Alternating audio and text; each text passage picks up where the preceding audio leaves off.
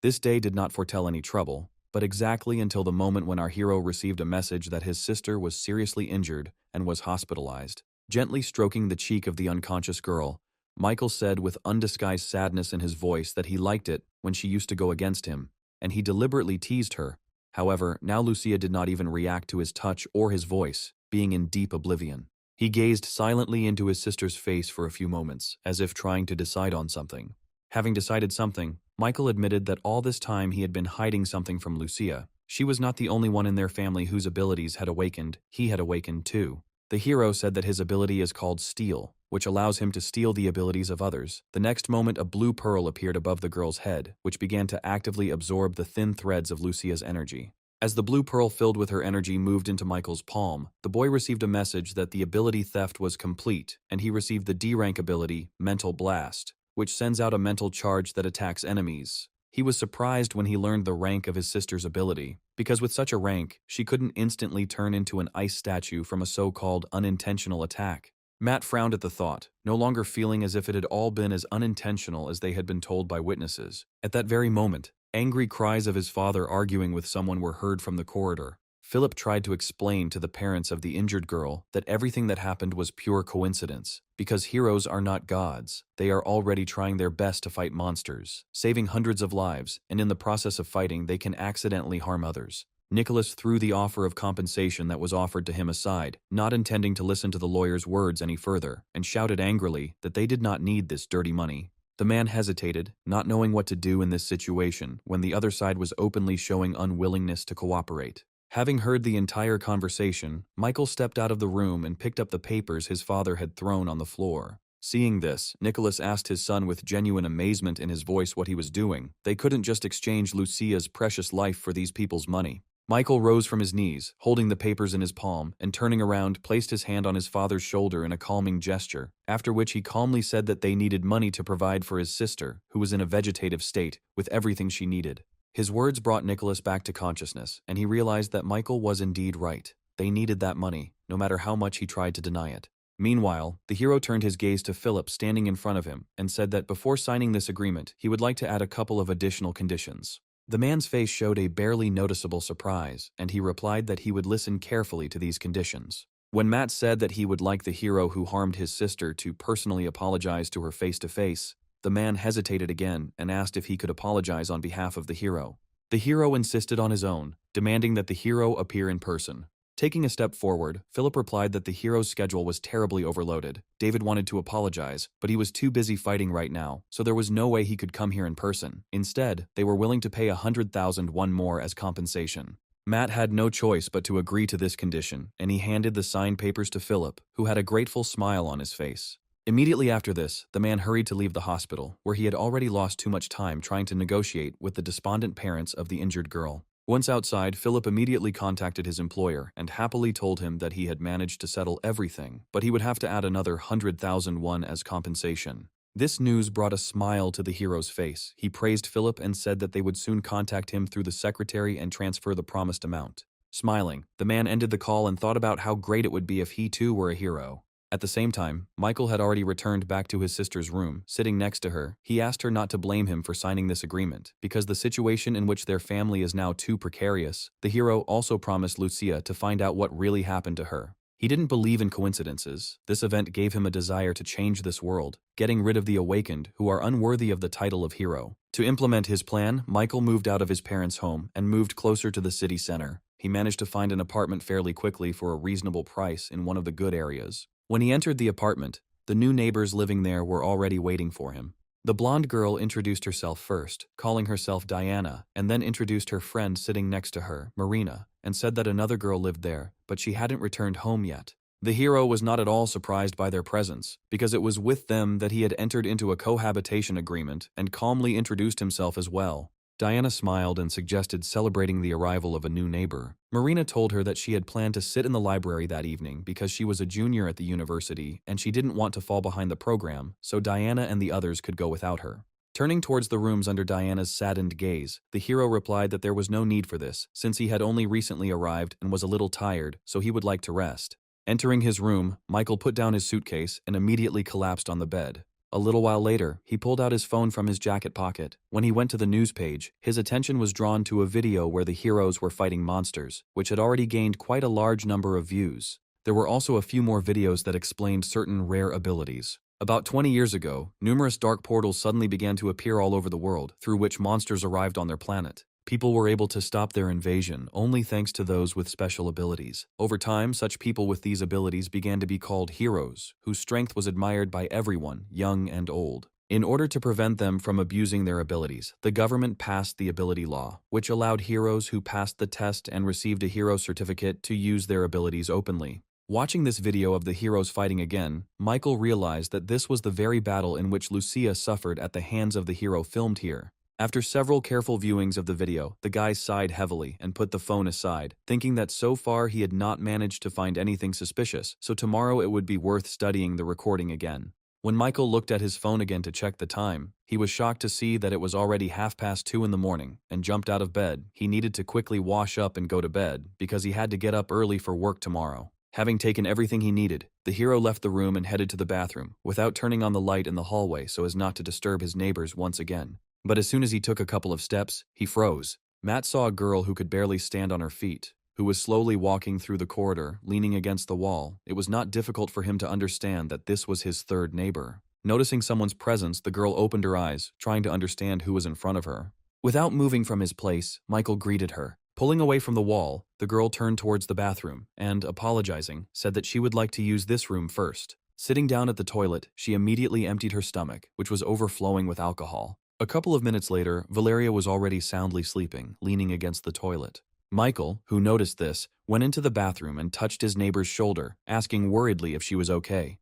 But when he realized that the girl was not responding to his voice, he looked at her thoughtfully, thinking about what he should do to avoid any misunderstandings in the future. Coming out of the bathroom, he knocked on Diana's room, deciding that this would be the best way out of the situation. A few moments later, quiet footsteps were heard from behind the door, after which the door opened, and a widely yawning Diana came out, asking in a sleepy voice why Michael was not sleeping at such a late hour. The hero apologized for disturbing her and, pointing towards the bathroom, explained that another neighbor was drunk and needed help, so it seemed to him that it would be better if another girl helped her instead of him. Sighing, Diana replied that this was not the first time this had happened, and that he should just leave everything as it was, then said that it was already quite late and she had to go to work tomorrow. Immediately after that, she slammed the door to her room, leaving Michael alone with the unresolved issue regarding his drunken neighbor. Finally, deciding that no one but him could help the girl, the hero returned to the bathroom and again tried to wake the girl up to help her get to the room. But Valeria never opened her eyes, not wanting to interrupt her stay in the kingdom of Morpheus. Michael sighed and apologized for his subsequent actions.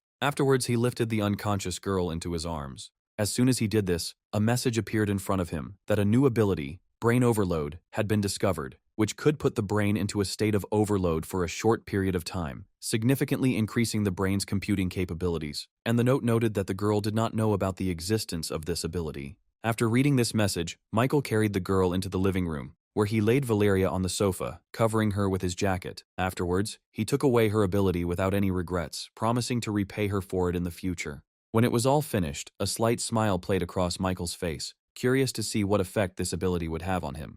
The next moment, a message appeared in front of him that the abilities brain overload and mental explosion both relate to mental abilities and can be combined. Michael decided not to miss this opportunity and materialized a blue energy pearl in his free palm.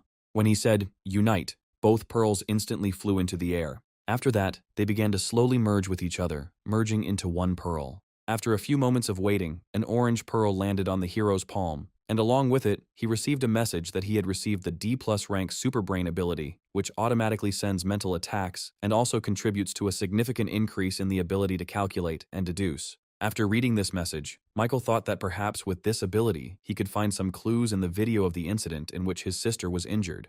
A few hours later, the rays of the bright sun descended on the sleeping city. Our hero was in the kingdom of Morpheus, immersed in dreams, but only until the moment when his sleep was interrupted by persistent knocks on his door. Getting out of bed, Michael yawned sleepily and opened the door, asking who was there. As soon as he opened his eyes and looked in front of him, surprise flashed across his face.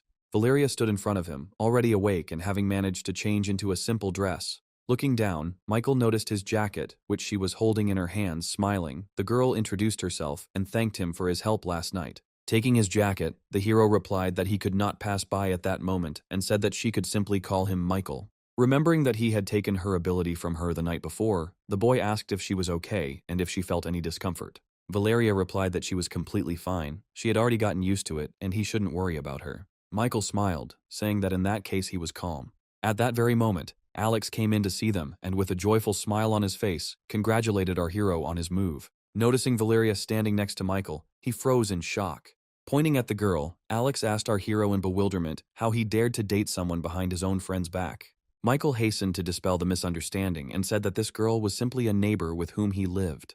Hearing this, the stunned guy's jaw dropped limply. A few moments later, he stood up and smoothed down his styled hair before clearing his throat, drawing the attention of the two. Alex took a couple of steps closer to the girl and, holding out his hand, introduced himself as Michael's best friend and colleague and that she could address him as Alex. Confused, Valeria placed her hand in his and also said her name.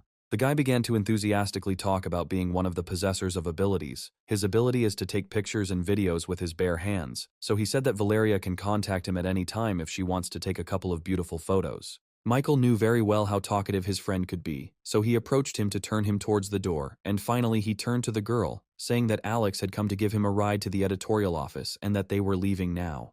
Thanks to the fact that it was early in the morning, it didn't take the guys long to get to the office building. Having lowered himself into his work chair, our hero first of all turned on the recording, which he had studied so diligently the previous evening, hoping to discover clues. But, to his regret, Michael did not find anything new. Using the ability to control ice, the hero dealt with the monster that attacked their city in just a couple of minutes. Then Michael decided to activate the superbrain deduction and see how much it would help him. When he turned on the recording on the monitor again, he began to notice smaller details, even the most insignificant ones. Noticing one of these details that seemed suspicious to him, Michael stopped the recording. Previously, he hadn't noticed, but in the middle of the fight, the hero made some strange movement with his hand, touching his lips. Suddenly, Alex, who was sitting next to him, nudged him with his elbow, tearing him away from his thoughts. Meanwhile, the guy rolled his chair closer to our hero and asked with interest why Michael was not interested in flirting with girls, especially with such a beautiful girl as Valeria. With a big smile on his face, he said that if our hero wasn't going to do it, then he would. Without taking his eyes off the monitor, Michael replied in an even voice that they were just neighbors and nothing more. Not even intending to lag behind his friend, Alex, with the same smile on his face, said that it was very easy to go from roommates to bedmates and he could give a couple of tips regarding this. But this was not destined to happen, because the next moment, frightened screams of people were heard from the street. Alex immediately jumped up from his seat and went to the window, trying to understand what was going on there. Meanwhile, a monster that suddenly appeared was raging on the street. Having sensed his presence, the speakers reported that a monster had appeared, the power of which was equal to a B-rank disaster, so people needed to go to the nearest shelter as soon as possible. The heroes were already on their way and would arrive very soon. Saving their lives, the passers-by followed the advice they had heard and headed off in search of a safe place or shelter. Suddenly, through the thick columns of dust, someone's tall, approaching figure appeared. With a confident smile on his face, the hero took new steps towards the monster. Emerging from the dust, he said that the citizens had nothing to fear anymore because the hot and sour noodle superhero was already here, and he would not allow anything to happen to their city. When people saw him, smiles appeared on their faces, the hero came to their aid, and now they will all be saved. The monster also noticed its newly arrived victim and immediately directed its deadly tentacles towards Adam, who stood bravely before it. Without leaving the window, Alex immediately activated his ability and kept it ready to take up the worthwhile material. He knew that such one-eyed killers not only had incredibly strong defense, but also a psychopathic ability in close combat, so he was interested in what the superhero of hot and sour noodles would do, because he might not be able to cope with such a strong monster. Remembering his friend, the boy turned around, intending to say something to him, but to his surprise, Michael was no longer in the room. Accustomed to our hero's oddities, Alex turned his gaze back and raised his hands with the activated ability to his eye, deciding that he could not miss such a wonderful opportunity to earn a little money. At the same time, another hero appeared below. Amelia, whose nickname was Fire Butterfly, flew up to Adam and asked if he needed help.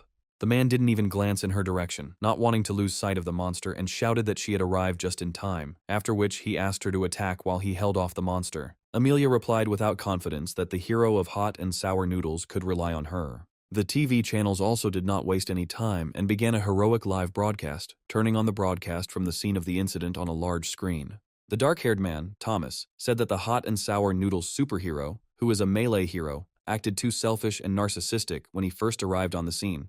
Nathan, who was sitting next to him, asked why Thomas gave such a review to this hero. He replied that in order to activate his ability, the hero needed to eat a bowl of hot and sour noodles, so he usually appears after the heroes have already exhausted the monster and kills it. A smile appeared on the presenter's face, and he said in a cheerful voice that nothing else was expected from director Thomas. He always has information that other people don't know. The man cleared his throat and said that they should stop this idle chatter and continue watching the live broadcast of the battle. Meanwhile, the hot and sour noodles hero attacked the monster, knocking it down. As the monster lay motionless on the ground, the fire butterfly hovering in the air shouted for the hero to step aside.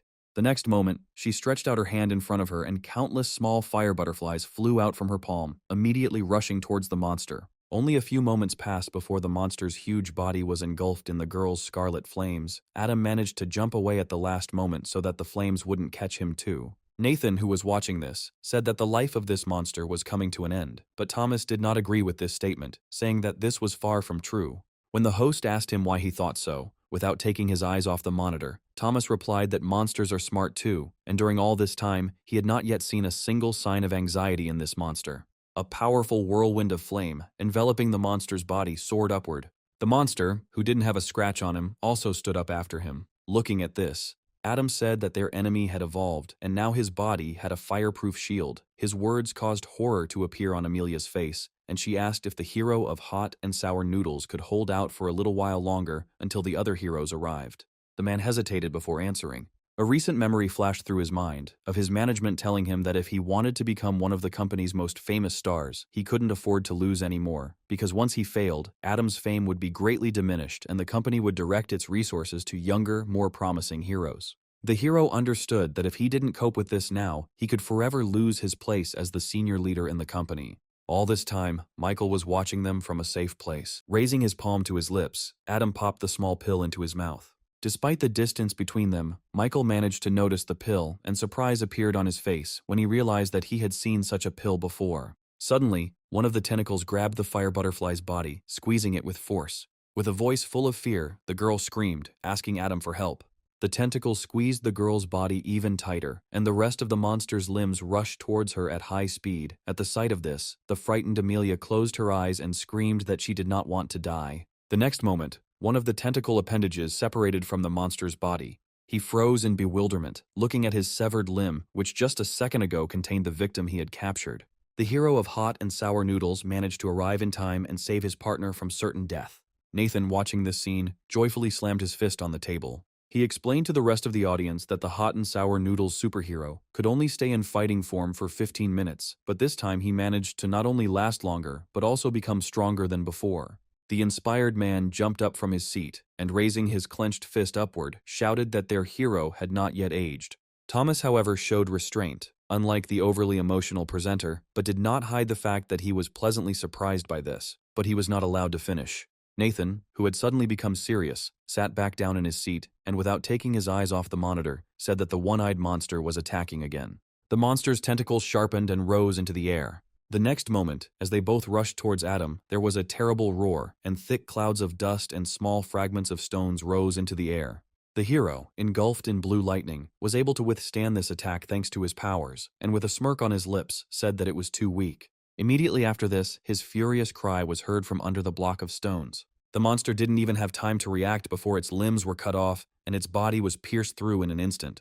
Adam put all his strength into this blow and successfully counterattacked his enemy with a smile on his face. The monster's body, paralyzed by lightning, remained frozen in the air for a few more moments, while its tentacles quickly fell to the ground. Without turning around, the hero of spicy and sour noodles also fell to the ground behind the defeated opponent. As soon as the man felt a solid surface under his feet, blood immediately gushed from his mouth along with a choking cough.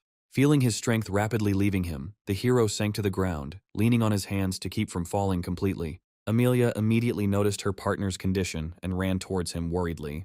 The man heard her approaching steps and, raising his head, directed his blue eyes at her. The girl immediately saw the hero's significantly grayed complexion and his significantly bulging veins on his face. This sight made Amelia shudder with horror. She had never seen anything like it before. Overcoming her fear, she sat down next to Adam and gently placed her palms on his shoulder, asking in a worried voice what was happening to him. The man immediately turned away from her and squeezed his eyes shut, trying to get his condition under control. A few moments later he finally succeeded and his condition returned to normal. Adam slowly rose and scratched his head, hidden by the mask, smiled widely at the fire butterfly, saying that he was fine, he just used too much of his powers. These words significantly calmed the girl and she breathed a sigh of relief. Afterwards, the hero of hot and sour noodles helped her get up from her knees, and with happy smiles on their faces, they accepted well-deserved laurels from the residents whose lives they saved. Michael had been watching from his hideout the entire time, and when it was all over, he finally decided to go out, thinking that he needed to find out more information about that blue pill that the hero of hot and sour noodles had taken. Suddenly, out of the corner of his eye, he noticed a barely perceptible movement, and stopping, looked towards the slain monster. The guy frowned when he didn't notice anything strange, and decided that he must have just imagined it. However, the next moment, a smaller version of this one-eyed monster crawled out from under the monster's body and began to frantically look around. Noticing Matt standing nearby, the monster jumped in his direction. Without taking his eyes off him, the hero thought that since the one-eyed killer's physical and elemental defenses were too high, then most likely it would be the mental attack that would be his weak point. As the monster covered the distance between them, he shouted that he would take revenge on the hot and sour noodles hero once he found a new master and absorbed enough energy. That's why he was going to make the guy standing nearby, who seemed quite nutritious to the monster, his master. All this time, Michael continued to stand relaxed in place, not taking his eyes off the monster. When he got close enough, a grin appeared on the guy's face and he said that this was a good opportunity to conduct some kind of experiment. Michael held both his hands out in front of him and activated his mental blast ability, aiming it at the monster. The one-eyed killer's face froze in shock and bewilderment. Not even a couple of seconds passed before his small body fell dead to the ground, never reaching our hero. Amelia, who was about to return, turned around when she felt a surge of power nearby and realized that someone had used their ability. Meanwhile, Michael approached the monster and picked it up, grabbing it by its numerous pink tentacles to check if it was really dead. The guy understood that even if he guessed correctly, and the weakness of this monster really was mental attacks, then still a mental attack of such a weak level could not kill it so easily. However, the monster was really dead, and now being absolutely sure of this, the hero used the ability extraction on it. And then, a few moments later, a blue pearl fell into his palm, from which weak lightning discharges emanated. The next moment, his entire body was covered in a blue aura, and a message appeared in front of Michael himself, stating that he had managed to obtain a new ability, Fireproof Shield, which provides immunity to fire attacks below rank B, and also significantly increases physical defense. Having deactivated this skill, the hero materialized another pearl in his other palm and looked at the blue and orange pearls one by one, saying that the phrase that no matter how strong an ability is, it will always have a weak spot does not work on him. Suddenly, a puzzled voice was heard from above. The fire butterfly, who soared into the air and flying over the buildings, tried to find the owner of the ability, the echoes of which she had recently felt. Michael immediately ducked behind the nearest building, hiding in the shadows, because the time had not yet come for the other heroes to learn of his existence. The next moment, the girl landed on the ground not far from our hero's shelter. She began to look around, certain that this was where the sudden surge of energy was coming from. During this time, Michael managed to put on a mask that completely hid his face and a long, dark cloak and, without leaving his hiding place, loudly asked who she was looking for. Amelia immediately turned towards the voice and asked if he had just used his ability here. The hero hesitated for a few moments before answering, then took a few decisive steps out of his hiding place and replied that it was indeed him. When Michael was a few meters away from her, Amelia asked suspiciously if he was a hero, since she had never seen him before. The guy replied that he was not a hero at all, but just a passerby who helped her clean up, after which he threw the dead carcass of the monster he had killed in her direction. The girl's face showed surprise when she saw a miniature clone of the one-eyed killer in front of her. Amelie turned her uncertain gaze to the stranger in front of her, thinking that even though he had destroyed such a strong and dangerous monster single-handedly, he was not a hero and therefore should not use his abilities without permission. Michael stood calmly in his place the whole time. When the silence that reigned between them dragged on for too long, the hero decided that he had done everything that needed to be done, and now there was no point in him staying here, and with sweeping steps he headed towards the girl, intending to go around her. As soon as he was near her, Amelia made a ball to the side and stretched out her hand, blocking his path. Fighting her shyness, she shouted out that he had used his ability illegally and that he would have to follow her to the Hero Association to get checked. Michael looked down at her and asked her pointedly if she really believed she could stop him. At that very moment, fiery wings appeared behind the girl's back, and she soared into the air, saying that his actions were completely contrary to the law of abilities and that she had the right to take certain measures against Michael. He didn't move from his place as the butterflies that had flown from Amelia's palm began to surround him, turning into a hot flame. The boy reached out his hand to one of the butterflies, touched its wing, and asked if this is how heroic defenders should treat ordinary people. Amelia's eyes widened in shock and disbelief as Michael crushed one of her butterflies with one movement of his hand and casually moved closer to her. Raising his clenched palm to the level of the girl's face, he said that it was now his turn to attack. Realizing that she was not his opponent, Amelia soared upward with incredible speed and, without even turning around, shouted out an apology with a pleading voice. Michael almost immediately forgot about her existence. His thoughts were spinning around the strange pill that the hero of hot and sour noodles had taken today. He was sure that the hero who was responsible for what happened to Lucia had also taken this pill. Taking off his mask, he swore to himself that he would get to the truth at any cost. A few hours later, instead of the sun, the city was illuminated by countless stars. Our hero's working day had come to an end, and he caught the metro, which runs quite infrequently in the late evenings, which arrived on time. Sitting on the bench, Michael reasoned that if he didn't want to attract unnecessary attention to himself, then he should stop collecting other people's abilities. He also decided that he should focus on developing the brain overload ability and find information about those blue pills somewhere. All this time, a man with dyed purple hair standing nearby did not take his attentive gaze off our hero. When Michael closed his eyes and leaned back, the man waited a few moments and walked past the boy, quietly apologizing. The hero did not immediately realize what had happened. Without opening his eyes, he reached out with his hand to his backpack lying nearby, but instead, he only came across the hard surface of the bench he was sitting on. Realizing that something was wrong, Michael opened his eyes and looked at the empty space next to him in confusion, completely confused about where his backpack had gone. The hero began to actively look around, and, noticing the absence of the guy in the green jacket, who had been standing opposite him all this time, realized that it was most likely he who had stolen his backpack. Now knowing exactly who he needed to look for, Michael glanced at the people in the carriage, but no matter how hard he looked for this guy, he was nowhere to be seen.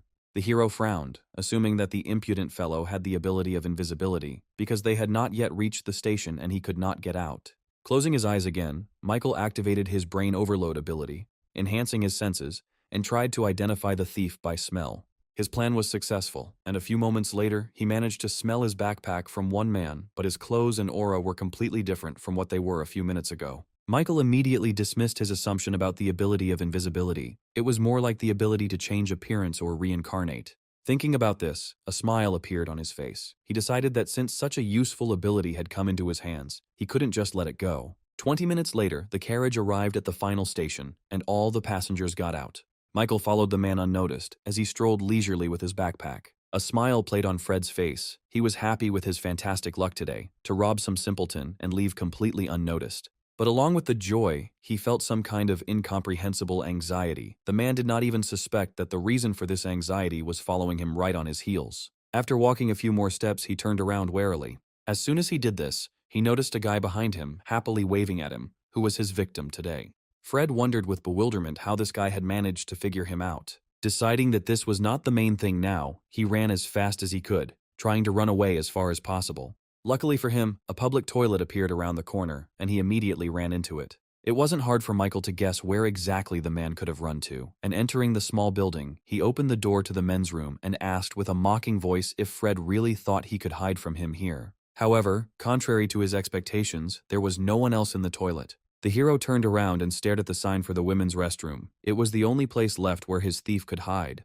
Entering inside, Michael knocked on the only closed booth, telling the man to come out, who screamed in a squeaky voice that there was a pervert in here. The hero sighed and said that in that case he had no other choice, after which he kicked down the door with one blow of his foot. A lot of things from the woman's cosmetic bag and a roll of toilet paper that happened to be at hand immediately flew at him. Taking off the scraps of paper, Michael said that Fred's ability was very unusual. It was even able to change his voice. The man pressed himself against the wall in horror, dressed in short women's shorts and a shirt with stockings. After examining it carefully, Michael noted to himself that this ability could not change the body and appearance itself. Fred lowered his head guiltily and apologized to the hero, fully realizing the hopelessness of the situation. Transforming his purse back into Michael's backpack, he handed it to him, forcing a hesitant smile. Michael immediately opened his backpack and checked to see if all his things were still there. Having made sure that nothing was missing, he threw it over his shoulder and asked in a threatening voice if Fred had looked inside. He cowered in fear and replied that he had never opened it. This answer satisfied our hero, and adjusting his glasses, he advised the man to find a normal job in the future and to behave well. Fred clasped his palms together and promised that he would never steal from anyone again and thanked Michael for sparing him. Here the hero stopped him and asked in bewilderment when he had said that he was going to spare anyone. What happened next left Fred deeply shocked and caused him to lose consciousness. A few moments later, Michael, satisfied with the new ability he had received, headed for the exit. Although he had said earlier that he was no longer going to steal abilities, but it was a sin not to resist such a temptation. The ability he had received, changing clothes, allowed him to change clothes anywhere with one movement of his hand. In addition to this, it also provided storage space. Michael decided not to wait and immediately used this ability before going outside. Just one moment and his image changed completely. Instead of the old and simple one, he wore a completely new suit of a black jacket, shirt with a tie and trousers, and instead of glasses, lenses. Going outside, he looked at himself with satisfaction, happily thinking that this ability was incredibly convenient and useful. At that very moment, two policemen in uniform approached him, who said that they had recently received a message from a citizen that someone was shouting about a pervert in the women's restroom, and asked if Michael knew anything about it. He replied that he had heard it too, and pointing towards the toilet, said that he had seen a pervert in disguise there who was behaving very suspiciously. A couple of minutes later, the men brought out the unconscious Fred, holding him under the arms on both sides. The hero watched this picture without any remorse. He thought that some possessors of abilities do not deserve them at all, and he will definitely fix it. A week later, he took a taxi to the building whose address Alex had sent him. When the car stopped, the hero paid the driver and, opening the door, got out. Alex had been waiting for him at the entrance for a long time, and noticing the arrival of his friend, he waved to him with a joyful smile on his face, saying that he had already managed to wait for him for quite some time. Michael did not share his joyful mood, and wearily asked what was so important that Alex wanted to say that he had to come here. He threw his arm over the hero's shoulder and, with the same smile, said that Michael simply would not believe who he saw in the nightclub. In an indifferent tone, the hero asked who it was that was so important that Alex saw there. It seemed that Alex had only been waiting for this question, and said that it was Michael's girlfriend, Valeria, who works there as a service staff. The hero glanced sideways at his friend and wearily explained that Veronica was not his girlfriend, and asked why Alex was telling him all this. Pushing his colleague towards the entrance of the club, the blonde guy said that Michael could stop this useless pretense in front of him. As soon as they were inside, he would see and understand everything himself. As soon as they crossed the threshold of the building and walked inside, our hero's eyes widened in surprise when he literally immediately noticed the familiar face of his neighbor. Valeria, wearing a bold bunny costume and with a smile on her face, danced at the pole on her stage, surrounded by a kind of cage. She danced, swaying her hips from side to side to the loud cheers of the audience. Suddenly, fear and surprise appeared on her face. Valeria noticed the familiar figure of Michael, who, together with his friend, was walking towards the sofas. The guys took one of the empty tables, and Alex ordered drinks for himself and his sullen friend, sipping his cocktail. He pushed Michael, who was sitting and staring at the table the whole time, his hands clasped on his chin, and said that he shouldn't be so sad because there are still many beauties on Earth, besides Valeria, and now, while they are on his territory, the hero should relax and enjoy the moment. After that, he raised his hand and waved to the girls standing nearby, telling them to come over. They immediately fulfilled his request and stopped in front of their table with smiles on their faces. Alex pointed to the girls one by one and introduced each one to Michael. Then he pointed to the guy sitting next to him and said that this was his best friend. Three beauties immediately sat down next to our hero, offering to have some fun together. It was also noisy at the next table. Sitting surrounded by two girls, one of the guys shouted out in disappointment that he was having terrible luck today because if his brother hadn't taken his car, he wouldn't have lost. Sitting opposite him, Logan reached for the call button and calmly said that Austin had lost the race and he should just admit it instead of blaming the car. Austin countered by saying that Logan couldn't get through to his father's side, so he had to become his son's bodyguard. He paused, chuckled, and suggested that perhaps it was all because Logan couldn't keep his mouth shut. His words amused the men, and with a wry smile on his lips, he said that it shouldn't bother an ordinary person who was limited by a C-rank hero like him so much. The guy clicked his tongue in displeasure and, jumping up from his seat, gave the girl who had volunteered to serve their table a hard slap, saying that her abilities were simply worthless. Holding the bottle of alcohol Valeria had brought, Austin asked with disdain how she could bring something so disgusting. His face showed strong irritation, caused more by the words of his own guard than by the tasteless alcohol. But he couldn't take it out on the hero, because the only thing in his power was the fate of the girl working here. Opening the bottle, he poured the contents on Valeria's head. Michael became an unwitting witness to this unpleasant scene, and was about to get up and go to her aid, but Alex held him back, excitedly telling him not to act recklessly. Austin is quite a big shot. He is the second son of an A-rank hero, the mechanical hero, from the Olympus Company, especially since he also has a bodyguard with him, a C-rank hero, the Flame Fist, and an ordinary person is no match for them. The hero replied that he was not going to get into a fight. He would just go to the toilet. Alex had no choice but to sigh heavily and let go of his friend. Valeria sat on the floor all this time, not daring to raise her head. Austin himself returned back to the girls on the sofa and gave the order to the waiters who had come up to get rid of the girl. They immediately began to carry out the order. One of them took a bottle of alcohol standing on the table and forcibly began to pour it into Valeria's mouth, holding her by the head.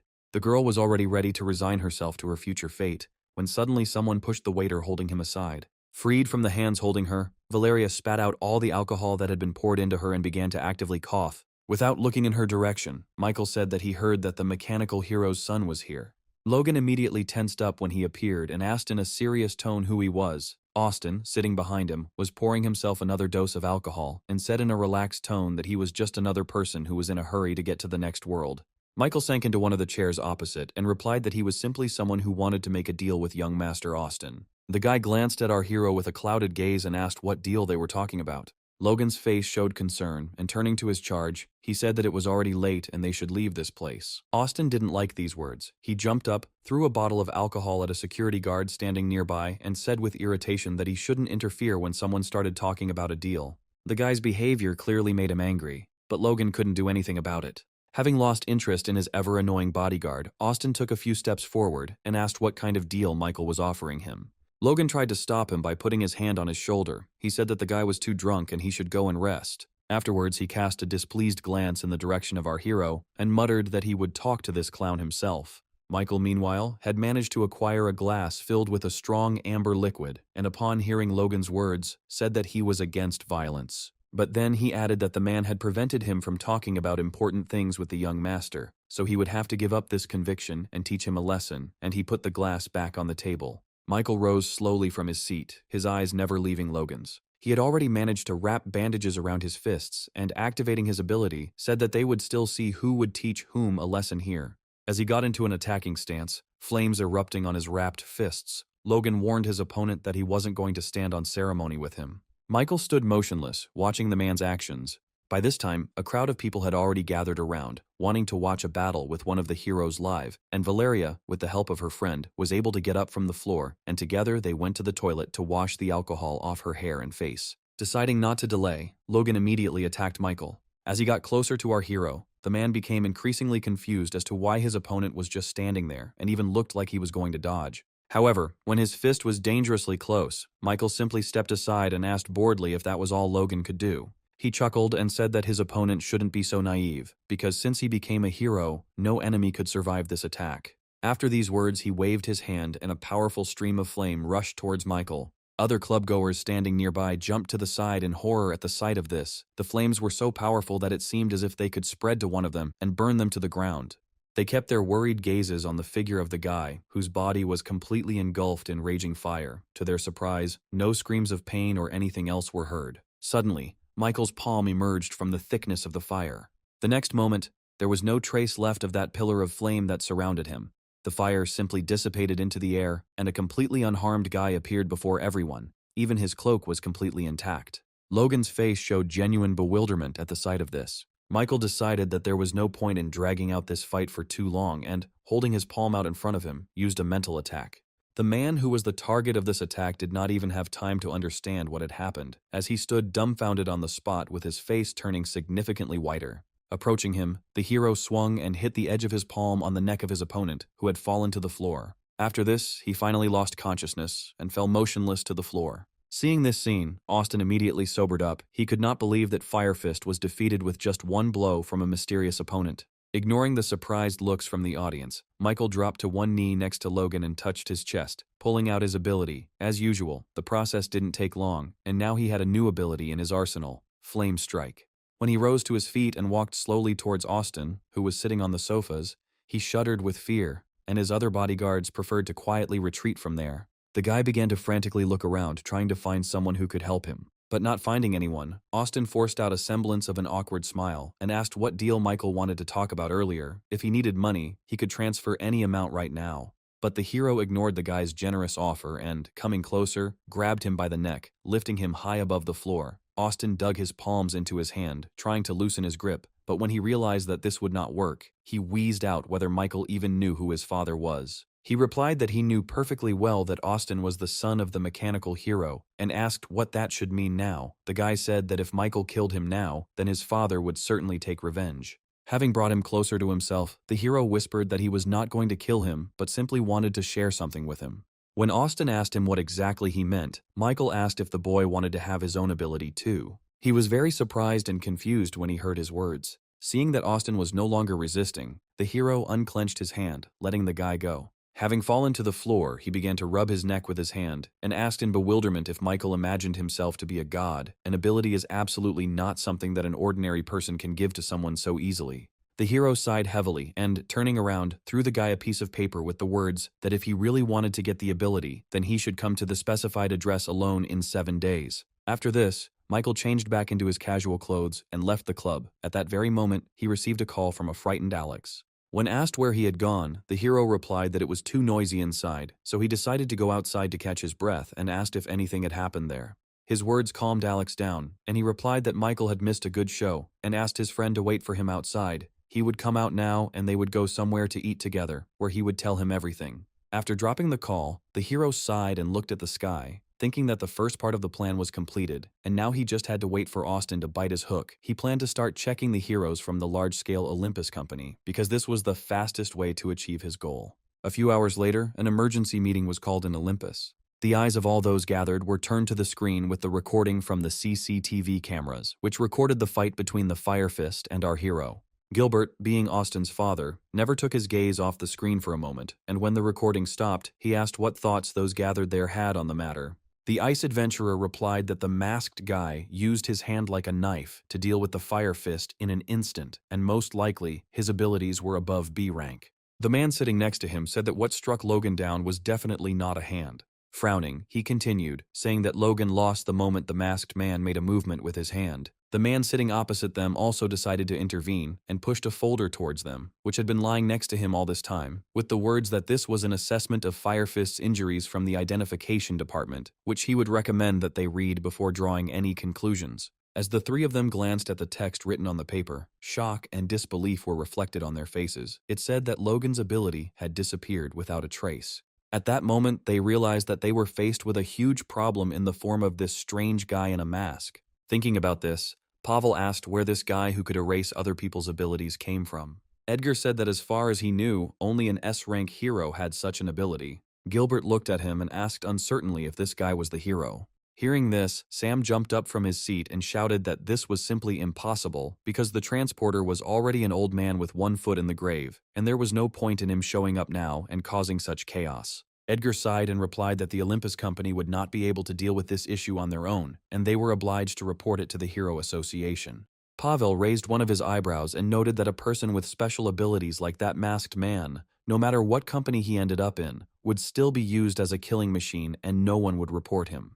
Gilbert thought his words were appropriate enough, and he said that they shouldn't tell about this guy first, let it be another little secret of their company, and then asked everyone to leave and leave him alone so that he could think it over again. Austin returned home without any problems after yesterday, where he was now spending his morning. The words that he could obtain the ability just couldn't get out of his head. He ran his eyes over the address on the piece of paper once again, wondering what the guy might ask for in return, since he had mentioned several times that it was a deal. A variety of options came into his head. He sighed tiredly and squeezed the piece of paper, deciding that there was no point in guessing any further. The most important thing was that in just a couple of days, he would have his own hero ability, and he didn't care about the rest.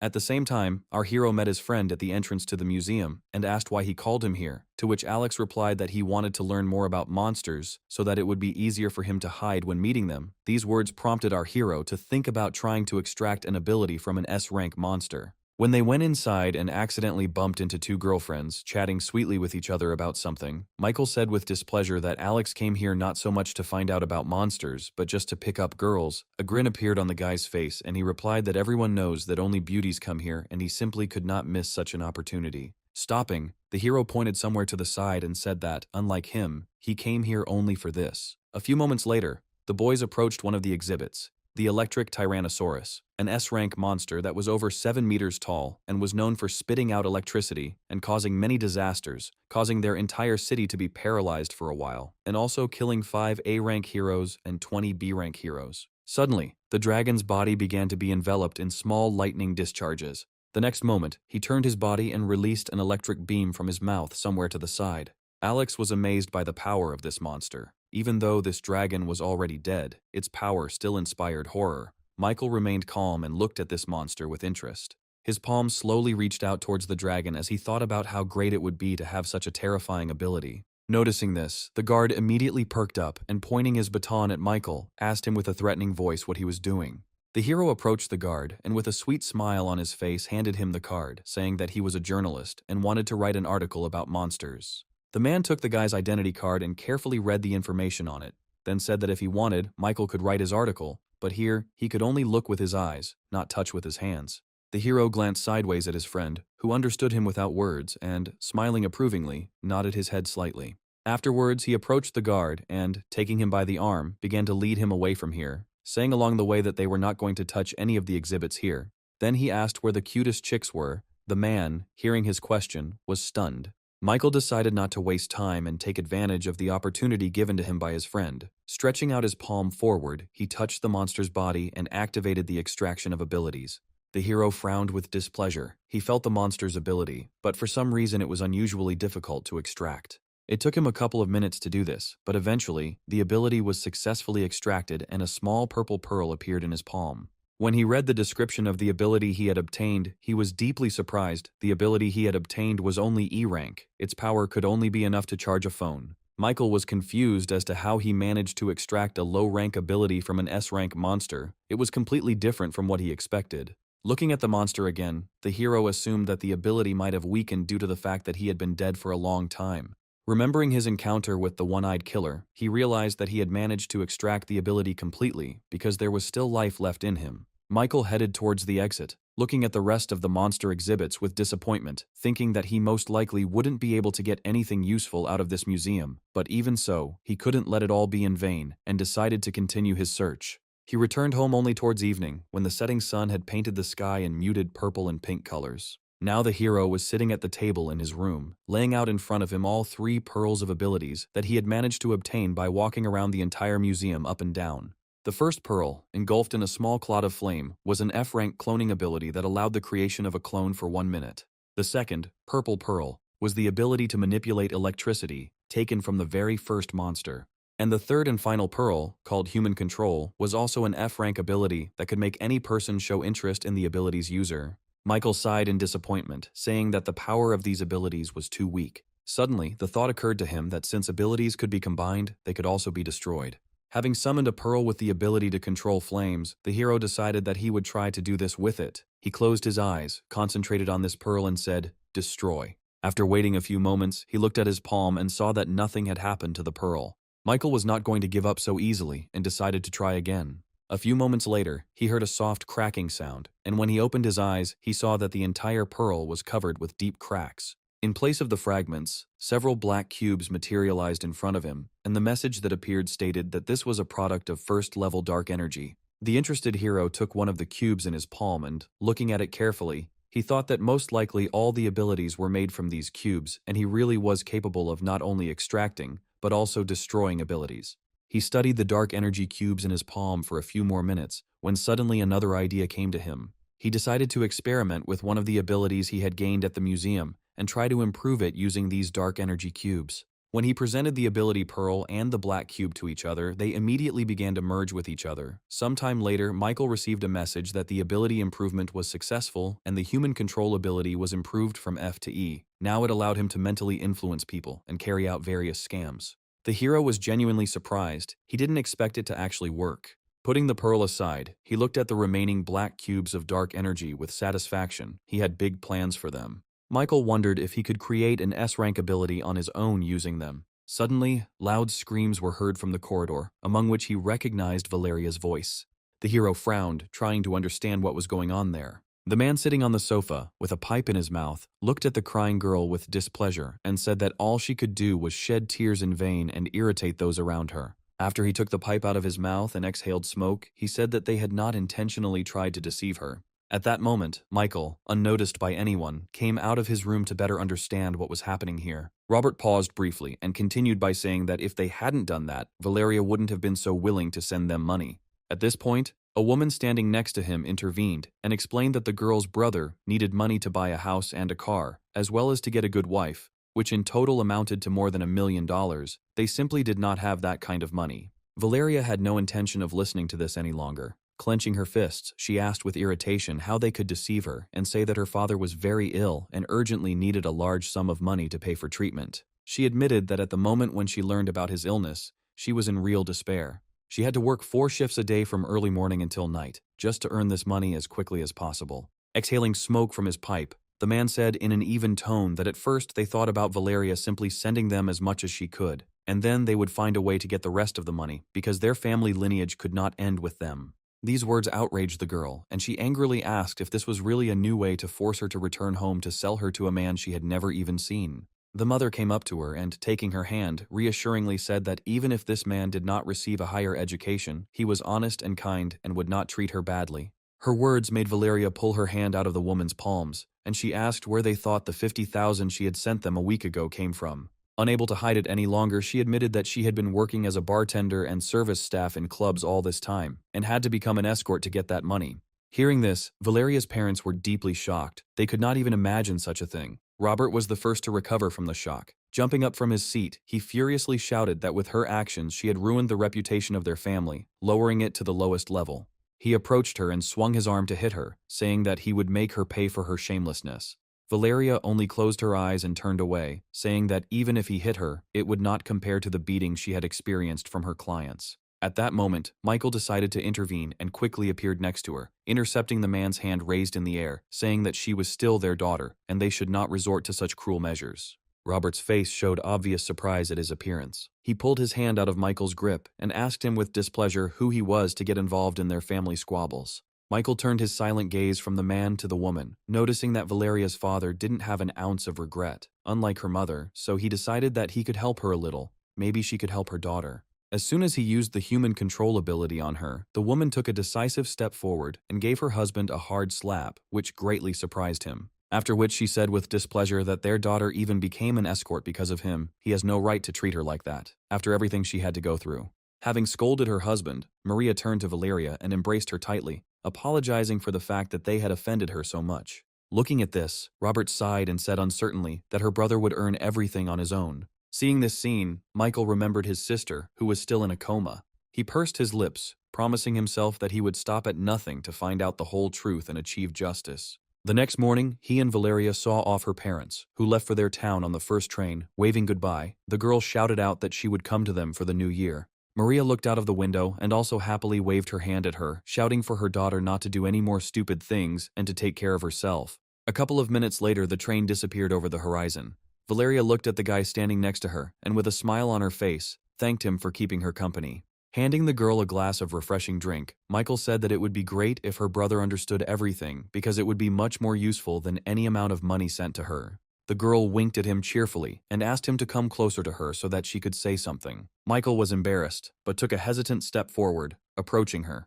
When her lips softly touched his cheek, the hero's eyes widened in surprise. Slowly moving away from him, Valeria thanked him again. That same night, Michael decided on another adventure. Changing into his suit, he got as close as possible to the building of the center for processing monster corpses, and now he was thinking about how he could break through the unusually strong security and get inside. Suddenly, a truck appeared from around the corner, apparently heading to the body processing center. Michael decided that he could not miss such a wonderful opportunity given to him by fate itself, and quickly ducked under the truck, trying to remain unnoticed. Finding himself under the car, he managed to grab the crossbar and hang on to it, pressing himself as close as possible. Confident that he wouldn't have any problems getting inside this way, the hero allowed himself to breathe a sigh of relief. However, the next moment he was puzzled when he noticed that he was not alone here. The girl he was pressed against was also extremely surprised by his appearance and gestured for Michael to be quiet and not reveal their presence. He immediately realized that she, like him, was trying to get to the center.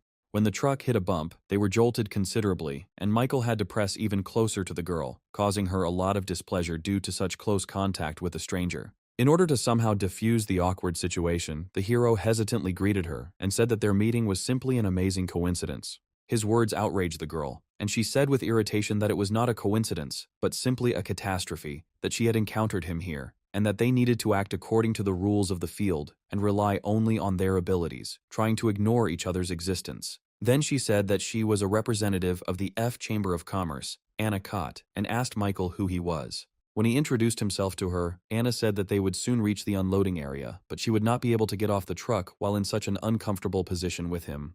The hero did not let the girl finish, telling her to hold on to him tighter. The next moment he jumped down with the girl, holding her by the back. He managed to turn over and take the brunt of the impact with the ground. For a few moments they both lay motionless on the ground, clearing his throat. Michael tried to get up, but couldn't because of the girl still pressing herself against him, and asked how much longer she was going to hug him like that. Anna instantly jumped to her feet and, trying to hide her embarrassment, turned around and irritably shouted that if the situation did not require it, she would never in her life want to hug him. Some time later, they managed to safely get inside the center and discover the room for processing monster corpses. Anna, who was noticing everything around her, looked at Michael and asked why he looked like he had never seen anything like this before, and asked if he was a newbie by any chance. The hero replied that he was, so he would follow the recommendations of his elder. Opening one of the doors, the girl replied that since Michael was so sincere with her, she simply could not help but let him follow her. Anna walked deeper into the room and stopped at a huge table on which lay the corpse of a monster. Looking at it, she explained that her boss needed white hair from the chest of this werewolf, and her task was to carefully cut it off.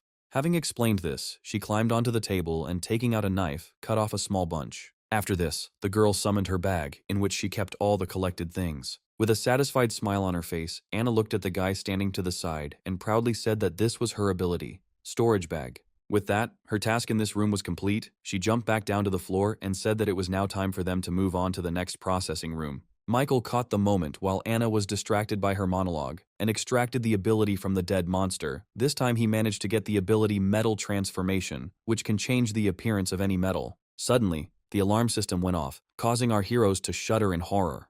Not even a couple of seconds had passed before an agitated man in a white coat burst into the room. With tears in his eyes, he cried out that the monster in the next room was not dead. Immediately after that, his entire body was wrapped in the monster's limb. Dragging him back, the man could only desperately scream for help, unable to escape from the grip. When this strange monster disappeared, along with the unfortunate man, Anna sighed with relief and touched the cloak of Michael standing next to her, asking him to support her a little, because her legs had weakened from fear. Suddenly she felt a light touch on her shoulder. The girl didn't even have time to react before a tentacle of the monster grabbed her waist and pulled her towards the exit. Michael wanted to run after her, but it was too dark around, so he used his abilities to summon flames, and the next moment a fireball appeared above the ceiling, illuminating the space around. Immediately after that, he ran out of the room, trying to catch up with the monster dragging Anna in an unknown direction, but it turned out to be much faster than our hero expected. As Michael ran past the lockers, he noticed that they were all made of metal. The hero couldn't help but take advantage of this and immediately activated the metal transformation ability. After that, the metal cabinets literally began to transform before our eyes, and a few moments later, several sharp iron tentacles were flying at the monster, just like the monster itself. With a couple of swings, they managed to cut off the monster's limb and free the terrified Anna. Michael immediately ran up to the girl who had fallen to the floor, anxiously asking if she was okay. She stood up and threw the stump away from herself with displeasure, noticing that these tentacles had incredibly sharp hooks. Then she turned her gaze to the side where the monster that attacked her should be. As Michael's fireball flew a little further, they saw a huge monster in front of them, whose body consisted entirely of a huge number of tentacles. Noticing them, the other victims of the monster, who had not managed to free themselves, began to desperately shout out requests for help. Seeing such a horrific picture, confusion appeared on Anna's face. She had never seen anything like it before. The monster couldn't help but sense their presence either, and the tentacles peeking out from behind the bone mask began to tremble slightly. The next moment they sharpened and rushed towards our heroes. Michael waved his arms to the sides and once again activated the metal transformation to the nearby lockers and pulled them towards him. The monster attacked him furiously, striking him with its powerful tentacles.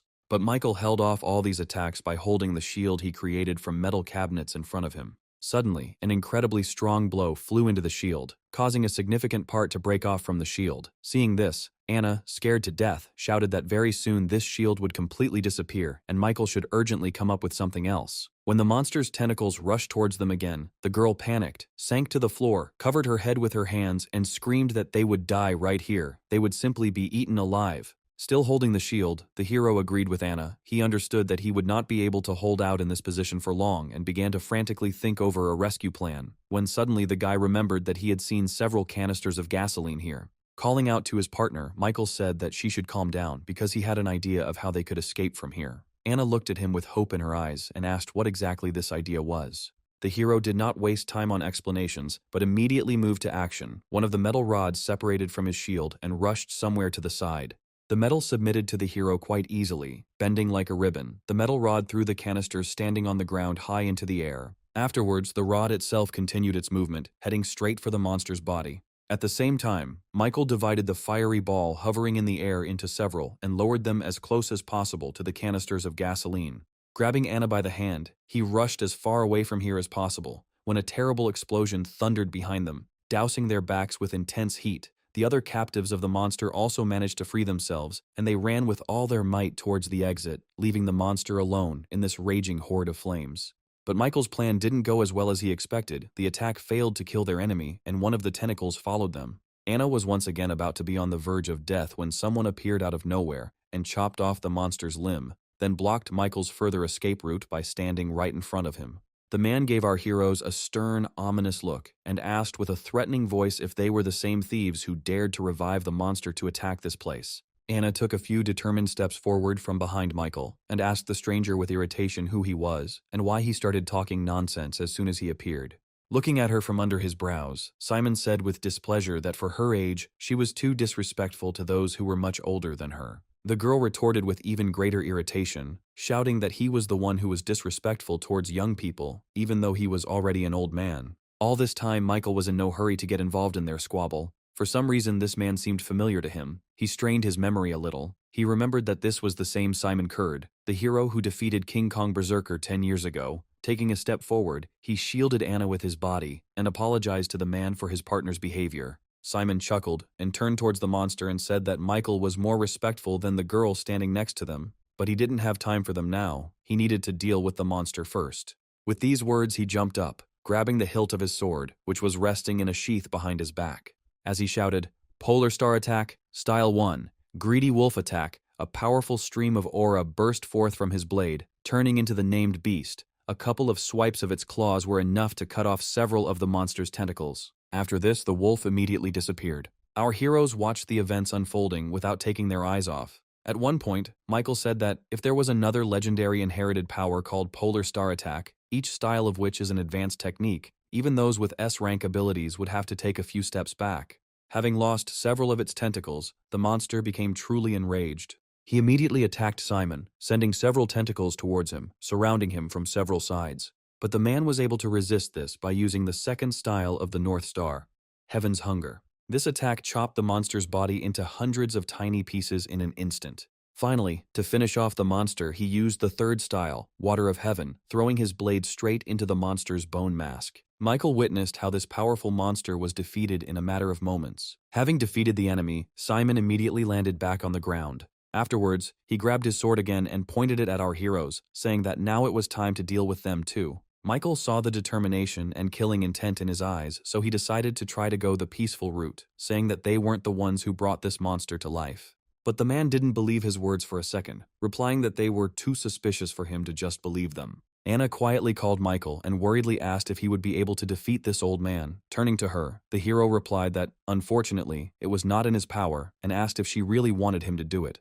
She shook her head and smiled, saying that she just wanted to lend him some weapons, after which she handed him one thing. Michael didn't even have time to notice how the armor tightly clung to his entire body, and Anna meanwhile turned around and ran to the side, shouting that this armor was made from the materials of a B-rank monster, so it should provide him with reliable protection for some time. At that very moment, Simon attacked him, reminding us of his existence. This attack was too sudden. The only thing our hero managed to do was to take an automatic step back and cover himself with his right hand. His face, hidden by the rooster mask, showed surprise, realizing that the armor he had received was indeed useful, since it could withstand a powerful blow from a high-ranking hero like Simon. The man was clearly determined to get rid of his opponent, so he went on the offensive again, delivering another incredibly fast attack after attack, but Michael managed to successfully dodge each of them. At some point, he decided to try to activate the brain overload ability in the hope that it could somehow help him. And to his surprise, it actually worked. The man's actions slowed down significantly, and now he had time to read the next step of his opponent.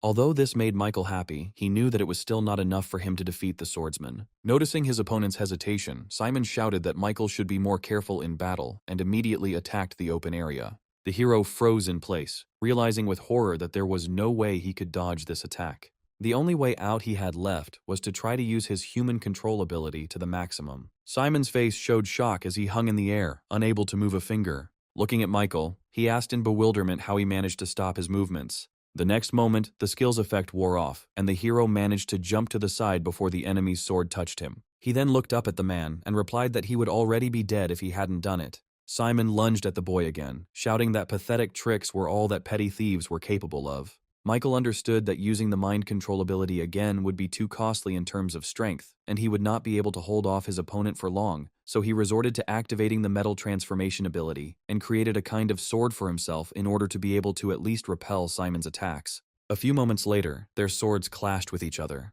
Holding back the man's attack, the hero realized that each of the attacks was incredibly powerful, and if he didn't figure out how to get out of this situation, then sooner or later, he would simply be cut in half. Suddenly, the admiring voices of men unknown to him were heard from the side, who were amazed that someone was actually able to stand up to the legendary Simon Kurd. The men assumed that Michael was the very same A-rank hero from the 6th God of Weapons zone. Hearing their words, our hero frowned. He had never heard of someone called the God of Weapons before.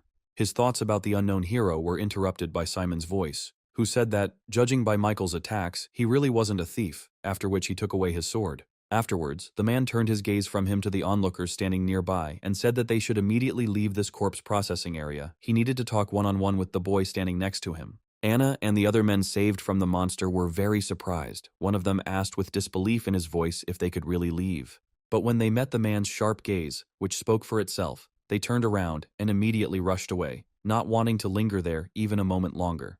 Coming to her senses, Anna shouted out that she would wait for Michael outside and wished him luck. When everyone left the corridor, the hero asked what Simon wanted to tell him. He replied that he knew perfectly well that Michael was not the God of Weapons, because his skills could not be compared with the skills of this hero. The only similarity between them was the ability to control metal. The man's attentive gaze did not miss the fact that Michael had several abilities, so he could be called a fairly strong person, and someone like him would never come here just to steal some monster fur. The next moment his brows furrowed and his face became incredibly serious, and he asked if our hero had come here in search of the world's secret. Michael had absolutely no idea what the man was talking about or what secret he was referring to, but he decided to play along with him in order to find out a little more information while he still had the chance. He nodded his head and said that he had indeed come here in search of the world's secret. The guy's honest answer made Simon laugh out loud. He said that he liked such ambitious young people, so he would tell him everything. Michael was surprised that the man believed him so easily, but it only played into his hands. Meanwhile, Simon said with pride in his voice that the real purpose of creating this center was to open a one-way tunnel to the world of monsters, to the White Hole.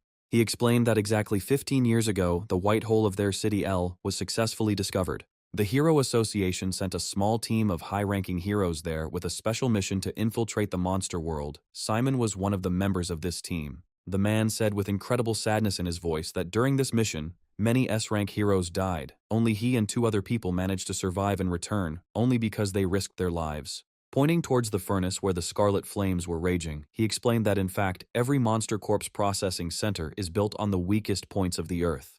And as long as they continue to burn the monsters' bodies at these weak points, they can open the white hole that leads to the monster world and beyond. After listening to his story, Michael pointed to the body of the recently killed monster and asked how it happened that he came back to life. Simon explained that this is a secret that they do not tell the outside world. In fact, this monster is a mutation of the monster that appeared from the white hole. The center was of the opinion that the people on this planet were like animals trapped by beasts, and only when they gathered all the power of humanity together would they have a chance to defeat the monsters and put an end to everything. Having finished his story at this point, Simon turned around and waved his hand to the side. He said that now Michael could go. No matter what organization he was in, the guy should remember that he was still an important part of humanity.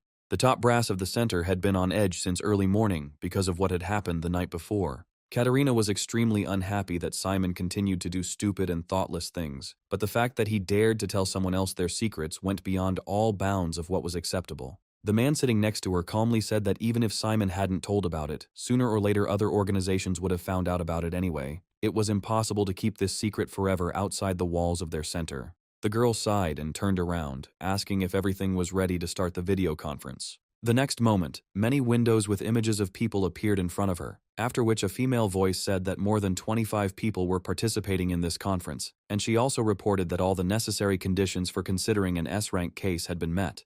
Katerina and Jacob listened attentively to her report.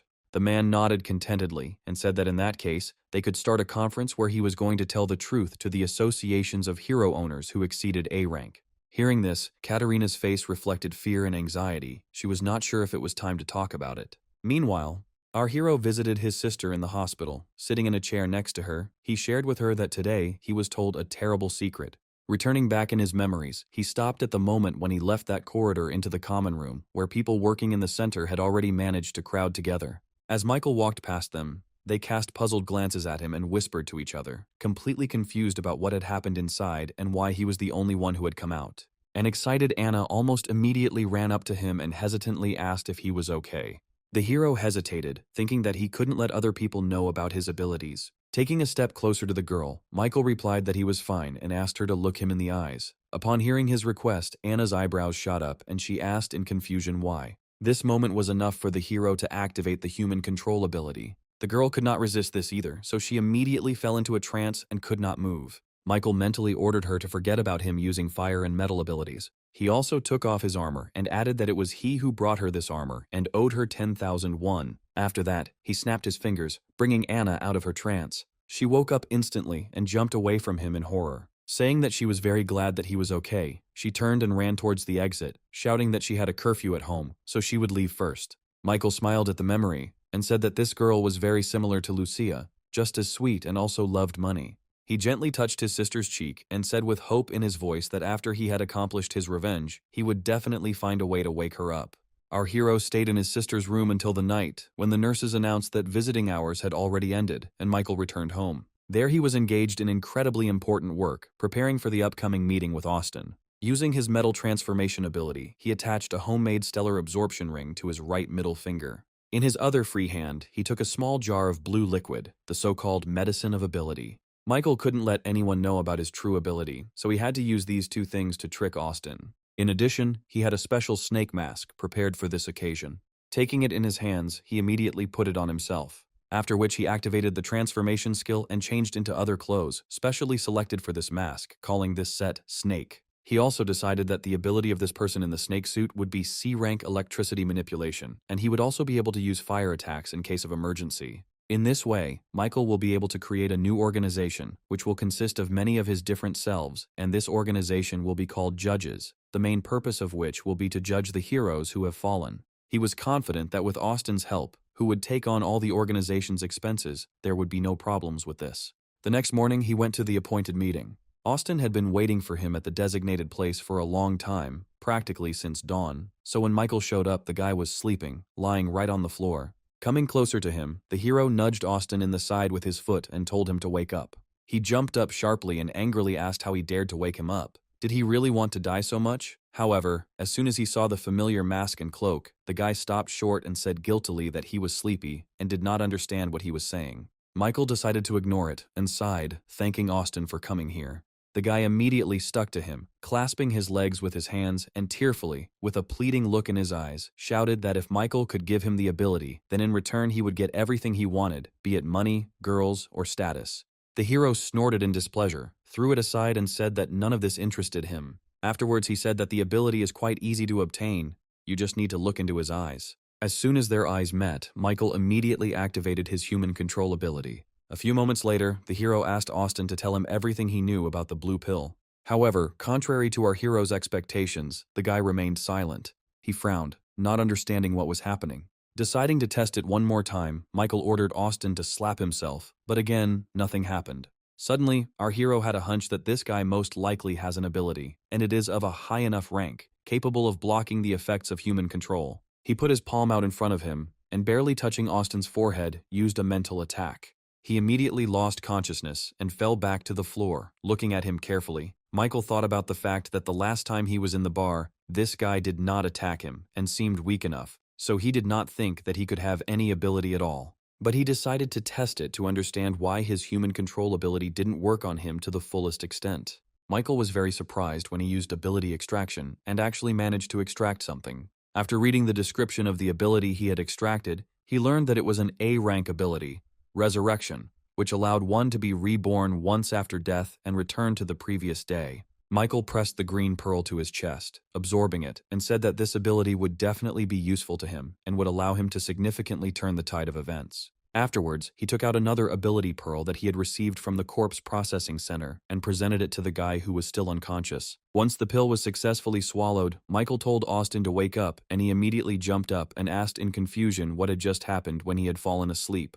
The hero replied that everything was fine, he was just too tired, after which he took out and showed him the ring. Seeing the guy's confused expression, Michael explained that it was a star absorption ring made by the organization. Austin could use it to steal ability factors from others. Hearing this, the guy's face stretched out in surprise. Michael continued, taking out a bottle of blue liquid from his other pocket. He said that their organization uses special methods and turns these ability factors into ability medicine, which can give ordinary people abilities. When he threw the bottle to Austin, he asked incredulously if he was being tricked, to which the hero replied that the guy could try drinking it and find out. Austin frowned as he thought about Michael's words. He knew there might be poison in there, but if they really wanted to kill him, the masked man wouldn't have waited so long until today. Throwing all doubts aside, he decided to take a risk and drink the contents of the bottle handed to him. As soon as the bottle was empty, it slipped from the boy's hands and broke into many pieces, hitting the floor. Austin himself raised his hands up and grabbed his head. Overcoming the pain that pierced his entire body, he asked in bewilderment what Michael had done to him. The hero's mask hid his satisfied smile. He said that very soon Austin would learn the true power of abilities.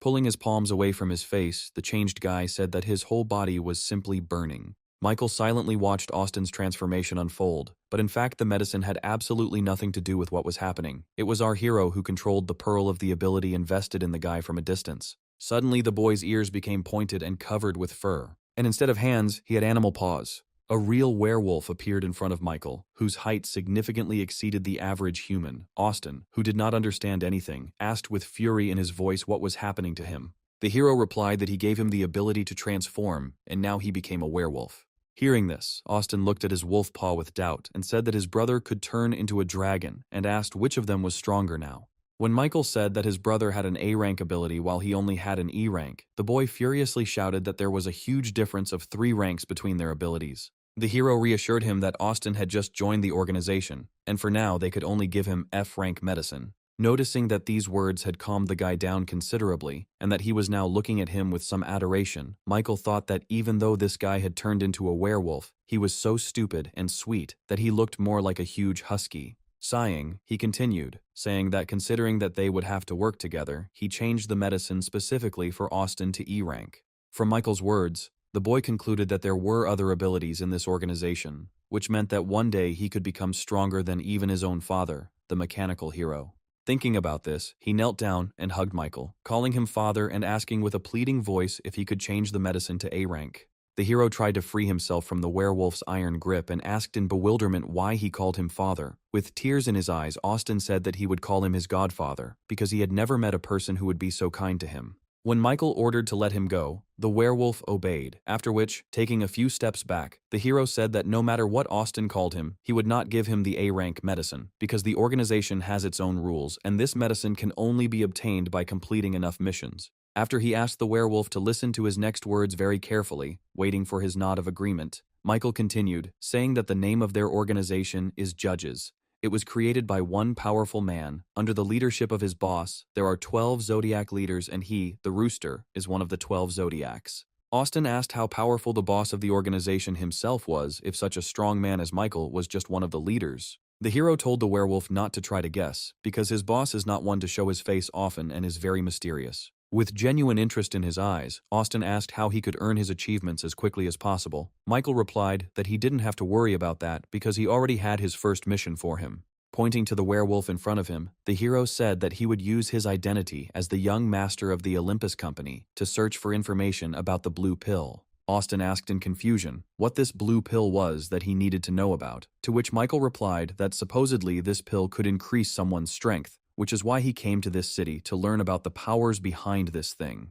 Hearing about the possibilities that this pill provided, Austin's eyes lit up with genuine interest. He said that this was truly an amazing thing, since it was able to increase strength. Seeing this, the hero gave the werewolf a slap, telling him not to harbor any evil ideas, after which he told him about one hero who had already used it and accidentally harmed an innocent person.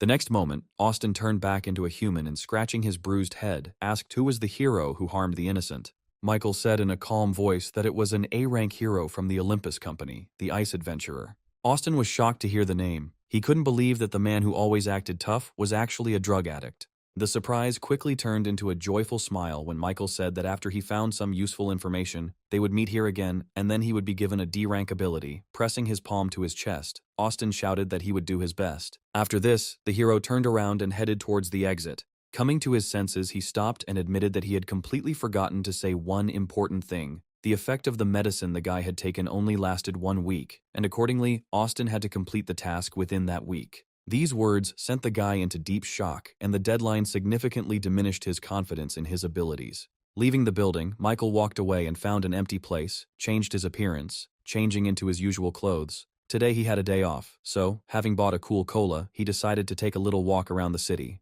He was just walking past a newspaper stand when he saw an advertisement pasted on it. Michael, interested, stopped and began to read what was written. It said that Anicaps was looking for a guy dressed in a black cloak and a white rooster mask on his face. If anyone had any leads, they were asked to call the number listed below. Our hero's surprise was so great that he even choked on his cola, spilling it on one of the walls of the stall, which caused the seller's indignation. Michael apologized to the man and hurried away from there. He took the wanted poster with him, continuing to study it as he walked. He thought that he could not even imagine that this girl was capable of doing something like this. Suddenly the guy stopped, seeing some guys taking a girl who seemed familiar to him into an alley. Looking closer, Michael recognized her as Anna. He decided to follow them, trying to understand what this girl had gotten herself into again. When they reached a dead end, Anna moved away from the men and the girl standing next to them, and asked with displeasure who they were and what they wanted from her. Edward shouted in displeasure that she should stop playing these games and just give their young master's blade back while they were asking nicely. In response to these words, Anna stated that she had no idea what they were talking about. She didn't even know how to handle a weapon and asked why she would need some kind of blade.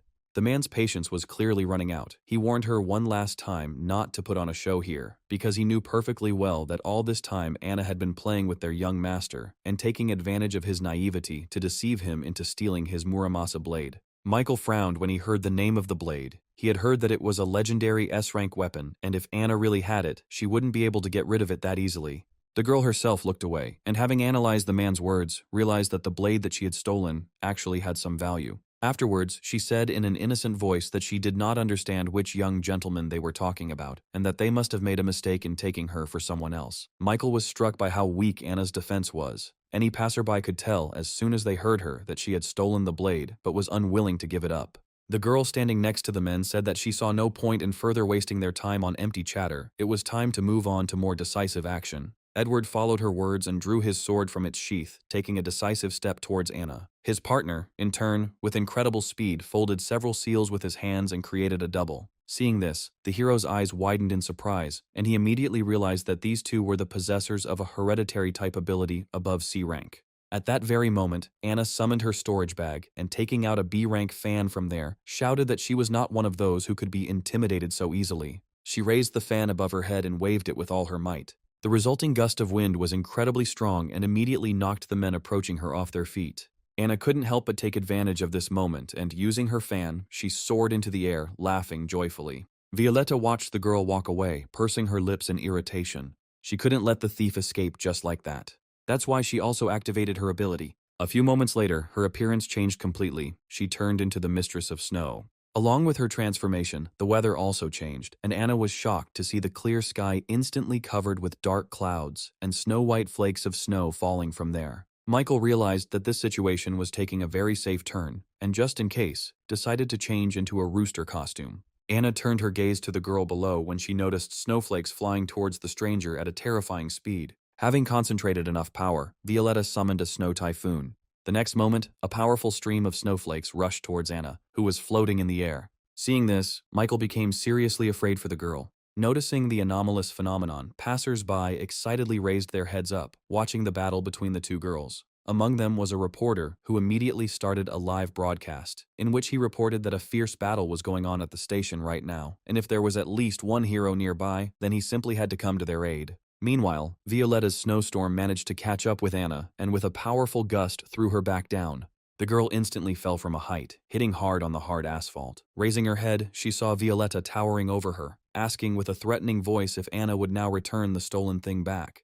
The girl rose to her feet and pulled out 2 small knives from her bag, with a smirk on her lips, asking which of the blades they had lost, the silver or the gold one. She would certainly return the lost item. Violetta had no intention of continuing to play with her, and in a warning gesture, she instantly froze Anna's feet, not allowing her to move. Then she said that the girl should be more honest if she didn't want her frozen legs to shatter into thousands of tiny pieces. Anna, with confidence in her eyes, replied that she would never fall for such pathetic tricks and, taking a long blade out of her bag, added that she had only gotten it thanks to her skills and would never have thrown it away so easily.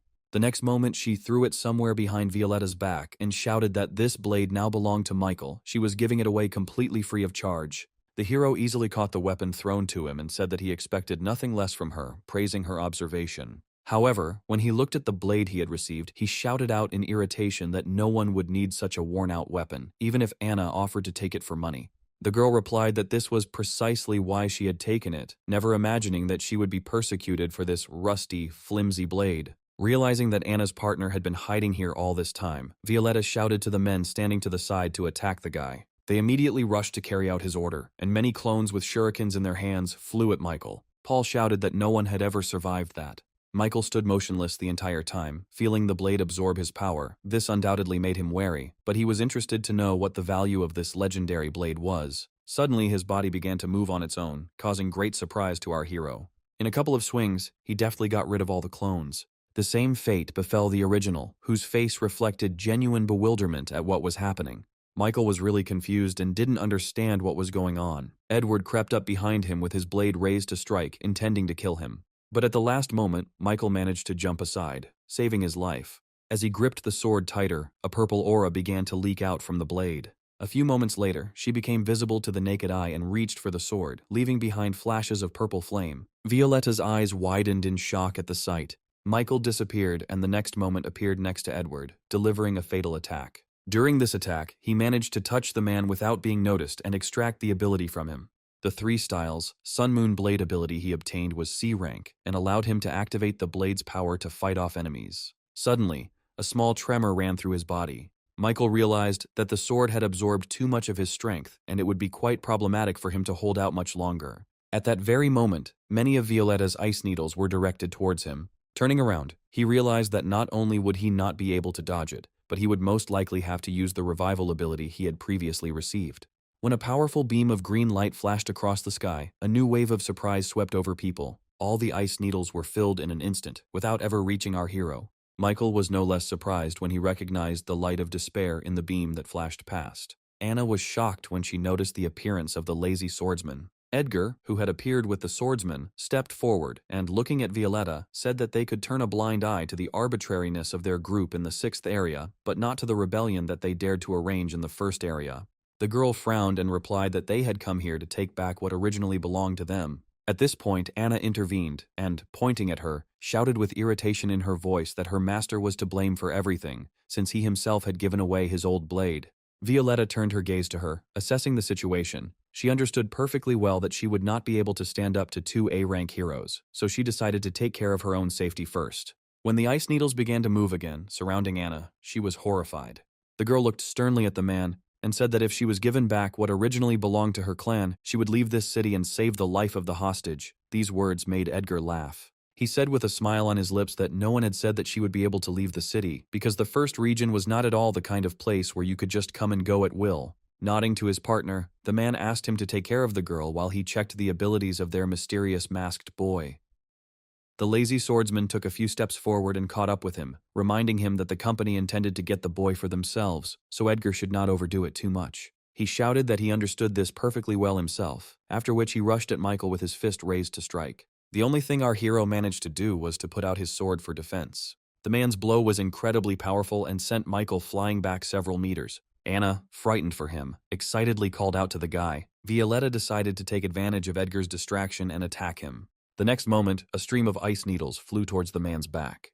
But his partner didn't let the worst happen and used the blade of strong wind to get rid of all the ice needles at once. Violetta watched in surprise as the man's attack rapidly approached her. She was unable to do anything when the beam touched her body. The next moment, her body shattered into a multitude of small ice fragments. The swordsman clicked his tongue in displeasure, saying that he had missed her. Upon hearing this, Anna asked in bewilderment what he meant, since that girl had shattered into many pieces right before their eyes. Pavel explained that it was just an illusion. In fact, Violetta managed to escape, but even so, she should be somewhere nearby now. Looking back, Anna asked in bewilderment where Michael had gone, while the hero himself was able to seize the moment and quietly disappear around the nearest corner. Once safe, he immediately let go of the blade, noting that this weapon had left no strength in his body and now he had no idea how to deal with the current situation. Thinking about this, a brilliant idea suddenly appeared in his mind. If this blade was made from a monster, then he could try to extract an ability from it. Michael touched the blade again, using ability extraction on it. A few moments later, black cubes began to pour out of the blade, and our hero received a message that he had received 250 units of dark matter. Putting the sword aside, Michael looked at the black cubes in front of him, thinking that although he had failed to extract the ability, he had instead received many cubes of dark energy.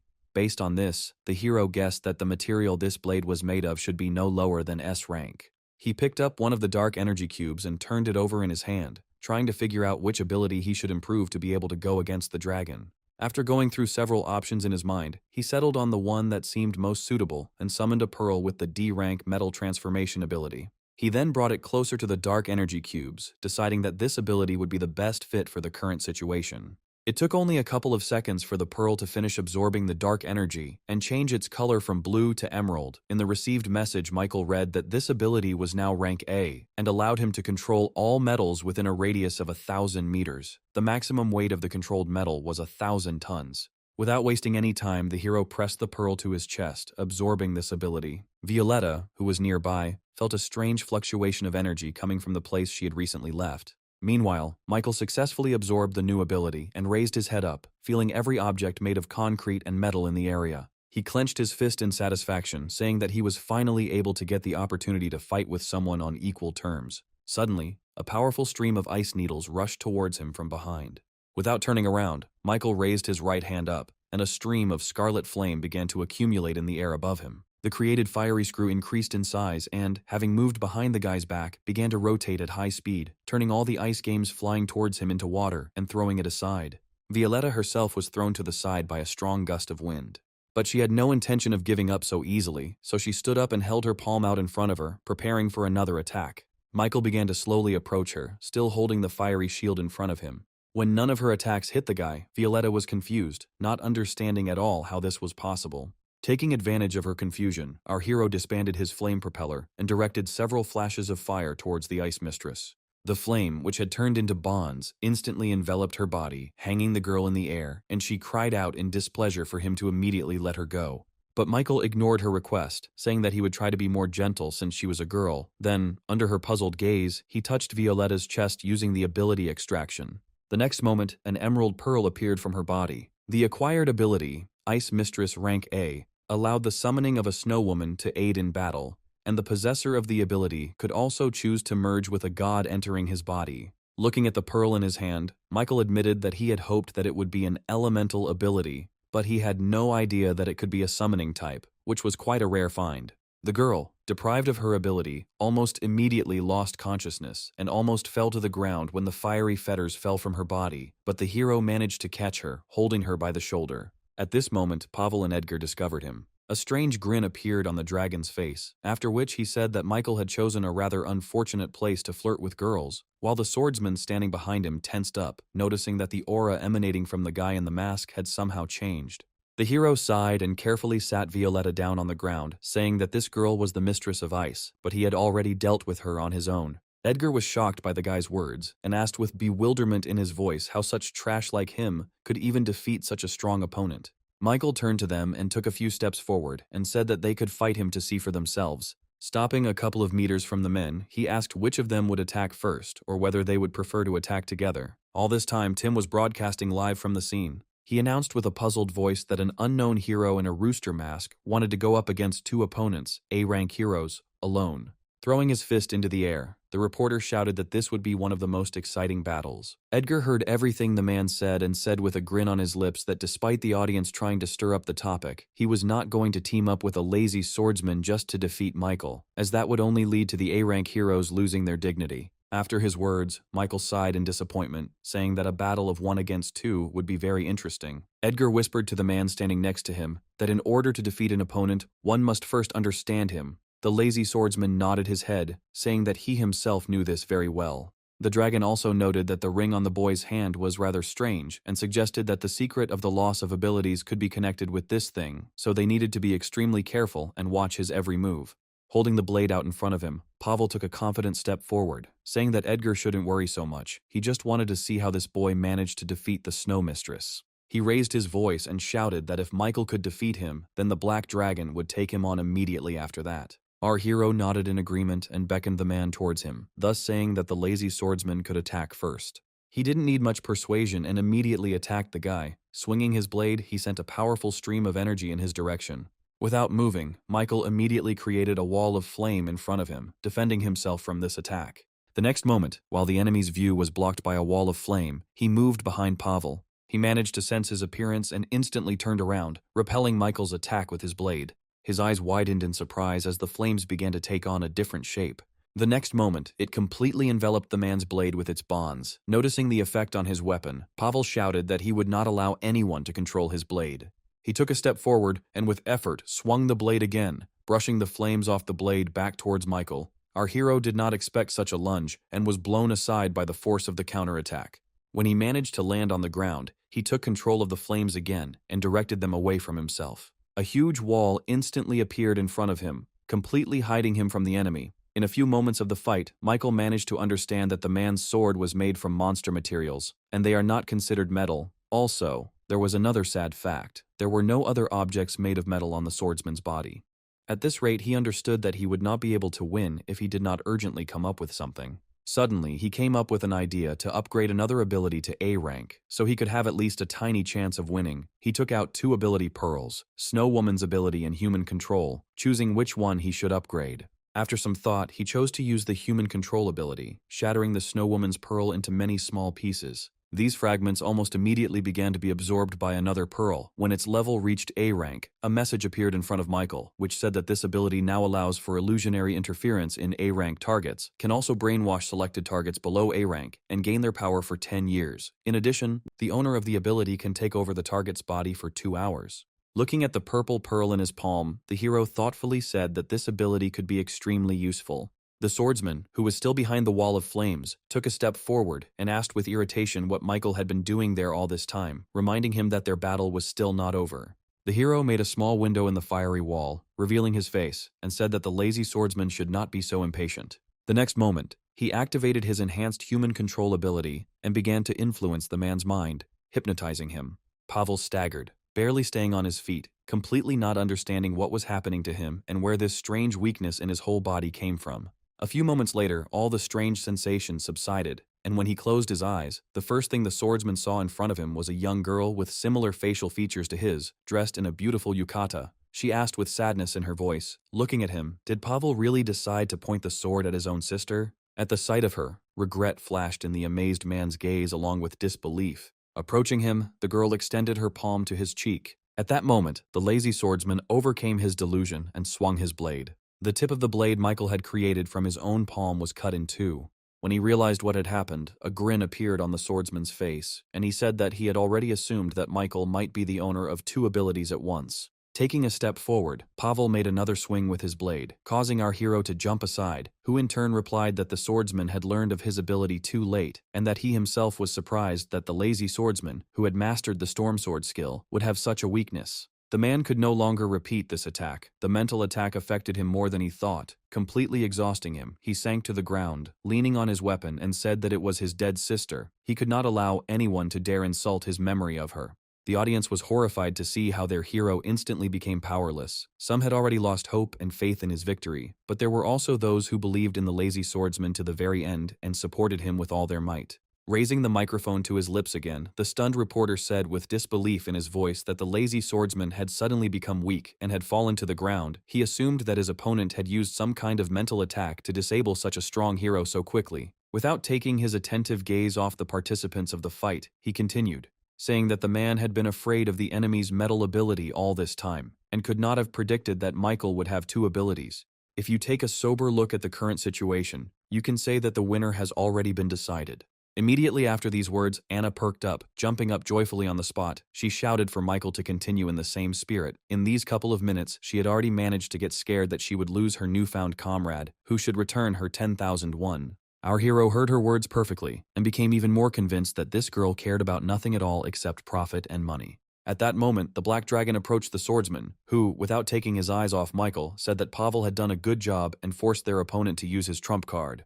The man looked up at his partner and warned Edgar not to dare look the guy in the eye, unless he wanted to fall into the trap of an illusion and see the person he cared about most in front of him.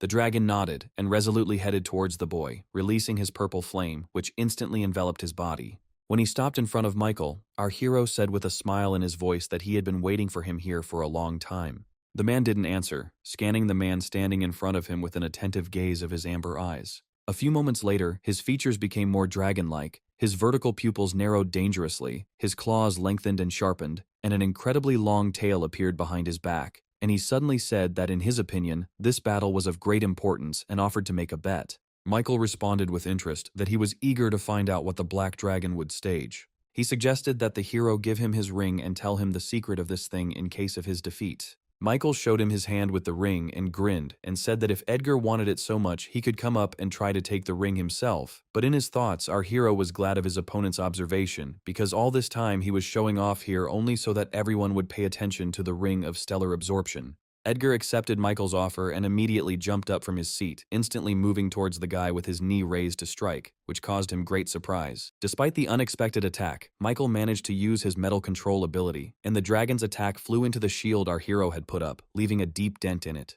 But this did not stop the man. Almost immediately he moved behind Michael. This time he delivered a strong blow with his hand to the back, causing the guy to wince from unexpected pain. The man then delivered another blow much stronger than the previous one, causing Michael to fly into the air. The reporter was once again perplexed, shouting in surprise that the metal controlled by the guy in the mask could not keep up with the speed of the Black Dragon. A few moments later, Michael fell back to the ground with a thud. Looking at this, the dragon said with a joyful smile on his face that he expected more from the owner of two abilities at once. Our hero slowly rose to his feet, holding his stomach. Due to the fall, his mask was covered with deep cracks. Looking at his opponent, he thought that the Black Dragon had too much speed for him to compete with, and also had scales that provided an incredible level of defense and could use flames. Edward also analyzed his opponent. Not taking his gaze off the guy, he grinned and said that Michael had good endurance, since he was able to get up after such a fall. The hero decided to take advantage of the fact that Edward was not yet going to attack him, and made this move first, putting his hand in front of him and activating the improved human control ability.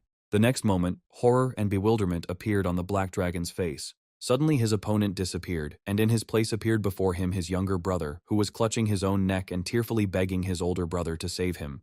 Pavel's warning immediately popped into Edward's head, and he realized that he too had fallen into the trap of the illusion. Clutching his head, he asked with rage in his voice how Michael dared to turn into his brother. The next moment, a furious cry burst from his throat, and he transformed into a black flame earth dragon, destroying the illusion created for him. Our hero winced in surprise when he realized that his illusion had been destroyed almost immediately. In addition to this, it had made Edward even more angry. Everyone watching this fight was also shocked by what was happening. The reporter enthusiastically said that today they had a rare opportunity to see the second phase of the Black Dragon's transformation, which proves the strength of the masked stranger, who managed to force his opponent to take such extreme measures. Meanwhile, Edward, who was filled with anger, jumped towards Michael, shouting that he better prepare to die.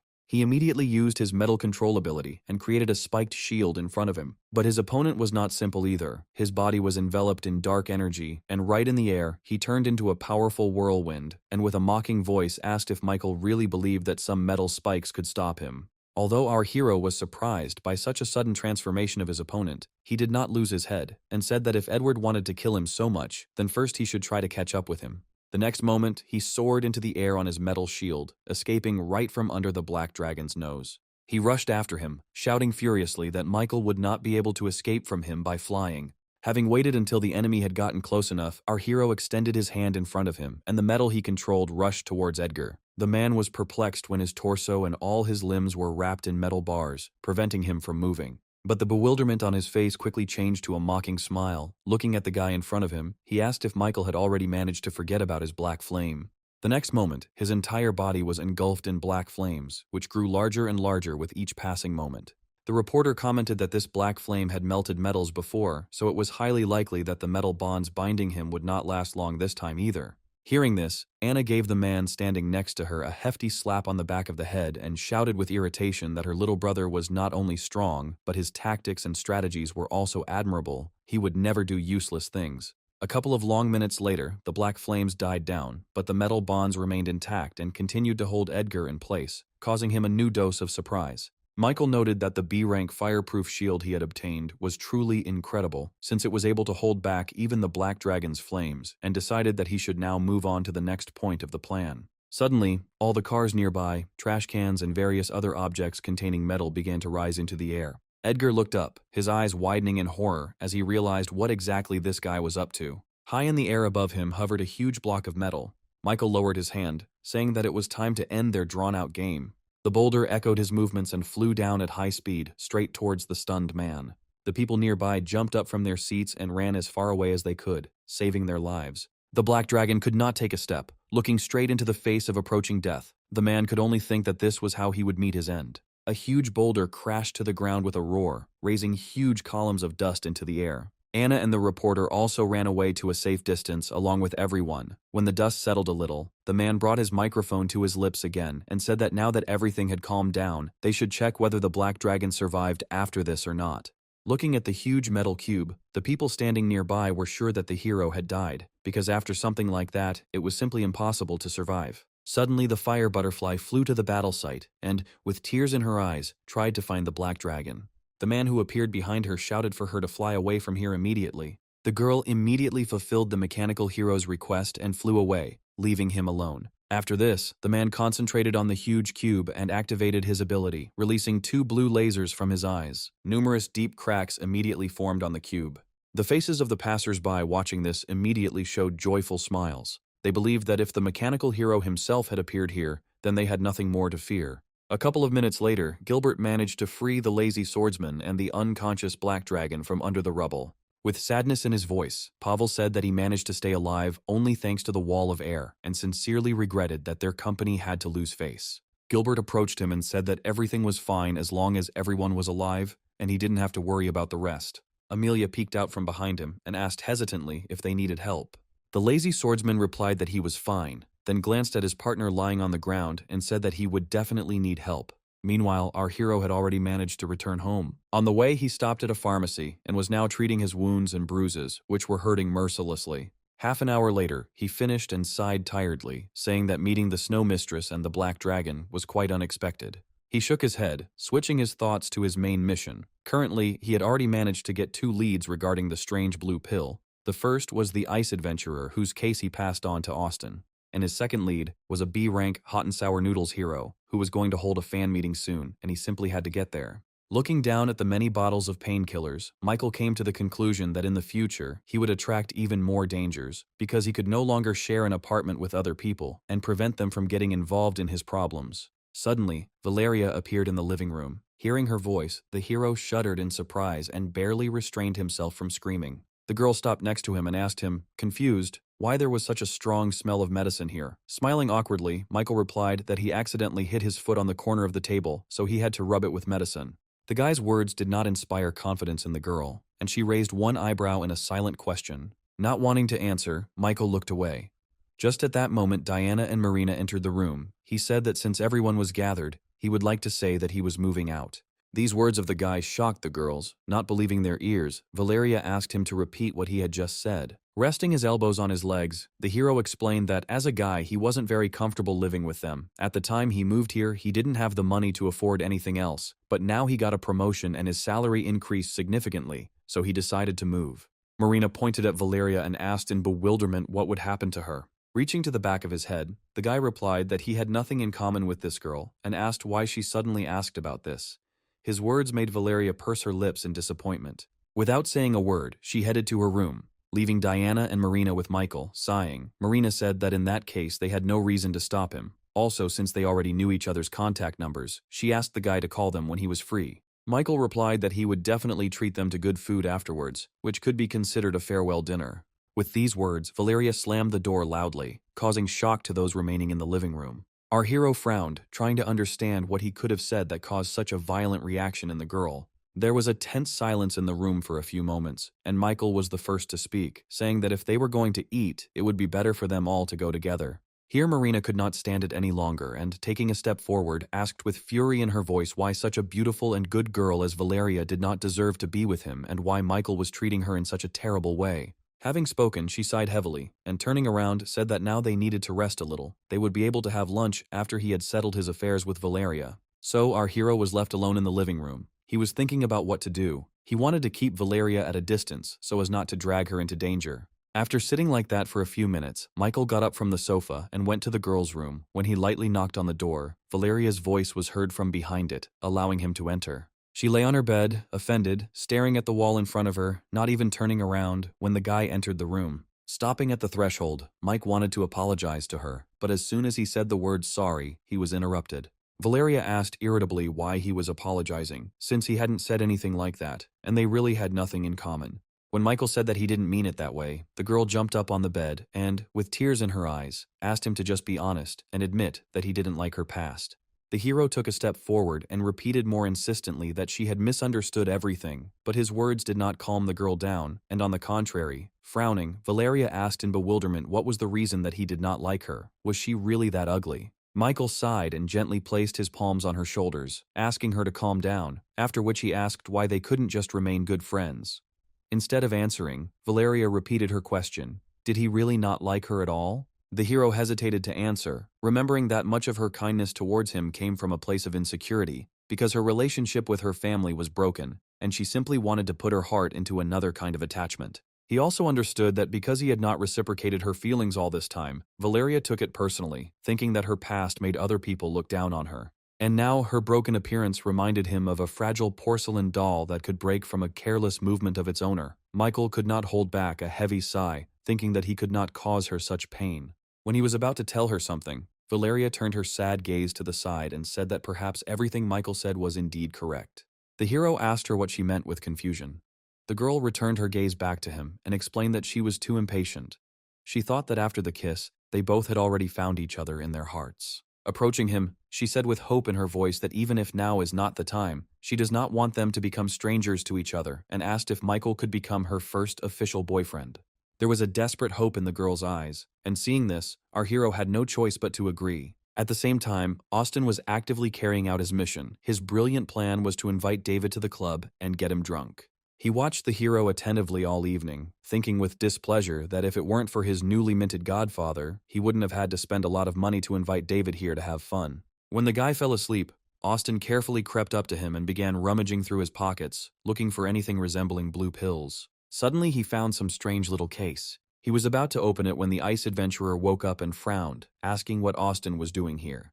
The guy was seriously scared, but he managed to get out of it by quietly taking out a cigarette. He turned to the hero and, trying not to show his fear, he answered with a feigned, cheerful intonation that he was looking for a light. Unfortunately, he had lost his lighter. Not suspecting anything, David handed him his lighter and asked where the girls who were there had gone. Austin put a cigarette between his teeth and smiled contentedly and said that they were waiting in the next room, after which he added that he could ask the one that David liked to take a bath with him a little later.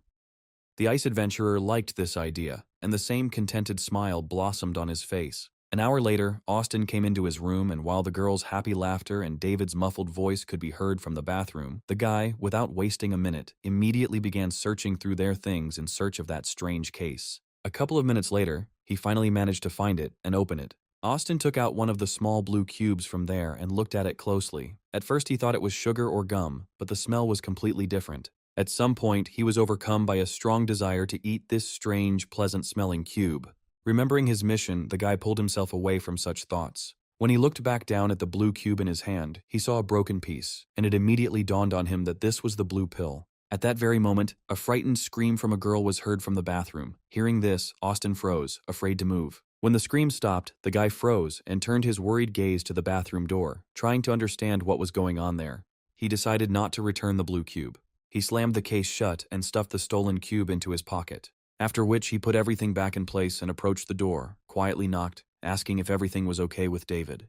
He immediately opened the door. Austin immediately noticed the obvious tension that was reflected on the hero's face. Realizing that Austin wouldn't get an explanation from him, the guy bent down and looked behind his back. What he saw there gave him far from rosy ideas. He raised an uncertain look at David, and with a faint hope in his voice, asked him to say that this was not what he thought. The hero came out of the bathroom and quickly began to collect his things, dropping along the way that Austin was not mistaken, and this girl really was dead. The amazed guy replied that David should leave here first. In the meantime, he would instruct people from the company to deal with this. Having dressed hastily, David immediately left the room, completely ignoring Austin, who was seeing him off. Finally left alone with himself, he sat down on the sofa and sighed with relief, glad that David had not suspected anything, otherwise his corpse would have been lying next to the unfortunate woman's. Meanwhile, the hero had already managed to go down to the parking lot and get into his car. Once inside, he could no longer contain his rage, and in an impulse, he took the case out of his pocket. David threw it at the windshield and all the contents scattered throughout the cabin. The guy was enraged by the thought that this was not the first time something like this had happened since he started taking these strange pills, and each time he was losing more and more control over his strength. Taking a deep breath, he decided that he needed to try to calm down or something else terrible might happen. Suddenly, his attention was drawn to scattered blue cubes. He counted them and found that one was missing. His brows immediately furrowed and he went to check his pockets, trying to figure out where the missing cube could have gone. Having found nothing in his pockets, David decided to simply forget about it, since there were only a couple of days left until the next game anyway. The next day, Michael contacted Alex and asked him to help him move, so now they were driving in the car and Michael was trying his best to ignore his friend's endless questions about why he decided to move out of his wonderful neighbors. Sighing, he cast a displeased glance at Alex and said that everything he had imagined was empty illusions, but in reality, living with girls was terribly inconvenient. Smiling, the guy replied that this so-called inconvenience was precisely where all the charm lay. Michael noted with displeasure that Alex had too many perverted thoughts going around in his head, and the guy just smiled contentedly in response to this remark. A few minutes later, they stopped at a huge luxurious mansion. Having looked at it, Alex whistled and asked in surprise where Michael got the money to rent such a house. The hero answered that his adopted son gave it to him. Taking one of the boxes, Alex said with displeasure that instead of lying, he should have honestly admitted that he had won the lottery. It didn't take them long to unload the boxes, and once Alex was done, he left immediately, leaving Michael alone in his new apartment. The first thing he did was head to his bedroom and fall onto his soft bed. He sat up on the bed when he remembered that after the fight with the Black Dragon, he hadn't used the Snow Woman's summoning ability yet. Having materialized the golden pearl in his palm, he immediately noticed that although he had previously spent some of the dark energy from it to improve the human control ability, the energy remaining inside was still at the level of a C-rank ability. Holding his palm out in front of him, he activated the summoning ability. A few moments later, when the summoned Snow Woman appeared before him, our hero was perplexed. He expected anything but that the summoned spirit would turn out to be a miniature loli. With her appearance, the temperature in the room instantly dropped and the windows became covered with a thin layer of frost. Michael sneezed and hugged himself, trying to retain some of his body heat. Noticing this, the girl's face reflected concern, and she climbed onto the bed, asking if everything was okay with her new owner. The guy immediately began to crawl back and, putting his hand in front of him, waved it in a protesting gesture, telling the girl not to come near him. She replied with a smile on her face that Michael need not worry because she would not harm him, but the temperature around might be a little low. Shivering from the cold, the hero noted with displeasure that the temperature here was now much lower than a little cold. Suddenly, a great idea struck him. He stretched out his palm in front of him and created a small tongue of flame on it. At the sight of this, Sophia immediately perked up and asked if she could come a little closer to the owner. Instead, Michael brought the flame closer to her. Seeing the joyful smile on the girl's face and how she boldly stretched her hands to the fire, the guy asked in surprise if she should be afraid of fire, since she was a snow spirit, but she replied that she loved warmth very much. Having climbed completely onto the bed, Sophia sat even closer to the flame and said that she was very lucky with her owner. Michael stared at her thoughtfully, thinking that he was really lucky that the cold air that Sophia created was only a passive effect. Otherwise, the flame manipulation ability wouldn't be able to counter that cold air. Suddenly, the spirit's appearance became sleepier, just like her voice. She came close to Michael and leaned on him, saying that her master was also very warm, and with her actions, she made our hero shy away. He wanted to move away from her, but seeing how strongly Sophia was drawn to the warmth, he couldn't. Instead, the boy grabbed the blanket. He wrapped them both tightly, saying that this was the first and last time, and that it would never happen again. A few days later, that very day X arrived. The huge stage had been prepared for a long time, and since early morning a whole crowd of people had been crowding around it, coming to see their favorite idol, the hero of hot and sour noodles. Everyone, as one, shouted about their love for him. And our hero was no exception. He wormed his way among them, armed with all the necessary details of the uniform of a devoted superhero fan. All this was done in order to get as close as possible to the hero of hot and sour noodles. But he got little pleasure from the process, or rather none at all. Every now and then he was pushed or pulled by the hair. The girl who appeared on stage greeted everyone and said that the hero of spicy and sour noodles was ready, but were they ready? Shouts were immediately heard from the crowd that they were ready. A satisfied smile appeared on the presenter's face, and she shouted that she couldn't hear anything and asked them to be louder. Fans screamed their love for the hot and sour noodles hero even louder. The next moment, a lot of confetti exploded on the stage. Immediately after this, the long-awaited superhero of hot and sour noodles appeared before everyone, shouting that everyone was now safe and that the enemies would be crushed by his iron fist. After this phrase, the fans' screams became even louder. One of the overexcited heroes pushed Michael again, causing him great displeasure. Due to the strong push, he was unable to keep his balance and was about to fall right onto the stage. Michael's face showed horror mixed with surprise as he realized what was happening. But the hero of hot and sour noodles arrived in time and saved him, picking the boy up in his arms. Smiling broadly, Adam said that Michael should be more careful next time. Our hero's eyes lit up with feigned delight and adoration, as befits a devoted fan. Michael stood up and thanked the hot and sour noodles hero for his help, then extended his hand and said his name, who took the palm extended to him and replied that he was very pleased to meet him. At the moment of their handshake, Michael conveyed. As soon as this happened, a satisfied smile appeared on our hero's face, and he said that he was his biggest fan. This event lasted for another 2 hours, after which everyone slowly went home. Adam had managed to change into his everyday clothes in the dressing room and was now returning to the car, accompanied by Olga. The girl said that today's fan meeting had been a great success. The man replied that it was indeed so, but it was a little difficult for him to shake hands with so many people. It was too dirty and tiring. The only thing he wanted now was to go home and take a shower. When he got into the car, he said that Olga could go to lunch, and he would take a little nap for now, because he had to take part in another show in the evening. Olga nodded, then asked worriedly whether his body could withstand such a load. Adam replied that he had to do everything, even if it was too difficult, and reminded the girl not to forget to clear his schedule for the following weekend. He wanted to celebrate his daughter's birthday, and immediately after that he slammed the car door. As soon as he was left alone with himself, the man sighed wearily. It seemed to him that the debt hanging on him was like a bottomless pit, and he had to contribute more than 1 wad of money to completely close this pit. He grabbed his head, as the thought of going to the casino and trying to win it back came into his head. Adam tried his best to push the intrusive thought away. Suddenly, an unfamiliar voice came from behind him, asking if it wasn't too tiring to live like this.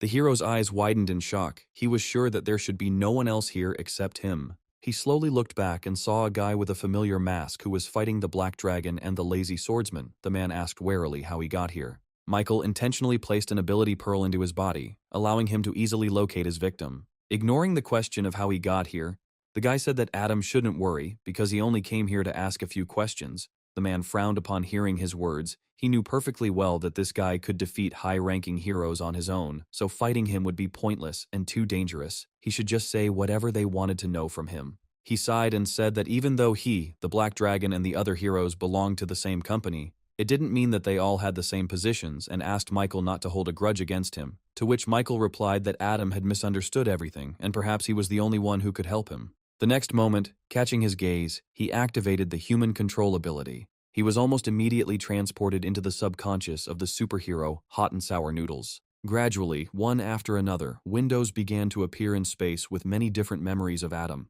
He peered closely into each of the windows, trying to figure out where the memories of the blue pill were. Suddenly, his gaze caught on a man in the window, whose face was very blurry. When Michael noticed the blue pill in his hand, he knew it was what he had been looking for all this time. He held on to this memory a little longer. A stranger handed Adam a pill and said that once he ate it, his abilities would greatly increase. Thanks to this, he would be able to reach the peak of his career, pay off his debts, and finally return to his family. The hero was greatly encouraged by these words. He stepped forward, shouting for the stranger to give him this pill. He raised his hand with the magic pill higher and said that he would exchange it only for information. Adam frowned and asked warily what information he needed. The stranger replied that he was very interested in the secrets of some heroes. The hero understood that if he wanted to get this pill, he simply had no choice. Sighing heavily, he began to tell everything he knew. Michael went through memory after memory to see if the scandalous information was what he needed, or if there were other deals that required something other than information. He lingered on some of them a little longer, while he immediately brushed some memories aside, considering them unnecessary. From them, Michael managed to find out that they met each other more than once. He counted more than 5 meetings. During their last meeting, the stranger said that he had recently heard that a new possessor of abilities had appeared. Adam revealed that this was indeed the case, and that he not only bullied their chairman's son, but also defeated the Black Dragon and the Lazy Swordsman. Adjusting his hat, the stranger asked in an interested voice if Adam had any information related to the ability of this outstanding newcomer. The hero admitted that he only knows that he can erase the abilities of others, but he has never shown his face in public, so he knows nothing about his true identity. The stranger rubbed his chin thoughtfully. Finding the information he had received useful, he tossed the bag of pills to Adam as payment. After that, he turned towards the exit and finally told Adam to collect as much information as possible about this newcomer for his daughter's birthday next week and come to him. Michael folded his arms thoughtfully. He assumed that the reason for the blue pill's existence was to reveal the weaknesses of many ability users and then use it to corrupt heroes and control them like puppets. He tried to understand what the ultimate goal of this stranger was. Deciding that Michael would find nothing more interesting here, he left Adam's subconscious and he immediately came to his senses. He looked back in bewilderment but found no one there. A few hours later, the sun set below the horizon. Austin had already arrived at the pre-arranged meeting place and was impatiently awaiting the appearance of his godfather, every now and then driving away annoying mosquitoes. When his patience was running out, he swore quietly, deciding that he had simply been forgotten. At that very moment, Michael's voice was heard behind him, who insistently asked him to repeat what Austin had just said.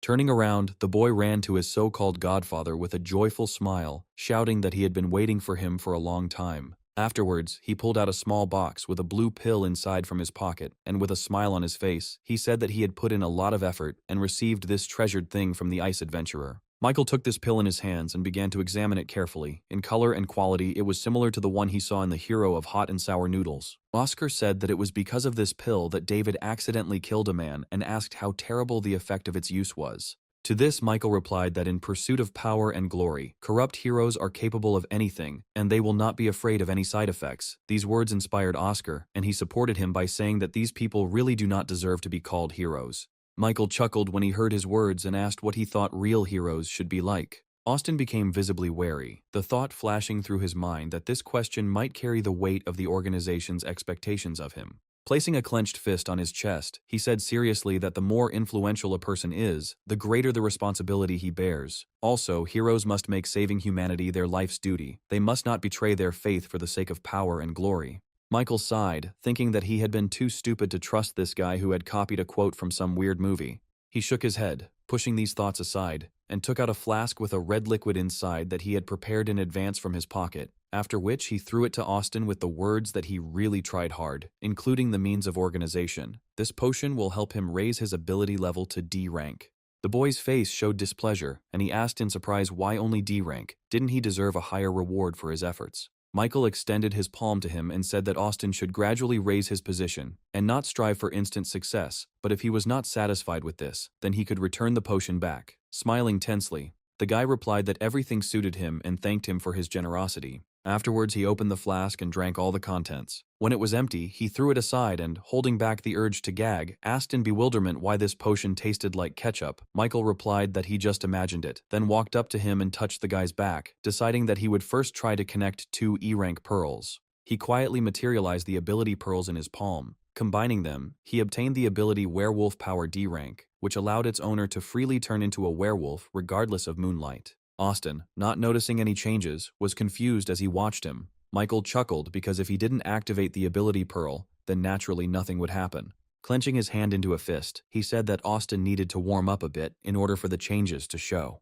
A shiver ran down the boy's spine, and he asked warily what Michael was going to do. Instead of answering, our hero dealt him a strong blow to the face, leaving a juicy black eye. Austin fell to the ground and tearfully began to beg Michael to stop, but he was deaf to his pleas, saying that it was necessary in order to make him stronger. Thus, for another half hour, Austin's painful cries were heard throughout the park. Deciding that was enough for today, Michael finally activated the pearl in his body and Austin immediately began to transform. When this happened, he was overjoyed. The guy felt how much his strength increased. After giving him time to enjoy the changes, Michael asked Austin to cancel his ability. Meeting his displeased gaze, he explained that this form must be very tiring to hold for too long. The guy listened to his words and immediately turned back, after which Michael told Austin to continue to monitor the blue pill and also warned him to be extremely careful because people who use the blue pill are emotionally unstable.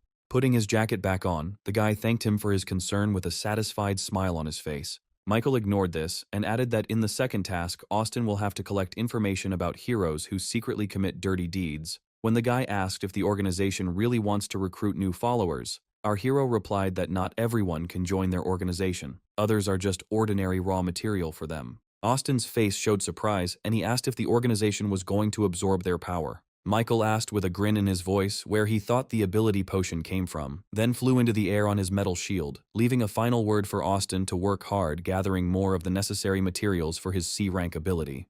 These words of our hero greatly upset the guy, but he had no other choice, so he put his palm to his forehead and shouted that he would fulfill the mission assigned to him no matter what. Sometime later, Michael flew to the rocky coast of the sea. He flew away to the farthest shore so as not to attract unnecessary attention. Stopping, he pulled his mask off his face and said contentedly that an empty beach in the middle of the night was the most suitable place to train the abilities of the Snow Woman.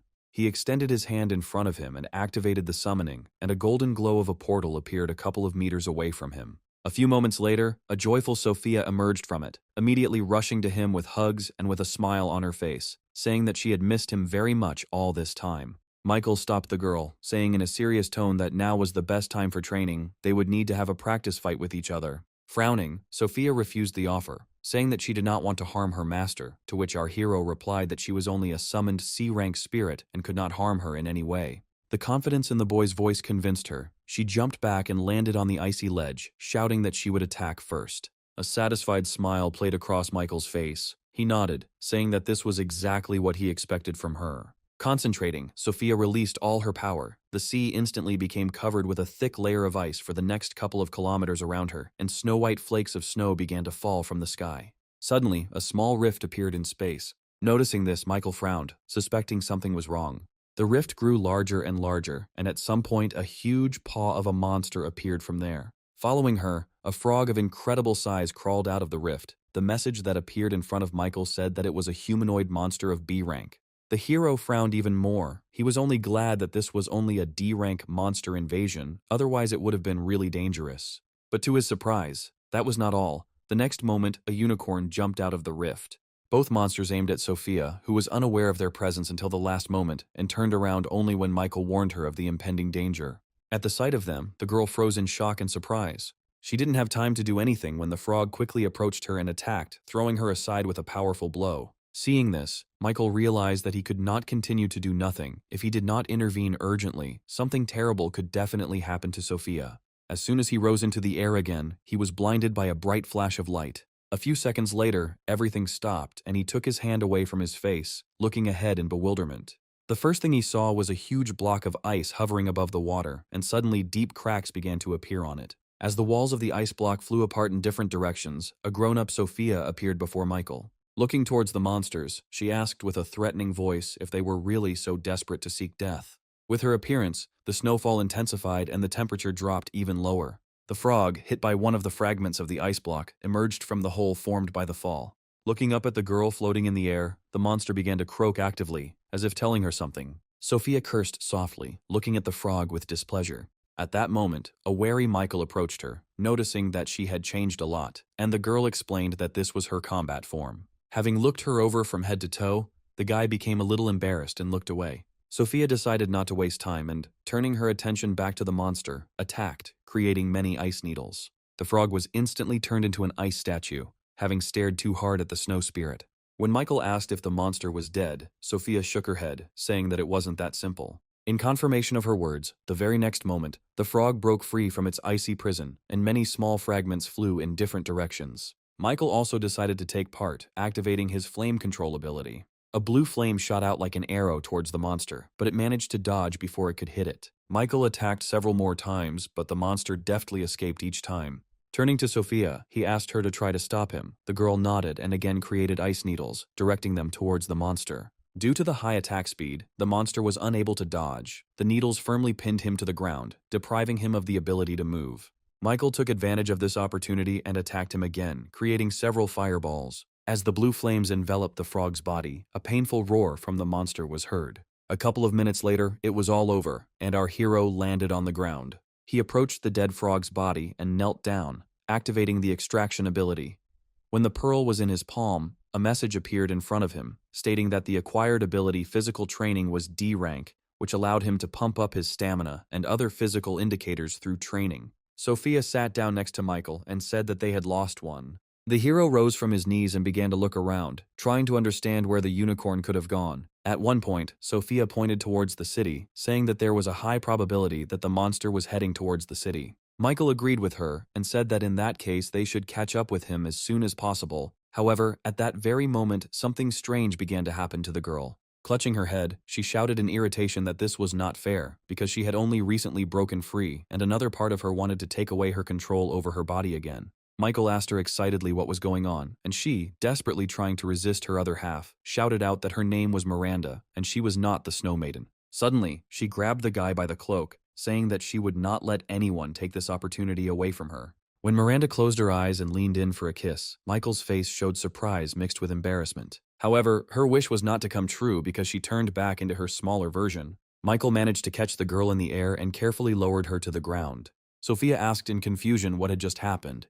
This question surprised our hero, and he, stroking the girl's head, asked if she really didn't remember anything. She confidently replied that she didn't remember anything at all, except that they were about to start training. Her words and the behavior of her adult version led Michael to think that she had not one, but two personalities, and they were not connected by a common memory. Suddenly, Sophia joyfully cried out that the owner had finally stroked her head and, putting her hands out to the side, asked him to hug her.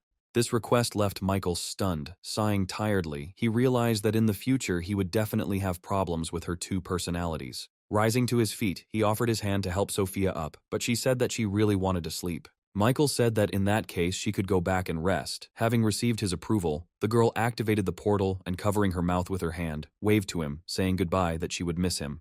A few moments later she disappeared, leaving the boy alone on the deserted shore. When the portal disappeared, he looked towards the city, thinking that he needed to hurry there. At the same time, a joyful Austin was returning back and was just passing by near the shore. At some point, he noticed strange activity a few meters from the shore. He slowed down, peering into the distance and trying to figure out what it was. A few moments later, he succeeded, and saw a huge unicorn rushing towards the shore. Horror shot through his body at the sight of this monster, and he immediately slammed on the brakes. He caught sight of a group of young people relaxing on the beach at night. Austin ran out of the car and started waving his arms and shouting that a dangerous monster was approaching them and that they needed to get out of there immediately. The dark-haired girl heard his screams and looked in his direction, telling the guy sitting next to her to also pay attention to that strange stranger. At the sight of him, Albert frowned and said with irritation that this weirdo just wanted to attract their attention to show off. Another girl asked them to be quiet, listened closely, and said that he was shouting that there was some kind of monster behind them and that they needed to run away from here. When everyone present heard this, their faces reflected great surprise and they immediately turned towards the water. As soon as they did this, they immediately saw the danger that the strange stranger had warned them about. A huge unicorn ran out onto the shore and was already a couple of meters away from them. Austin was in a stupor. He didn't know what to do. Take a risk and save these unfortunate people or get back into the car and save himself. Having weighed all the pros and cons, he rushed towards the shore, thinking that he had not been so responsive before. When the monster attacked them, Polina was carried away into the sea by a huge wave. Emerging from under the thickness of the water, with tears in her eyes, she asked one of her friends for help. Suddenly, a hand appeared from the water next to her and grabbed her outstretched hand. Kevin himself appeared next, pushing the log towards the girl and telling her to grab onto it. When the water began to carry the guy back, Polina extended her hand to him, telling him to grab onto it too. A smile appeared on Kevin's face and he extended his hand to her. However, the next moment a unicorn appeared in front of him from under the water and, holding Kevin's hand in its mouth, lifted the boy high above the water. The girl froze in horror at the sight of this scene.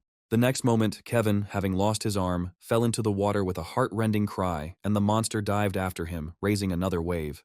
By this time, Austin had reached the water and, diving, he swam up to the frightened girl who was clinging to a log, shouting that he would help her get to the shore. She, unable to hold back her tears, said that Kevin had been dragged into the sea and asked Austin to save him first. The guy stretched out his hands to her and insistently said that he would do this only after he saved her and hurried the girl so that she would swim to him as quickly as possible before the monster returned. Polina closed her eyes and jumped from the log towards him, shouting that she was terrified of the monster. As he said, Austin had the girl safely ashore in a matter of minutes, all the while trying to figure out how a girl who looked quite slender could weigh so much. Suddenly, the sound of an approaching helicopter was heard somewhere behind. The girl inside it opened the door and started a live broadcast, reporting that the station had received numerous reports of a monster and huge waves on the shore at number 8. Turning the camera to Austin with Polina in his arms, she said with relief that the two had miraculously managed to escape danger. When Alexandra took a closer look, she recognized in this guy one of the most famous internet stars, young Mr. Austin. At the same time, Edgar was sweating vigorously while working out in the gym. He was now doing his 4th set of abdominal exercises, and along the way, he told with displeasure that the ice adventurer had followed his father, the mechanical hero, and gone with him to a meeting at the Hero Association. Pavel, running along the track, couldn't help but chuckle and said that someone was very jealous. Edward paused for a moment from his exercise and objected that he was not at all jealous, and that working out was much better than licking the asses of senile people sitting in their chairs. Suddenly Pavel's face twisted in horror and he shouted that Edward should watch the live broadcast. There was a monster on the shore, and his little brother was there too. The black dragon immediately rose from his place, not believing his ears. For a few moments he did not take his eyes off the monitor, after which he said that Pavel was probably simply mistaken because his little brother would be terribly scared when meeting a monster and would run away to a safe place at the first opportunity. However, when the image was enlarged, Edward's eyes widened in shock. Austin was indeed there, and the monster was now rapidly closing the distance between them. Alexandra was also excited. She said that if the heroes did not arrive in time, then very soon this monster would catch up with them. The shocked Edward moved closer to the TV monitor and shouted with horror in his voice for Austin to immediately leave this girl and run away from there, but no matter how much he shouted at the TV, his words could not reach his brother.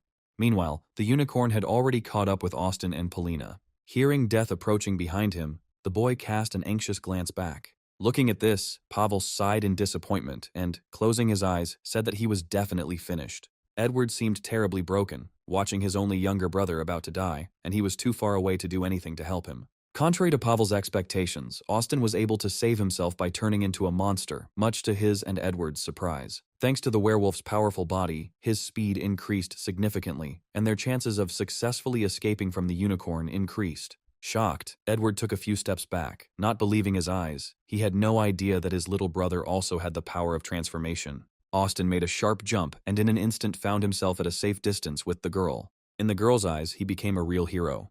Putting her down on the ground, he said with a smile on his face that she no longer had to worry about her safety. Immediately after this, the guy turned around and rushed towards the unicorn running towards him. Michael also managed to reach this shore and save a guy drowning in the sea. Afterwards, he turned his gaze towards the land where the battle was taking place. Our hero created several metal spikes and with a smile on his face said that it was time to see how his godson fights. Austin moved behind the unicorn in a matter of seconds. Completely confident in his strength and his victory, he chased after the monster with a smile.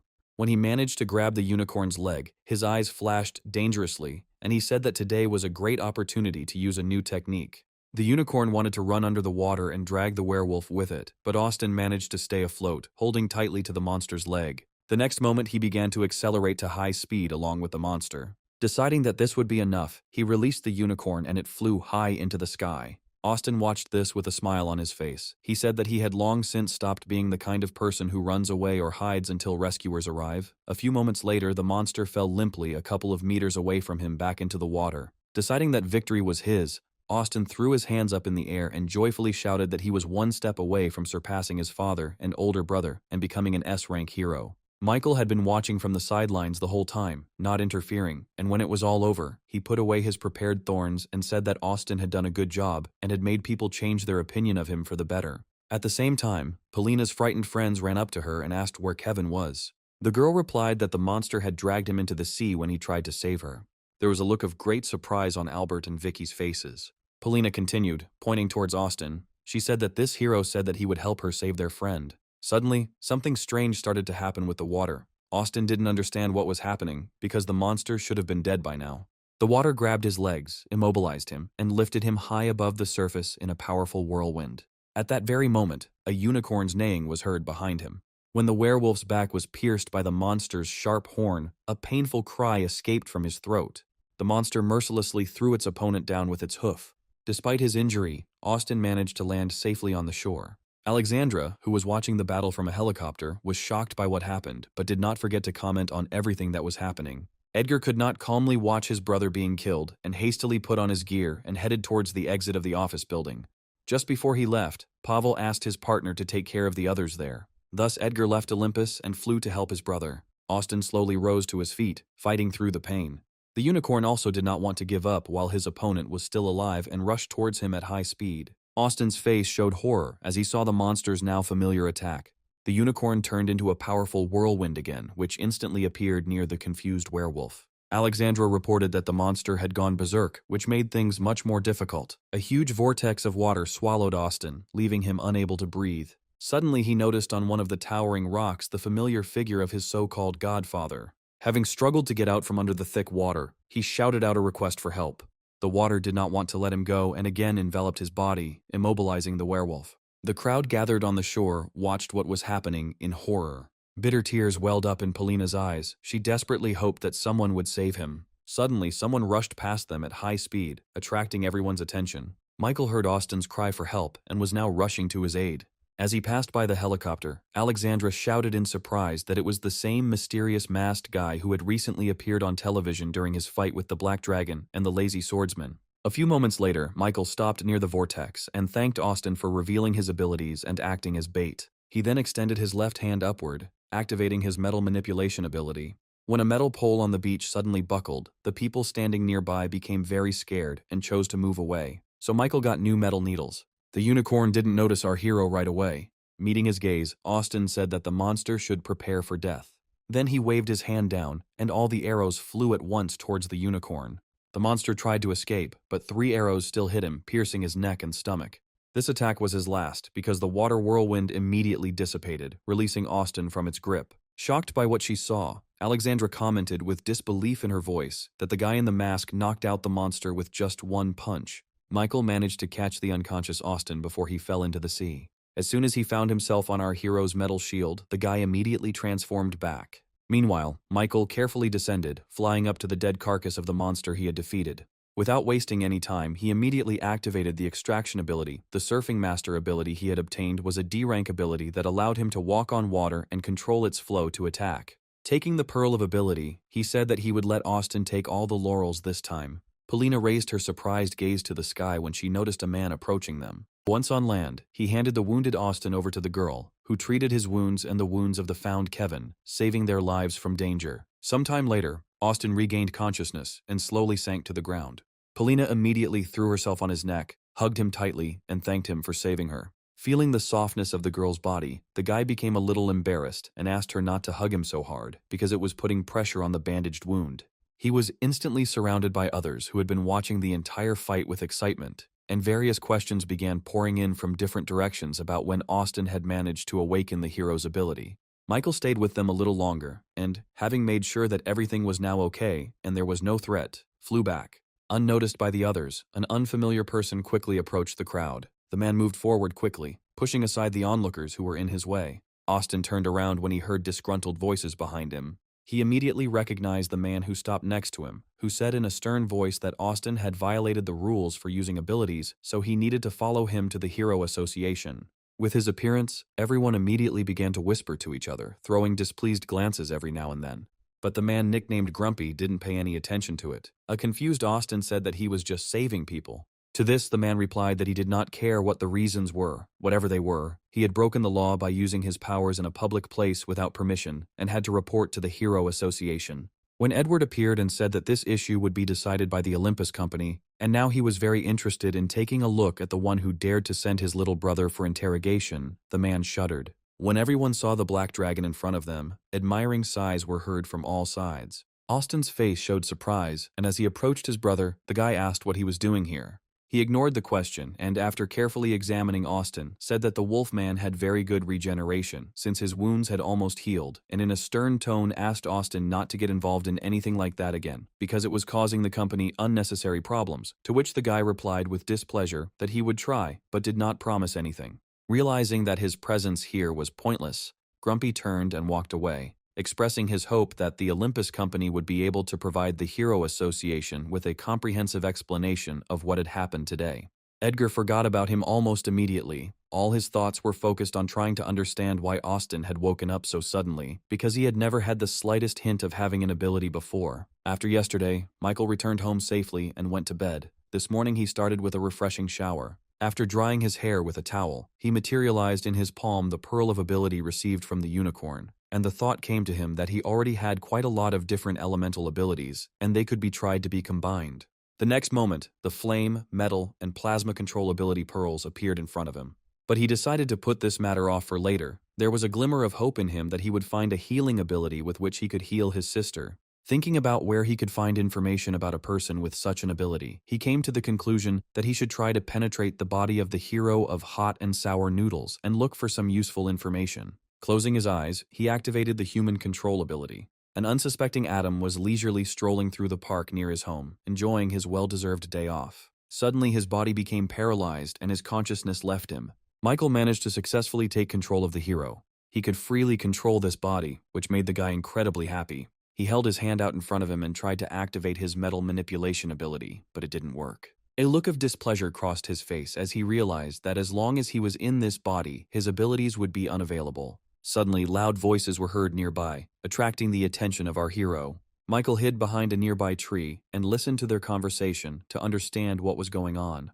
The bespectacled man grabbed the hand of the girl standing next to him and said with irritation that if she wanted to join the Divine Dragon Hero Company and undergo training there, then she had to follow the rules. Approaching her, he excitedly said that if she pleased him and their boss, she would be unconditionally accepted into their company. His hand slowly reached towards the girl's body, lifting her skirt higher and higher, continuing to persuade her. The man said that their boss was very good at this, and he also had simply amazing healing skills. When Michael heard about the healing ability, the thought flashed through his head that God himself was helping him. Otherwise, such a lucky coincidence is simply impossible to explain. Meanwhile, the man, unable to restrain himself, tore off part of the girl's jacket, exposing her skin. She fell to the ground and, covering her chest with her hand, with tears in her eyes, screamed that she didn't want this and for Jacob to go away. Her wish was fulfilled instantly. Suddenly, the man flew into the air and screamed in fear. A moment later, he fell with a crash into the nearby bushes. When his displeased face appeared from the foliage, he looked around and indignantly asked who dared to kick him. Michael immediately appeared in front of him, flexing his fists, smiling ominously. The guy said that he was the embodiment of evil karma, and now retribution would fall upon the man for all his dirty deeds. Having emerged from the bushes, Jacob looked at him in bewilderment and asked why the hero of hot and sour noodles was interfering in something that was none of his business. He helped the sobbing girl to her feet and said with a discussion in his voice that if the man had a younger sister or daughter who was being blackmailed with harassment, he would have done the same. Jacob responded to these words by saying that there was no harassment. Vika had been doing an internship at their company for several months, and all this time she had been waiting for nothing like that to happen. The girl could not listen to his lies any longer, and throwing a furious look at him, she shouted that she had never asked for such a thing. Michael got her attention by telling her that once it started, it would never end, and if she wanted to become a heroine, she should focus only on her goal and dedication to it. A grateful smile appeared on Vika's face. She thanked the hero and promised that she would definitely remember these words. She then turned towards Jacob and shouted that he was a real piece of trash, causing another wave of irritation in the man. Deciding not to linger there a minute longer, she turned and headed in the opposite direction from the men. Jacob looked at the hero in front of him for a few moments, knowing full well that he needed to eat something sweet and sour to transform, and the effect of this lasted no more than 15 minutes. Taking a step forward, he held his hand out in front of him, clenched into a fist, and said in a threatening voice that Michael had let Vika escape and destroyed everything he had worked so hard for, so he simply could not let it go unpunished. His words brought a mocking smile to Michael's face, and he folded his arms across his chest and asked what Jacob was going to do. He shouted that he would make him an invalid and rushed at his opponent with bare fists. Still smiling, Michael pulled an orange pill out of his pocket and popped it into his mouth.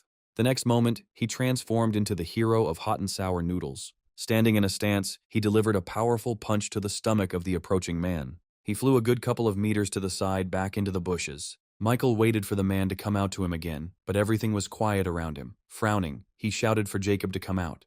Continuing to hide somewhere, the man said that even if the hero ate the oversalted capsule, his transformation still only lasts 15 minutes, so when that time is up, he can easily get rid of it. Michael is surprised by such a low limit. He had already realized that the ability could not move with the owner of the body, but it could increase the internal strength since it was connected to the soul, and after he had collected many abilities, his internal strength had become insanely frightening. Because the ability's power is directly dependent on internal strength, the hot and sour noodles hero can only last 15 minutes. He cannot control his energy and spends it completely until he reaches exhaustion. Michael was confident that by using the spiritual power of the octopus he killed, he could release all the power in an instant, so this transformation could last longer. Thinking about this brought a satisfied smile to our hero's face. Concentrating, he was able to locate Jacob, sensing his energy a couple of meters away from him behind the bushes. Jumping up from his seat, Michael said reproachfully that only weaklings hide. When he pulled the man out of the bushes, he asked in bewilderment how Michael managed to find him, since he was an ordinary B-rank hero. The guy replied with a smirk on his lips that he was hiding his true strength. Realizing that he was at a huge disadvantage, Jacob excitedly shouted out that he admitted his defeat, so Michael should let him go, and he would also call the Divine Dragon Company, and they would offer him a material reward. Still holding the man above the ground, our hero replied that he would only let him go if Jacob stopped causing any more trouble and seeking revenge. Suddenly, he remembered something, and a sinister smile appeared on his face. Seeing this, Jacob's eyes widened in horror, and he asked in bewilderment what he was going to do. As Michael looked over his body with a searching gaze and quietly chuckled at the same time, a terrifying guess came to the man. Covering his backside with his hands, he asked with fear in his voice if Michael was gay. His request was met with thoughtful silence. The man grabbed the hero's hand and, with a pleading voice, said that they could just talk calmly without violence. But Michael didn't listen to him. He was completely focused on the thought that now he could not only teach this scum a lesson. After this incident, hatred and persecution from other people would be directed at the hero of hot and sour noodles. Grabbing the man by the leg, he pulled him into the bushes. A few moments later, Jacob's frightened cries and pleas for Michael not to take off his clothes were heard from there. A couple of minutes later, our hero finally came out of the bushes and transformed back. Taking out his cell phone, he began to chuckle contentedly. He was sure that after this photo shoot, Jacob would no longer harass girls. Michael also left a message for the hero of hot and sour noodles, saying that new photos on the phone should not be deleted if you do not want new problems for yourself. After that, he closed his eyes and deactivated the human control ability. A moment later, Adam came to his senses. Trying to figure out what had happened, he looked around. Seeing that he was still in the park near his house, he assumed that he had simply fallen asleep while walking. As the man turned his confused gaze to the phone in his hand, his brows furrowed and he read out loud the message left for him. At first, Adam didn't understand what photos were being discussed, but as soon as he entered the gallery and saw a photo of a half-naked man unknown to him in the park, he began to scream in confusion. At the same time, a meeting of heroes was taking place in the city of L, in one of the branches of the association. William, the leader of the L City Association, looked at his guests with a keen eye. The mechanical hero looked tense, although he tried to hide it. The man standing next to William, who was the co-head of the branch, was no less tense as he looked at the heroes in front of him. Breaking the silence that had fallen in the conference room, William said that planning the first stage of defense required the help of the Olympus Company, and the scale of the depressions was unusually large, so they all had to be extremely careful. Yang continued to explain further, saying that after planning this period, everyone would create a role model of attack and make the monsters return to their world, and it would be the heroes from the Olympus Company who would portray those who drove the monsters away. The heroes from other branches sitting at the table shouted out their support for the idea. The metal hero was in no hurry to agree with the others. He was thinking about the fact that this time, the association wanted to allow each organization or company to send an A-rank hero to the core deviation center and strengthen control over the depressions. He understood these intentions perfectly well, but he was worried that by taking the form of monster hunters, someone could make a lot of money. But the most important thing here was that the monster world had the ability to improve items, equipment, and weapons. Information about this was the main reason why the heroes were so eager to do this work. The ice adventurer was also aware of all this. The thought that he could improve even his ability delighted him. As night fell, Michael decided to take action. Using the Pearl of Ability, he created a clone of himself. He then took the plasma and metal manipulation ability pearls into his palms to combine them. To do this, he decided to first break apart a low-level metal control pearl and upgrade plasma control to A rank, and in the end, he would need a B rank support ability. He did everything step by step and finally managed to create a new B rank ability, Shadow Substitution, which allowed him to create shadow clones whose location could be changed during battle, and they were also able to create weapons from shadow matter for attack. Once everything was ready, he placed 2 ability pearls into the clone's body. Michael instilled in his clone that he was cool, powerful, and had to remain cool at all times. At this point, the main part was completed. Finally, he applied transformation to the clone, and a snake mask appeared on his face. Smiling, our hero took a step closer to the clone and, patting him on the shoulder, said that it was now his turn to step onto the stage and begin collecting abilities. The next morning, Michael went to the second district of the city of Sheesh. When he left the airport, he decided to take a little walk around the city, carefully examining everything around him. Suddenly, a yellow taxi stopped in front of him. A blonde driver appeared from behind the rolled-down window and asked where Michael was heading. So our hero got into the car and gave the required address. Almost immediately after he got into the car, he received a message from Austin that he had sent him all the information that Michael had asked to find out about the members of the Saints organization by email. Looking in the rearview mirror, the driver decided to start a casual conversation, saying that the most developed sphere in this city is the gambling business, and advised Michael to visit the casino at a convenient opportunity. He assured that after a big win, the guy would be able to safely return to the hotel. The man also said that if Michael was interested, he could recommend another good place here. Upon hearing his offer, our hero looked up from the screen and asked what he was talking about. A smile immediately appeared on the man's face, and taking out a picture of a girl in a bikini, he said that Paris Dreams is a place full of various beauties. The driver's story about local attractions convinced Michael that this city really deserves its title of City of Chaos. A few minutes into the drive, the car stopped at a tall building, and the driver announced that they had arrived at the Heaton Hotel. When Michael reached for his wallet to pay the man, he said that the cost of the trip was 500 Azure coins, which caused great surprise in our hero. He looked again at the counter, the price on which was set at 98 coins, but not at 500.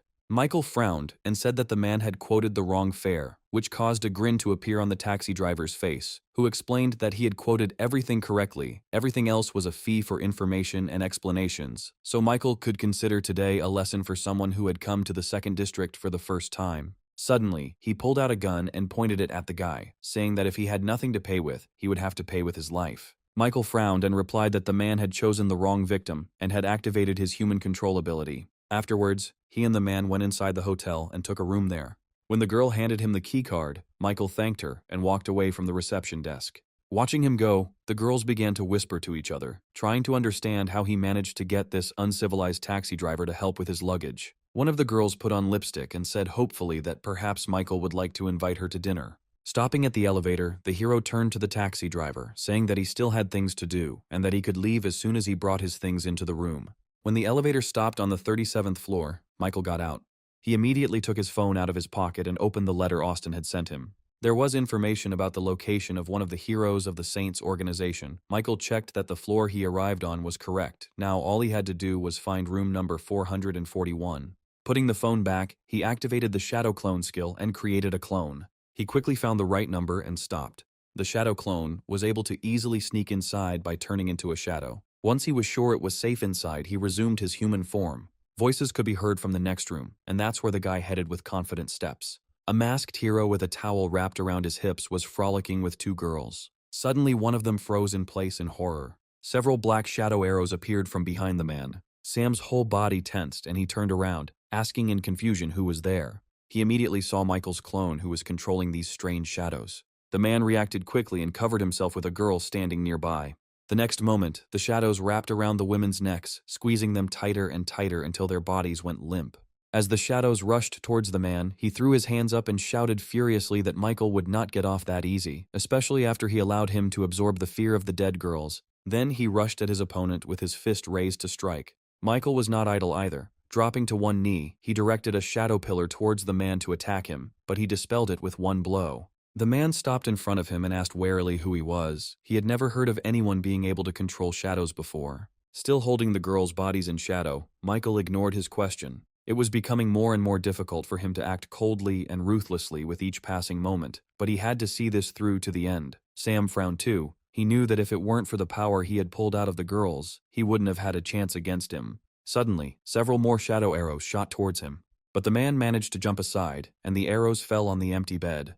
When he shouted out whether Michael realized what he was doing, because if the organizations of the Saints reported everything that had happened here, they would rip off more than one skin from him. The double continued to stand silently in place, not taking his eyes off the enemy. This infuriated Sam even more, and he rushed at him again, shouting angrily that when questions were asked, they had to be answered. It only took the man a few moments to get close enough to Michael, but even then the boy didn't move. Sam was certainly attracted by the idea of such an easy victory, but he had a feeling that something was wrong here. When his fist pierced the guy's head, it dissolved right before his eyes, causing a wave of bewilderment in the man. The next moment, a shadow grabbed his wrist, not allowing him to move. Sam tried to break free from the grip, but to no avail. Suddenly, the double's hand reached out to the man's face, which was distorted into a grimace of horror and fear. He asked with a pleading voice to be let go, otherwise the priest would not leave it that easily. Without saying a word, Michael pulled the man's mask off. He then threw it aside, calling it trash in disgust. When the double placed his palm on Sam's head, he couldn't even move. Deciding not to waste any more time, Michael activated the ability to extract the ability.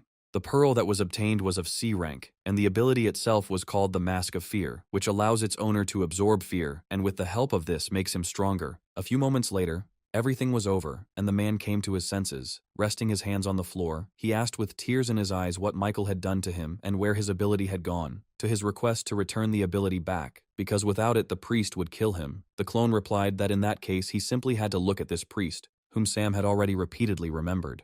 He held his hand out in front of him and activated his human control ability. When the man passed out, the double managed to enter his subconscious.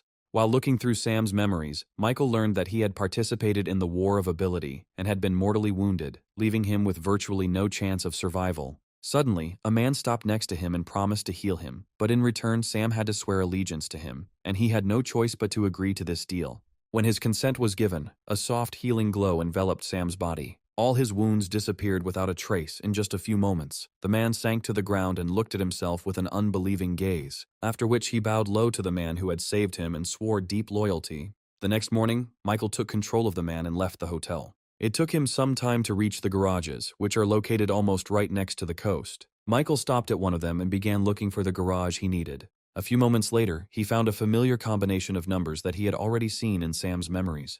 The hero was incredibly happy that his ability provided open access to the memories of those whose bodies he captured. Closing his eyes, he again turned to the man's memories, and a picture immediately appeared before him of how in a huge hall, sitting in his rightful place, surrounded by two girls, sat a priest, and a little lower, his faithful confidants sat in their places. The dark-haired girl said that she already knew that a young swordswoman had infiltrated Sam's secret production base. The masked hero knelt before her and assured the girl that there would be no problems with this, and that at the first command he would immediately find the offender and get rid of her. Sitting next to bloodthirsty Rose, the commander of the deep-sea army looked at him with displeasure and asked how exactly Sam was going to kill the A-rank hero. The great land mage rubbed his beard thoughtfully and said that even if she was an A-rank, there was no point for the disciples of the saints to be afraid of any heroes, even if they were an E-rank or even an S-rank. The saint intervened in their discussion with a satisfied smile on his face, telling them to bring this offender to him so that before she was punished, he could enjoy her to his heart's content. 3 of his confidants rose from their seats and said that they would definitely carry out this order. Sam also bowed his head and said that in that case he was going on a well-deserved vacation. As the man was about to leave, Jackson called out to him. Sam bowed low before him and asked what his orders were. He said that the goods arrived at the port on the first platform, which were in a red container. Putting a lighter to his cigar, he ordered the masked hero to go there and find out if there was any information about this girl who dared to infiltrate the base. If there really was something there, then he should immediately report it to him. Taking a few steps forward, he patted Sam on the back and added that every damaged item would be fine if handled responsibly. Michael came back to reality and approached the garage, wondering if he could get inside. Suddenly he noticed a fingerprint scanner on the door and held his palm out to it, delighted that this would make the task of breaking in much easier. The next moment, he activated the plasma manipulation ability. The door opened and let him inside. After walking a few steps forward, Michael saw a staircase leading down. He realized that the garage was just a cover. The real goods were hidden deeper, from where the incredibly strong smell of blood was coming. When Michael went downstairs, he found himself on the basement floor. The first thing that caught his attention was a man sitting at the table. His appearance did not go unnoticed by Clark either. He immediately jumped up from his seat and saluted him, greeting the hero who had appeared, who approached with a confident step and asked if anything interesting had happened today. Clark replied that a valuable commodity had recently arrived, and that during this time these creatures had managed to get on his nerves. Michael became wary upon hearing this. Deciding that he needed to know what the product was, the hero told the man to show him the goods he had brought, after which they both headed deeper into the room. All the way Michael looked around, the empty cells with steel bars on the floor gave him terrible thoughts. Suddenly, Clark stopped past one of the cells and threatened the children sitting there that if they angered the gentleman in the mask with their whining, they would not get off with just a beating. The boys looked at each other silently and nodded. again turning their wary gazes to the man. Michael frowned with displeasure. He really didn't like this place. As he passed other cells containing children, he thought that they had been kidnapped from different parts of the world. He stopped as Jackson's words about the product came into his mind. Our hero barely managed to restrain himself, but inside he was simply filled with rage. He swore that he would make everyone involved pay. Loud screams were heard from behind the walls of one of the cells. The warden was torturing a boy chained to the wall with a whip, holding his bleeding ear. The man was truly furious that this child dared to bite off his ear. As he swung at it again, Michael came up to him and ordered him to stop immediately. When asked what was going on, the man explained with anger in his voice that the guy had suddenly attacked him and bitten off his ear. At these words, Lucas, chained to the wall, cast a frowning glance from under his eyebrows at the newly appeared man. Michael took a couple of steps towards him and asked what was the reason for such a crazy act. The warden visibly hesitated and looked away, frantically trying to think of something to say before the kid spilled the beans. At that moment, a blue-haired guy, who was a preacher of the organization nicknamed Mantis, stepped forward and said with a smirk on his face that everything here was pretty obvious. Marcus just wanted to have fun with this guy's sister. These words shocked Michael greatly. He glanced to the side and saw a little girl there, about 11 years old, wearing shabby clothes. The Mantis stopped next to Michael and mockingly said that Marcus had only scared the girl to death for nothing. Then he turned his gaze to Michael and asked what he was doing there, since he should be enjoying his vacation with the two blondes he had recommended to him. The hero replied that those girls were, of course, good, but today he came here to help the commander of the Deep Sea Army check the condition of the goods.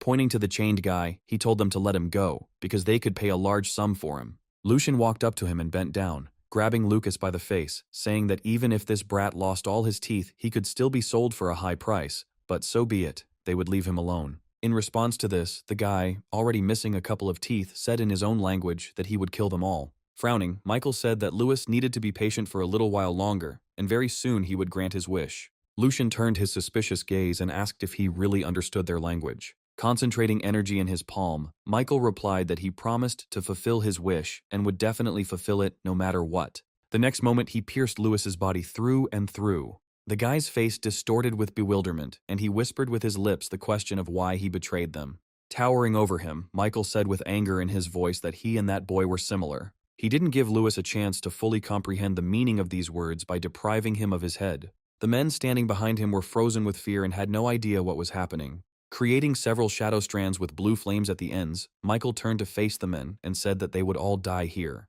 The blonde man took off, jumping towards Michael. When he almost reached his opponent, his entire body and arms were enveloped in the shadowy fetters of our hero, engulfed in blue flame. The next moment, Michael sent an electric shock through them, which reached the man, causing a painful cry to escape his throat. Clark, shaking with fear, slowly backed away. As soon as he turned around and ran towards the exit, the shadow bonds released their previous victim and rushed after a new one. A huge stain of blood spread across the floor. Lucas watched what was happening in surprise. Suddenly, he saw pearls, shrouded in a strange glow, appear in the palms of the masked man standing in front of him. The boy raised his head, looked at him resolutely, and said his name, after which he asked Michael who he was. Michael turned to him and replied that he was the one who came to save him. At these words, Lucas grinned crookedly and said that he heard how he had recently mocked the children here. Michael sighed and created a blue flame in his palm. Then he took a step back and, waving his palm like a blade, cut the chains that were binding the guy and advised Lucas to sit here for a couple more minutes because he still needed to deal with the people outside.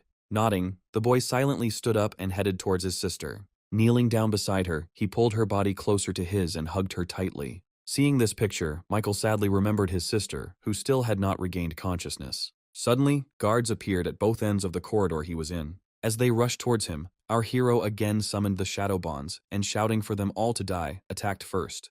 The shadowy fetters swung in all directions like whips, cutting their targets in half with one swing. A few moments and all the guards were killed. At that moment, another long-haired man came out from around the corner, holding a thin disc over his palm, and said that it was an impressive sight. Afterwards, he looked somewhere beyond Michael and, having greeted his partner, said that since the mask wearer was surrounded, he would not be able to escape now. A satisfied smile played on the face of the man who appeared. Nodding to his brother, he said that he could attack first. The Lord of Music did not need to be asked twice. Raising his hand with the disc up, he shouted, "Let the music begin." The next moment, a terribly disgusting sound was heard throughout the entire floor, causing all the children to grab their heads and scream from a severe headache. Michael also had to cover his ears. He realized that this music was affecting the mind, and if he didn't do something urgently, these children wouldn't be able to hold out for long and might even go crazy. The only thing that came to his mind was to pretend that the music had really affected him. Lowering his hands, he slouched and began to giggle strangely, which caused a satisfied smile from the Lord of Music. Taking a step forward, he threw the disc he had been holding in his palm at Michael. But this attack flew through our hero without causing him any harm. The next moment he simply disappeared into thin air. Without wasting any time, he quietly moved behind his opponent. The unsuspecting man was knocked down and kicked hard in the back. Coughing up blood, he looked at his brother with a pleading look in his eyes and asked him to save him. He immediately reacted and threw his fire spear at Michael.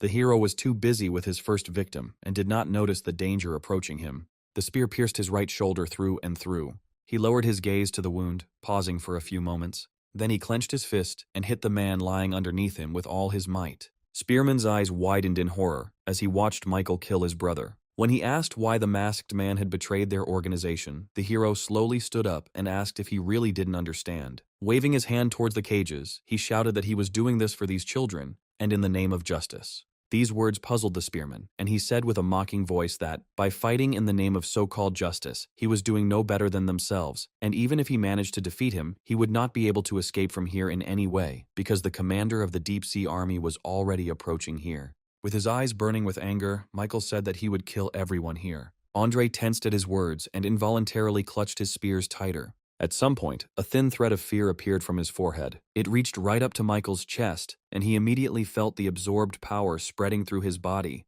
Andre decided that if he attacked first, he would have at least some chance of winning, and threw his fire spears at the enemy. Michael covered himself with his hands and they dug deep into his skin. As he swung his arms out to the sides, the spears flew back at the man. He couldn't move, looking straight into the eyes of death in confusion. Andre didn't even foresee such a turn of events. A moment later, his own spears pierced his entire body. As soon as he fell dead, Michael sighed in relief, saying that it had hurt enough. One of the boys looked out from behind the bars of his cage and looked at him with concern, asking if he was okay, to which Michael, with a slight smile on his face, replied that it was all nonsense. He then opened the cages, releasing the children into freedom.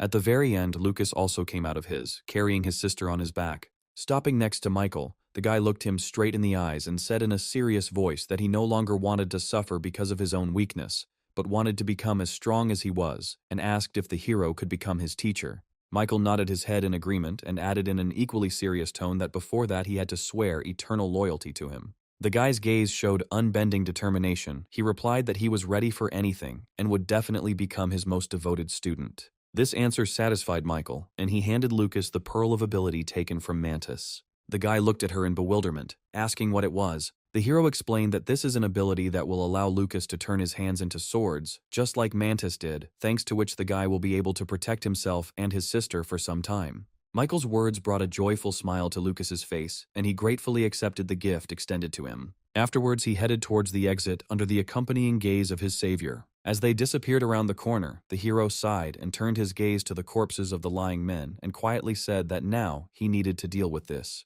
He held his palm out in front of him and activated his extraction ability. He managed to simultaneously obtain the abilities of all the enemies he killed. Michael had a happy smile on his face and said that last time he had to make a lot of mistakes before he managed to get 2 pearls from the frog and the unicorn, but now he was able to collect quite a lot of pearls. The first thing he decided was that he needed to improve his shadow exchange ability to A rank. It took him only a couple of moments to do this, and now the ability in his hands allowed him to create up to 5 clones, and during battle, one of them could move to the place of another person's shadow. Having completed everything that was necessary there, Michael finally left the garage.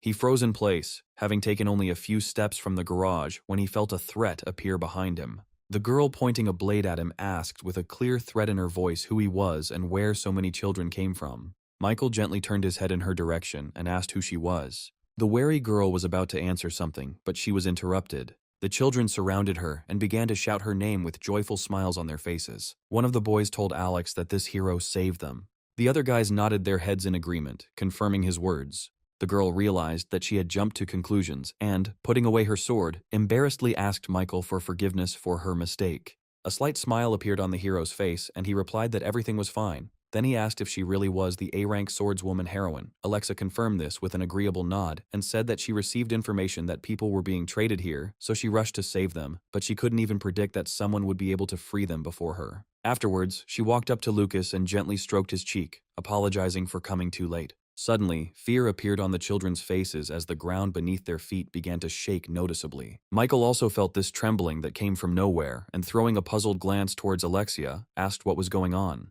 But he didn't wait for an answer. The thorny vines wrapped tightly around the children's legs and pulled them up.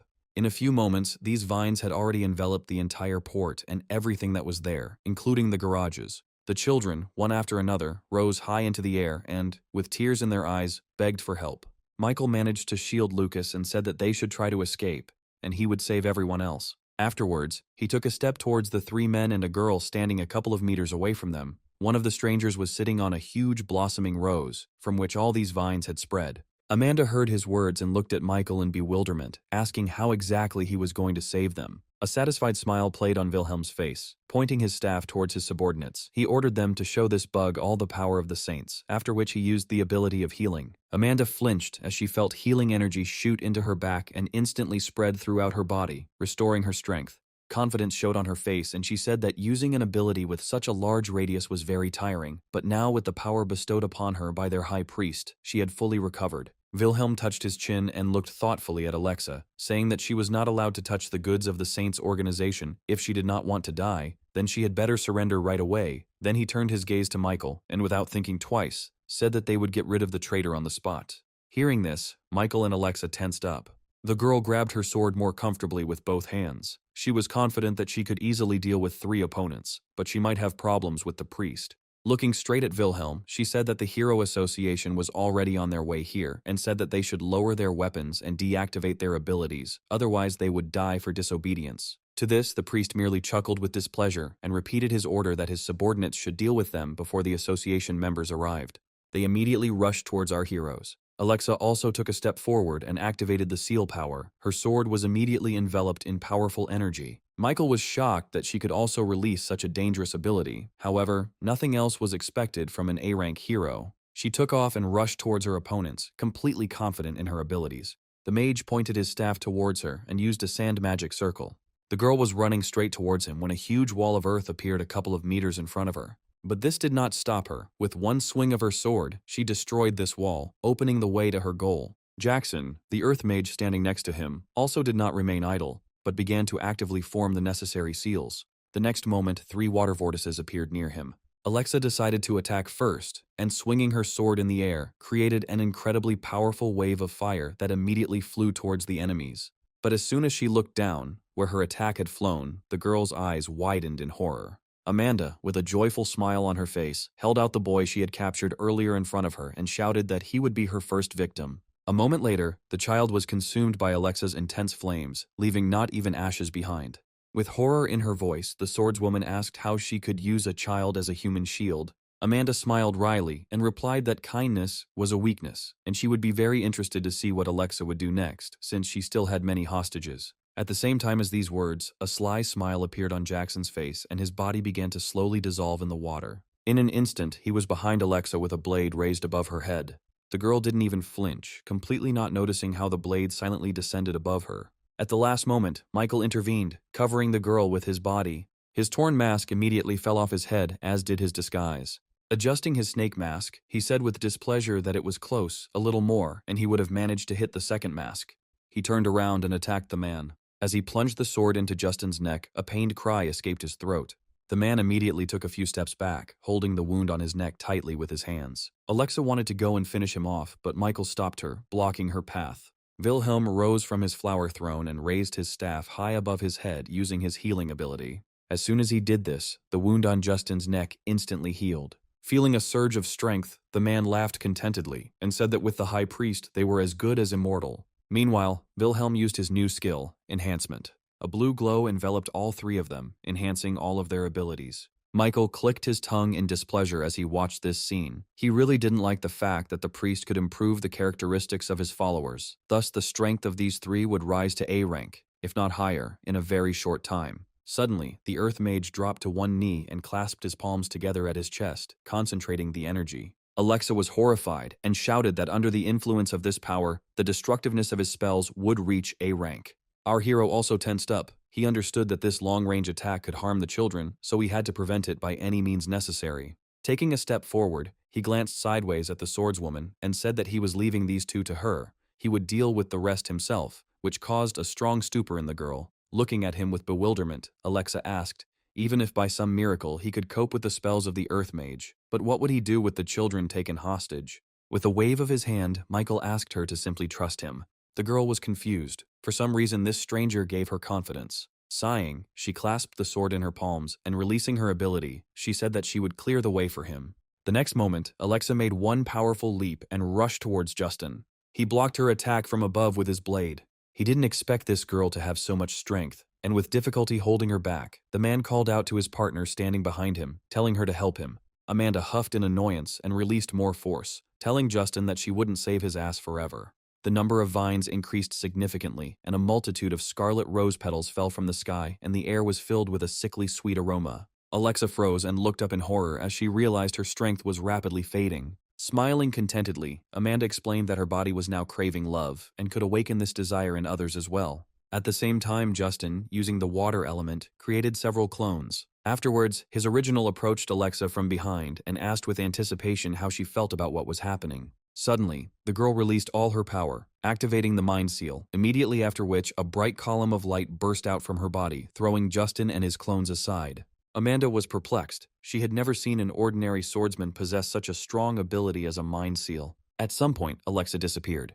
Amanda didn't even have time to understand what happened before the blade of the sword slashed at her, cutting her body in two. Finding herself behind her, the swordswoman said that she had only recently mastered this technique, which allows one to be reborn in a critical situation. Amanda slowly turned her head and looked at the girl in amazement, asking how she managed to do it.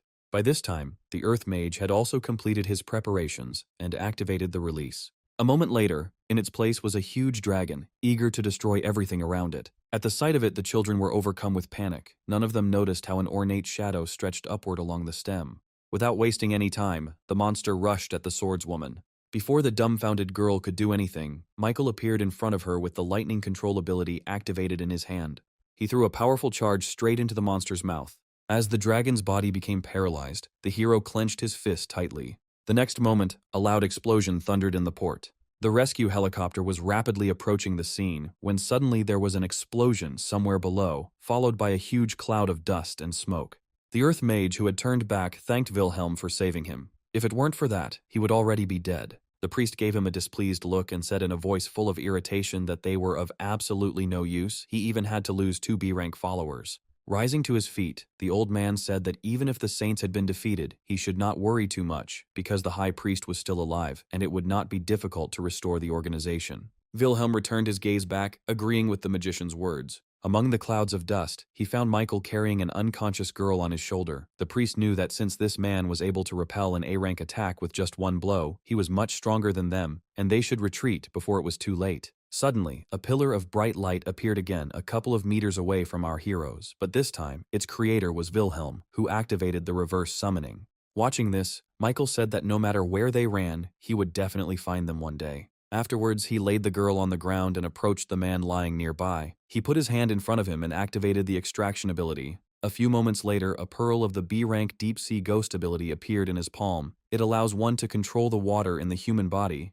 create water clones and huge waves as long as there is at least a small amount of liquid nearby. Having finished with this, he then approached the girl who controlled the roses and did all the same actions with her. The ability extracted from it, Bloodthirsty Rose, was also a B-rank ability, and it allowed the user to summon rose vines using the user's blood, which are capable of emitting a stat-boosting scent, to attack enemies, but this can come at the cost of losing control of the vines. So Michael got a new pair of abilities. He decided that he should break them down to an F-rank ability, and then add the skill he got earlier to them, thus he would be able to create another A-rank ability. He immediately began to put this idea into practice. And so, a few minutes later, in the palm of our hero, lay a bright emerald pearl with the Superbrain ability, upgraded to A-rank. It improves vision, hearing, smell, touch, and sixth sense, and also allows you to release a wave that paralyzes the victim's nervous system. As soon as Michael absorbed this pearl, pressing it to his body, he almost immediately felt how all the feelings listed in the description improved at once. At that very moment, Alexa came to consciousness and opened her eyes. The guy noticed this and turned to her. The girl rose to her feet and looked around at the ruins. Afterwards, she took a few steps towards Michael and excitedly asked him what rank his abilities were and who he was, to which the guy replied that he was from the judge's organization. Alexa frowned and said thoughtfully that she had never heard of such a thing in the Hero Association before. Suddenly her gaze caught on the empty vines, and her heart skipped a beat. With eyes wide with horror, she asked where all the children were. Without turning around, Michael replied that she should turn around and she would see that they were all safe. As soon as the protective dome fell, all the guys ran towards the girl. They told her with joy in their voices about how Michael's shadow saved them. Alexa didn't understand what exactly they meant, so one of the boys explained that the shadow had quietly cut the vines and taken them to a safe place. And after the explosion occurred, the hero used this shadow to create a protective dome, which saved them. The swordswoman was shocked by what she heard. She didn't expect that this guy would actually save all the children. She turned to Michael and thanked him for his help. However, the person to whom this apology was intended was no longer here. When the dust settled a little, the association's helicopter appeared in the air, and from on board, using a loudspeaker, they announced that from that moment on, the Association of Heroes was taking control of this area and asked everyone here to refrain from rash actions. When the helicopter landed a few meters from the garages, many members of the association came out. Among them was Valeria, as a reporter. Turning to the assistant walking behind her, the girl said that this would be her first time interviewing live and asked where she should start. The man nodded towards Alexa and said that she should ask the seal swordswoman first. Valeria followed his advice and immediately went to the girl with a smile on her face. Stopping next to her, she introduced herself and asked permission to ask a couple of questions. Alexa nodded her head in approval. The reporter handed her a microphone and said that the Hero Association had received her message and had immediately arrived at the port, which was now completely destroyed, and asked the swordswoman to tell what had happened here. The girl immediately told that she came here to save all these children, whom the Organization of Saints intended to illegally sell. This story caused a very strong reaction among TV viewers. Valeria frowned and said that she had heard rumors about these criminals before. From the general information, at the moment it was known that they were on the territory of the city of Esh and were engaged in illegal activities. They could only hope that the government would be able to investigate this case. Alexa shook her head sadly from side to side, saying that it was impossible because this organization had been doing this for a very long time, and she herself had put in a lot of effort to get in there, to get at least some information. In the end, she only managed to save these children. The passers-by crowded on the street listened very attentively to the girl and expressed their sympathy for the injured children. Angry cries were heard from different sides that the criminals should be punished. Meanwhile, the broadcast continued. Alexa said that if she had fought alone in the battle with the high priest, then she would not have succeeded. But, fortunately for her, a man in a mask came to her aid and helped her. Hearing about this mysterious stranger, Valeria's eyes widened in surprise. The swordswoman continued, saying that this guy's fighting skills were many times superior to her own, and with his ability, he was able to destroy the enhancement effect that was only available to A-rank heroes. She then pointed towards the wreckage where smoke was still pouring out and asked everyone to pay attention to that scorched area because it was his doing. The only thing she knew about this guy was that he had a strange mask with a snake pattern on his face and that he was a representative of the judges' organization. Valeria looked around in search of the stranger, but found no one. Alexa pointed towards the garages and explained that the high priest had fled and the masked man had gone there in an attempt to catch up with the criminals. By this time, Wilhelm and the Earth Mage had already managed to find themselves in a safe place. Casting a terribly displeased glance in the direction of the old man, the priest asked if his sand power was capable of getting rid of the brat who had interfered with their plans.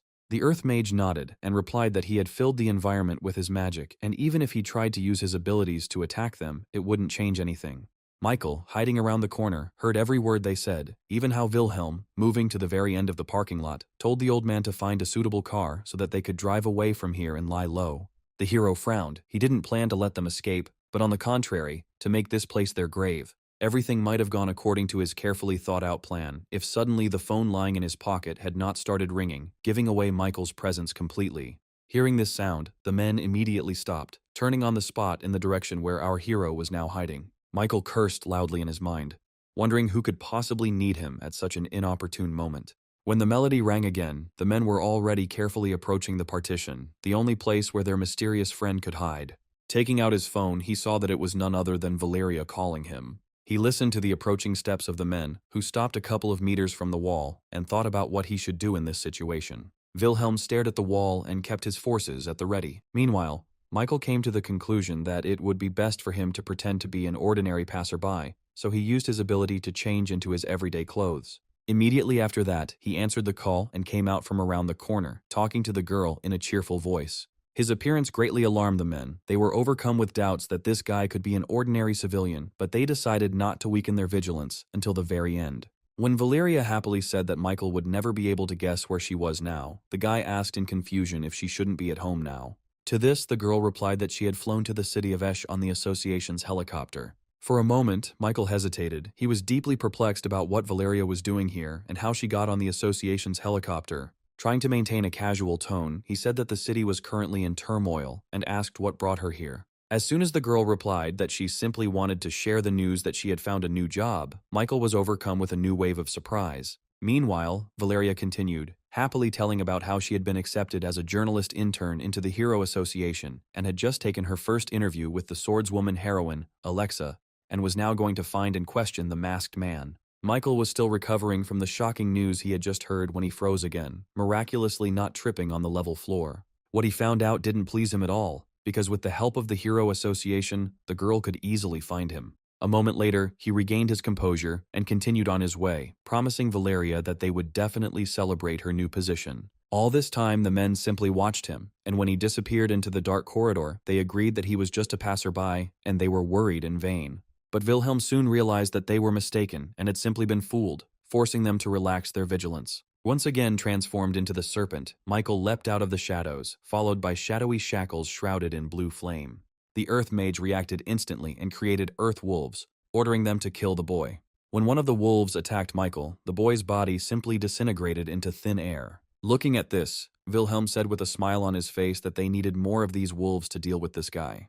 The mage replied that each of his wolves could handle an A-rank hero on their own, so there was no need to worry too much about it. Suddenly, several shadow strands passed through the hero's body. With just a couple of powerful swings, Michael got rid of the threat of the wolves. Wilhelm didn't notice how he moved behind him and attacked, piercing his left shoulder with a shadow. The man couldn't turn around because of the shadow bonds. Swallowing the blood that had accumulated in his mouth, he asked Michael how he managed to master several types of magic. The old man standing next to him suffered a similar fate. With hope in his voice, Wilhelm said that if the hero allowed him to live, he would not remain in debt. Michael raised his finger to the mask, gesturing for the man to be quiet, and said that he was not saving people's lives for his own benefit, but only in the name of justice. Immediately after his words, shadowy fetters wrapped around the men's necks, squeezing them more and more with each passing moment. Taking advantage of the last opportunity he had, Wilhelm pulled a couple of blue pills out of his pocket and threw them into his mouth at once. Noticing this, Michael immediately jumped away from him to a safe distance, not knowing what to expect from this man after taking these mysterious pills. Suddenly, Wilhelm's body was engulfed in a golden glow, and he bent over, clutching his head with his palms. A few moments later, the glow stopped and the man turned around, looking at Michael with a maniacal smile, after which he said that he forced him to do this because he knows not only how to heal, but also something else. Having said this, the man put his hand in his mouth. Screaming in pain, he slowly pulled out a huge spear. Michael immediately became wary. He felt something strange from this man, something similar he had already felt from Alexa's sword. A few long moments later, Wilhelm pulled out his weapon, which was immediately engulfed in golden energy, and through his mad laughter, he said that his trump card was the legendary Spear of Justice. Raising his hand with the weapon up, he activated the Sacred Thorns skill. The next moment, many golden portals appeared in the air. One after another, spears began to appear that were completely identical to the one in Wilhelm's palm. The man shouted with hatred in his voice that justice would be done. Obeying his power, all the spears simultaneously flew towards our hero. Michael managed to jump to the side before the spears pierced his body. But the attacks did not end there. An endless number of spears pursued him wherever he tried to escape. Suddenly, one of them passed tangentially across his left leg, leaving a deep wound. Wilhelm, who was watching this, laughed joyfully, and through his laughter he said that no matter how much Michael tried to run away or dodge, the end was already decided. The hero had to sit down on the ground due to his injured leg, and he was not pleased by the thought that such a light attack could have wounded him so easily. He raised his head, looking at the ceiling, thinking about how this glow spread throughout the entire ceiling, allowing his location to be instantly determined. As the spears flew towards him again, Michael was determined to see which of them would be faster. These words made the man laugh even more, and he shouted that nothing in the world could surpass the speed of light. However, the next moment, Michael's eyes lit up dangerously as he activated his superbrain ability. The spears immediately slowed down their movement, and from several sides, near Wilhelm, who was frozen in place, several huge shadows appeared. Without moving from the spot, he created several shadow clones of himself. All his clones armed themselves with sharp blades. The next moment, they simultaneously attacked their enemy, rushing past him. Only after this did Michael release Wilhelm from his control and tell him that he should surrender. The man's face showed genuine bewilderment. No matter how hard he tried to move, he couldn't. At that very moment, 5 spears rushed towards him at a terrifying speed, echoing the movements of the clones, who had been moving along the same trajectory for a few moments. As Wilhelm's body was pierced through, a heart-rending cry of pain escaped his mouth.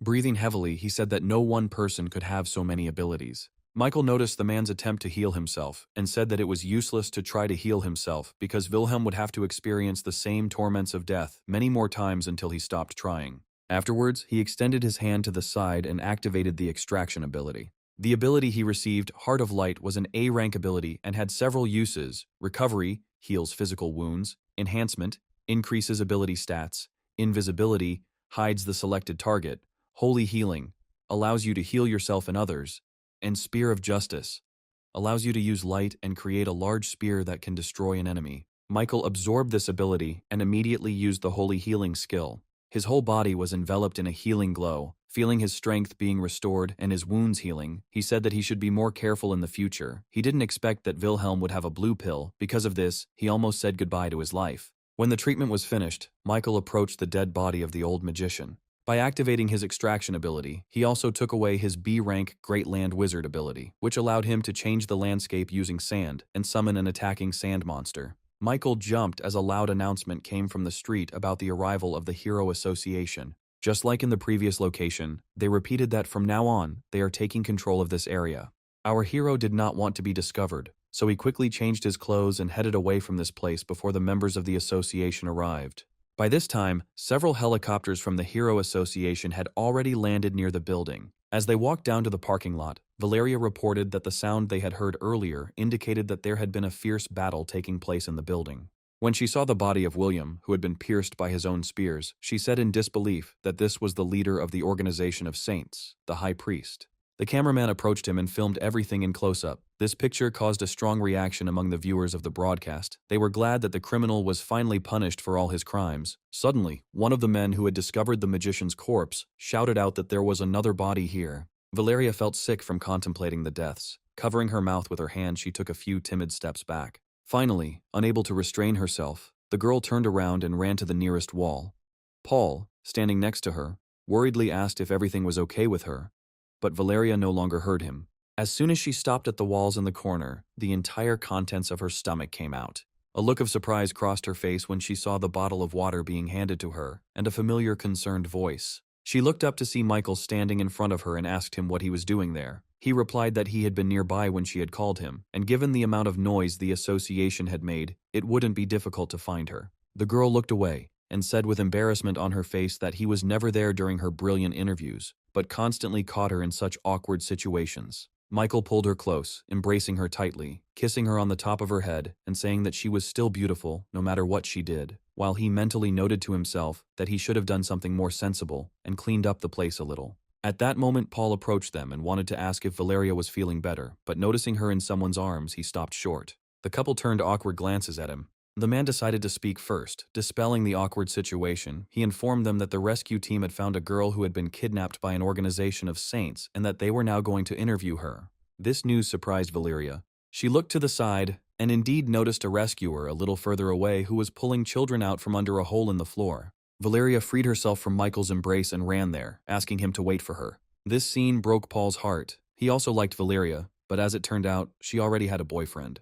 A couple of minutes later, the girl was completely immersed in her work, chatting pleasantly with the rescued children. All this time, Michael was waiting for her, watching everything from the sidelines with a satisfied smile on his face. Materializing the Heart of Light pearl in his palm, the hero said with hope in his voice that he would soon be able to return and save his sister. He managed to gather the abilities of all 5 main elements together. So it's time for a new person from the judge's organization to appear on the scene, and his name will be Dragon. All injured children were immediately taken to the nearest hospital. Among them was Lucas and his sister. He was worried that he no longer saw his teacher. Suddenly he was attracted by a sound coming from the entrance to the car. He saw his teacher in front of him in a snake mask, who gestured that he should remain silent. The doctor, taken under his control, continued to take the children to the hospital, completely ignoring Michael. Sitting down next to the children, the hero asked how Lucas's sister was, and he answered with sadness in his voice that she was dead, but he wanted to take her home because he could not allow her to stay in that terrible place any longer. Materializing a glowing pearl, Michael said that he could save her. This news immediately revived the guy, and with hope in his voice, he asked if it was true. Presenting his palm to the girl, Michael used holy healing on her. A few moments later, Juliana opened her eyes and pulled away from her brother, and at the sight of this, tears of happiness welled up in Lucas's eyes. He was incredibly happy that his sister was okay. Having cured the girl, Michael began to heal Lucas himself, telling him that he would take them away from here later, but warned that no one should know that Juliana had been healed so quickly. Wiping tears from his eyes, Lucas nodded in agreement. After that, Michael said that the boy can call him teacher and handed him money from their organization, saying that Lucas's sister is still too young and she should live her normal life, and he asked the boy to infiltrate the heroes class at sea. Lucas said hesitantly that he would need stronger abilities for that. Michael replied that he didn't have to worry about that and handed him a pearl with the mimic ability, saying that Lucas could use this ability in conjunction with his previous mantis ability, which would be enough to enter the university. Lucas couldn't quite believe that he was actually being given such an opportunity. Taking the pearl, he said with a confident smile on his face that he would definitely do everything in his power, after which Michael stood up from his seat and said that they should live a good life and not try to find him. If necessary, he himself would find him and would periodically contact them. Once outside, the hero immediately changed his clothes back. He had only taken a few steps when a disgruntled Valeria called out to him, which left Michael dumbfounded. The girl quickly approached him and angrily asked where he had run off to. She had asked him to wait, but instead she had to look for him herself. The guy looked away and replied that he had been helping children in the hospital, after which he asked if anything had happened.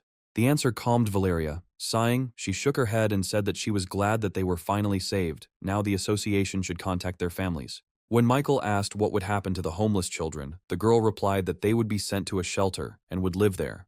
The hero smiled and expressed hope that they would grow up healthy. Suddenly turning him towards her, Valeria overcame her indecision and, closing her eyes, kissed him on the lips. This action surprised our hero. A few moments later, the girl gently pulled away from him. Finding her with his gaze, one of the members of the association called out to Valeria, saying that they needed to go back. A happy smile played on the girl's face, waving goodbye to Michael. She said that she still had a lot of work, but in a few days they would meet at home, and winking at him, she called him her beloved. This greatly confused our hero. A few hours later, he boarded a plane and returned back. The first thing he did was immediately headed to the hospital to his sister. Michael hoped that the holy healing would work. Activating the ability, he held his palm out in front of him. The next moment, her entire body was enveloped in a bright glow. But when the glow stopped, nothing happened. Lucia was still lying unconscious. This left Michael in deep shock. Throwing aside all bad thoughts, he called his sister's name with a faint hope in his voice. But again, there was no reaction. The guy was truly perplexed as to why the ability did not work. Suddenly, several small blue bubbles appeared near the girl's head. Michael carefully tried to touch them, but they immediately flew away. His eyes widened in horror as the realization occurred to him that these bubbles were splitting and growing stronger by feeding on his sister's energy. He pulled back from her bed, realizing that his abilities were still not enough to cure Lucia, but he had no intention of giving up. Michael decided that he could not wait any longer, and it was time to take more decisive action and come face to face with the one who gave the hero of hot and sour noodles the blue pill. The next moment, he materialized 3 pearls of transformation, clone, and metal manipulation abilities in his palm to enhance them. For half an hour, a bright golden light came from the room. In the end, Michael's plan succeeded, and in his palm appeared a golden pearl of the transformation ability, upgraded to C rank, which allows one to transform in a split second, can also change one's physique, appearance, voice, personality, and improves acting skills. He further improved the clone ability to C rank as well, which allowed him to create a clone that was 8 times weaker than its owner, with a lifespan of only half an hour. After that, it was the turn of the metal control ability. Although Michael's strength was already at its limit, he had no intention of giving up. He had to reach S rank at all costs. A couple of minutes later, he fell to his knees. He finally managed to create an S rank ability. Now he could control metal within 10,000 miles and not exceeding 100,000 tons in weight. Michael had a happy smile on his face. He couldn't wait to meet this mysterious man who was distributing the pills. That same night, he took control of the body of the hero of hot and sour noodles and showed up for the meeting he learned about from Adam's memories. A couple of minutes after he climbed up onto the empty roof, a rift appeared in space. The mysterious stranger from Adam's memories emerged from it. After greeting him, the man asked if the hero of hot and sour noodles had obtained any new information. Michael folded his arms and said that he had some information about the guy in the mask, but he doubted that the stranger had enough money to buy this information. The man thought for a moment and, adjusting his hat, replied that if the information was reliable, he would pay twice as much. Michael nodded and said that a couple of days ago, the organization of saints was destroyed in the city of Shesh. This should already be known to everyone. The stranger nodded, saying that it was done by the Seal Swordswoman from the Hero Association. After this, the hero added that during the report, Alexa reported extremely curious information. She was helped by an unknown person who introduced himself as Snake. The man said that he also knew about this. The Snake and a certain Michael are both from the organization of judges. This is common knowledge. Michael asked the stranger if he knew that both of them were the owners of 2 abilities. This information did not surprise the man much. He assumed that most likely this organization recruited only such heroes. The hero chuckled and shook his head, saying that such people were very rare, so he didn't think that such a thing was possible. The man asked, confused, what he was getting at. In response, Michael handed him a flask of liquid, saying that it was an elixir of abilities. The stranger extended his palm towards the flask, asking what the elixir of abilities meant.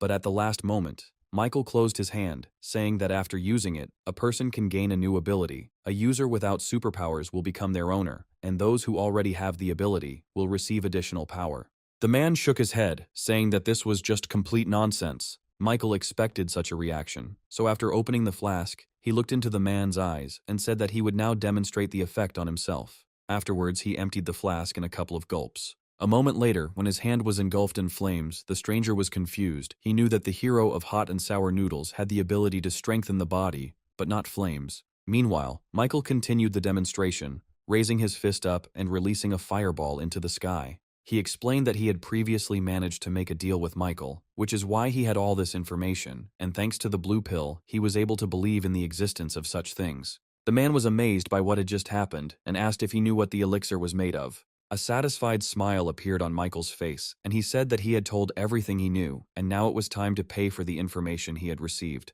Taking out a bottle of blue pills from his pocket, he replied that this information was really interesting, so he deserved 15 blue pills. Michael reached out to take his award, saying he had one quick question. When he received an approving nod from the stranger, the hero explained that a couple of days ago, he discovered that his body had begun to become covered in light blue spots and asked if this could be an effect of the pills or if it was something else. Turning his back to him, the man spread his arms wide, saying that it was just an unremarkable side effect and that he shouldn't pay attention to it. Afterwards, the man looked at him and said that he would look forward to their next meeting. With these words, he disappeared into space, leaving Michael alone. As soon as this happened, the transformation immediately dissipated.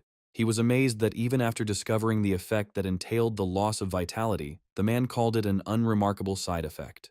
Afterwards, Michael walked around the roof to the other side, where he left Adam lying. His attention was immediately drawn to the approaching voice of a child calling for his dad. Michael stopped next to the man and threw the bottle of pills he had received next to him. With contempt in his voice, he said that if Adam was doing this for his daughter, then he should stop taking these pills as soon as possible. At that very moment, the door to the roof opened and a little girl looked out from there. Taking a few steps forward, she found her father sitting on the roof and asked what he was doing there. Adam came to his senses and, running his hand through his hair, said that he had accidentally fallen asleep. These words caused little Katya great discontent, and she accused her father of deceiving her by saying that he would keep her company on her birthday. Suddenly, she noticed a jar of these balls lying nearby. The man's eyes widened in horror. He instantly picked up the pills from the floor and raised the bottle high above his head, saying that this was not a toy at all, but a dangerous thing. Adam didn't understand what happened. He clearly remembered that he came here to meet that man and get those pills, but for some reason he couldn't remember anything at all about what happened next. Getting up from the floor, he took his daughter by the hand and invited her to come back to eat some cake. At the same time, a disgruntled Austin was heading to his room. He yawned, throwing his hands above his head. All his thoughts were filled with how he could no longer stand this stupid treatment in which he was constantly forbidden something. Noticing the light coming from his father's office, he stopped, surprised that his father was sitting there until such a late hour. He walked in cautiously, looking inside. Austin was sure his father was inside, but to his surprise, the office was empty. Looking around, he noticed some kind of sheet of paper on the table. His curiosity made him come over and see what was so important that made the mechanical hero sit up until late at night. Looking at the sheet, he read the requirements listed there for the plan for the deployment of a white area in the city of L. This information inspired the boy because it was a great chance for him to become a hero savior. The next day he returned to his job. As he stood at the printer, he was called out by the familiar voice of Alex, who asked in bewilderment where Michael had been all this time. Michael didn't want to talk about Austin's request and simply said that a woman had recently come into the newspaper office and asked to publish a missing persons report. Alex walked up and took one of the leaflets, which said that a 7-year-old boy named Yeager Leeson was wanted.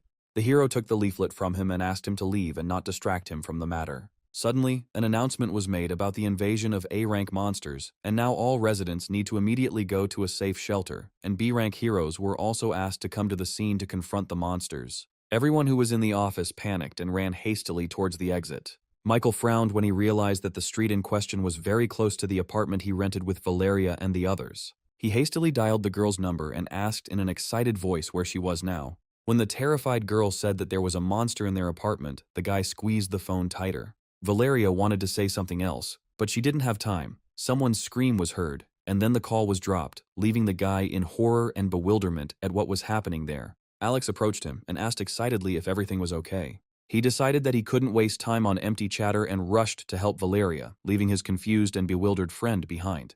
Running onto the roof, he used his metal control ability to create a metal shield and flew on it to the scene of the incident. Along the way, he again transformed into the image of a rooster. He hoped that he would make it in time, before something terrible happened to the girl. A few long moments later, he approached the place where the huge rat-like monster was raging. He didn't notice Michael right away and continued to fight with other heroes. In the window that appeared, he read that this A-rank monster can attack opponents by emitting a terrifying scream, and it also has very sharp fur. Michael thought with displeasure that it would take a whole team of 3 or more A-rank and above heroes to defeat such a monster. Afterwards, he glanced towards the 2 girls who were fighting that monster. They had B and C rank abilities. Having missed the last time, the monster repeated its attack, this time aiming it at the fire butterfly. The heroine Green Storm managed to save her only at the last moment, and the devastating attack flew into the house behind them. Having let go of her partner, the girl asked in bewilderment why she had come here. Since there was no place for C-rank heroes here, they would only become cannon fodder here. The fire butterfly replied guiltily that she should be nearby and see how Lisa was fighting here alone. She sighed heavily, not knowing what to answer to this. Suddenly, somewhere behind them, someone's cry for help was heard. The building, which had been attacked by a monster a few moments ago, began to rapidly fall over on its side, and someone's figure was hanging out of the hole. Grasping the railing, Valeria was able to save the girl at the last moment, who had the misfortune of falling out of the building. Marina, with tears in her eyes, said that she did not want to die and asked for help. Valeria, with firm confidence in her voice, shouted for Marina to calm down, and they would now come up with something together. Suddenly, deep cracks appeared along one of the sharp protrusions on the ceiling.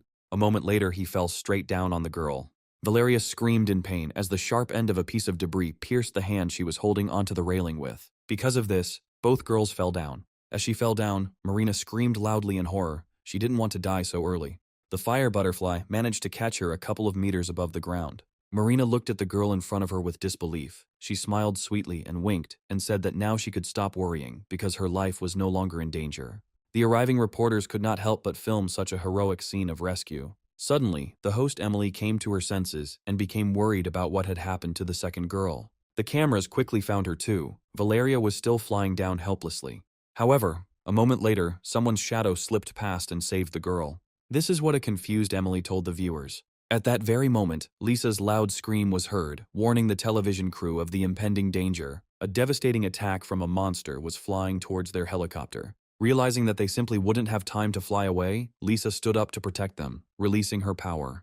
When their attacks collided with each other, a deafening explosion was heard. A powerful gust of air forced Fire Butterfly to turn away and cover her eyes. Meanwhile, Michael moved Violetta to a safe place, away from the battle. He carefully sat her down on a nearby bench. Looking at the girl's face, which was all covered in bruises, he said with regret that he had come too late. Activating his ability, he healed all of her wounds. Then he pulled off his cloak and covered her with it, whispering that she was okay now and he would make sure that no one would harm her again. Before he could take a step back, the girl opened her eyes and looked in surprise at the masked guy standing in front of her. Suddenly, she grabbed his hand and asked him, in confusion, why he kept acting like a bad guy and then a good guy.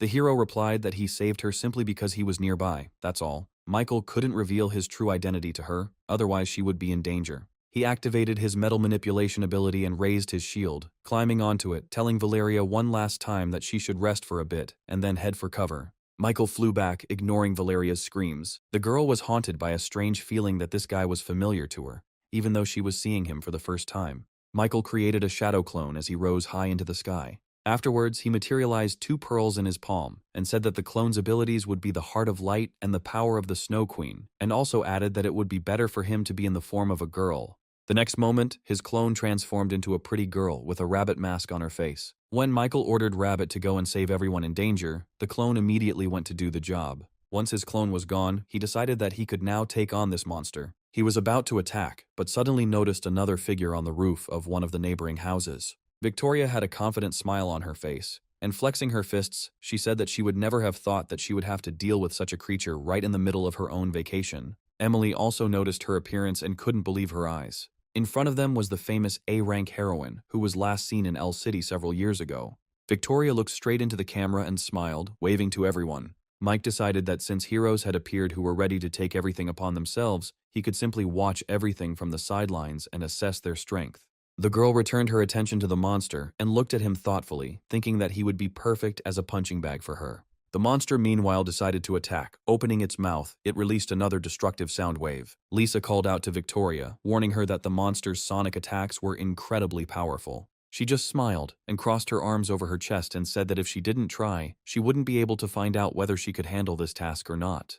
The next moment, the attack hit the roof of the building she was standing on, and a loud roar was immediately heard from there, and debris quickly flew down. Emily said in surprise that the heroine explosive fist could have easily dodged this attack, but instead chose to face it head-on. When the dust that had risen into the air settled, there was no one left on the roof. Thinking that the heroine was dead, the monster began to laugh joyfully. However, Victoria was not so simple. Dodging the frontal attack, the girl quietly moved behind the monster's back. After concentrating all her strength in her fist, she attacked him. The huge rat fell to the ground from the incredibly strong impact. With a satisfied grin on her lips, Victoria asked the monster why he didn't scream anymore. He hissed in displeasure, trying to get up, but he couldn't. Without taking her eyes off her opponent, the girl landed carefully next to him. Then she grabbed the monster by its long tail. As soon as the girl pulled him towards herself, the rat immediately flew into the air. Laughing cheerfully, Victoria began to spin around her axis at high speed, dragging the monster along with her. A minute later, the girl released the monster's tail and it flew away many kilometers away somewhere. Lisa watched what was happening with bewilderment. The strength of the newly arrived heroine was no less destructive than the strength of the monster. Just at that moment, the rabbit flew past. The clone noticed one of the building fragments flying towards the civilian. She managed to save the man a moment before the debris would have hit him, successfully completing her task. The man lying in her arms looked at his savior in surprise, thanked her, and asked what organization she was from, since he had never seen her before. The rabbit let go of the man and turned around, heading off to continue her work, throwing out at the end that her name was Rabbit and she was from the organization of judges. After taking a couple of steps, the clone stopped when she noticed Fire Butterfly and one of her former neighbors, Marina, sitting on a bench. Noticing her, a girl standing nearby explained that they had fallen from a height and were seriously injured, then asked if Rabbit could heal them. The clone nodded and, approaching them, activated her healing ability. Everyone watched in surprise and disbelief as the girl's wounds healed right before their eyes. Once the treatment was complete, Rabbit turned to the rest of the civilians and said that they had better get to the shelter quickly to avoid any further trouble and unnecessary deaths. Her last words were drowned out by the terrifyingly loud screech of the monster, which made people cover their ears with their hands to somehow protect themselves. Lisa, who was dangerously close to the monster, had it harder. Her palms did nothing to protect her from the sound, which made her feel like her brain was about to explode. Victoria was not in a better position. While this screech was heard, she could not do anything. Michael, who was watching what was happening, was horrified when he realized what this monster was doing.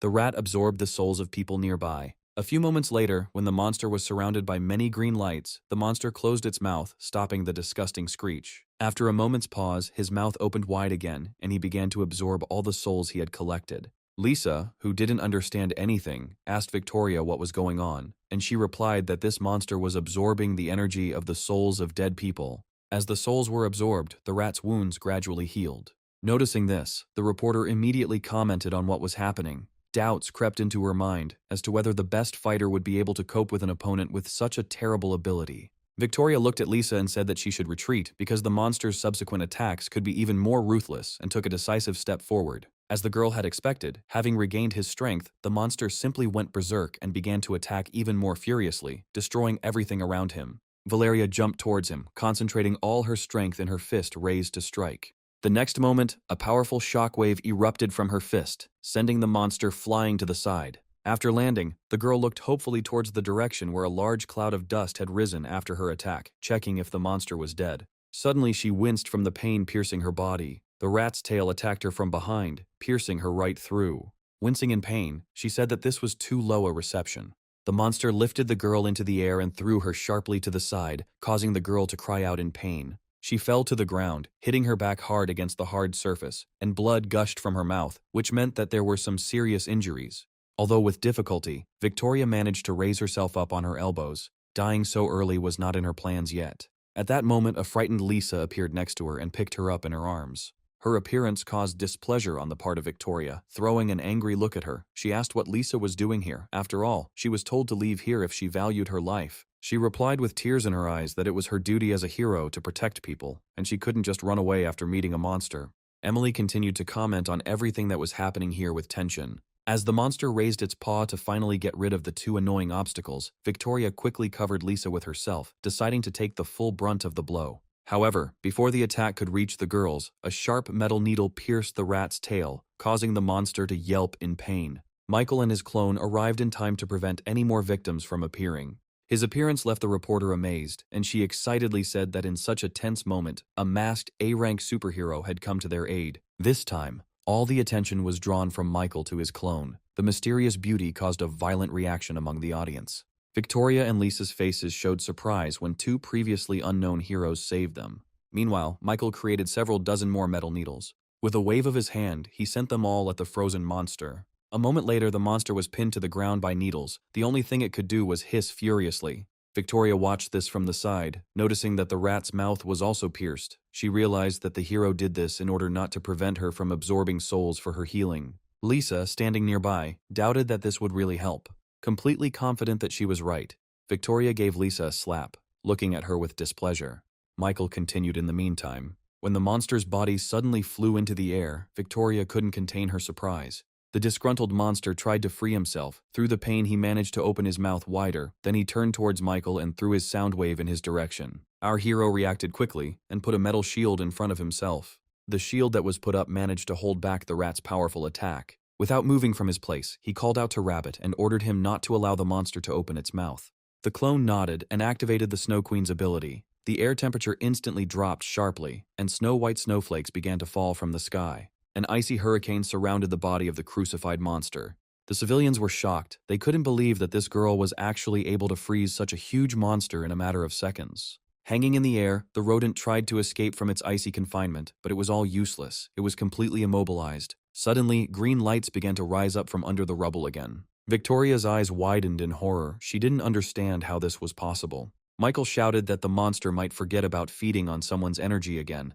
after which he soared higher, dragging the rat behind him. He said that from the height at which they were now, he would not be able to reach a single corpse. Having risen high enough, the hero stopped and clenched his fist. The next moment, the frozen body of the monster split into many pieces. The people below looked up in surprise, catching small fragments with their hands. Meanwhile, Michael managed to steal the slain monster's A-rank Soul Eater ability at the last moment, which allowed its owner to absorb the souls of the dead to restore the owner's body, but this can provoke characteristic mental disorders. Michael absorbed this ability as well when, having studied its properties, he realized that it differed from the Heart of Light only in that it required the souls of people for restoration. The reporter's loud voice came from the helicopter again, telling civilians not to panic, because very soon they will disperse the clouds to see what situation their hero is in now. They didn't have to wait long. Michael himself came down to them through the clouds on his metal shield. Emily waved at him and shouted that they would like to interview him. The cameras immediately zoomed in on Michael, waiting for some kind of reaction from him. Looking at him, Victoria guessed that his strength had gone beyond A rank and was now at least S rank, judging by how easily he dealt with that monster. The girls immediately turned around when they heard someone land a few meters away from them. When two blue balls flew out of Rabbit's palm and immediately rushed towards the heroines, Lisa jumped up from her place, shielding Victoria from the attack. The girl herself put her hands in front of herself for protection. She closed her eyes and braced herself for death as a bright flash flew dangerously close to her. However, contrary to her expectations, there was no pain. On the contrary, all her wounds began to heal, and the pain to go away. The same thing happened with Victoria. The girl looked warily at the rabbit and asked what kind of ability it was and who she was, to which the clone answered that she was one of the representatives of the organization of judges. Suddenly, behind her, there was the sound of an approaching helicopter, and then the voice of the presenter was heard from there, who explained to the viewers that the new heroine, who came with Mr. Michael, was also a member of the organization of judges and had an amazing healing ability. Awkwardly scratching the back of her head, Victoria said that she had never heard of such an agency before and thanked Rabbit for his help. because they themselves would not have been able to cope with this monster. After saying goodbye to the girls, the clone rose into the air and flew away with Michael. The cameras continued to roll until the figures of both heroes disappeared behind the clouds. All the while, Emily continued to talk about the significant contribution these heroes had made today. Lisa was fascinated by the rabbit and kept her eyes on the sky even after the rabbit had long since disappeared, while Victoria, standing next to her, felt only strong irritation and dissatisfaction with the fact that those two had taken all the glory for themselves. A couple of minutes later, our heroes found themselves outside the city limits and were now flying over the forest, moving towards the agreed meeting place with Austin. The whole way, Michael was thinking about what information his godson would give him this time. Suddenly the rabbit began to disperse and said that her time was running out. When the girl disappeared, the energy previously invested in her returned to its original owner. Michael looked at the 2 pearls in his palm and said that it was very convenient, so in the future he would be able to create more clones and send them on missions without fear. Along with the power, our hero also received the memories of his clone, in which he saw the unpleasant looks of men directed at the rabbit, so he decided that he would no longer create girls in order to avoid similar situations. At that very moment, he flew up to some old building, next to which there was a parked car. Austin had been picking his nose for an hour now, waiting for Michael to arrive. Having looked around carefully, our hero was very disappointed that it had not occurred to his adopted godson to check his tails. Sighing, he went downstairs and greeted the guy, asking if he had managed to get any useful information. Upon seeing him, the guy happily ran to Michael with some paper in his hand. However, the next moment, a rustling sound was heard from the forest, causing Austin to freeze a couple of steps away from our hero and become wary. Having handed Michael the sheet, the guy wanted to check what was there, but the hero coughed, saying that first he would check the information indicated on the papers. Afterwards, he began to carefully read the writing, where it was stated that the Hero Association had recently planned to open a white area in the city of L. Completely forgetting about the rustling he had heard earlier, Austin turned his attention to Michael and enthusiastically told him that he had heard that there were special items or equipment in the world that could help increase one's strength and that they had to get their hands on these things at any cost. The hero nodded and said that the information he had received was very valuable. Austin had done enough to exchange his merits for a C-rank ability. Having received the ability potion from him, the guy downed the entire contents of the small bottle in one gulp before thanking Michael for it. When Austin wiped his mouth with the back of his hand and said with disgust that these potions tasted more and more disgusting each time, the hero walked up to him and, patting him on the back, replied that all good medicine tasted bitter. The next moment, he began to rapidly transform into a werewolf. The developed ability now endowed him with the full powers of a hereditary werewolf, and every night during the full moon, the transformation, although it would be abnormal, but in return Austin would receive double the power. The werewolf laughed contentedly, saying how he felt like he had become much stronger. Suddenly Michael looked towards the forest and said that the mechanical hero could no longer hide there. Austin was confused. He said that most likely Michael was mistaken, because his father should now be enjoying drinking and swimming with a large group of beauties, and not wasting his time on his youngest son. Michael was not mistaken in his words. The man who came out of the forest was none other than the mechanical hero, whose eyes were now burning with fierce rage. He approached them, flexing his fists and turning to our hero, asked permission before starting the conversation to teach his wayward son a lesson. Thus, the brainwashing of his son lasted until the evening. Still transformed into a werewolf, Austin tearfully begged his father for mercy. But the man didn't even intend to stop. Kicking the werewolf with his foot, he angrily shouted how a son could betray his own father by leaking information to his new godfather. Michael had been watching the beating the entire time, but decided to intervene here, saying that they had made a deal with Austin because he really wanted to get the ability and asked to have mercy on the boy. Austin nodded vigorously, saying that he had already been punished enough and promised that he would no longer divulge their family secrets. The mechanical hero was still full of righteous anger at his son, but he stopped hitting him, shouting at him to shut up and stand still against the wall. He then turned his attention to Michael, saying reproachfully that his son was born without abilities, and the hero had no right to just give him superpowers like that. Michael realized that the man knew his son too little to say such words.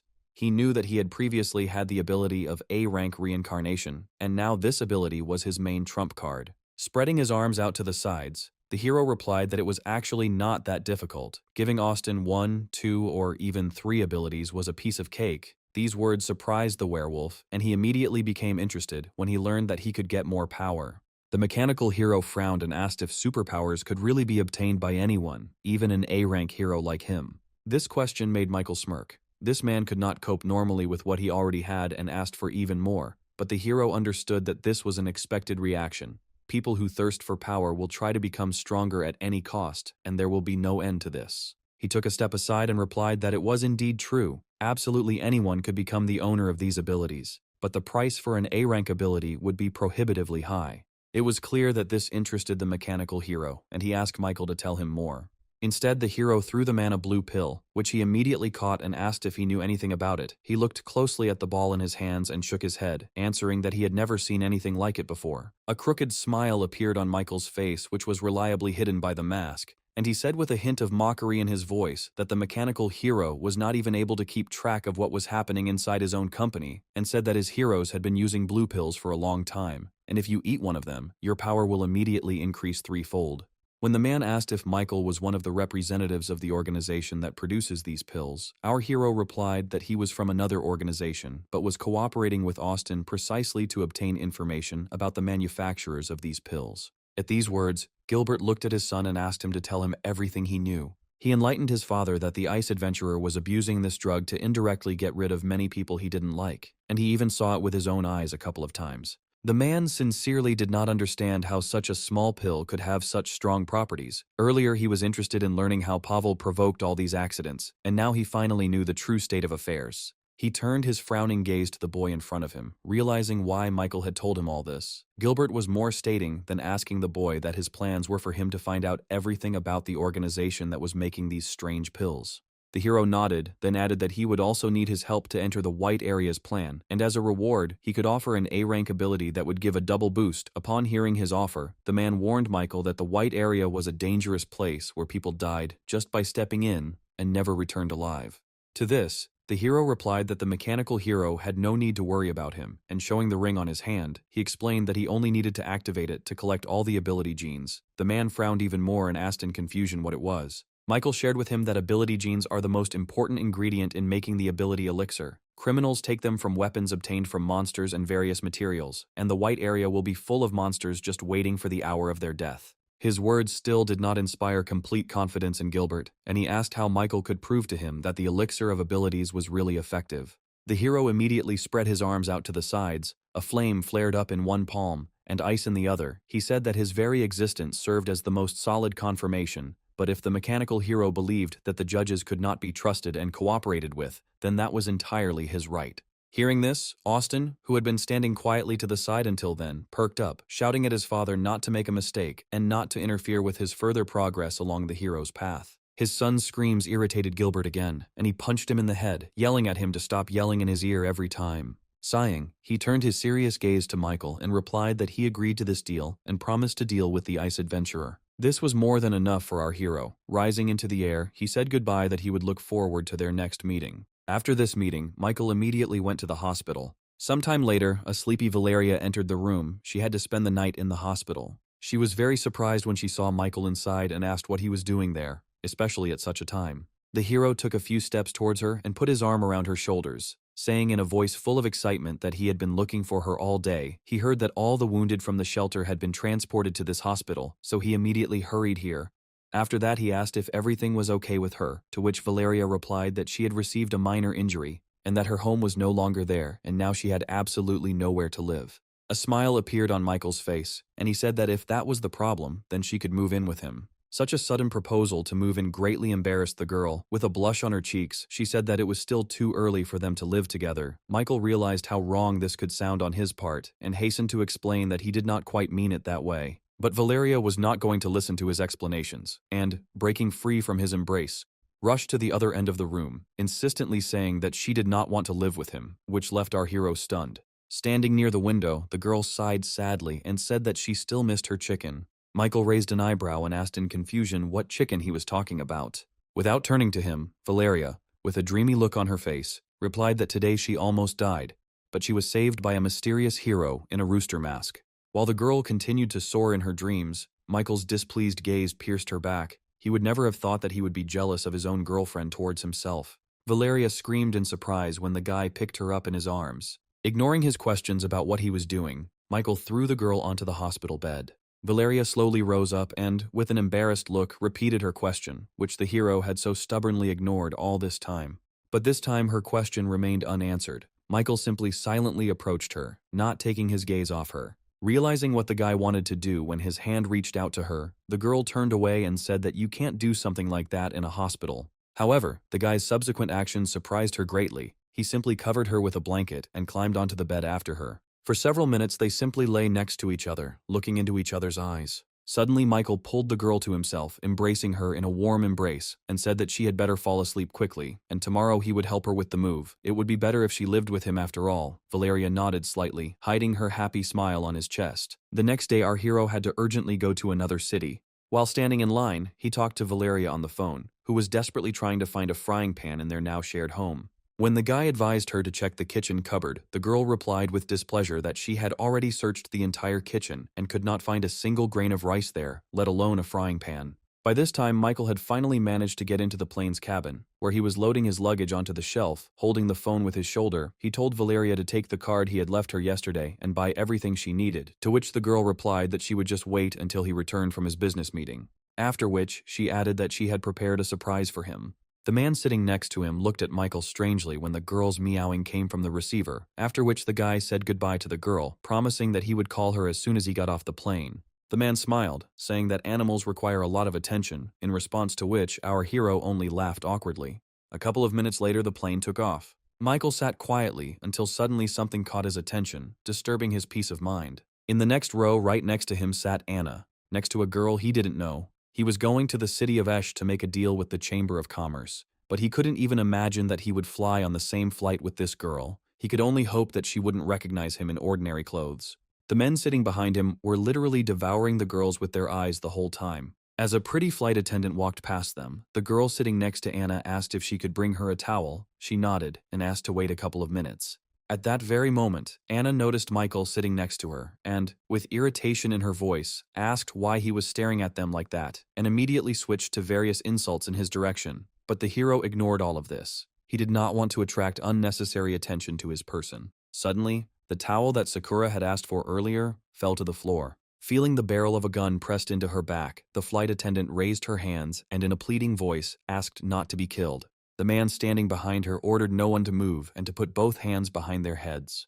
The remaining men, dressed in identical uniforms and holding weapons, stood up from their seats and began to threaten the passengers of the plane with a bullet in the forehead if they dared to disobey the order. Michael glanced sideways at the gun the man standing next to him had. He assumed it was made entirely out of mutated monsters. Noticing his scrutinizing gaze, the man shouted with a threat in his voice for Michael to immediately put his hands behind his head. The hero followed this order and now wandered his scrutinizing gaze over the man in front of him. He assumed that the enemies were at least B rank, but even so, hijacking a plane in broad daylight was too reckless. He glanced sideways at Anna. The hero couldn't transform in front of the whole crowd, especially when this girl was here, so he needed to come up with something urgently. Meanwhile, the most senior among them ordered the flight attendant to open the cockpit, still holding her at gunpoint. As soon as she did this, loud shots were heard behind the wall, which greatly alarmed our hero. Having gotten rid of all the crew members, France put his man behind the wheel, saying that they must strictly follow the developed plan, to which Thomas only nodded in agreement. The girl sitting on her knees was barely holding back tears of fear. Raising her head, she asked where they were taking the plane.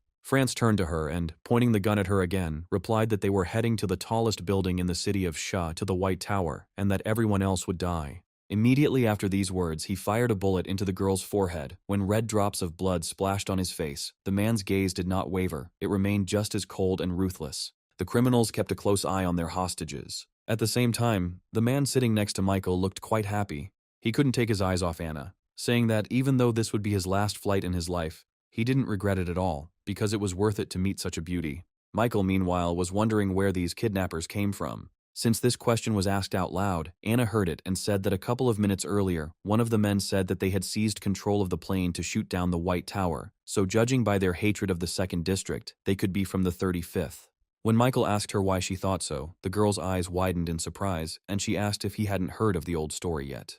The guy's uncomprehending look was her answer, and she told him that when the 50th district was just founded, people from the 2nd invaded it and began to sow destruction everywhere. After defending the peaceful 50th district, the 35th district demanded that the government council force the 2nd district to publicly apologize for the invasion and compensate for the losses along with the damage caused, but the arrogant chairman of the 2nd district parliament rejected this decision. After listening to the story, Michael said that their actions were indeed very cruel, but times are changing and such terrible terrorist methods cannot solve the problem. Anna agreed with him, saying that only civilians suffer from this. The warden heard their whispering and asked them in a threatening voice what they were whispering about. The girl replied that they were whispering about nothing and apologized, saying that they would not do it again. However, a simple apology did not satisfy the man, and he roughly grabbed Anna by the hand, forcing her to get up from her seat. Then, throwing her over his shoulder, he walked to the front of the plane and, opening the door, shouted that if anyone else desperately wanted to say goodbye to life, then he would immediately throw them down along with this girl. Realizing that he was not joking, Anna began to break free and ask for help. Michael jumped up from his seat. He could no longer watch the tyranny going on here. However, someone got ahead of him and got rid of the man earlier. The stranger in the green suit picked Anna up in his arms and said that she had nothing more to fear and that he would now carry her back to her passenger seat. Following him, another blonde man appeared on board the plane, saluted everyone and apologized for being late, and Michael recognized him as the A-rank hero, Starcloak. The second man, with a deep scar on his forehead and a cigar in his teeth, was also an A-rank hero nicknamed Captain Cigar. Seeing them, everyone immediately jumped up from their seats and could not hold back their joyful cries. They understood that since these heroes were here, it meant their lives were saved. Michael also sighed with relief. He did not have to reveal his identity. Several male invaders ran towards Starcloak to attack him, but he didn't even move, only holding his hand out in front of him. The next moment, something rushed past the men at a terrifyingly high speed, terrifying the attackers. Michael was surprised to see that the hero's cloak was a spiritual weapon that had a strong self-awareness, and its combat power was not to be underestimated. France ran out to the noise and looked at the new hero with bewilderment. By this moment, Klaus had already managed to deal with all the invaders in the salon. Turning his gaze to France and the subordinate standing next to him, he said that only the two of them remained and that it would be better for them to simply surrender. In response to this, the invader shouted that this was far from the end. The next moment, France and his subordinate activated their fruit meat bomb ability, and their bodies began to rapidly inflate like balloons. The explosion that occurred on board the plane was too strong and damaged several important elements. The plane tilted, lost control, and began to plummet downwards. In order to somehow hold on, people grabbed onto the backs of their seats. The heroes remained completely calm, and Ivan shouted in a commanding voice for everyone to quickly put on their oxygen masks. Afterwards, he looked at Klaus and asked if he had any useful abilities for such a case, such as using a cloak to lift a plane. He irritably blurted out that for such a level of skill one must have at least an S rank. He sighed and said that with his cloak he could lift only a few passengers, but no more. Hearing this, everyone immediately rushed to him, asking him to choose him, offering any amount in exchange for their lives. Michael looked at all these people skeptically, hoping that they wouldn't think of paying right there. The cries about who the hero should take became louder and louder with each passing second, not even thinking of stopping. Meanwhile, Ivan looked at the girl he had saved and asked her to return to her seat and fasten her seatbelt. Anna thanked him again for his help and headed to her seat.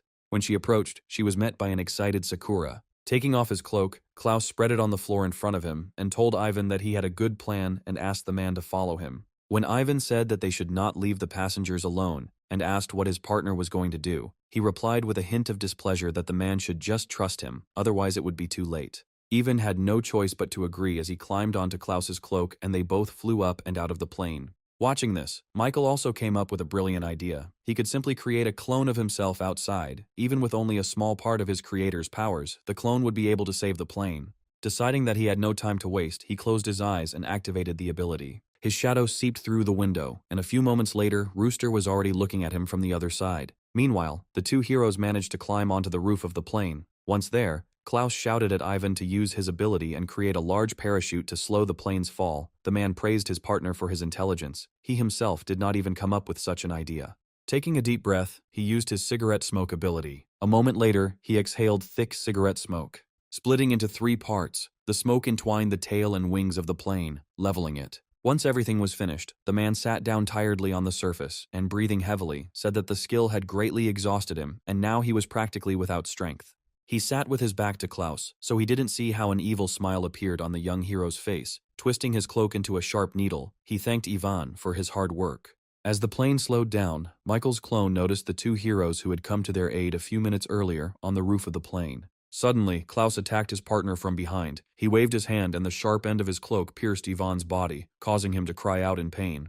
The picture he saw left our hero in great shock. He did not understand what the hell was going on here. Klaus's eyes burned with fierce hatred. Looking at his former partner, he said that on every mission it was he who showed the best result, but all the glory went to Ivan. Thus all his popularity completely disappeared, and now sponsors refused to cooperate with him. Having said this, he turned around, saying as a parting word that since Ivan was such a good hero, he should die for the civilians, and he would tell the press that Captain Cigar died in a plane crash trying to save people, as befits a true hero. Immediately after that, Klaus jumped down.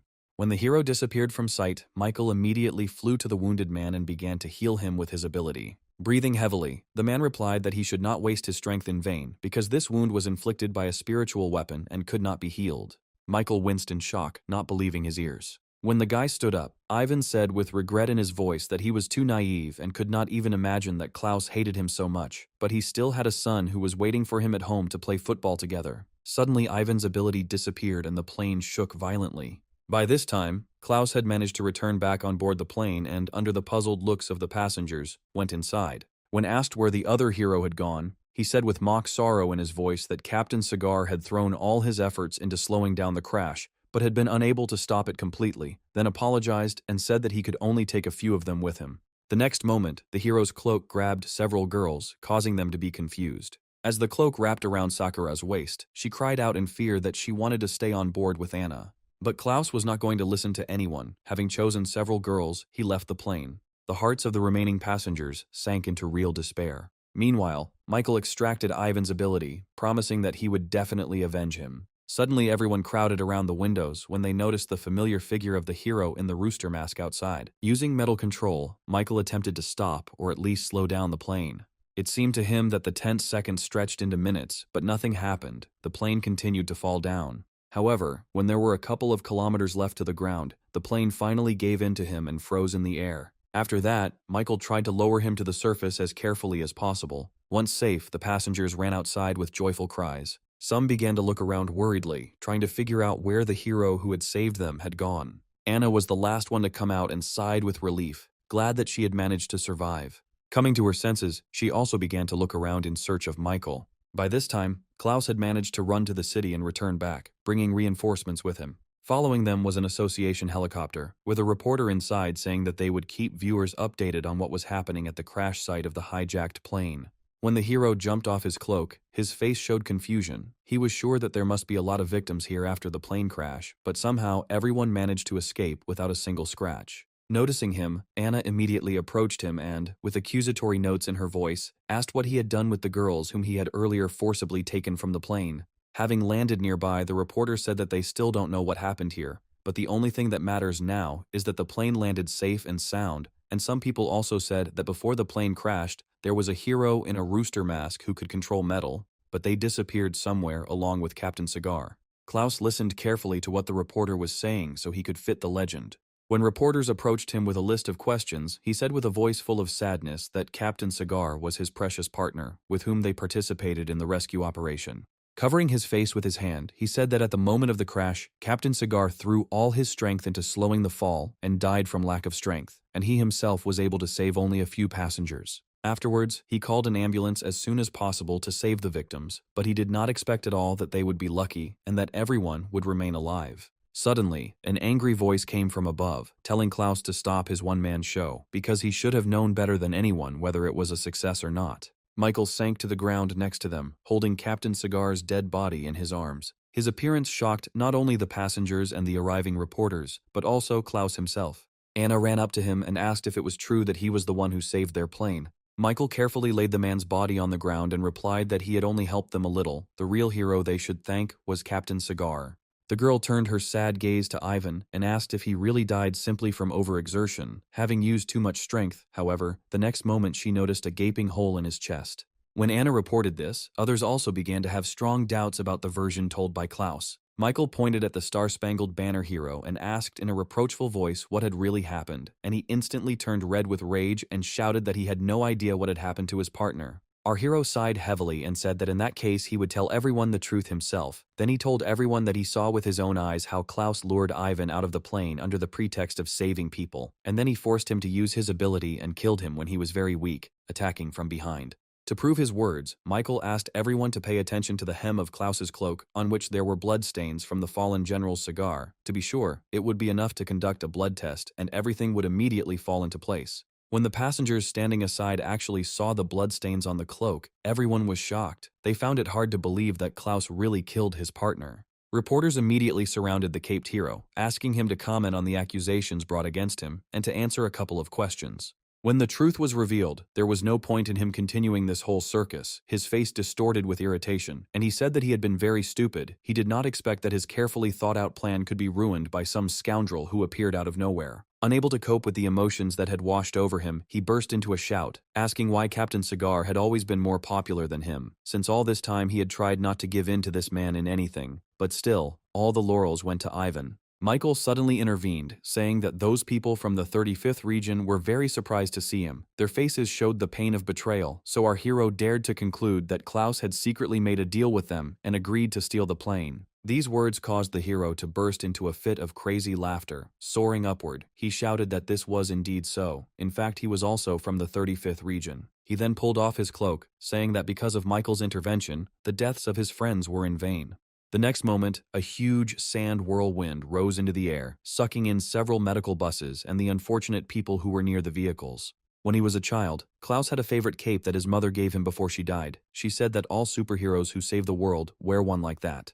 The boy himself was born in the 35th region, where the sun does not shine, and all around there was only ashes and destruction. The flowers that appeared there occasionally were treated as if they were sacred and worshipped. Even though Klaus had to scavenge for food with the rest of the kids throughout his childhood, he was happy thinking that the whole world was like that, until one day he accidentally ended up in the second region. It was then that he first learned that water could be tasty, that flowers could bloom everywhere, that the sky was actually blue and the clouds were gray. He had hoped for a better life here, but the locals turned out to be much more horrible than Klaus had expected. As soon as they found out that he was from the 35th region, they began to look down on him, laugh at him, and even beat him. At first, he thought that he had done something wrong to be treated like that, but once he started digging into the truth, he discovered that it wasn't him, but these usurpers who stole resources, bullied the weak, and acted arrogantly towards others. And once he realized this, his cloak awakened its spiritual power. Klaus resorted to trickery and forged a passport in order to stay in the 2nd district and secretly traded information with people from the 35th region. He provoked them to commit terrorist attacks and then became a hero and saved people.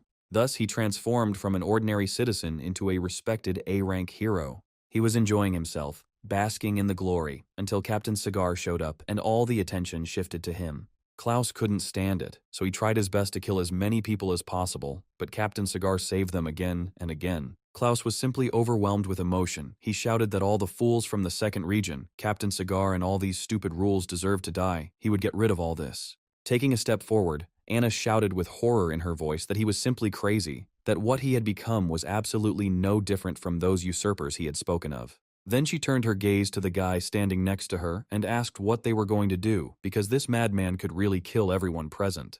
Michael didn't answer the girl, but only turned his gaze to the whirlwind that was caused by the cloak. Afterwards, he said that this spiritual weapon was entirely dependent on the owner's emotions, and after so many kills, it had leveled up to S rank. Hearing this, Anna immediately summoned her bag and began to rummage through it, but to her regret, she had nothing that could compete with a weapon of such a high rank. The girl turned her worried gaze to Michael, asking if he could handle Klaus. Noticing his trembling hand, she asked in surprise if he was really that afraid. In response to this, our hero took several decisive steps forward and said that he was not at all afraid. On the contrary, he was in anticipation of the upcoming battle. Floating into the air, Michael called out to Klaus and said that, from what he had told him, he had been secretly killing civilians in District 2 just to let off some steam. Raising his head, he shouted that he had indeed killed many. Klaus admitted that all the fans, all the people he saved, their lives belong to him, so he can do whatever he wants with them. Michael shook his head sadly and said that the A-rank hero with a million-strong audience turned out to be a lunatic who kills the weak and constantly rushes from destroyer to savior. He then angrily shouted that when a victim becomes an offender, all her motives become unforgivable, and she does not deserve pity. These words made Klaus laugh, and he said that Michael speaks as directly as Captain Cigar. As a reward for this, he will give him 100 seconds to try to escape. Having said this, the caped hero began the countdown. Michael decided not to waste the time allotted to him and activated the metal control ability. A few moments later, the sharp blade of the weapon he had created emerged from the whirlwind. He created several more blades with sharpened blades on both sides. Then they all settled behind his back, 4 on each side, like wings. After counting to 15, Klaus opened one eye and said that he was so patient and he was interested to know what his opponent would do. However, when he looked around and saw no one except Anna, he was confused. He did not understand where Michael had gone, because they were in the very center of the sand vortex. He looked up when someone called out to him, The next moment, Michael attacked the cloak that was the cause of everything. This helped, and the whirlwind immediately disintegrated, freeing all the unfortunate people from its grip. People were rapidly approaching the ground, screaming in horror. Klaus's face showed shock. He didn't understand how this could happen. However, when he took a closer look, he noticed that the corners of his cloak were pierced by sharp blades. This was the first time Michael had used his S-rank ability to restrain a spiritual weapon of the same level, but he didn't expect that the spiritual power would be so difficult to control. Looking at Anna, he shouted at her to come up with a way to save all the falling people. She confidently replied that Michael could rely on her. The next moment, she threw several eggs out of the bag, which immediately increased significantly in size. Although she understood that it was necessary, she still felt very sad to part with her animal eggs, which cost 30,000 yuan each. Having reached a certain size, the eggs cracked and a sticky liquid flowed out of them. It instantly spread across the ground in a thick layer. The falling people landed directly on her, which greatly softened the impact of the fall. Klaus grabbed his gun and shouted that they must not survive. Everyone here must die, and to do that, he needed to get the cloak back. Raising his gun up, he began to fire furiously at Michael, but he easily dodged each of the bullets flying at him. However, when he realized that these bullets were not ordinary, but homing, and they were flying towards him again, he was confused for a few moments. He had no choice but to get rid of them by cutting them into pieces. Meanwhile, Klaus managed to get his cloak back. As soon as this happened, the man ran towards his enemy with a furious cry. He relentlessly launched one furious attack after another at Michael, but he dodged each one. Suddenly, a deep cut appeared on his right hand. Our hero immediately activated his healing ability and began to heal the wound. But when nothing happened, he remembered Captain Cigar's words about how the damage caused by spiritual weapons could not be healed. Seeing this, Klaus jumped to the side, laughing happily. Through his laughter, he explained that because his cloak was a spiritual weapon, it directly attacked the enemy's mental power, so healing was impossible. Michael chuckled and replied that in that case, it would be more useful for him to have this weapon. The next moment, the cloak flew up, slowly rising from Klaus's shoulders. One of the ends of the fabric, under the puzzled gaze of its owner, went into his inside jacket pocket. A moment later, the cloak pulled out a handful of pills. Watching this, Michael frowned. He was afraid that if the spiritual weapon was strengthened with this pill, it would become many times more dangerous, and then he would never be able to defeat it. Meanwhile, the cloak force-fed Klaus these pills, completely ignoring his attempts to resist. Our hero tensed up and waited for what would happen next. The fact that the spiritual weapon could now act on its own caused him great concern, because now it was more difficult for Michael to predict the enemy's actions. A few moments later, the hunched-over Klaus straightened up, his eyes glowing bright blue, and he furiously shouted that it was Mikhail's fault that he had to eat that nasty thing again. Immediately after this, the cloak tore off his shoulders and grew to simply incredible sizes. Rushing towards our hero, Michael did not know what to do, because the cloak cut off his escape routes. Once above him, the spiritual weapon pressed its ends tightly against the surface, forming a kind of dome trap. Michael swore under his breath as the cloak covered him, and he was now completely blind, finding himself in pitch darkness. Suddenly, approaching lights began to shine above. At first, the guy did not understand what it was. However, as soon as they came a little closer, his eyes widened in horror. All the pointed stars were flying towards him. Michael had absolutely no idea why all these stars were sticking to him. When he took one of the stars in his hand to throw it aside, it suddenly began to shine. Following her, all the other stars, which had covered him almost up to his neck, also began to light up and heat up. And then he realized with horror that these were far from ordinary stars, but bombs. A moment later, a loud explosion was heard inside the cloak. Anna was very scared for Michael. A malicious grin appeared on Klaus's face, and he said that this was the end. Her boyfriend had already exploded and turned to ashes. After these words, his cloak began to shrink, returning to its original shape, and thick steam began to pour out from under it. The girl couldn't believe her eyes. She covered her mouth with her hand from the horror that washed over her. However, as soon as the smoke cleared, they saw in front of them an iron statue, into which Michael had turned himself in order to save himself. At some point, the metal began to crumble, releasing our hero. Now it was Klaus's turn to be horrified and confused. Michael gradually freed himself from his armor, shaking the dust off his clothes along the way. He said that if he had waited another moment, he would have definitely said goodbye to life. The people he had saved earlier cried out joyfully. They believed that their hero could not have died so easily. Anna completely shared their joy. Having completely freed himself, Michael reached into his pocket and, looking at Klaus, said that he had received one little thing from the captain of the cigars. The moment he brought the dead man's cigar to his lips, the caped hero's eyes widened in disbelief. The mere mention of his dead partner enraged him, and he rushed towards our hero. But Michael acted faster. Putting his palm in front of him, he used absorption of stars. Klaus froze a couple of meters away from him, completely unable to move. Suddenly, some dark liquid began to separate from his body. A few moments later, his entire body disappeared, turning into a perfect black sphere. Michael pulled out all the metal from his opponent's body. As soon as Klaus's body disappeared without a trace, a star cloak fell into our hero's hands, changing its color. When Michael looked at the description of the cloak's abilities, he learned that it could not only damage the enemy's mental power, but also had immunity to A-rank attacks and incredible elasticity. He was distracted from studying the information by the cloak, which said that since the old master was dead, Michael was now its new master. After the spiritual weapon took the shape of a heart, looking at it, our hero sighed tiredly, thinking that he needed to become even stronger if he did not want this weapon to get out of his control and absorb him one day. Suddenly, from the other side, screams were heard from civilians who were stuck in the sticky liquid and were now asking for help. When he glanced at Anna in confusion, the girl laughed awkwardly and said that the egg white was her doing, but she didn't know how to get it all back. Having created a metal shield, Michael soared into the air, leaving the girl alone to clean up this mess, and at the end, he said that a rescue team would arrive here very soon, so his presence was not necessary. A few hours later, he landed on the grounds of Captain Cigar's country home. In the backyard, a boy of about 6 was kicking a soccer ball around an imaginary field by himself. When his ball stopped near Michael, the boy with a happy smile on his face asked if he wanted to play football with him. Kneeling down, the hero smiled and replied that he had not come here to play football, but upon seeing it, he immediately wanted to play. Afterwards, he asked the boy to turn around. He did as Michael asked and saw a tall human figure, like a cloud, and joyfully shouted that in that case they should not delay the start of the game. At that moment, our hero, unnoticed by the child, placed the pearl of the cigarette smoke ability into his body and said that the boy could begin, and he would join a little later. Thus, the boy became completely immersed in the game with the smoky phantom, completely forgetting about everything else.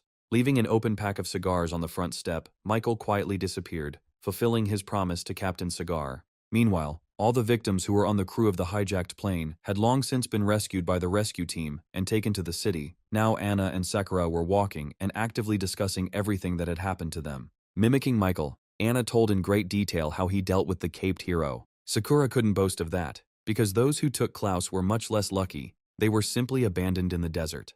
They were very lucky that they were spotted by passing helicopters, otherwise they would have all died right there. After listening to her story, Anna grabbed her friend by the shoulders and said enthusiastically that the fact that they survived was fate and from now on they should value their lives more.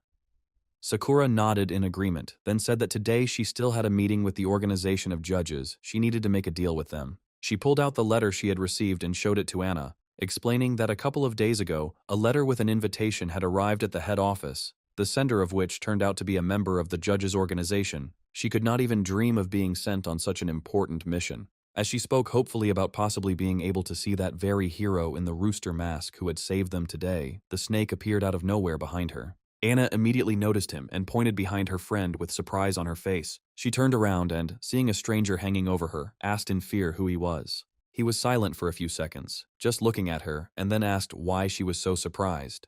Anna looked at the guy standing in front of them with an attentive gaze and said that he looked familiar. It seemed that Sakura remembered something, and looking at her friend, she said that one day Alexa, the heroine from the 2nd District, said that in the organization of judges, there is a person named Snake, whose specialty is a mask with an image of an animal. Nodding uncertainly, Anna took a few steps towards Michael and introduced herself as an old friend of the hero in the rooster mask, who had recently been on the brink of life and death. When the guy didn't answer, but simply continued to look at her silently, Anna thought with displeasure that, although the snake and the rooster were both from the same organization, for some reason this one was too cold with her. Sighing, she turned around and walked in the other direction, telling everyone along the way that they had come here at the request of their organization to help with the goods, but the goods were nowhere to be seen. Sakura jumped in surprise as her hand was suddenly grabbed and pulled back. Anna turned around and, noticing that the two had moved back a few steps, asked warily why they had moved away. Michael touched the hanging chain and said with a mocking voice that she had previously been interested in the location of the goods.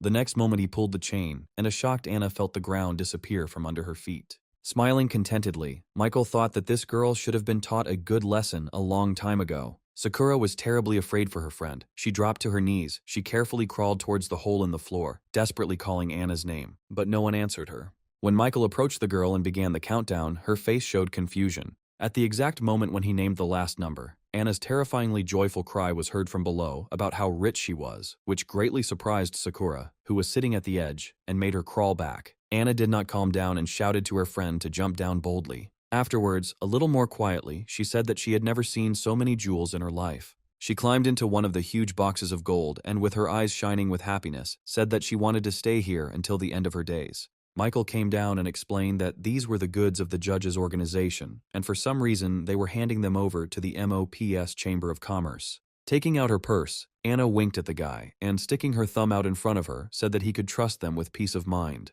She then looked at Sakura, who was sitting next to her, and asked in a quieter voice why she thought the judge's organization needed to hand over so many treasures to their Chamber of Commerce. She replied that MOPS is the largest business agency. After trading, they establish basic trust relationships that will help smooth out future cooperation. When Anna asked what kind of cooperation they were talking about, the girl explained that when leveling up, strong heroes rely not only on themselves, they also need good weapons. Taking one of the diamonds in her hands, Anna asked if Sakura meant to say that they had people who could make weapons from monster materials. She nodded, saying that when the judge's organization needed equipment or weapons in the future, they would definitely help them. Meanwhile, blue bubbles were increasingly emerging from the girl's body, hovering around her. Suddenly, she gripped the sheets tightly with her fingers. Her face was distorted with intense pain, and through her sleep, Lucia desperately called out for her brother. Late in the evening, our hero flew back. As soon as he stepped off the plane, Michael heard someone shouting his name. An excited Valeria ran to meet him. She shouted that just a couple of hours ago, she saw the news about the crash of the hijacked plane, and already thought that she would never see him again.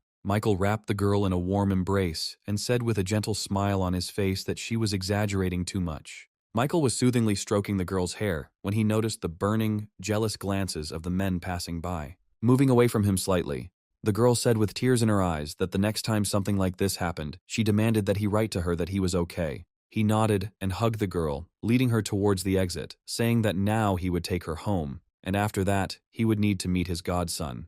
The news about the godson shocked Valeria, but Michael explained that in fact he and his friends just called each other that. Meanwhile, Austin was drinking away his sorrows, surrounded by two beauties clinging to him. As he downed another glass of alcohol, he bitterly blurted out that his godfather had simply used him to get closer to his father, and now that they had met, he was no longer needed. Austin was somewhere far away in his thoughts, not even suspecting the impending danger. Suddenly the girl sitting next to him fell down. Austin instantly sobered up and jumped up from his seat, completely not understanding what was happening.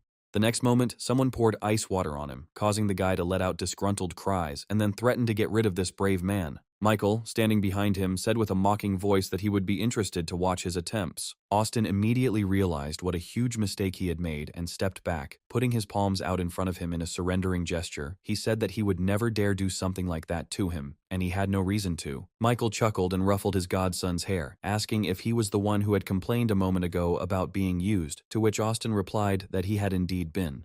When the hero shook his head and replied that Austin had great potential and he wasn't going to give it up, the guy almost burst into tears of happiness upon hearing these words and sadly said that he had never been able to gain recognition from other people. Michael joined the thumb and middle finger of his right hand and, holding his palm towards Michael's face, said that he would now dispel his doubts about this. He explained that he had decided to arrange an expedition for Austin and give him a task as an official member of the organization. After that, he activated his ability and flicked the guy on the forehead, throwing him aside, causing him to lose consciousness. When Austin opened his eyes, he found himself in some dark space, and in front of him hung a huge pentagram. Without thinking twice, the guy walked up to her and placed his palm on the circle. His subconscious mind itself told him what to do next, so he turned his back to the circle and leaned on it. Closing his eyes, the pentagram immediately shone even brighter, and someone's voice sounded in his head, which reported that the spiritual contract had been concluded. As soon as he opened his eyes again, he found himself in a different place again. This time, he was in the middle of the clouds, and for some unknown reason, he could not shake the feeling that he was somewhere very far away. Suddenly, Michael's voice was heard behind him, explaining that they had made a spiritual contract, and that Austin had now bridged the gap between body and soul. The boy immediately turned around and his eyes widened in horror when he saw that Michael was missing half of his body. As it turned out, he was also missing the lower half of his body. The hero said that he shouldn't be so surprised, because they are now in a space controlled by thoughts, in which Austin can imagine and create anything with the power of his spirit. Then he added that recently he has received many spiritual abilities, and during his research, he accidentally discovered this space, which people who have entered into a spiritual contract end up in. When he asked the guy to dive into his gemstone that had appeared in his forehead, Austin glanced at his forehead in confusion, trying to figure out where it had come from.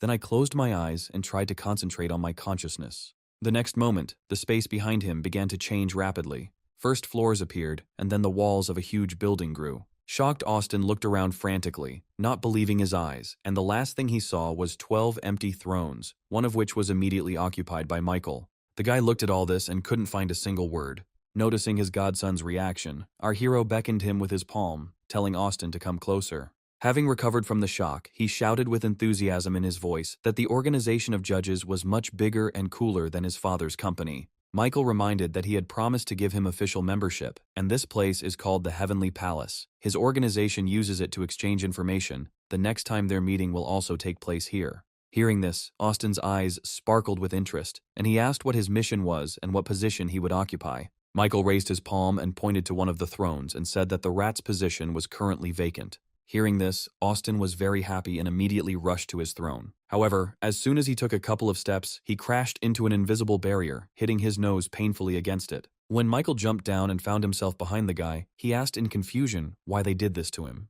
The hero replied that the guy was in too much of a hurry. He didn't say that he had the authority to appoint Austin to this position. Austin said Michael had mentioned formal membership earlier. The hero sighed and explained that he had only said that the rat position was open, which meant that Austin could be a candidate for the job. This statement greatly surprised the guy, and he asked if his father was also a candidate for this position. He nodded, answering that Gilbert was indeed one of the candidates. The leader of the judges would determine which of them would take this place. What he said greatly outraged Austin. Michael was not going to give anyone any slack and said that he could not do anything about it because the judges are an organization that puts strength first, and if Austin wants to hold a high position, he must be capable and powerful.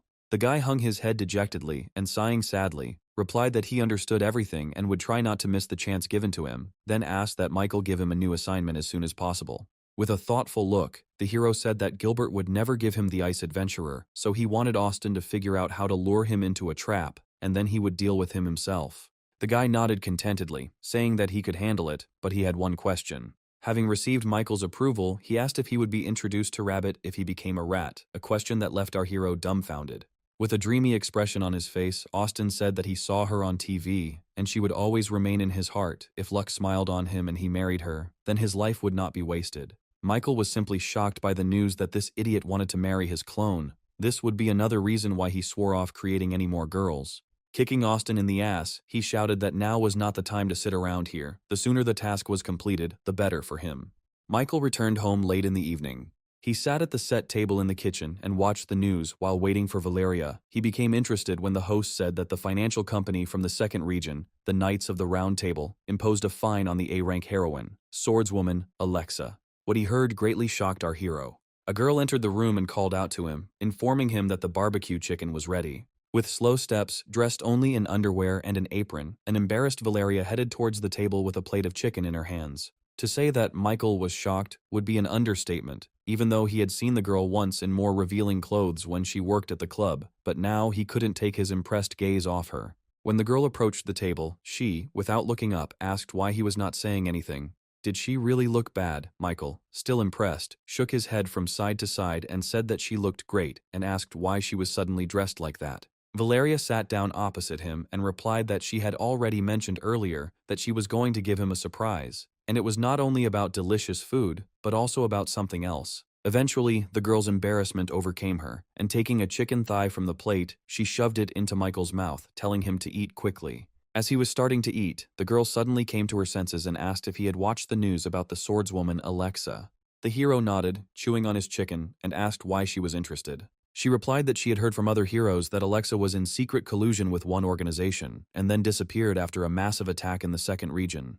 Without taking his eyes off the girl, Michael asked why such a rumor had started, because she was a noble heroine with an excellent reputation, and also beautiful and strong. His words made the girl wary. Frowning, she asked if it seemed to her that he was too worried about her. Continuing the meal, the hero replied that a person with such a unique charisma could have various secrets and asked Valeria to wait a little. Tomorrow he would try to find out everything. As this conversation progressed, the girl frowned more and more. Michael noticed this and praised Valeria's cooking, saying that every dish she prepared was simply amazing. With these words, the girl put down her chopsticks. She jumped up from her seat and said with irritation in her voice that she really could never compare to Alexa, but perhaps if she started helping others more, Michael would pay more attention to her. The hero jumped up from his seat and pulled the girl towards him by the shoulders, explaining that he was investigating this case and that it was completely different from what she had thought. Then he touched the girl's soft lips with his own, deepening the kiss. When she was already starting to run out of air, Valeria slowly moved away from the guy, blushing deeply. Michael hugged her tighter and said with tenderness in his voice that for him, she was perfect, and Alexa couldn't compare to her. Without looking up, Valeria asked what he meant when he said earlier that it wasn't what she thought. Michael replied that he was a reporter, so it was important for him to know all the details of this case. Valeria carefully looked up at him and asked if it was true. The hero took a step back, still not letting go of the girl, and replied that all journalists were like that and that he was not interested in Alex in any other way, he only liked Valeria. The girl hugged him tightly, saying that he was the best. Michael's eyes filled with regret, and he mentally apologized to the girl, promising that sooner or later he would return her ability to her. The next morning he began his investigation. He had to turn to Anna for help. The girl answered him much faster than Michael expected. He immediately opened the letter in which she sent a darknet link with all the information he needed. Michael crossed it without the slightest hesitation. The guy was pleasantly surprised by what he saw there. It contained information about almost all the heroes. First of all, he decided to check the information about the hero of hot and sour noodles. When he followed the necessary link, he was transferred to another page, which required a payment of 100,000 to get the information. After the payment was made, Michael immediately had access to information about the hero he needed. It indicated not only all the details about Adam's personal life, but also all his battles as a hero. It also provided an analysis of combat skills, which described that during the last battle, he managed to gain a new ability, and he also began to better control the power of his transformation.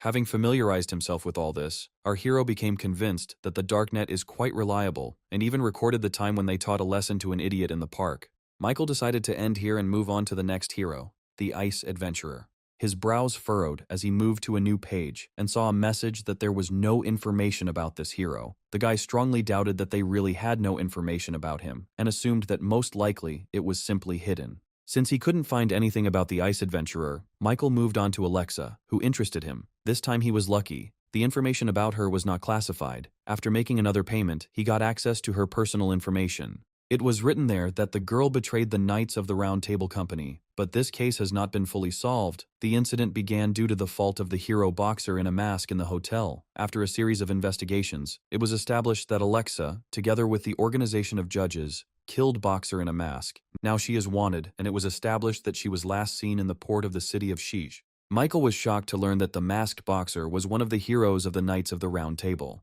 He was confused by what was happening. The guy was sure that this company could not help but know that the masked boxer was a member of the Organization of Saints, and they had something to hide. When he glanced over the text again, his attention was drawn to the last line, which stated that Alexa and a member of the judge's organization, Snake, were in a relationship, which Michael didn't like very much, because if Victoria found out about it, she would get angry again. In addition, it was also indicated that information about the organization of judges is already on the internet, and the personal data of the hero in the rooster mask is already on sale. If you pay 30 million, you can learn all the secrets of this powerful hero. Michael's face stretched in surprise at the sight of the sum offered for information about him. At the thought that Alex was being persecuted right now because of him, he nervously adjusted his glasses, feeling guilty in front of her. Meanwhile, a schism was brewing in Olympus. The enraged Black Dragon burst into his father's office and angrily asked why he gave the Ice Adventurer a chance to participate in the case of the White Region when he was not even his son, while Gilbert preferred to leave his own son aside. Without taking his intense gaze off him, the man asked if Edgar doubted his decision. He reminded his father that he had previously promised him that this would be his place and that he would be the one working with the heroine Explosive Fist, and that they would both go to the White Area and train there. The mechanical hero jumped up from his seat and shouted that Edgar was no longer suitable for the role, so he had to be replaced by someone more suitable. The Black Dragon asked what had suddenly changed in such a short period of time and whether it was somehow connected to the fact that he had lost to that rooster. Gilbert slammed his fist on the table and shouted at him not to bring Rooster into this. This caused confusion and surprise in Edgar. Approaching him, the man placed his hand on his son's shoulder and said that Edgar had no idea how dangerous this area was, and he was doing all this just for him. But these explanations did not calm the Black Dragon. With one movement of his hand, he threw off his father's hand, after which he moved towards the exit, throwing out a final word so that Gilbert wouldn't come up with these childish excuses, and admitted that he simply didn't take him seriously. Leaving the office, he loudly slammed the door. Left alone, the mechanical swordsman sighed heavily. He felt sorry that his son did not understand how dangerous the White Area was, because it was not just a territory with monsters, and those who were there also noted that it was many times more dangerous than everyone was used to thinking. As he left the office, Edgar froze in surprise. Austin, who was sitting by one of the walls of the corridor, approached his brother, and whispered what they were arguing about.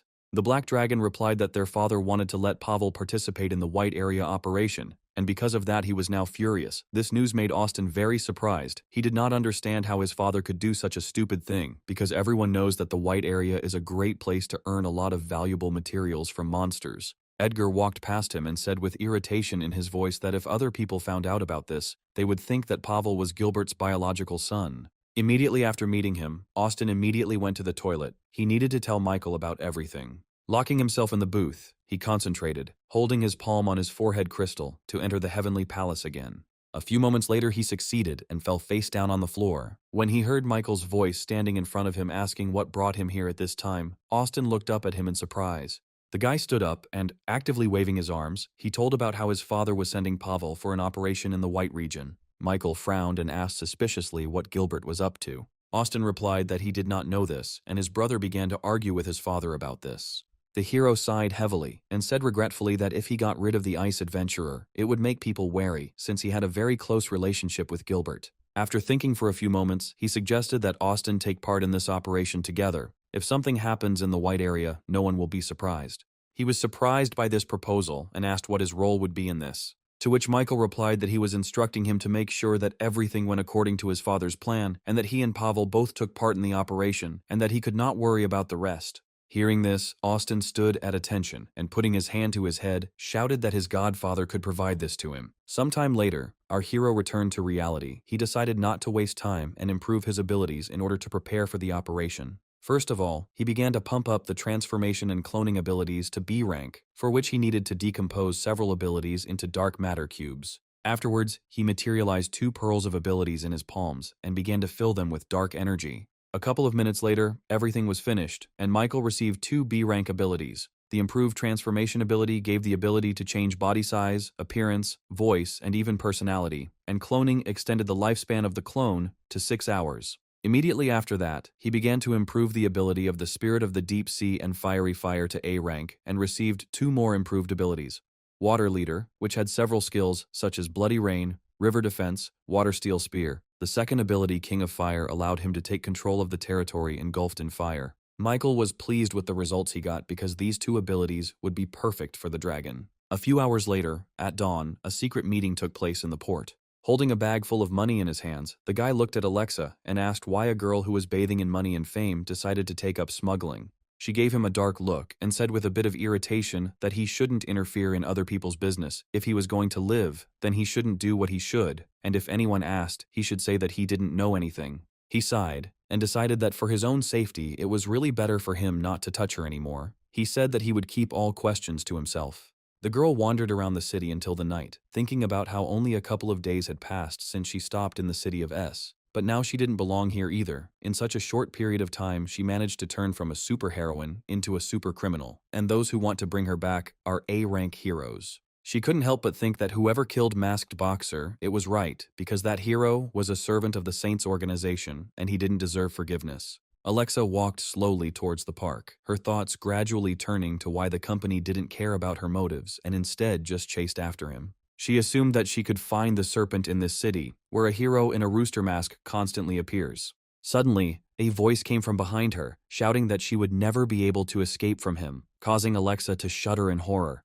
The girl reacted quickly and jumped to the side to a safe distance. As soon as she landed back on the ground, she saw the dead body of the guy she had made a deal with earlier fall not far from her. Looking at this, Alexa cried out in horror that if her hunter had come for her, then she shouldn't kill ordinary people. Suddenly, a shadow began to circle around her at a terrifyingly fast speed and said with a mocking voice that he had come for her, but all her allies must also die, and now it was her time to answer for her actions. Alexa drew her sword from its sheath and swung it, hoping to catch the enemy, and shouted that if he wanted to fight her, he should stop hiding in the shadows. But he slipped away with ease, laughing loudly in response to his request. Throwing several sharp needles in her direction, her hunter shouted that it did not matter to him because his goal was to kill Alexa by any means necessary. It all happened too fast for her to react before several needles pierced her chest, causing her to wince in pain.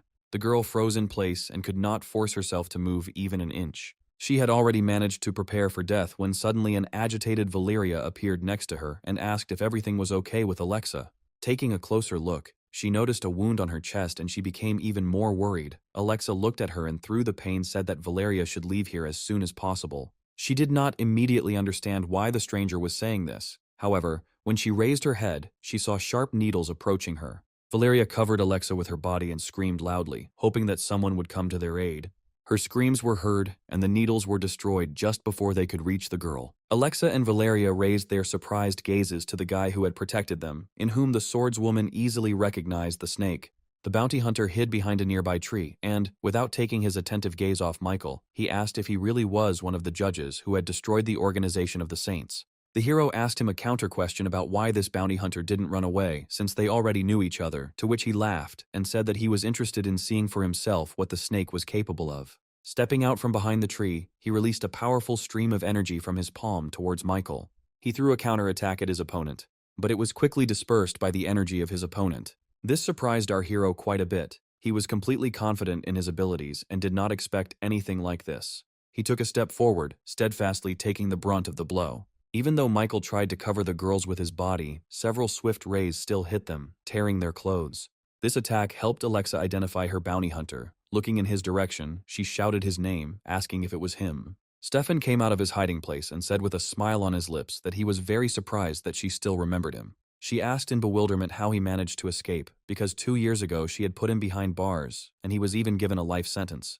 With the same smile on his face, the man replied that someone had helped him, and that he was no longer the weakling he once was, but a user of an S-rank ability. Alexa held the sword in her hands with difficulty, but she took a decisive step towards him and said that even this would cost her life. She was obliged to send him back to prison. All this time, Michael stood aside, not rushing to intervene. He carefully looked at their opponent, thinking that if his abilities were really at such a high level, then during their battle Valeria could suffer, so the only way out in this situation was to scare Stefan away and make him leave. Guided by this decision, Michael told the man standing opposite him that although he was strong, he had not come here alone, and that Rooster, an S-rank hero and also one of the judges, would be arriving here very soon, and it would not be difficult for him to deal with an obstacle like him. Stefan laughed and said that in that case he would just have to kill the serpent before anyone else got here. Michael created an electric ball in his palm and said he couldn't try to do it.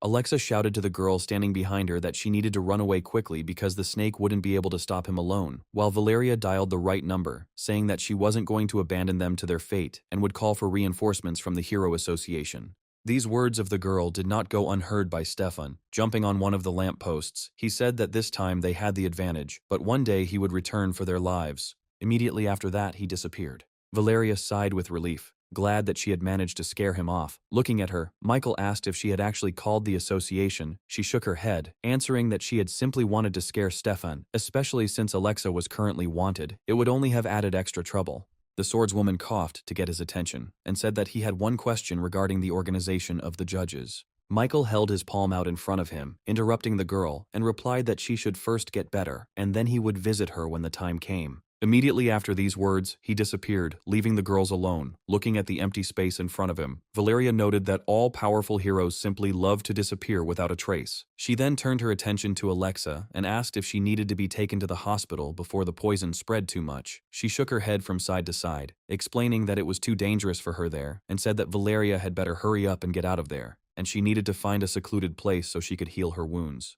When Valeria suggested going to her house, Alexa's eyes widened in surprise. She didn't expect that someone would show her such kindness and asked if the girl standing in front of her was sure of her offer. At that very moment, Michael ran out into the park and asked what Valeria could have been doing in the toilet for so long. However, as soon as he noticed Alexa still standing next to her, he feigned genuine surprise at meeting her and asked what such a famous heroine was doing here. The swordswoman glanced uncertainly towards her new acquaintance and asked who it was. She replied that it was her boyfriend. They had gone jogging together earlier, and she suddenly wanted to go to the toilet. Afterwards, Valeria looked at Michael and told him about what had happened, as well as about her proposal for Alexa to be a guest in their house. She hoped that he would not be against it and would support her. The hero nodded his head approvingly, and with a smile on his face, said that in that case, he would carry the wounded girl. No one raised any objections to this idea, and in this group they headed towards our hero's house. On the way, Alexa told them everything that had happened to her from the very beginning. After listening to her, Valeria said with a smile on her face that fate itself had brought them together today.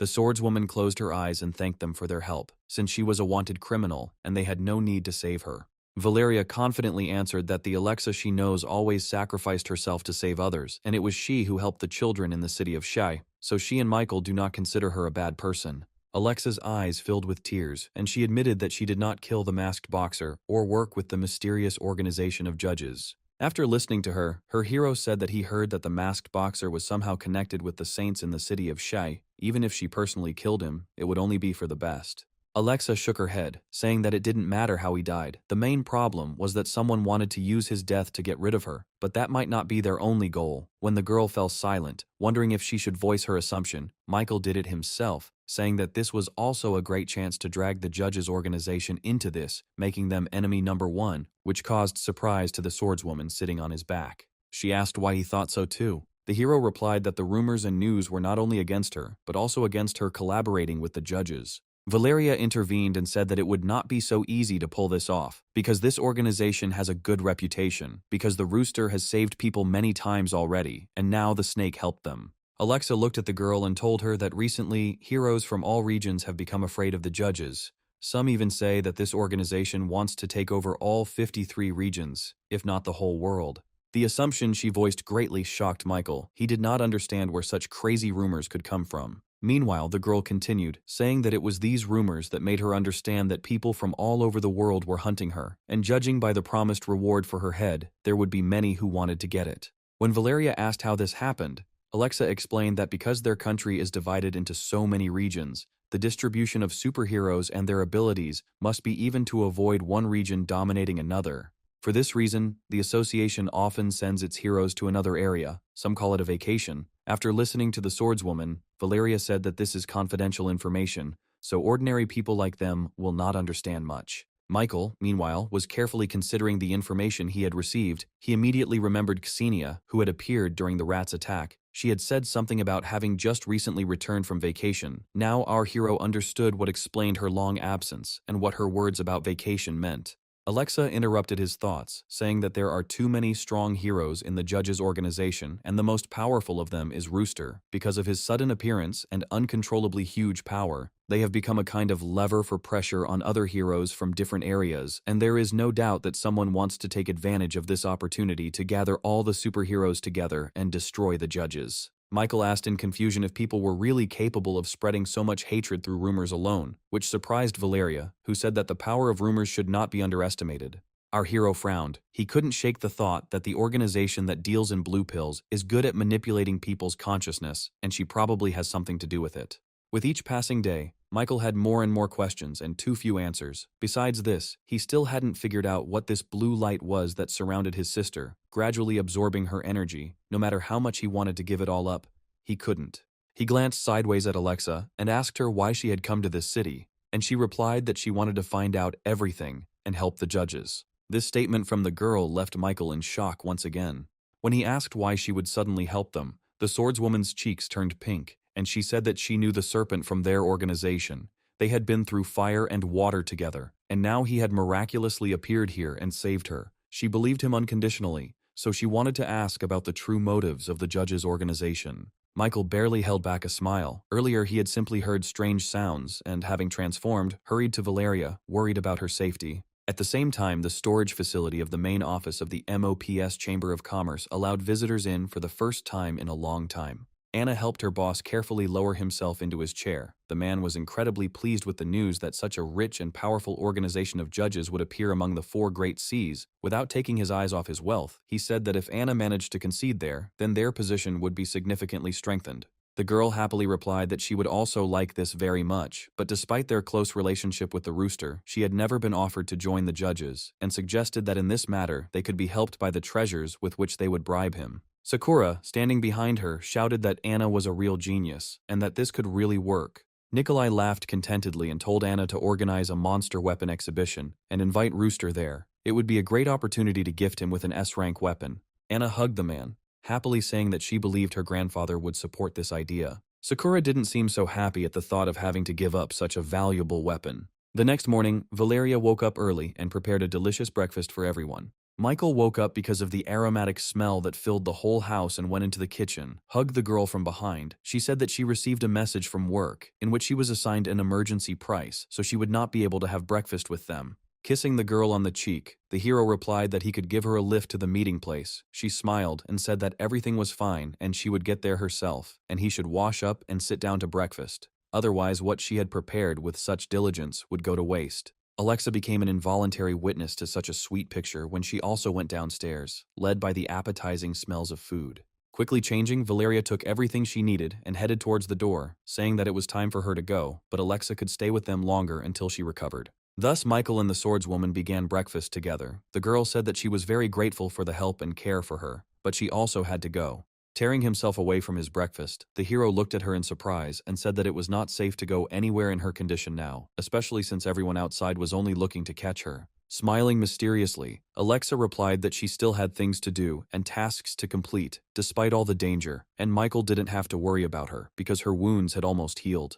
While chewing a bun, the hero noted to himself that her wounds had healed so quickly only because he had treated her the previous night, but he had not done this in order to send her to certain death. When he wanted to say something to the girl, she was no longer in the house. A few hours later, Michael, using his transformation, went to one of the empty beaches to practice his new dragon abilities. Activating his water control ability, he created a huge wave, jumping on which he slowly moved away from the shore. A couple of minutes later, he noticed a ship approaching him. Michael didn't even think about moving out of his way when he noticed two familiar figures there. But his appearance went unnoticed. All the people on board continued to have a good time, chatting with each other and dancing. Sakura and Anna were also here.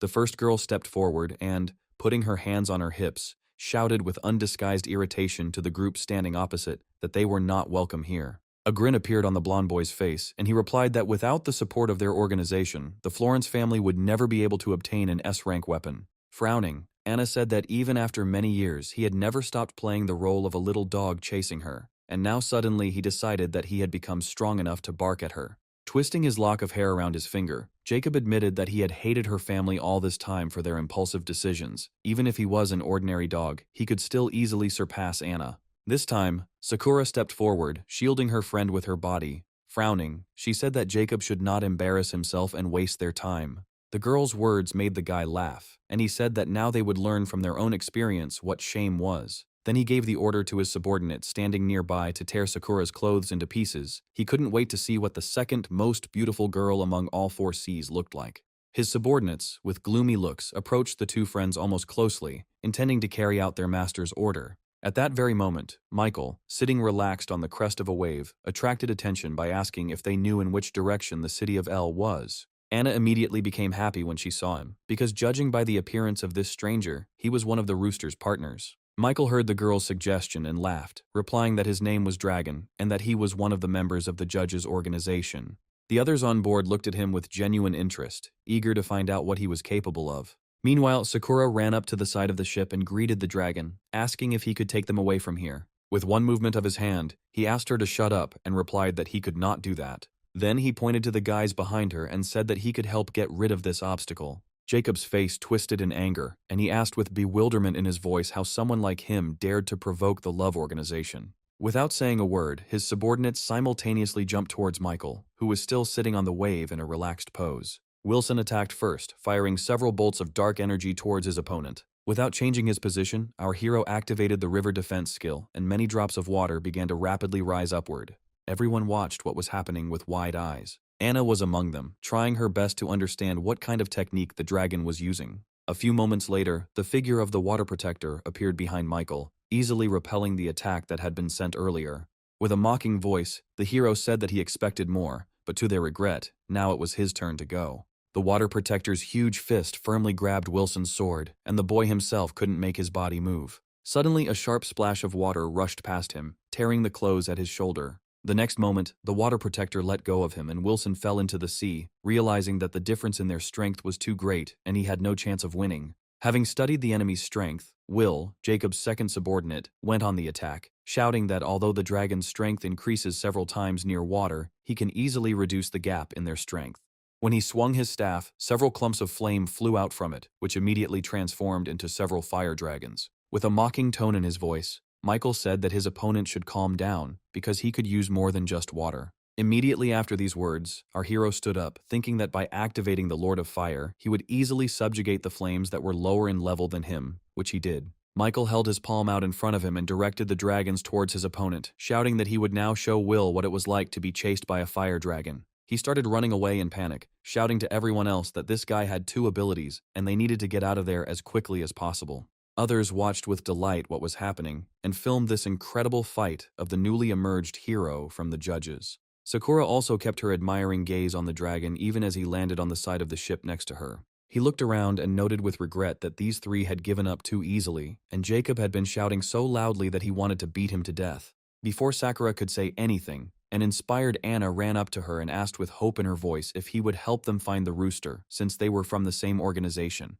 She explained his search by saying that she wanted to invite him to an auction that her MOPS Chamber of Commerce was organizing. After some thought, the dragon replied that he had a way to help them contact him and invite him personally. Anna asked in surprise what this method was. The hero created 2 crystals on his palm and explained that if they signed a spiritual contract, the girls would become representatives of the judges' organization. Anna's eyes lit up with happiness, and she said that she would never have thought that becoming a representative of their organization would be so easy. The dragon shook his head and folded his arms across his chest and said that he had appeared here on the rooster's orders, and that he hoped that both girls could become representatives of the judges to continue helping them with their goods. Michael said this because he realized that without the help of this Chamber of Commerce, headed by the Florence family, he would never be able to explore the territory of the 4 seas and obtain useful materials. Anna immediately agreed, accepting the offer, while Sakura needed a couple of seconds to think about it, but eventually she accepted the offer as well. After receiving their consent, Michael placed crystals in their foreheads and made a spiritual contract.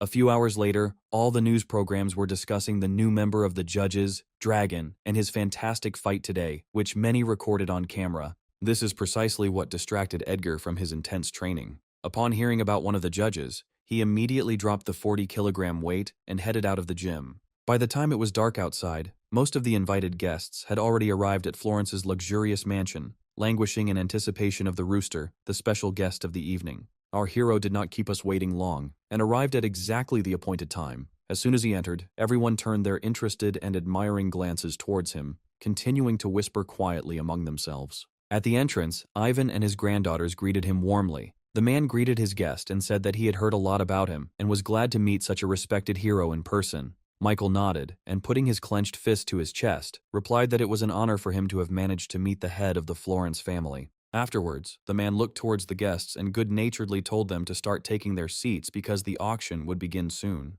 He was interrupted by Jacob, who appeared and asked him to wait a little, followed by several more people carrying some very heavy load.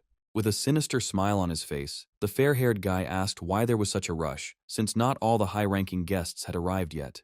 Michael grimaced under his mask. The last thing he wanted to do today was run into that annoying guy again. Faced with puzzled looks directed at him, he took a folded piece of paper out of his jacket pocket, saying that he also had an invitation, so they should be a little more welcoming to their guest. Anna approached him and shouted with irritation in her voice that she knew he was up to something because no one brought their own weapons to the auction. He came very close to her and whispered that the situation of Florence's family was even worse than he had assumed, since they were so eager to find strong allies. Afterwards, he turned to the assembled crowd and loudly declared that the Florence family's weapons had always been famous for their strength, but the price for them was also appropriate. So considering the recent events, he brought his own monster weapons here to try them out here, and there was absolutely no problem with that. Sakura was about to go and put Jacob in his place, but her grandfather stopped her, saying that it would be interesting to watch. At that moment, Michael approached him and asked if Jacob belonged to the Rook family. He took an uncertain step back and nodded his head and asked what that meant. Putting his hand on his shoulder, the hero replied that he had some connections with the top of this family. Hearing this, Jacob was delighted with such a wonderful opportunity. A satisfied smile played across his face. The guy extended his hand to Michael for a handshake and asked who exactly he knew. This question made our hero fall into a stupor because he was just bluffing, and his lie would be revealed if he said something wrong, in which case he would have to cheat. He walked past Jacob, heading towards the cargo the guy had brought with him, and said that he should ask them about it in person when he got home. Then he lifted the dark cloth that concealed the weapon he had brought. Michael's attention was immediately drawn to the unusual sword lying there, and out of interest, he picked it up and tried it on. But he quickly lost interest in this weapon and began to examine the remaining items. Jacob had been watching Michael's actions all this time and suddenly asked if Rooster knew his aunt. He ignored the question, and moving away from the load, he addressed everyone, saying that they could now take their places. Afterwards, he himself took his place of honor next to the satisfied Ivan. A few moments later, the host appeared on stage, joyfully greeting the guests gathered today and introducing the first lot, a B-rank armor worth 3 million won. The race for who would offer the most began from the very first second, with voices coming from different directions every now and then with a new, higher amount. When the last voice shouted out 6 million won, Jacob couldn't help but smirk. He knew that this armor wasn't even worth 5 million won. Florence's family had put it up just to deceive people, and they didn't have anything truly valuable. The next lot was one of the most outstanding works of the head of the Florence family, the Gloves of Light, with a starting price of 200 million won. Jacob was amazed that this old man decided to play his main trump card. The subordinates sitting next to him knew that if an A-rank user wore these gloves, they would be able to withstand the power of an S-rank, and they, like Jacob, strongly disliked the idea of someone getting their hands on such a valuable weapon. Anna and Sakura were also shocked that their grandfather would do such a thing. Meanwhile, Ivan glanced at Michael with interest and asked why he didn't try to set a price as well. The hero was in no hurry to answer, because the budget of the entire judges' organization was only 200 million won, and he simply couldn't afford to spend so thoughtlessly. Noticing his hesitation, the man touched the hero's palm, saying that their Chamber of Commerce intended to cooperate with the judges' organization, so he would be grateful if Michael accepted this modest gift, also adding that he could deny himself nothing because he would be provided with full financial support for their family. The conditions seemed quite favorable to our hero, so he decided not to refuse this gift. Suddenly, Jacob's voice was heard from somewhere off to the side, setting the price at 310 million won. The presenter was inspired by how quickly the price of this lot rose and asked who would give more. As the man was about to announce that the lot was sold, Michael shouted out that he was bidding 315 million won, causing Jacob to look confused. Will, who had approached him, asked if they would continue to raise the price, to which Jacob, shaking his head slightly, replied that they would give in this time, but there were still many lots ahead, and there would be plenty of opportunities to win back. No one else dared to put a higher price, and then the host congratulated our hero on the purchase of the Gloves of Light. After that, he moved on to the next lot, presenting to everyone a 1-star S-rank jade shield. As he was about to announce the starting price, Jacob came up on stage holding his sword in his hand and asked the host to wait a bit. Approaching the lot, the guy raised his sword over it and furiously shouted that if they dared to put something like this up for sale, then he had the right to try the goods first before buying. Michael sighed heavily, crossing his arms over his chest. He suspected that this guy wouldn't last long and would do something like that. Sakura looked very tense, even though she knew that this shield was made using S-rank materials, but it was most effective against spells as it provided magic resistance and might not be able to withstand Blue Azure's physical attack. Anna jumped up from her seat and asked with a pleading voice if Michael could lend her the seals of light so that she could destroy this sword. Instead of answering, he ruffled the girl's hair, causing her surprise, after which he advised her to calm down and be patient and watch what would happen next. Meanwhile, Jacob launched his first attack at the shield, intending to destroy it, but it didn't even move. This was absolutely not what the guy expected. Not intending to give up, he swung his sword again to finish what he had started and prove to everyone that the Florence family was losing ground. However, the next blow again did not cause a single scratch on the shield, but his weapon was covered with deep cracks and fell apart. From the audience, there were taunts from other guests that a member of the Rook family would dare to bring fake weapons to the auction to ruin the evening. Anna couldn't believe her eyes, and without taking her eyes off the stage, she asked Michael if he really knew in advance that this sword would not be able to destroy the shield. He just chuckled behind his mask, remembering how he managed to steal the ability from the sword without anyone noticing when he touched it before the auction started. Completely confused as to what was going on, Jacob clutched his head in confusion as Will approached him. The man remembered that Rooster had previously touched all the weapons they had brought, and most likely, it was after his touch that they all lost their power. Hearing this, Anna became furious. Frowning, she shouted that they shouldn't blame others for their lies. A weapon that could be destroyed by just one touch couldn't be S-rank. Will chuckled and replied that Rooster himself also had S-rank abilities and suggested that he could change the internal structure of objects he touched. His words caused a new wave of discussion among the guests. The arguments he presented seemed quite logical because they all saw how Rooster touched each weapon, and if it was a matter of deception, then Florence's family could be in cahoots with him. Jacob looked up at Michael and said that since there was such a dispute, they should find out the truth with another weapon. He nodded, saying that he was not against such a check. Jacob put on his helmet without delay and picked up the enchanted horn, blowing into which, golden waves of vibrations immediately came from the weapon. When he pointed the horn at the guests, they covered their ears with their hands, feeling how this terrible sound made their heads almost burst into pieces. After confirming that these items were working, Jacob took off the mask from his face. He was in a real confusion. The attack and defense of this equipment was at the S rank level, which meant that it disproved the theory that Michael was somehow involved in the breakdown of his sword. Anna walked up to him and shouted that she had had enough. First he treated them cruelly, then he slandered their clients and even dared to accuse Rooster and her family of lying. Jacob had no answer to the accusations brought against him, so Will approached him and said that there was probably a traitor in the family who should know what was going on. Without saying a word, the heir of the Rook family, accompanied by his subordinates, left the hall. Watching their retreating backs, Michael mentally rejoiced that Jacob managed to stop him before he managed to remove the dark energy from another magical weapon. He was intrigued by the mask and wanted to absorb its ability, but at that moment, the guy asked a question about his aunt. Michael decided to stop there and return back to the guests. Sakura, who had approached him, asked in surprise if he had really foreseen this outcome from the start. But our hero did not have time to answer, because the next moment Ivan approached him, who said that he would also be interested in hearing what he did with this sword, and suggested continuing this conversation in the VIP room.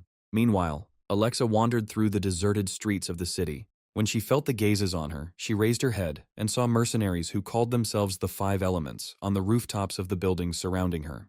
The girl sitting on a tree branch twirled her red curls around her finger and with a smile on her face asked if Alex's parents had taught him not to walk alone in the dark. She replied with undisguised irritation in her voice that they hadn't taught her, and that the stranger would be the first. Hugh clenched his fist with the brass knuckles on it and said that tonight would be Alexa's last because she would never be able to handle all 5 elements at once. Sometime later, our hero, in the company of Ivan, Sakura, and Anna, moved to the reception room. Ivan was the first to speak, saying that there were no prying eyes here, and he hoped that Michael would dispel all his doubts. Nodding, the hero explained that whether it was a monster or a hero, both had ability genes in their bodies, and one day he discovered that weapons made from monsters also had these particles in them.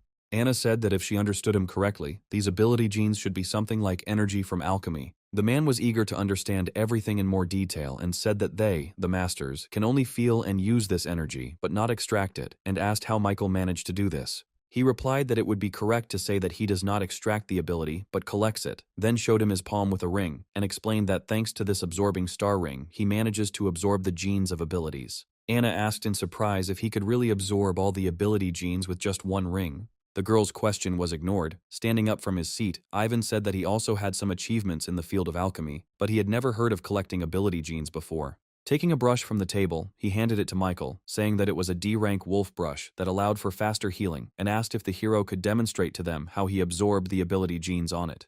Our hero nodded and took the brush in his hands, using his extraction ability. A few moments later, he handed the brush back to the man, saying that Ivan could check whether he had lied or not. The man's eyes widened in surprise when he discovered that all the energy in that hand had disappeared. Sakura, who was watching everything from the side, asked how Michael was using the genes he had received. Our hero smiled contentedly under his mask. All this time he was only pining for this question, because if he told the Florence family about the production of the elixir of abilities, then this would help significantly improve their combat capability, and next time, he would no longer have to fight alone in the territory of the 4 seas. Looking at her, Michael explained that special elixirs can be created from ability genes, and it is thanks to them that all members of the judges' organization have 2 or more abilities. Anna's eyes lit up with happiness when she heard this, and said enthusiastically that if ability genes could be used to create equipment, then the 7 mythical S-rank weapons that only existed in theory could be made in practice. Michael spread his arms wide and replied that as much as he wanted to disappoint her, it was impossible. Afterwards, he looked at the man standing in front of him and said that he had actually wanted to ask the head of the Florence family something for a long time, and he replied with a smile on his face that Michael could ask him any question. Having received his approval, the hero said that he knew that the weapon was made from a certain part of the monster, but he did not understand why this small part of the genes could only reach 30% of the entire mass. Ivan explained that after the death of the monster, a phenomenon known in alchemy as an energy beam occurs. All the energy of the monster is collected in one specific place, and they extract exactly this charged area. Special techniques are then used in combination with an alchemical matrix to make a weapon out of a specific monster. Walking to the far corner of the room, the man said that if Michael was interested in alchemy, he would be happy to demonstrate his experience accumulated over the years. The hero did not refuse such a tempting offer and followed him. Meanwhile, a video drone had flown to the scene of the skirmish between Alexa and the 5 elements, from which the voice of the TV presenter could be heard. He told all the TV viewers that about 10 heroes had gathered on one of the streets of the city of L. Hugh frowned and looked at the drone hanging in the air with confusion, trying to understand what they were talking about, because there was no one else here except Alexa and the five of them. However, a moment later he turned around when he heard someone appear behind him. The Black Dragon arrived along with the lazy swordsman and the heroine Explosive Fist. Stepping forward, he asked with fury in his voice how someone dared to encroach on his precious prey. Looking at him, Hugh replied that it was they, the five elements, who had found the seal swordswoman first, and now it would be very dishonest to openly take away their victim. Edgar's body began to be covered in dark flames, and a sinister smile played on his face, and he replied that Alexa was a traitor and they, the five elements, from the Hero Association, were also traitors, so he would not allow any of them to leave alive. Immediately after these words he disappeared, making Hugh wary. But before he could even notice anything, the Black Dragon appeared in front of him and dealt a powerful attack with a blow to the chest.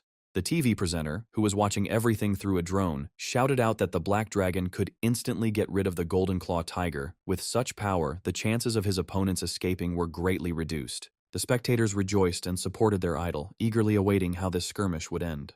The Five Elements members decided to make a move first, and three of them simultaneously attacked Edgar from different sides with their abilities activated. But the Black Dragon dealt with them all without any difficulty, and when Hugh tried to attack him from behind, taking advantage of the situation, he simply threw him over his shoulder, causing him to lose consciousness. Cassandra stood aside the whole time, not daring to attack such a strong enemy. Realizing that if she didn't want to die here, the girl turned around and ran away from there. Edgar noticed her and had no intention of letting the traitors escape. Moving towards her in a flash, he pierced her chest with his claws. With a sadistic smile on his face, he said that he never lets go of his prey.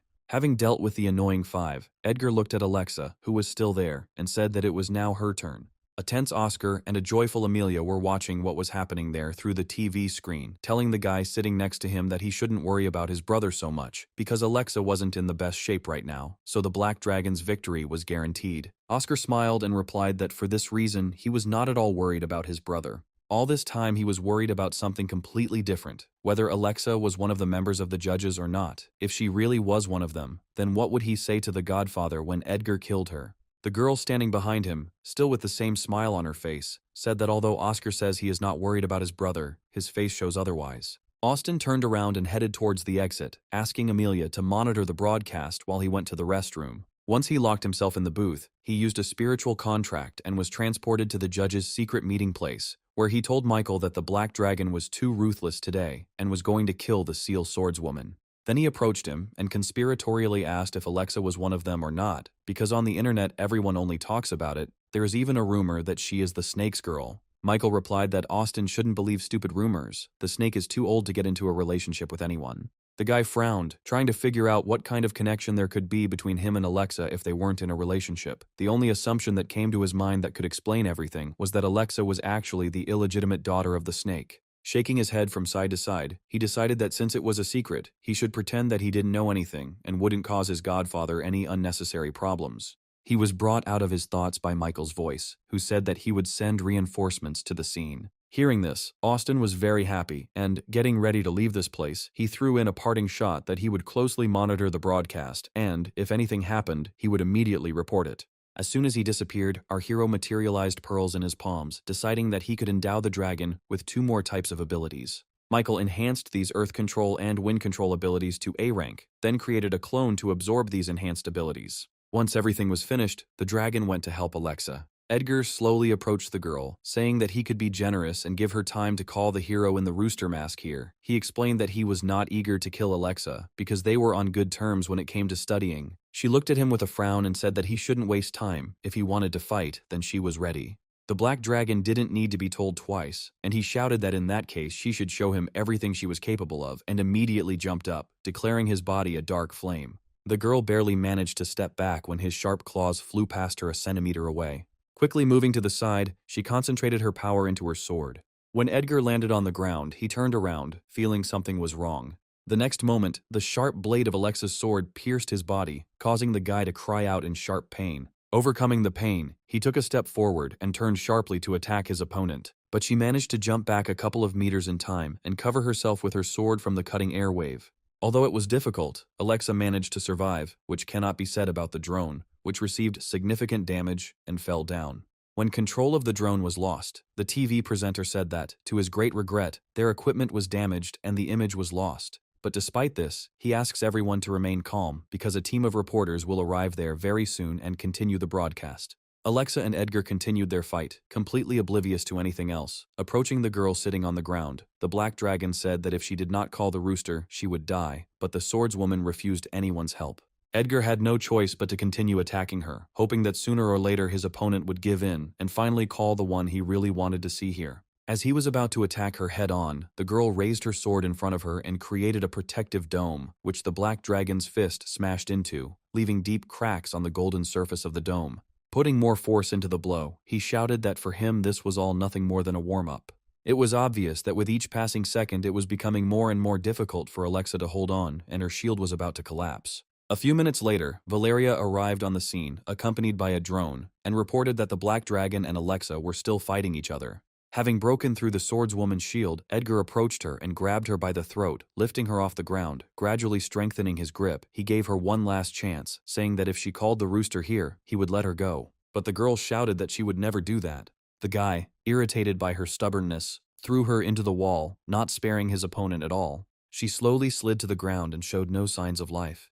The TV presenter was concerned that after such injuries, Alexa might never get up again. Edgar himself was approaching the swordswoman with rapid steps. He believed that he was still not finished with her. The lazy swordsman and explosive fist stepped forward to stop him. The swordsman said that if Edgar didn't control himself, at this rate he would leave this girl crippled for life. He frowned and asked irritably why they were protecting the traitor. Suddenly their argument was interrupted by Alexa, who stood up and said that she was still able to continue. Although the girl stood with great difficulty, there was a challenge in her eyes, without a drop of fear. Valeria said that the seal swordswoman's steadfastness was worthy of respect. She had already sacrificed herself once for the safety of citizens.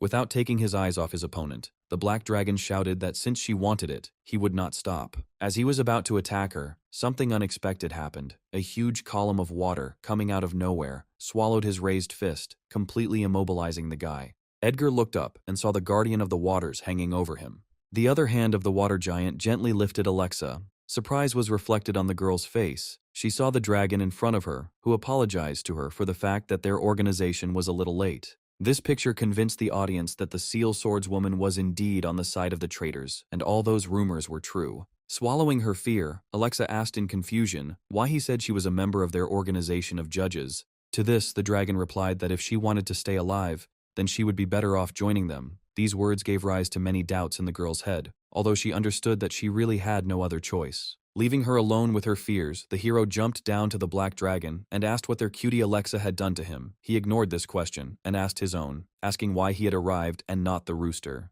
The dragon put his palms together and said with a mocking voice that, if Edgar was worried about his opponent being too weak, then he shouldn't. Even if he miraculously managed to defeat him, people much stronger than him would not keep themselves waiting long and would definitely visit the black dragon. The next moment, two huge water palms appeared on both sides of Edgar, rushing towards him with terrifying speed. The only thing he managed to do was to put his hands out to the sides in order to somehow hold back the enemy attack. The dragon standing to the side said that the next move would be more interesting and clenched his hand, shrouded in a blue glow, into a fist. Edgar watched in bewilderment as the water that had been squeezing him from both sides suddenly began to rise upward. His eyes widened in horror when he saw the huge palm hanging over him from above. The black dragon understood that he simply would not have time to escape. The next moment, the water palm crashed down onto the ground, raising a thick cloud of dust. Meanwhile, Mike finally left the Florence family mansion. Moving a little further from the entrance, he stopped and began to look around carefully. When our hero was sure that there was no one else there, he quietly slipped behind the nearest tree with a thick trunk. After that, he took out a notebook from his pocket, considerably worn out by time. Ivan gave it to him with the words that it described the entire experience of one respected alchemist and something about his life. Michael picked up the notebook and quickly ran his eyes over the pages. Suddenly, white lights began to appear from one of the pages. In surprise, the hero immediately slammed the notebook shut, and the man watching him said that if Michael was interested, he could lend it to him for a while. The hero replied that there really was a lot of interesting information there, and that this offer would be very useful. Now he opened the notebook again. That time he realized that there was a secret entry here that could only be read by people of the third rank of spiritual power and above. Michael was absolutely sure that Ivan had never seen this entry, otherwise he would hardly have given him this diary so easily. A couple of seconds of searching, and he finally found that very page with the secret entry. It said that George came from a distant continent of the planet Odysseus, and was one of the members of the Alfonso family. He managed to get here thanks to the use of elementary magic. The recording detailed how a man landed on one of the plains of planet Earth and discovered the legendary hero stone there. This stone, even for those who lack magical talent, like himself, appears to be a valuable treasure, capable of granting power to those who comprehend its true essence. When George had mined only a small part of this stone, he had already surpassed his ancestors in strength and quickly reached the 4th rank, becoming one of the greatest gods, but after some time he had to return back to his planet. Before his departure, he helped a group of human beings become stronger by teaching them how to open a portal to another world, the White Region.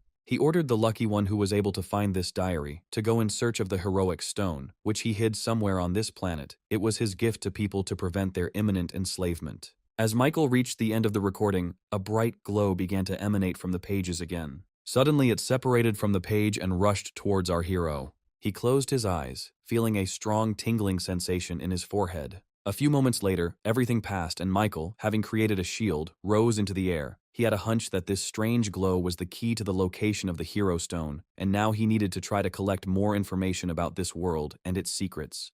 With these thoughts, he flew away from the Florence mansion. Valeria was still watching what was happening, saying that at the moment the black dragon was still pinned to the ground by a huge palm. Although the new member of the judges' organization resembled a child, he had simply terrifying power. With each passing day, the power of the judges was becoming more and more frightening. Suddenly, the dragon landed next to her, interrupting the girl. Looking at her, he good-naturedly said that she should not be afraid of him. He then turned his gaze to the drone and waved at the camera, saying that his name was Dragon, and he was one of the representatives of the Chinese zodiac signs, and their organization of judges was called to fight evil and nothing else, so there was no reason to be afraid of any of them. The camera captured every movement of the hero.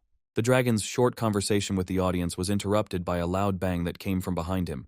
The badly battered black dragon took its final form and was able to lift the water palm that had fallen on it. Finding his enemy with eyes full of hatred, he growled furiously. The dragon turned to Valeria, saying that by entering this form, Edgar had lost his human mind, so it would be too dangerous for her to be here, and she should leave here as soon as possible. Immediately after these words, he jumped towards the enraged enemy. The girl did not move from her place, looking at the retreating back of the guy, in whom, for reasons inexplicable to her, she felt something familiar, as it once was with the hero in the rooster mask who saved her. In just a couple of jumps, the dragon was again next to the protector of the waters. The black dragon remained in place, not rushing to attack first. Suddenly, a stone palm flew towards him, which was much smaller than the previous one, but much faster. The black dragon managed to jump up and grab the stone hand with its sharp fangs. She changed her direction and began to shake the dragon from side to side. From the walls of the Olympus office, Austin watched the battle with a joyful smile on his face, shouting every now and then how incredible the members of the judges were. The girl standing next to him did not share the same joy.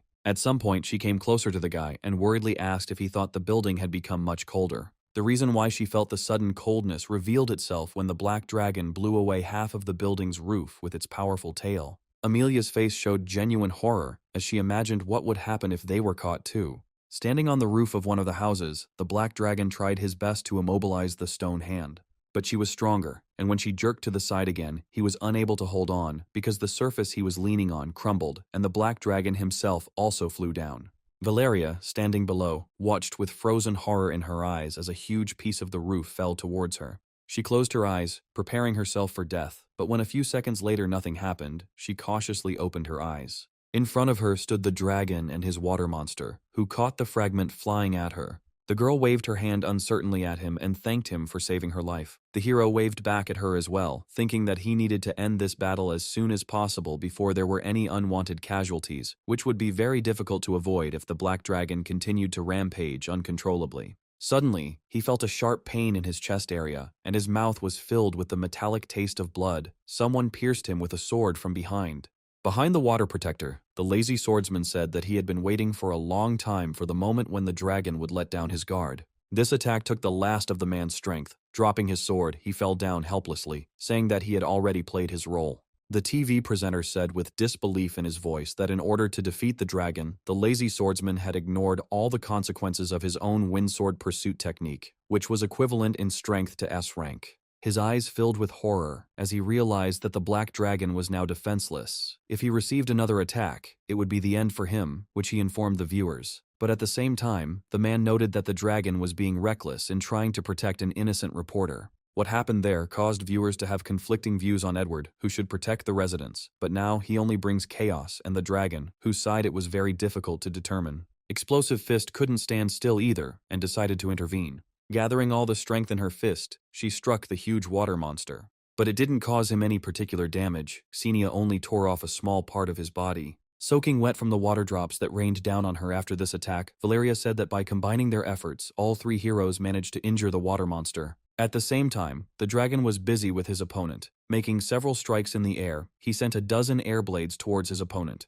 The black dragon, in turn, tried to fight off these attacks with its tail, but one of the blades still hit him, causing significant damage. The dragon couldn't help but take advantage of this opportunity, and turning his fist into a stone block, he rushed towards the enemy. He watched his rapidly approaching death with wide eyes in horror.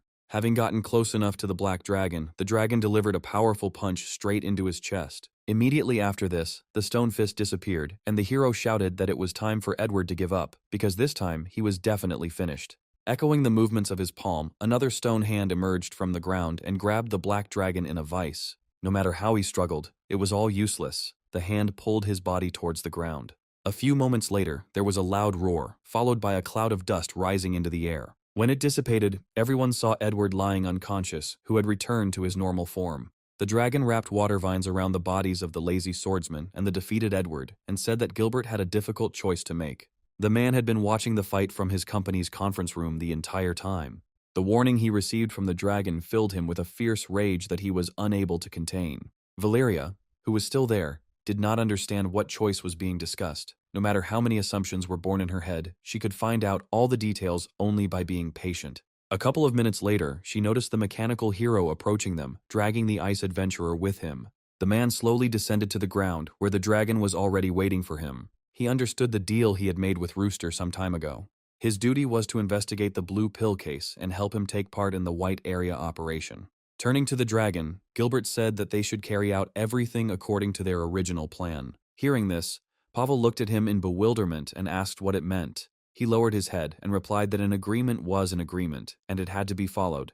At first he was too overcome by emotions, and he couldn't decide for a long time. But now that his son and the lazy swordsman were involved in this, the sacrifice of one subordinate was worth nothing. This answer shocked Pavel. He knew that if the lives of two A-rank heroes were at stake, then any sacrifice would truly be considered justified. Patting the boy on the shoulder, the man said that he would die as a true hero who protected his precious comrades. But the ice adventurer did not share this desire, and as soon as Gilbert let him go, he began to run. However, as soon as he took a couple of steps, all his limbs were cut off at the same moment. Everyone watched this cruel scene with horror. Austin watched this through binoculars with a joyful smile on his face. He said that his father should have done this a long time ago, and not dragged the cat by the tail. The guy literally saw how the new elixir of abilities was running into his arms. Standing behind them, Amelia did not at all share the joy over the sad fate of their common colleague. Meanwhile, the mechanical hero approached Pavel's lying body, completely ignoring all his questions. The man lifted his body and threw it at the dragon's feet, not caring at all about the fate of his subordinate.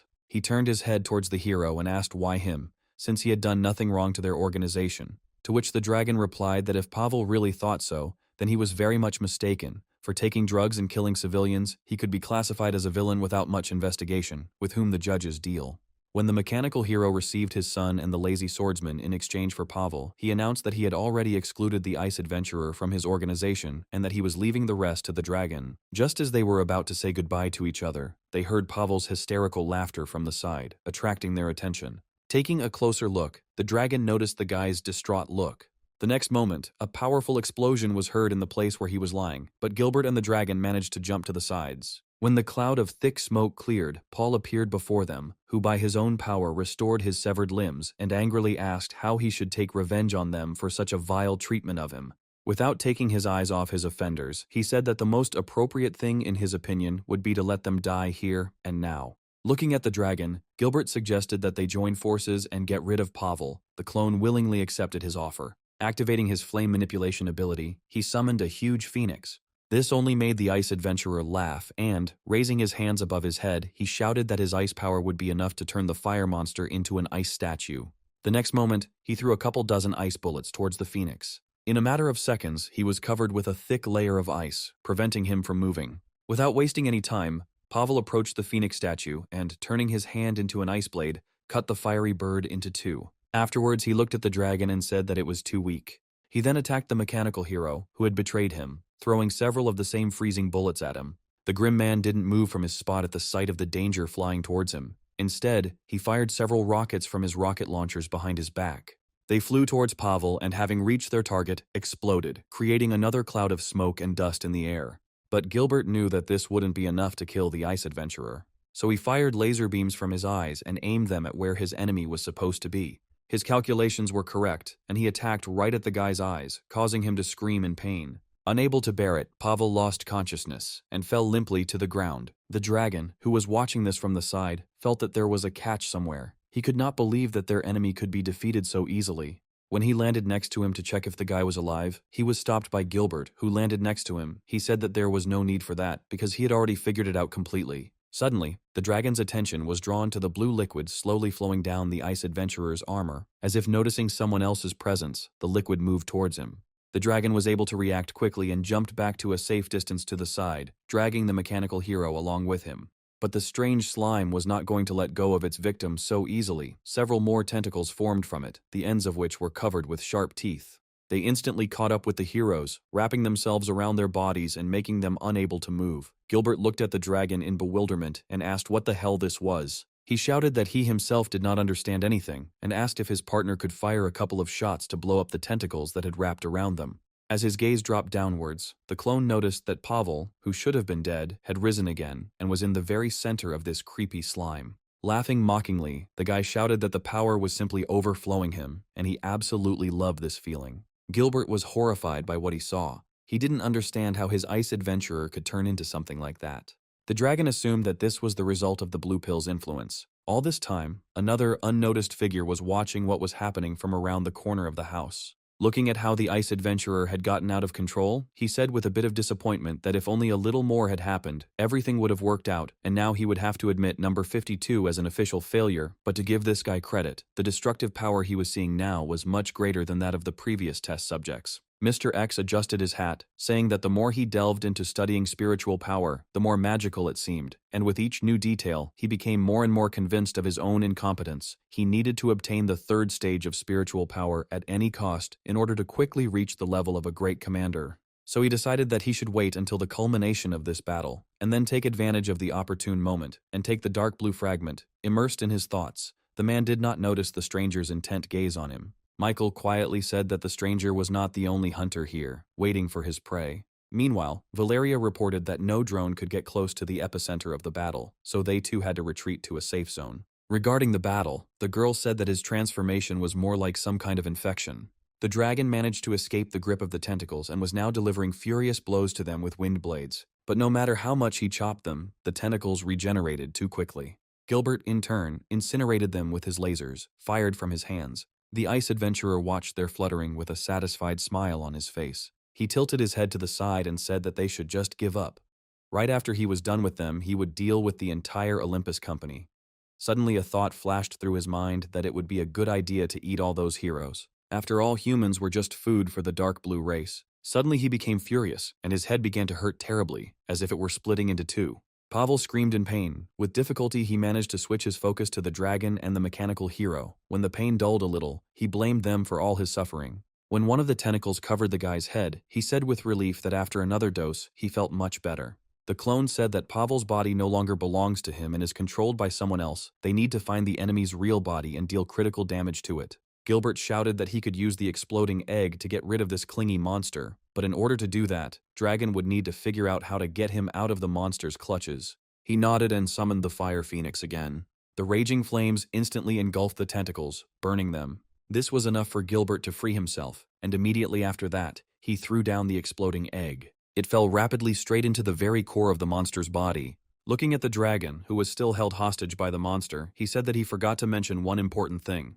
The explosion from his egg spreads over 500 meters, and the dragon simply won't have time to hide in order to survive this explosion. The clone cursed loudly upon hearing this. He had not expected such a setup from Gilbert, although he should have been more careful, knowing full well about his rotten nature. The next moment, the egg began to glow dangerously. The explosion that occurred was heard within a radius of a couple of kilometers, and now in the place of the monster, one could see a huge pothole in the ground and clouds of rising smoke. It seemed like the explosion should have destroyed the blue monster, but it miraculously managed to survive.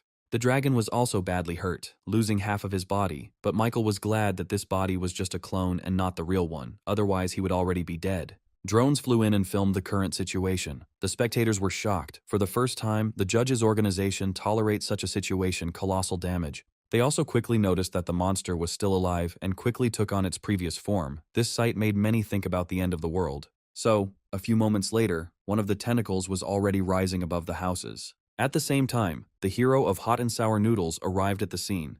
Having managed to regain her strength a little, Xenia joined him, standing behind his back. Seeing the determination of these two, the other heroes also became eager to defeat the monster. Valeria, who was watching this, said with tension that today was the longest night in the history of the city. Something unknown had invaded their home, and the destructive power of the enemy was so great that they did not know how to cope with it. But even despite this, she hoped that very soon they would all meet a new dawn together, because now numerous heroes had entered the battle. The TV presenter sighed heavily, thinking that in some ways it would have been easier not to resist, but to nobly give up their lives. Taking a look at the heroes gathered below, the dragon asked in bewilderment if they had all decided to become feeding troughs for the monster. Xenia looked at him with a defiant look in her eyes and asked if he had another way out of this situation. The hero looked towards their common enemy and nodded his head, asking everyone to move away because he did not want to hurt anyone. When they fulfilled his request, he began to create the wind blast technique in his palm. Due to the fact that he was only a clone, Michael could not worry about his life. He would not want to die like that. Xenia did not take her wary gaze off the guy, trying to understand what he was planning. Adam, standing next to her, explained that a ranged attack would not be able to harm the monster because its skeleton was hidden too deep and someone would have to get closer and deliver the finishing blow. Having finished creating the wind blast, the dragon rushed towards the enemy at high speed. The technique he created had a strong destructive effect. Gusts of wind emanating from it like sharp blades cut everything around. Despite the numerous cuts, the number of which increased, the dragon moved forward. When he reached his target, there was a terrible explosion, and powerful streams of air flew out from the epicenter in all directions. Xenia had to cover her face with her hands to protect herself from the small stones and dust flying past. The hot and sour noodles. Hero did the same, depriving himself of the opportunity to follow what was happening for a few moments. After waiting a little while, the heroes looked again at where the explosion had occurred. Apart from the billowing columns of smoke, no one was visible.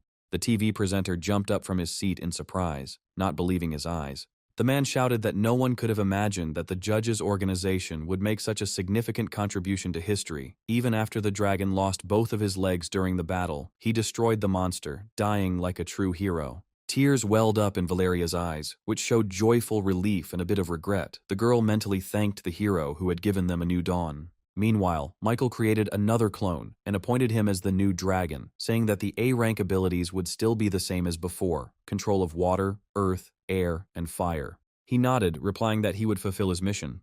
The two judges stood on the roof of one of the tall buildings, watching the rising sun and patiently waiting for the moment when their time would come to appear on stage. Meanwhile, Gilbert returned back and began to look around carefully. He needed to make sure that this strange slime was completely destroyed. Suddenly, he noticed something that made him wary. As he got closer, he saw a shining blue stone hovering above the surface. He was overcome by an irresistible desire to possess this stone, and, succumbing to the attraction, he reached out to it. But he was stopped by a voice behind him. The stranger said that an ordinary person is not allowed to touch this thing. The next moment, he felt the sharp blade of a weapon pierce his body through and through. Gilbert looked behind him with wide eyes in surprise. He couldn't believe that he had taken such serious damage, but his armor was not affected. Even the alarm system did not go off, although the enemy came so close to him. Pulling his blade out of his body, Mr. X said with disappointment that all heroes rely too much on magical enlightenment. The TV presenter was in real shock. He had absolutely no idea where this stranger came from and how he managed to sneak up on the mechanical hero so unnoticed to strike. Gilbert meanwhile jumped to the side to a safe distance and asked the one who attacked him and how he was able to wound him. Bending down to pick up the blue stone, Mr. X replied that the mechanical hero was too weak to sense the danger right behind him. Just as he was about to grab the stone, someone snatched it right out of his tray, disappearing along with the stone at the same moment. Michael, hovering in the air with a blue stone in his hand, looked at the stranger in the hat and said that this stone now belongs to the organization of judges. A joyful smile appeared on the TV presenter's face as soon as our main character appeared at the epicenter of the incidents. He firmly believed that together with Rooster, they would finally be able to break through to a peaceful life. The audience also perked up and expressed all kinds of support for their new idol. Looking up at Michael, Mr. X said that Neva's organization did not want to feud with the judges, and to prevent this from happening, he should return the blue stone back to its true owner. Suddenly, the cameraman, who had just arrived at the scene, looked at his camera in surprise, saying that for some reason he could no longer record any more footage, but decided to attribute this to the equipment breaking down. Valeria examined the drone that had landed near them and was no longer showing signs of life, and said that it was most likely not a technical issue, but rather that someone was using some kind of spiritual ability. Michael heard their conversation. It was not difficult to guess that Mr. X deliberately disabled the equipment so as not to expose himself, and most likely he was driven by some larger goal. He asked Mr. X what would happen if he wanted to declare the Neva organization his enemy. Jumping towards him with his blade raised to strike, the man shouted that if Michael so badly desired death, then he would gladly fulfill this wish. As the sharp blade was almost at his face, the hero used spiritual explosion to stop the attack aimed at him. His opponent was shocked when his weapon simply disappeared into thin air. Jumping back, he said that their leader had reached the third stage 15 years ago, and now he claims that only their dark blue trump card is capable of breaking the human limit, so he didn't even imagine that there were other third stage holders. His words made Michael think that Lucia's spiritual particles were somehow connected to this dark blue race. He needed to learn as much about it as possible in order to know how to cure his sister. Adjusting his hat, the man said that he would very much like to fight our hero, but the organization assigned him to an urgent mission. He turned away, leaving a last remark that he would be grateful if Michael would save the blue stone until their next meeting. In response to this, the hero said that he had no intention of letting him escape. Suddenly, Mr. X's body froze, not allowing him to take a single step. The next moment, he felt a powerful spiritual attack fly at his back, throwing him back several meters. Turning around, he created a shield in his hand, but he was well aware that this boy was too strong, and his shield would definitely not withstand a few more blows like this. However, before he could take a step, Michael's attack pierced his shoulder. Mr. X could do nothing in this situation except swear loudly. When Michael's blade, which he used to attack his enemy, dissolved, he fell limply to the ground. Looming over the man, the hero said that he was now a prisoner of the judge's organization. Our hero's attack did too much damage because when Michael approached him and asked how he felt about what was happening, he shouted that he admitted his defeat and if the hero wanted to kill him, then let him kill him. Leaning slightly over him, Michael said that if Mr. X would obediently answer his questions, then he could spare him. Without waiting for any reaction from the man, he immediately asked how the ice adventurer was connected to that blue thing. He quietly said that nothing would happen if he told about elementary particles. Afterwards, Mr. X said that usually the spiritual body of the dark blue race contains a lot of these particles, and with the beginning of the period of changes, these blue elements gradually change the soul of the carrier.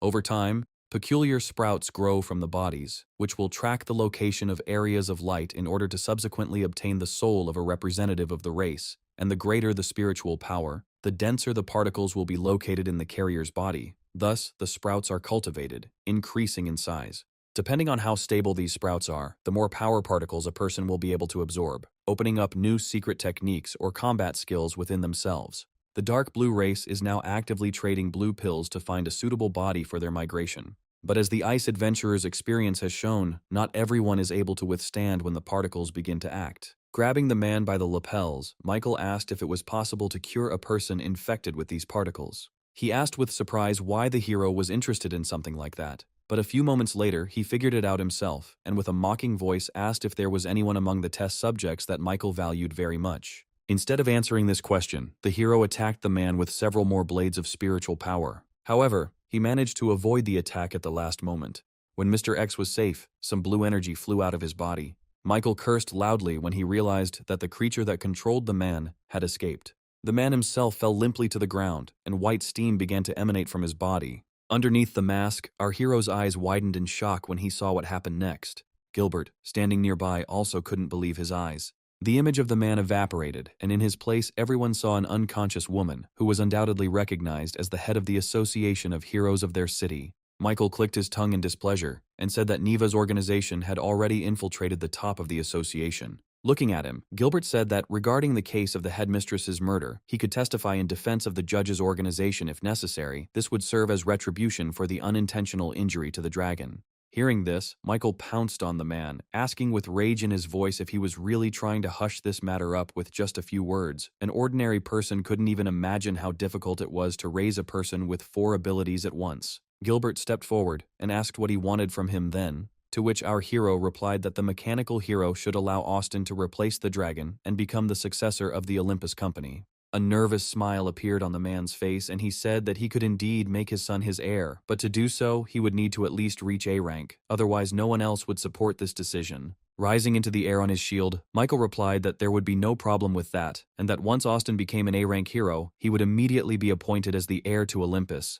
Immediately after these words, the hero rushed away. Already on the way, he created a clone, transforming it into the serpent. Michael ordered him to deal with the problems regarding Alexa, and he himself intended to immediately go to the hospital to see his sister. Having received the order, Snake immediately went to carry it out. Our hero, meanwhile, was deep in thought about the fact that after the death of the ice adventurer, some strange wave had formed, and now he needed to make sure that Lucia was okay. Meanwhile, Gilbert returned to the office and called an emergency meeting with those who were at the scene of the battle and saw everything that happened.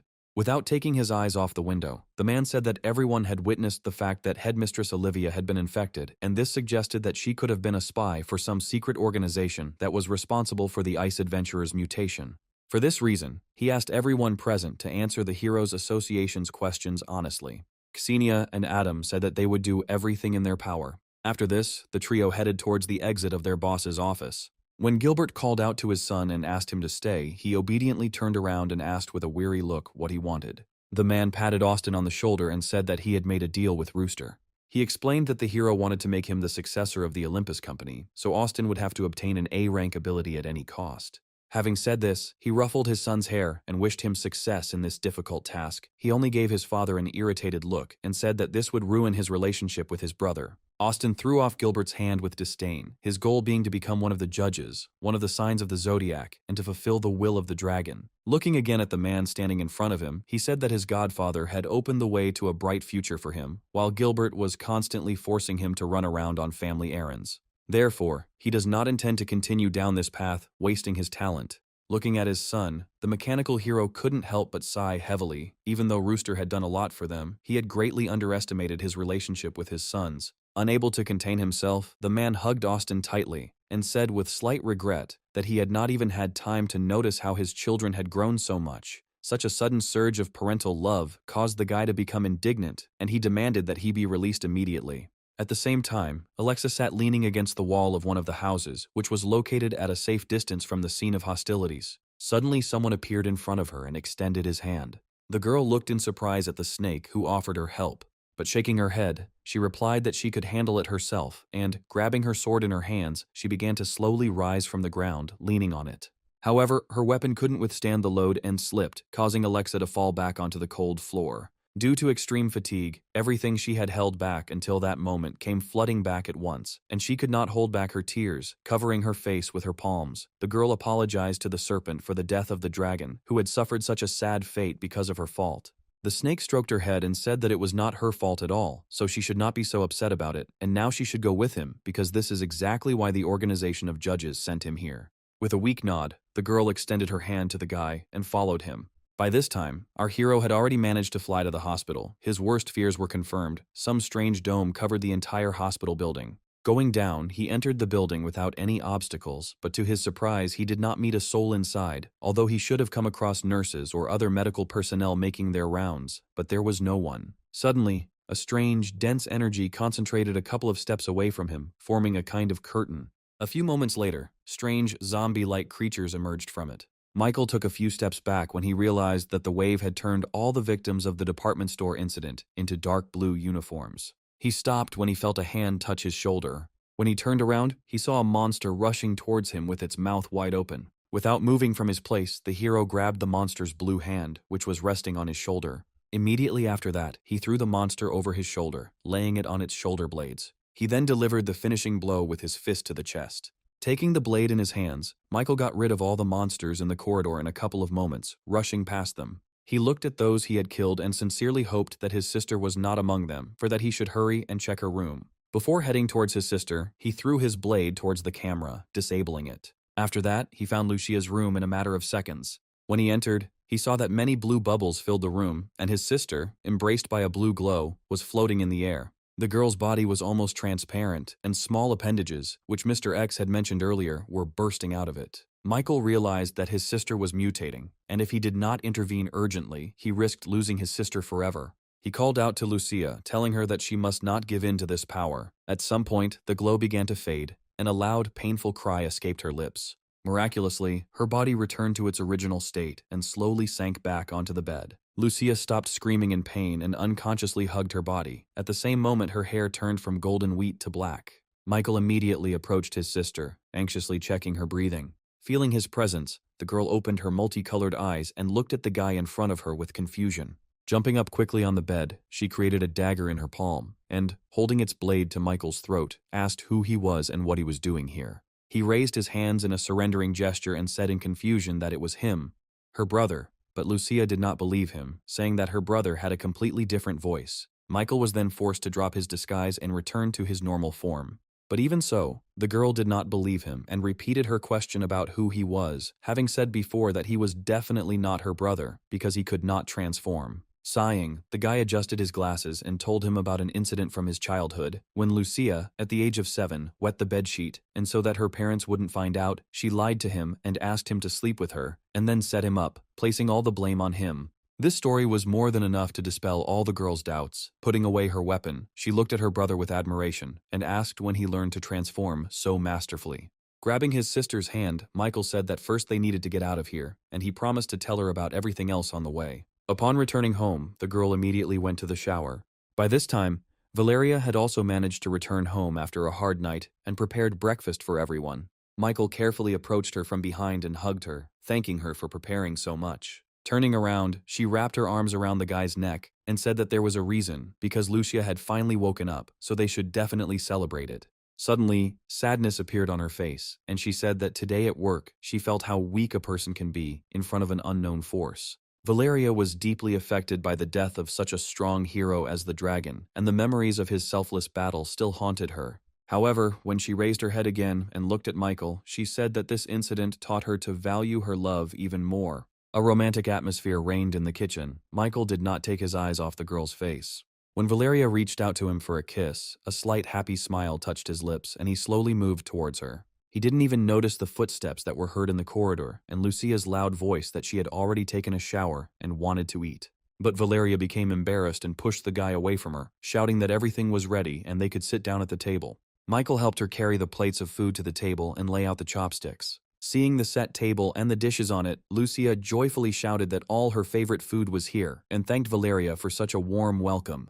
Having sat down in her place, the girl immediately began to eat the chicken legs, happily chewing each piece. Michael and Valeria watched Lucia with smiles on their faces. Seeing such an idol, Michael thought that he would be ready to give anything just so that the people dear to him could live peacefully and happily. An hour later, he called his sister into his room, where he said that they shouldn't tell their parents about her awakening yet, to which he received an uncertain question from the girl about whether they really should do that. Michael explained that the Hero Association was investigating mutation cases at the hospital, so it would be best if she was considered dead. With his arms folded across his chest, he reasoned that the more the association became known, the more danger they were exposed to, and he also warned Lucia that no one should know about his abilities except her. The girl nodded and smiled, and said that he didn't have to take everything on himself, she was always ready to help him. Looking down at the floor, Michael said that it was his fault that he couldn't protect her by forcing her to become part of another world. Lucia replied that everything was fine because she had learned a lot, then created a blade in her hand and told her that this weapon could directly attack the enemy's mental power. Grabbing her brother's hand, she asked him with confidence in her voice to use human control on her. She smiled and said that although her health had been restored, her mind could be controlled by the dark blue race. Michael nodded and touched Lucia's cheek, saying that her physical body was special. First he needed to improve his ability to S rank. Having said this, he materialized an ability pearl in his palm and began to fill it with dark energy. A few minutes later, the hero received a message that the human control ability had been upgraded to S rank, and now it allows brainwashing of A rank and lower targets to completely subjugate their will for 30 years, and the spiritual body can also penetrate the controlled one and take away 6 hours from it. Immediately after that, he activated the human control ability and used it on Lucia, who was sitting in front of him. Michael closed his eyes to concentrate better. What he felt now was significantly different from the previous sensations. Suddenly a water swirl appeared in front of him. Slowly, a tree sprout began to rise from its depths, growing larger with each passing second. When Michael heard someone else's voice in this space, he looked around and asked who was there. However, our hero never received an answer. The next moment, something pulled him deep under the water, and the voice laughed sadly, saying that this was just another dismal find. A few moments later, Michael came back to reality and was in real horror. He was greatly frightened by the realization that someone had almost broken his spiritual strength. Noticing her brother's condition, Lucia approached him and worriedly asked if he was okay. He removed her hand from his face and said that he would have one important task for her. At that moment, Valeria entered their room and asked if they wanted some fruit. Looking at her, Michael smiled tenderly and said that a light snack wouldn't hurt them. Lucia chose to stay at home, and our hero and Valeria returned to the kitchen. When the girl sat down at her laptop, he asked what she was doing. Valeria replied that she was offered a new position because she had performed well last time. Hearing this, Michael tensed up a little and asked if it would be dangerous there too. Laughing softly, the girl replied that he didn't have to worry about that because this time she was entrusted with broadcasting from a special booth. The hero rose from his seat and moved behind the girl. When he took her hand in his to discreetly pass on the ability pearl, the girl looked at the guy in surprise. The ability he gave her was called Green Snake Chain. It automatically activates a defensive chain when the owner is in danger and turns into a green snake to attack the enemy. At the same time, Alex, in the company of Sakura and Anna, went to the hot springs. Sakura said that this source is very beneficial for health and will help to recover faster after a night battle. The girl frowned and, scooping up some water in her palms, asked if that was really the case. Afterwards, she stood up and, looking at her companions, said that they could stay here longer, but it was time for her to go because the organization was looking for her. Coming ashore, she lay down on the rug she had spread out earlier, wondering what kind of mission she would be given this time. Anna looked at the girl with enthusiasm and said that she was doing a great job of keeping a low profile. A few minutes later, the swordswoman transferred her consciousness to the Heavenly Palace, where they were already waiting for her. Michael asked if she had heard of the For My Territory before, and told her that the organization was sending her there to learn more about the dark blue race. If she does well on this test, she will be able to become the 28th member of the organization. Alexa, bending one knee, replied that she would go immediately to the place indicated to her. Michael couldn't help but be glad that his little lie had worked, and now their small team of researchers finally had a truly strong member. He waved his hand in front of him and said that in that case, the first thing she should do was go to Florence's family and fully replenish her strength. Only after that could she leave. A happy smile appeared on the girl's face. She bowed low and replied that she would do everything in the best possible way. Immediately after that, she disappeared. After waiting a few seconds, Rabbit asked if she could speak, to which Michael responded with an approving nod. Without hiding her enthusiasm, the girl shouted out that it was the first time she had seen Alexa, one of the Knights of the Round Table, so close, and she really liked her and asked if she could get her autograph the next time they met. Michael sighed heavily and said that now he understood why his sister had been silent all this time. It turned out that she had met her idol. Approaching his sister, he placed his hand on her shoulder and said that her name was now Rabbit and that she needed to be extremely careful not to reveal her true identity. The girl seemed not to hear Michael's words. As soon as he let her go, she said that in the future she would actively work with Alexa after she completed this task. For her, it also meant that she would have more chances to get the autograph of such an outstanding swordswoman, and the thought alone brought the girl into wild delight. Realizing that his sister was fixated on the wrong thing, he couldn't help but sigh in disappointment. The hero had a premonition that he would have to mess around with his sister for a long time before she would understand that this wasn't just a game. Remembering her brother's presence, the girl looked at him and asked what he was going to do next. Michael replied that he already had a plan. The Knights of the Round Table Company was closely related to the dark blue race, so he planned to assign the hero of sour and spicy noodles and Oscar to investigate the matter. At the same time, Alexa will go on a reconnaissance mission in the territory of the Four Seas, and Lucas was tasked with infiltrating the Hero Association and becoming one of the strongest there, becoming another black horse in the hands of the judges. Now he was going to visit an old friend. Late in the evening, Lucas sat near a small park and thoughtfully looked at the bottle in his hands. When Michael appeared behind him and said that the guy had been too tired lately, and if he ran out of strength, he should just rest, Lucas shuddered in surprise. But recognizing the voice of his teacher, he looked at the hero with a smile on his face and said that they had not seen each other for a long time. Putting his hand on the boy's shoulder, Michael asked how he was doing.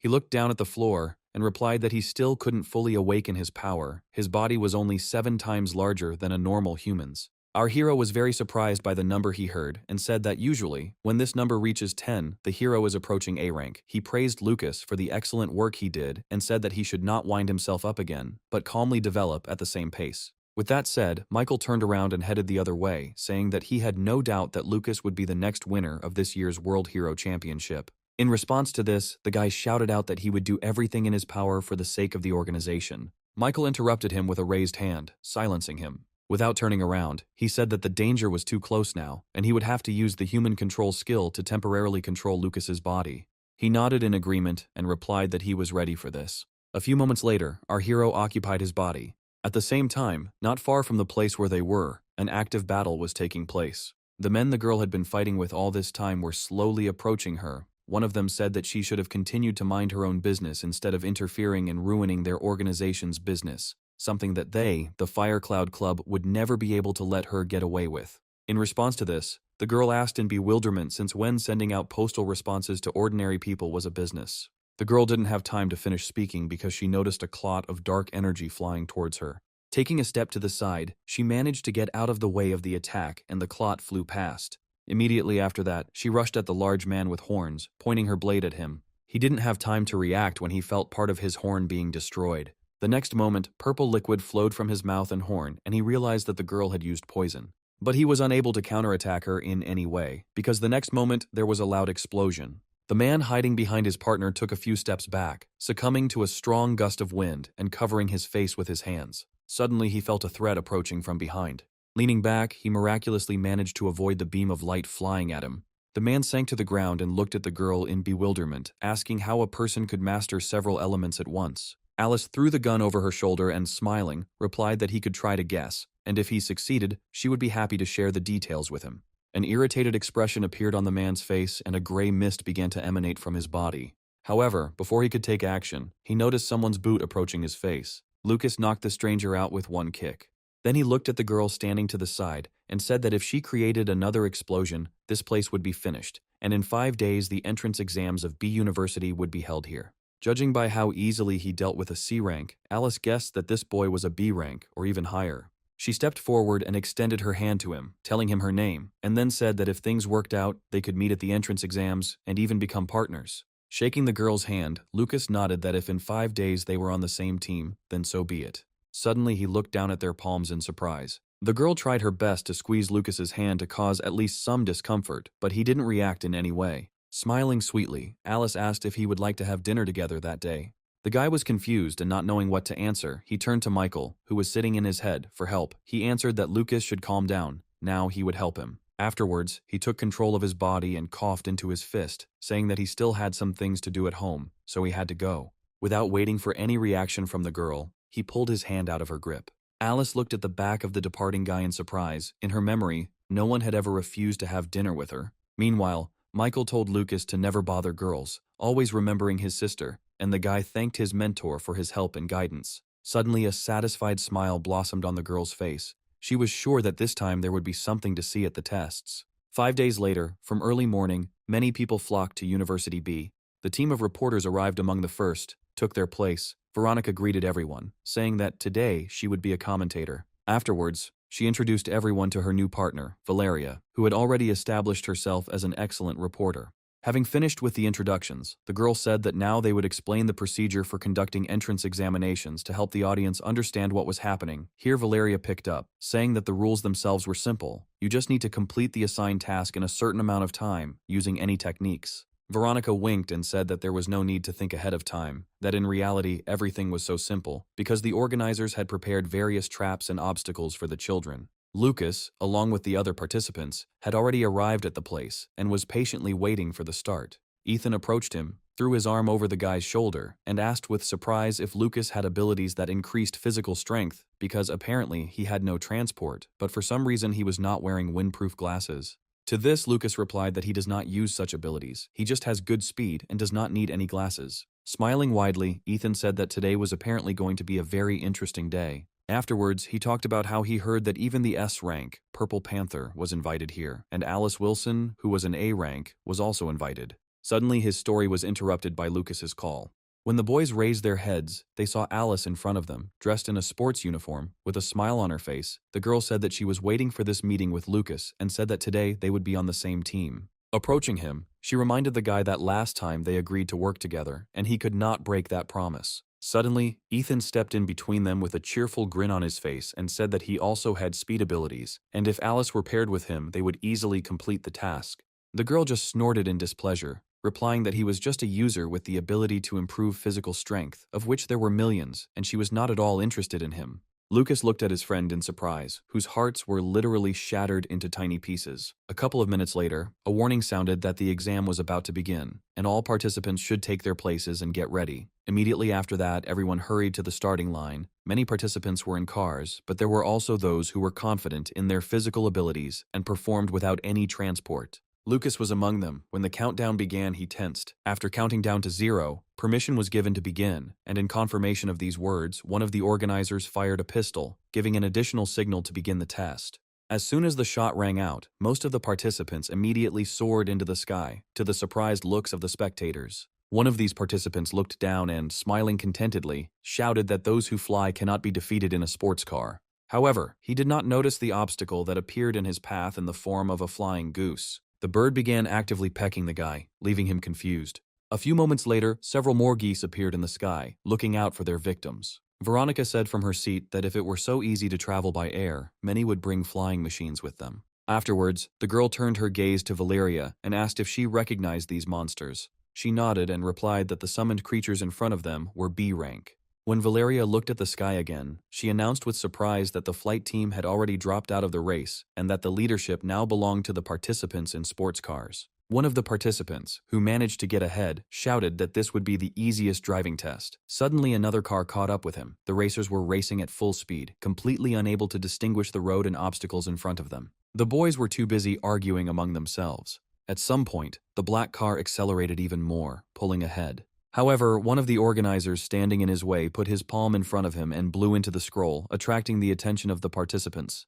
The person inside the black car cursed loudly as a wall of bubbles suddenly appeared in front of him. The man gave all the stopped racers a stern reprimand and reminded them that heroes must save people and that they must never break the rules while carrying out missions so that no one gets hurt. At that very moment, Ethan ran past them and couldn't help but chuckle contentedly at the sight of this scene. Too carried away, he noticed the old man walking ahead too late. Because of this, they collided and both flew in different directions. The man fell to the ground, hitting his head hard and bleeding from his nose and mouth. Jumping up from his seat, Ethan looked at the old man in horror, not understanding where he got such serious injuries. At the same time, 2 more participants were running past them, but they decided not to get involved in this matter so as not to run into unnecessary trouble and not waste time. Ethan decided to borrow their tactics and slowly, before anyone else noticed him, leave the place. But the old man who had risen from the ground did not allow him to do this, shouting loudly that he had absolutely no conscience, since he, having hit the old man, dared to just leave and leave the injured man to his fate.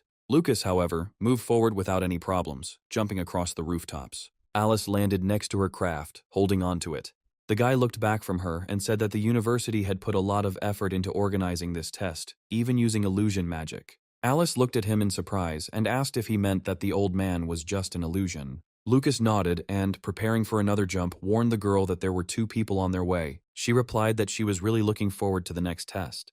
Looking in the direction indicated to her, she noticed 2 guys that Lucas had warned her about, and in the hand of one of them, the girl found a hammer. Valeria also saw these 2 and asked who they were, because if they were heroes, she would have recognized them immediately. Veronica stifled a chuckle and replied that, according to the information they had, the couple was not studying at University B. But mentors have already been sent after them to stop them if necessary. In this test, participants are subjected to all kinds of checks, some may even be dangerous. Meanwhile, the director of the university called one of the new teachers into his office. Sean, with a relaxed smile on his face, said that the director need not worry because he would have no trouble taking care of the 2 slackers. One of the guys standing on the roof shouted to Lucas and Alice that they would now experience the true power of a B-rank hero. The next moment, he began to transform into a beast. His fangs instantly appeared, his facial features sharpened, and a tail appeared. He sat up, resting his palms on the cool surface of the roof, and meowed loudly. This scene seemed very sweet to Alice, and she could not contain the delight that overwhelmed her. Lucas, who was standing next to her, did not share the girl's emotions. He turned his gaze to the guy who had turned to him and said that he would take him on himself, and Alice could take on the second one. The next moment he jumped up and ran towards his opponent. Michael, who shared his body, said that in order to control the power, Lucas first needed to feel the movement of every muscle and bone. Finn wasn't going to sit and wait to be attacked, so he jumped towards him. Lucas quickly reacted to his opponent's attack and punched him in the stomach. The blow produced the characteristic crunch of broken spinal bones. Blood immediately gushed from Finn's mouth. He didn't understand where some kid got so much strength from. Lucas was also surprised. It seemed to him that his opponent was stronger and faster, but as it turned out, his resistance and endurance were poorly developed.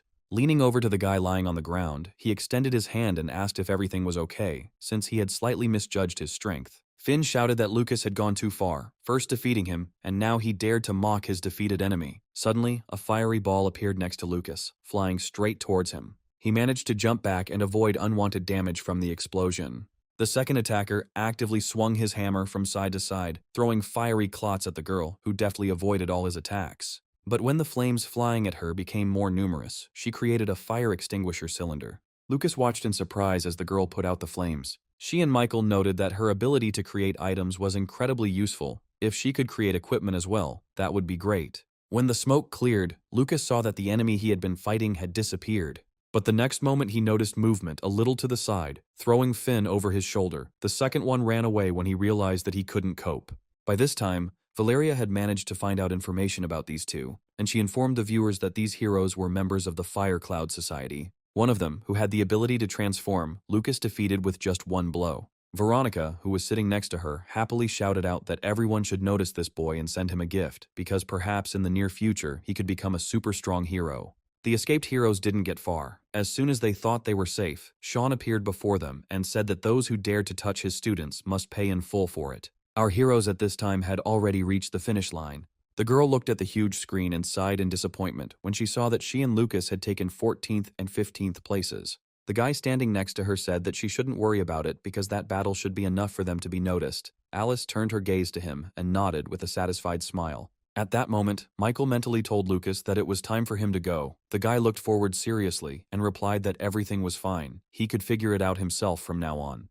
The blue cloud of energy that flew out from the association director's body traveled a long way and finally reached one of the small uninhabited islands in the middle of the sea. Having descended on it, the clot penetrated into the cave located there. Sometime later, he found himself in a deserted room, in the center of which stood a stranger in a cloak, and above him from the ceiling hung many blue tentacles. The clot landed on the ground in front of the man and turned back into a blue monster. After that, he announced that he had very important information. Receiving a slight nod of approval, he told them that one hero from the judge organization had reached the 3rd level of spiritual power. A grin appeared on the man's face, covered from head to toe by a cloak, and he said that something interesting was brewing. The next morning, Lucia reported to her brother that for some reason she was able to see several dark blue shoots awaken, but only for a couple of seconds. Michael was shocked by this news and asked in disbelief if she could really see through other people's eyes. The girl replied that she had only succeeded in doing this 3 times, but all of them involved other representatives of the dark blue race. Opening the laptop,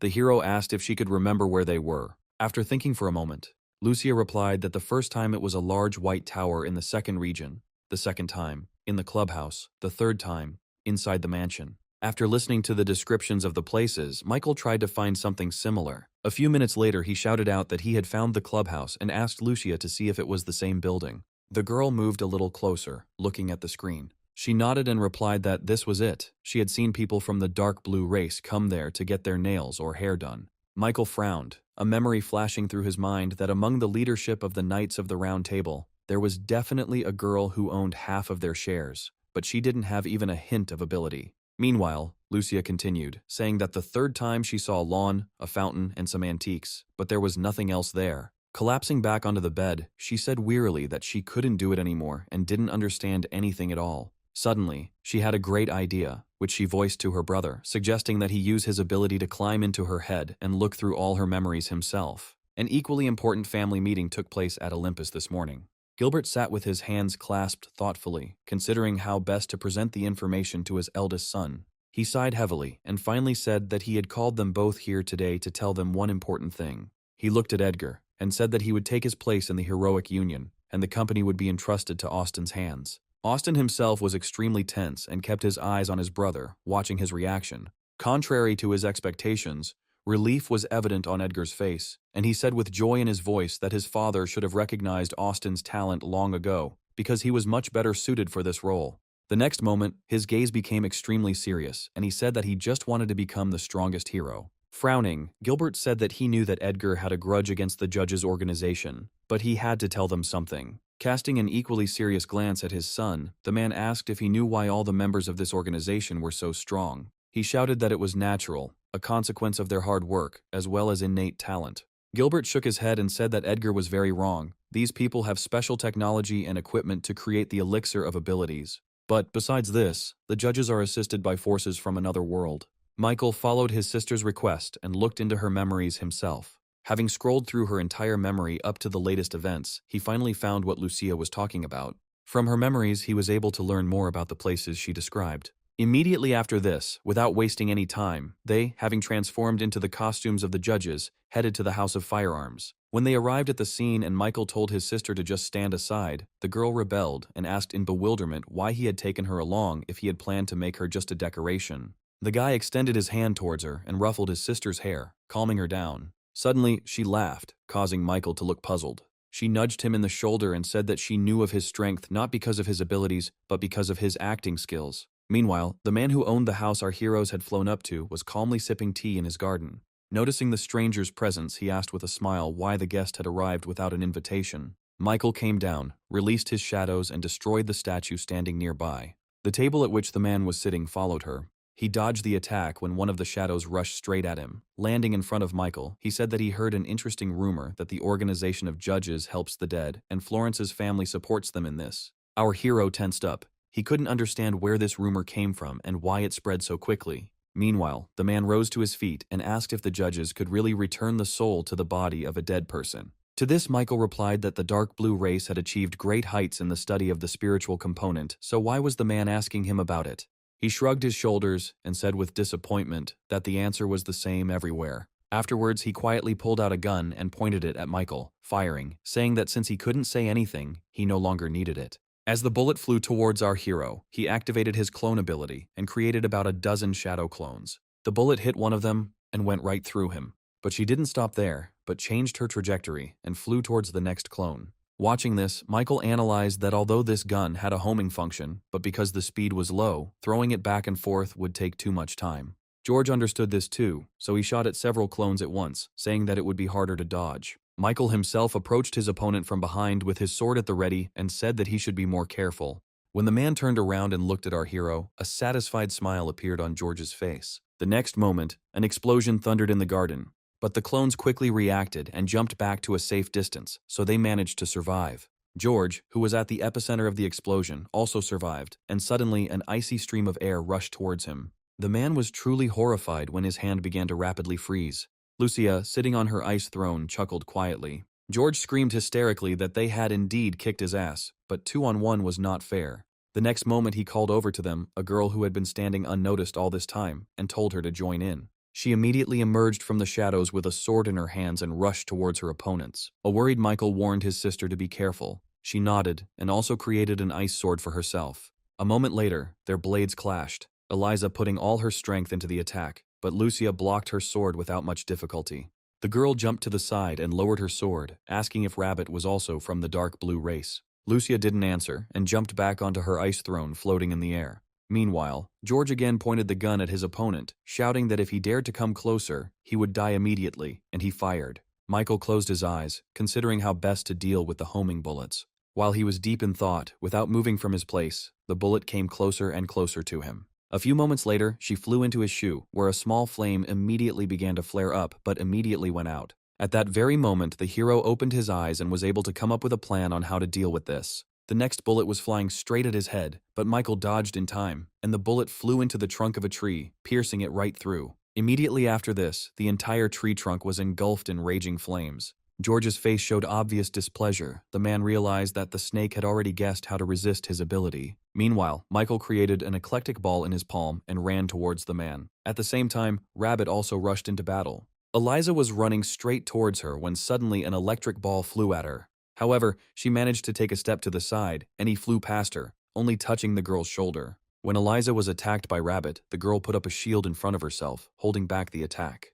The man realized that they could not win and took out a handful of blue pills, shouting that he did not intend to give up so easily. Immediately after these words, he swallowed all the pills at once. His body was enveloped in a blue glow, and his hand, which had been frozen by the rabbit, was restored, following which the man's eyes and hair also turned blue. Noticing this, Eliza looked up from the fight, horror immediately reflected on her face, and she shouted at her husband not to do this. She instantly jumped towards him, creating a small blue stick in her palm. Touching the man's forehead, she brought him back to consciousness, excitedly saying that his spiritual body was not able to handle such a large number of particles, a little more, and he would have completely turned into a dark blue form. She came close to him and, opening her lips, began to absorb this blue energy. Michael saw this as a great opportunity and created another electric ball in his palm. George's eyes widened in horror when he saw the ball flying towards his wife. He couldn't let that happen, so he covered her with himself, taking the full brunt of the blow. As the man fell to the ground, Eliza dropped to the ground next to him and, with tears in her eyes, pulled him onto her lap. George looked at his wife and said that he had been waiting for this day to finally come for a long time and was grateful to the heroes for helping him. The man said that when his wife died, life became worse than death for him. Touching Eliza's palm, he asked her to return that hairstyle because he wanted to see his real wife one last time. He kept his eyes on the girl, telling her that the representatives of the dark blue race said that they would help bring back her wife, and in exchange he had to betray humanity, and if they could really do it, then he considered it a worthy payment. But as it turned out, he was only mired in the abyss of his own lies. As George spoke, Eliza's eyes filled with tears. Suddenly a bloody cough came from his throat. Turning his gaze to Michael, he said that he wanted to exchange the information for Eliza's life, since she was not guilty of anything except getting involved with an idiot like him. When he received an agreeing nod from our hero, the man said that those people were somehow connected with the Crawler Chamber of Commerce. This was the last thing he managed to say before his consciousness left his body. Tears of despair flowed from the girl's eyes, and, pressing his body tighter to hers, she began to beg that George would not leave her alone. The rabbit asked her brother what they would do, because they really needed to get rid of this girl from the dark blue race. Michael held his hand out to the side, blocking her path, and replied that they could wait on that. Eliza heard their conversation and said through tears that when she decided to join the dark blue race, she was already ready to give anything for this person, so this is quite enough for her. After that, she lay down next to the dead George with a happy smile on her face, and blue energy came out of her body and formed into a blue ball. Once fully formed, the ball fell to the ground. Michael went down and picked up the ball, deciding that it was better not to leave such a thing there. Rabbit's attention was focused elsewhere, and suddenly she thoughtfully asked if she could meet someone who would love her as much. Michael ignored his sister's question and, hiding the ball he had picked up, turned around and said that it was time for them to leave here. Lucia just sighed heavily and followed her brother, flying back. When the hero suddenly changed his appearance to Raven, she asked where they were going now, but he continued to fly silently, completely immersed in his powers. Lucia couldn't contain her irritation and asked if he would answer at least one of her questions or would continue to play the silent game. Meanwhile, at the university stadium, the fighting competitions came to an end, and now it was time to award the participants. Lucas and Alice were able to improve their rankings and were now enjoying the fruits of their hard work. Michael managed to fly in for the congratulation ceremony and, quietly watching from the sidelines, was happy for his protege because he had even managed to make friends in such a short time. A little later, he dropped by the guy's place to praise Lucas for his efforts. Materializing a green sphere in his palm, he said that he had improved his ability to A rank and presented it to the surprised guy's body. In a couple of moments, the sphere was absorbed into his body. Afterwards, Michael patted Lucas on the shoulder and said that their next goal was the entrance exams, so he had to give it his all, and the hero himself would need to leave for a while. As our hero turned around and headed towards the exit, the guy called out to him and asked where Michael was going. He, without turning around, replied that his goal was the territory of the 4 seas. That same evening, Austin made his way into the Black Dragon's office, finding it empty, and found the safe without difficulty. He assumed that the only password his brother could have set was his birthday, since that was the password he used everywhere. The guy immediately decided to test his assumption and entered his date of birth. The safe immediately opened, and Austin saw a book about the territories of the 4 seas lying there. He was amazed at his brother's carelessness in being so irresponsible about such important things as passwords. Austin took the book and left the office, whistling a cheerful song as he went. Naturally, the adventure he had pulled off did not go unnoticed by Edward, who saw his brother enter the office and come out with the Book of the 4 Seas. Even though he didn't know why Austin wanted the book, Edward was glad to see how much happier his brother was after receiving the book. Returning to his place, the guy immediately transported himself to the Heavenly Palace and handed the book to Michael. It was written there that from time immemorial, there were 2 races on the planet, and they lived on 4 continents. One day, after a protracted war, creatures from another world invaded the southern lands and enslaved 1/3 of the entire civilization. In order to redistribute forces, the territory was divided into 4 parts: the Hero Association, the Iron Blood Army, and the Trade Organization Association. Since then, the territory of the heroes has been governed by an association of the same name, and the territory of the Free Union has been subordinated to an association of trade organizations. In mixed lands, all these forces coexist, and their protection is ensured by their agreement.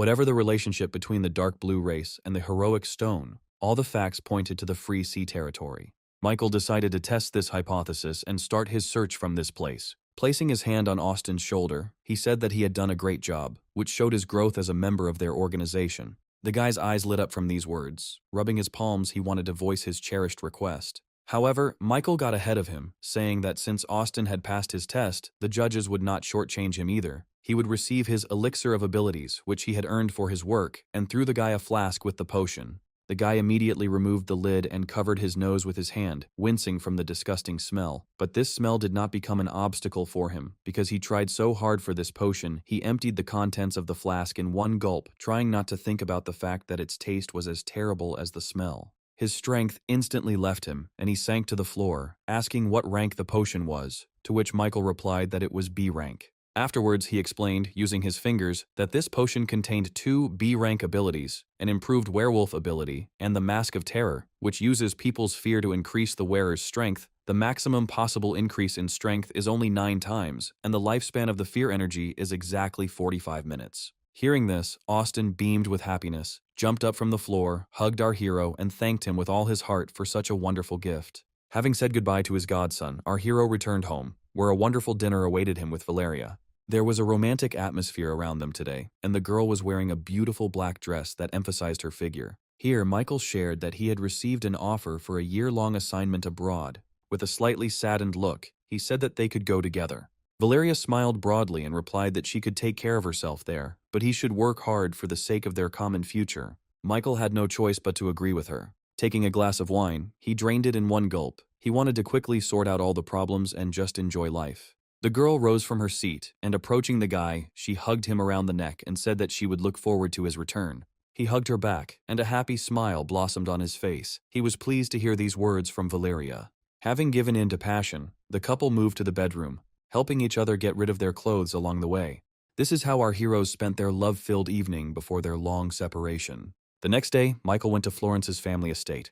The butler came out to meet them, easily recognizing the guests as members of the judge's organization, and the man let them inside. Smiling, our hero followed the butler along with his sister. He led them to the office of the head of the family, where Ivan and his 2 granddaughters, Anna and Sakura, were already waiting for them. The man greeted the guests who entered with a joyful smile on his face and said that he had already had the opportunity to communicate with members of the organization of judges a couple of times. Anna immediately recognized Michael and hastened to tell him about it, reminding him that they had once flown together on the same flight, which had been captured by the Star Cloak. The hero replied that it was on that very day that the rooster noticed him. Michael had already thought out his cover story earlier, so he said that the gentleman gave him an elixir of A-rank ability and allowed him to join the organization. Anna looked at him with distrust and asked if it was really that easy to obtain an elixir of such a high rank, and inquired what kind of ability he had received by drinking this elixir. Ivan held his hand out to the side and gave her a displeased look, telling her that she shouldn't be so rude to their guests, interrogating them about their abilities. Michael chuckled and replied that it was okay since they were future allies and he wouldn't mind answering a few questions, then told them that his ability was called the Folding Plum Navy Suit. Sakura leaned forward and said that she had never heard of anything like this before. Michael explained that this is not surprising, because this ability combines both the martial arts of the underwater army and a plum-style suit, which allows him to dodge enemy attacks like a plum blossom. After listening to him, Anna said that she had one more question and pointed to Lucia standing next to him, asking who she was. The hero replied that she was Rabbit's ward, and that she was also an A-rank user, just like him. She cast a distrustful glance at everyone present and said that her ability was ice control. Michael then went on to say that Rooster told them to travel through the Free Union's sea territory under the name of Florence's family, so he was interested in knowing what the head of the family himself thought about it. The man rubbed his chin thoughtfully and replied that it was indeed time for Florence's family to return to a free union. A few hours later, when it was deep night outside, the brother and sister arrived at the port. Michael approached Lucia from behind and, putting his hand on her shoulder, asked what she was thinking so deeply about. The girl replied that she was just a little worried because they would be leaving the city tomorrow. Although her brother said that it was not forever, this did not console Lucia. Previously, she thought about spending the rest of her life here and did not even suspect the existence of the territory of the 4 seas. Michael understood his sister perfectly well and, nodding his head in agreement, said that now it became clear why all 3 forces and the government did not want to talk about these lands. He understood that once others learned about the territory of the 4 seas, they would immediately discover the existence of a war with another world and what was really going on. Lucia sighed heavily as she listened to her brother's words. Looking at the sea, the girl said that local residents have to live with daily stress and that their life is much better compared to these people. Michael ruffled the girl's hair and said that the atmosphere within the Free Union was quite tense and that she needed to be constantly on guard to protect herself. The next morning, the 6-star ship Sea Dolphin arrived at the port. Ivan explained that the bottom of this ship was made from materials from monsters from another world and was protected by 4 different alchemical substances. Therefore, it was enough to just use spiritual power for him to fly into the sky. He can also shoot fire, create a barrier, and accelerate. Making a gesture with his fingers, he called over the butler, who had been standing a little further away all this time. The man immediately approached, bearing gifts from Florence's family. Ivan explained that Michael and Lucia would need these items in the territory of the 4 seas: sea clothes, light armor, and a bladder. They allow you to walk on the surface of the sea and breathe underwater, and their appearance depends on the specific person. Our heroes immediately put on the armor and sea clothes that were given to them. A little later, the rest, dressed in sea armor, approached them. Sakura was also there, wearing a suit that matched her hair. Looking back at them, Ivan asked in bewilderment why there was so much noise here. The butler replied that young Master Greg from the Gross family and his group Midnight had arrived here. Michael was already familiar with this name, so he immediately understood whose appearance the butler had just announced. A weak smile appeared on his face. He was grateful to the people from Midnight for coming here themselves. Ivan seemed very unhappy with the appearance of uninvited guests. Noticing this, the butler said that Greg had originally planned to return on the 4-star ship Midnight, but upon hearing that a 6-star ship had been prepared, they immediately rushed here. The man sighed heavily and said that in that case, the young master should be given 1 room here. After this, the butler added that Greg had expressed a desire to occupy the 608th silver room. At that very moment, a fair-haired guy approached Sakura with his arms outstretched for a hug and said that he expected nothing less from the second beauty of the 4 seas. Ivan called out to the guy, causing him to turn his attention to him. Greg approached the head of the Florence family, greeting him warmly. The man said that the young master would always be their honored guest, who would always be welcomed. Greg walked past them with a smug grin on his face, saying that Ivan needed to take good care of his guest. The butler stepped forward and pointed the guy in the direction, saying that he could stay in the platinum room. Hearing this, Greg frowned in displeasure and quietly ordered his guard that they needed to find out who lived in room 608. He really didn't like the fact that this Florence family dared to go against his will. At the same time, Michael was in his room, sipping the drink that had been offered to him earlier and enjoying the beautiful view from the window. Suddenly, someone knocked loudly on the door of his room. Michael wiped his mouth with a napkin and then stood up from his seat. Approaching the door, he immediately opened it. There he saw standing young Master Greg and his bodyguards. A smile appeared on the hero's face, and he said that he had been waiting for them for a long time. A look of bewilderment flashed across Greg's face, but he quickly managed to get his emotions under control and said that in that case, they would do without unnecessary preambles. If Michael himself did not collect his things and did not free this room, then his guys would help with this. The hero took a step forward, and coming close to the young gentleman, he whispered in his ear that he had something interesting: Sakura's personal photo album. What he heard made Greg surprised, and his face flushed.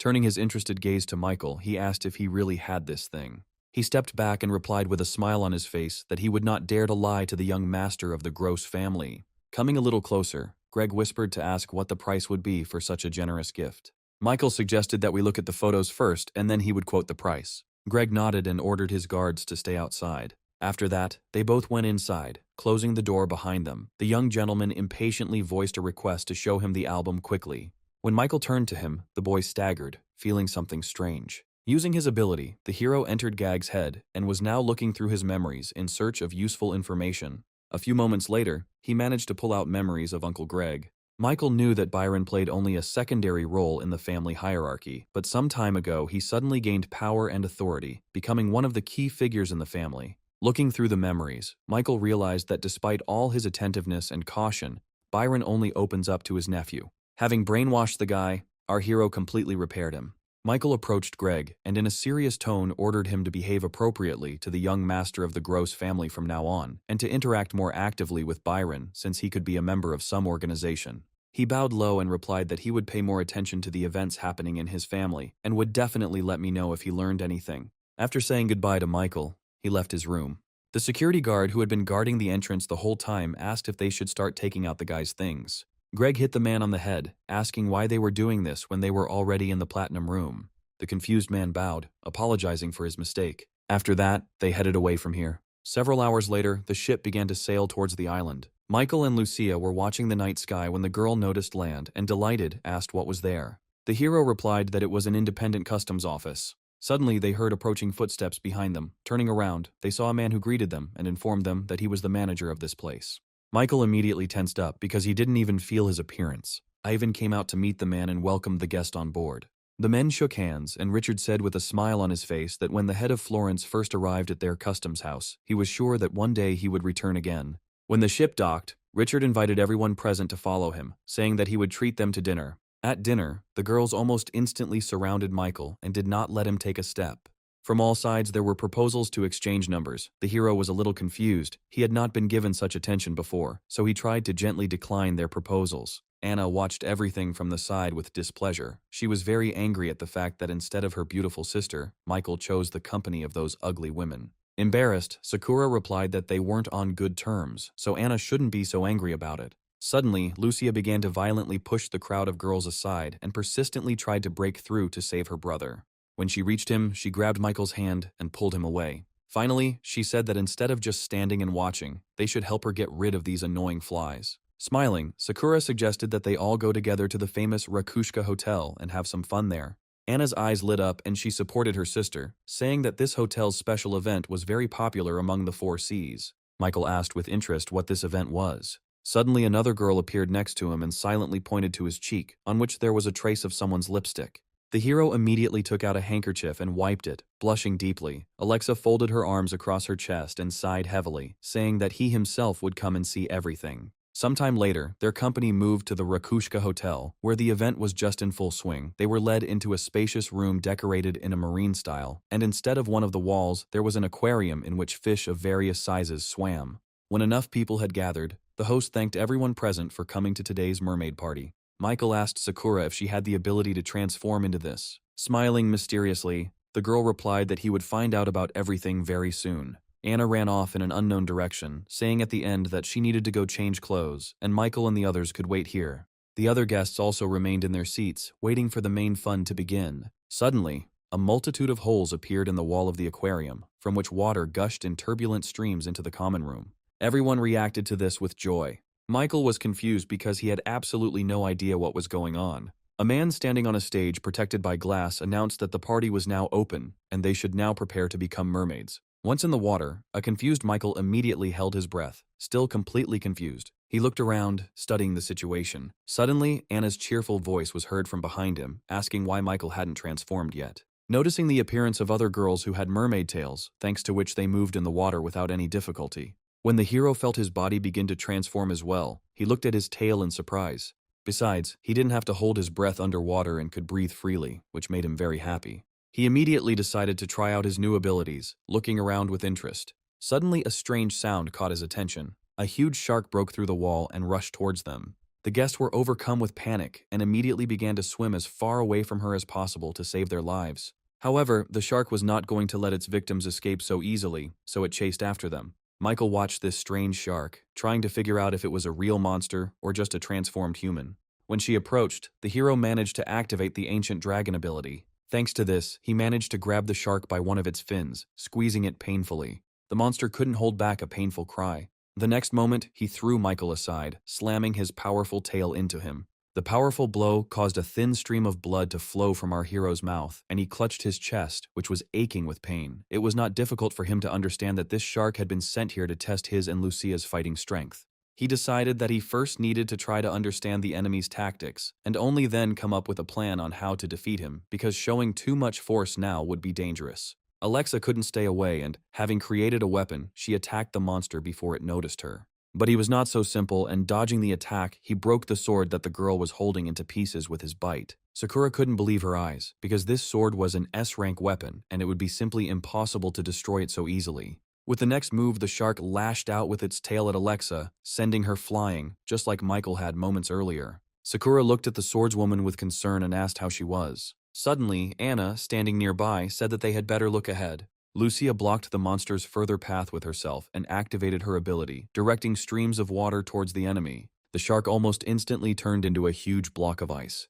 The ice pulled the monster deep into the abyss. The guests, who had been watching this with apprehension, breathed a sigh of relief when they saw that their enemy had been defeated and that the danger had now passed. However, contrary to their expectations, a couple of seconds later the shark somehow miraculously freed itself from the shackles of ice and emerged from the depths. Once free, she immediately rushed at Michael. Using the plum-style ability, he turned around and ran away at full speed. He knew that this ability would not help him break through the monster's defense, so he decided to resort to the glove of light that Ivan gave him during the auction. Afterwards, he changed direction again and approached the shark and attacked it. He knew that these gloves increased strength, but Michael couldn't even imagine that it was that much. One blow from him took the monster's life. This caused great shock and bewilderment in our hero. He could not allow anyone to find out that he killed the monster in just one attack.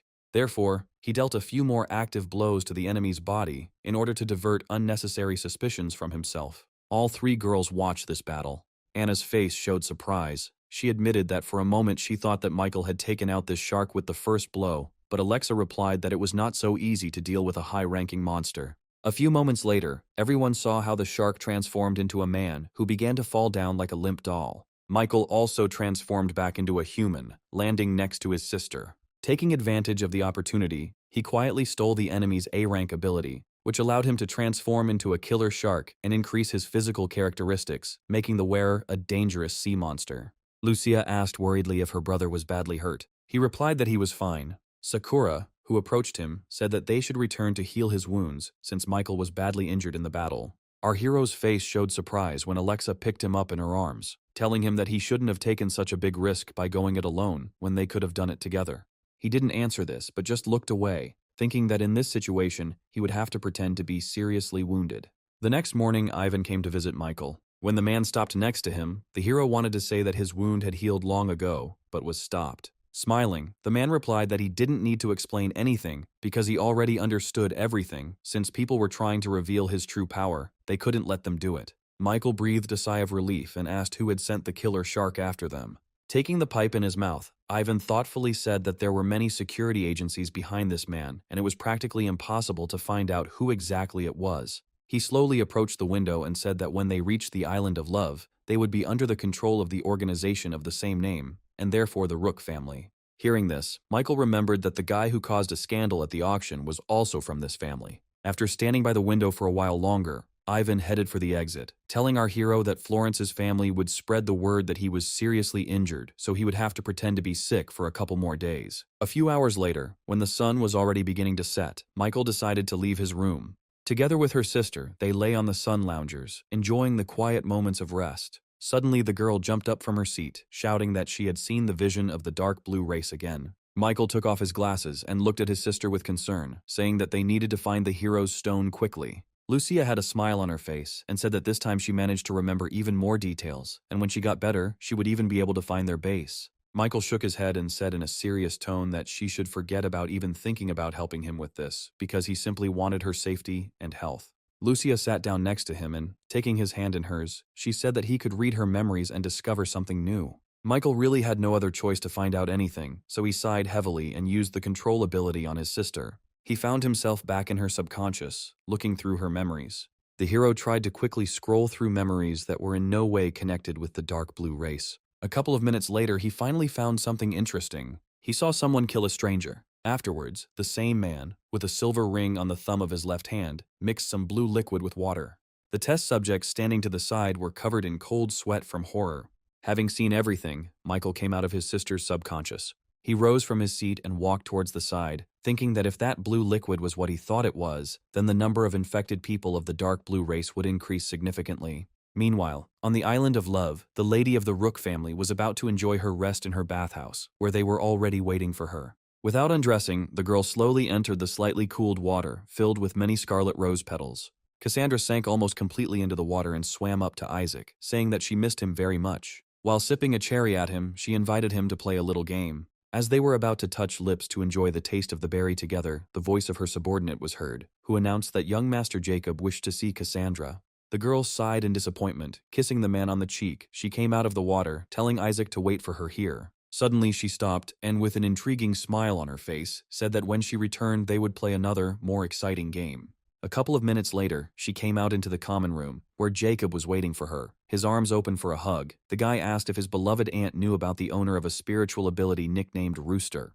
Cassandra lay down on the sofa and, propping her head up with her palm, asked with a bit of interest if he was handsome. Jacob did not expect anything else from his aunt, knowing full well about her dissolute lifestyle, and replied that he did not know such details, but if she knew him, then she should help him lure the rooster to them. Cassandra silently considered his request, sighing tiredly. The girl rose from the sofa. She asked him to give her time to remember this man, because she had met so many in her travels. When she returned back to the bathhouse, she froze, not even reaching the red-stained water. Cassandra refused to believe her eyes. The Rose Warrior standing before her, Julian, had killed her lover and was now looking at her with anger. Pointing a sword at her, he asked how she dared to cheat on him when they were already engaged. But the shocked Cassandra could not utter a word. The irritated man stepped forward and asked why she was silent. She looked away and said uncertainly that all he knew was how to hurt girls. He should have found her boyfriend first and killed him first. Julian replied that her boyfriend had just died from his sword, to which the girl smiled and said that he was not her real boyfriend.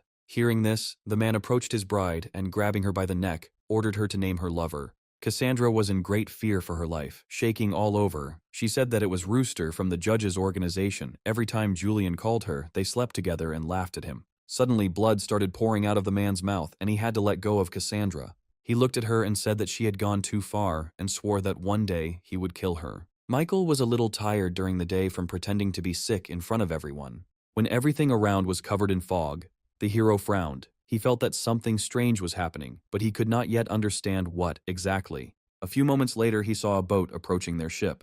Alexa came on board and called out to Michael, telling him that he should come to the captain's cabin because a pirate ship was approaching them.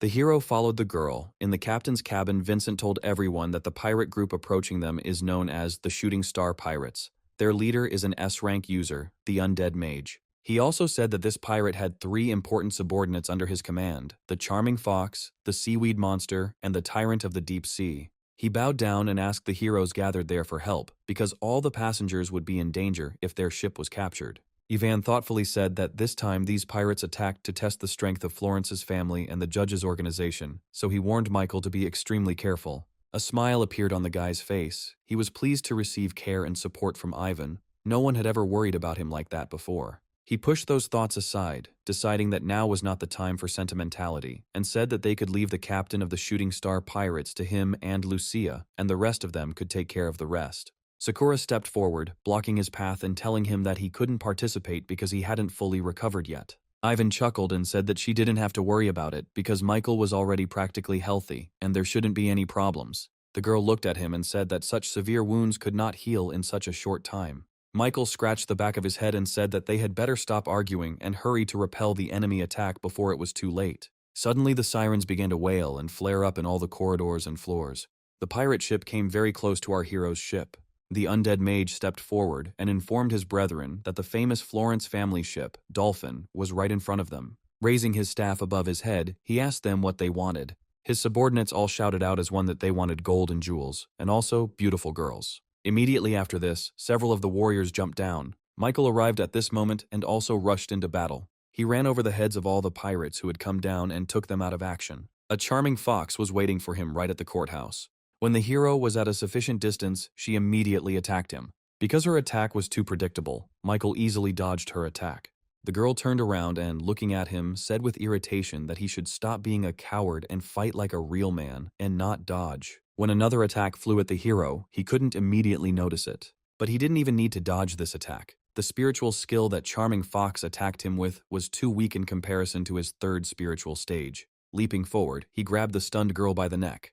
But the next moment, the expression on her face changed to a satisfied grin, and she said that although he was able to withstand her spiritual attacks, he would definitely not be able to dodge the next attack. Lucia, fighting nearby, called out to her brother, warning him of the danger approaching from behind. A revived skeleton with a huge saber was rushing straight at Michael. Hearing his sister's warning, the hero looked at the monster standing behind him. A satisfied smile appeared on his lips. Michael turned around and exposed the girl to the skeleton's slashing blow. This attack was the last one for the Charming Fox. As her life left her, a green pearl flew out of her body. Michael grabbed her and said that the girl had killed too many people. Maybe she would have better luck in her next life. Meanwhile, Sakura fought the Tyrant of the Deep Sea. The girl moved quickly, dodging each of the enemy's attacks. The man shouted to his brother, the Seaweed Monster, and shouted for him to use his trap. He replied that everything was ready. The next moment, his ribbon-like hair rushed towards the surprised Sakura. They enveloped her entire body, completely immobilizing her. The longer the bonds held her, the hotter she became due to the awakening arousal.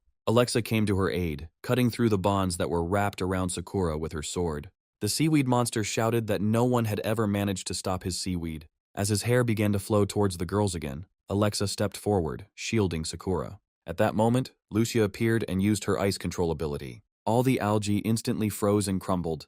This battle was closely watched from the sidelines. Vincent was pleased that one of the leaders had been killed, and that the remaining two would soon follow him. All this time Anna stood next to the captain and, shrugging her hands, said with disappointment that she would also like to fight with them, but now she can only watch. Suddenly, a golden pentagram appeared under the dolphin ship. A protective dome instantly grew from underneath her. Meanwhile, the undead mage was busy with a duel with Michael. He promised that he would make his own trophy from the hero's bones. Raising his staff above his head, he activated the curse. The skeleton that the curse was directed at froze in place, and its body was enveloped in black and white clots of energy. A few moments later, the skeleton of a huge monkey with 2 clubs appeared before them. The undead mage said contentedly that the monkey skeleton's strength was almost S rank, and Michael wouldn't be able to hold out against it for even a minute. The hero chuckled and said that this remains to be seen.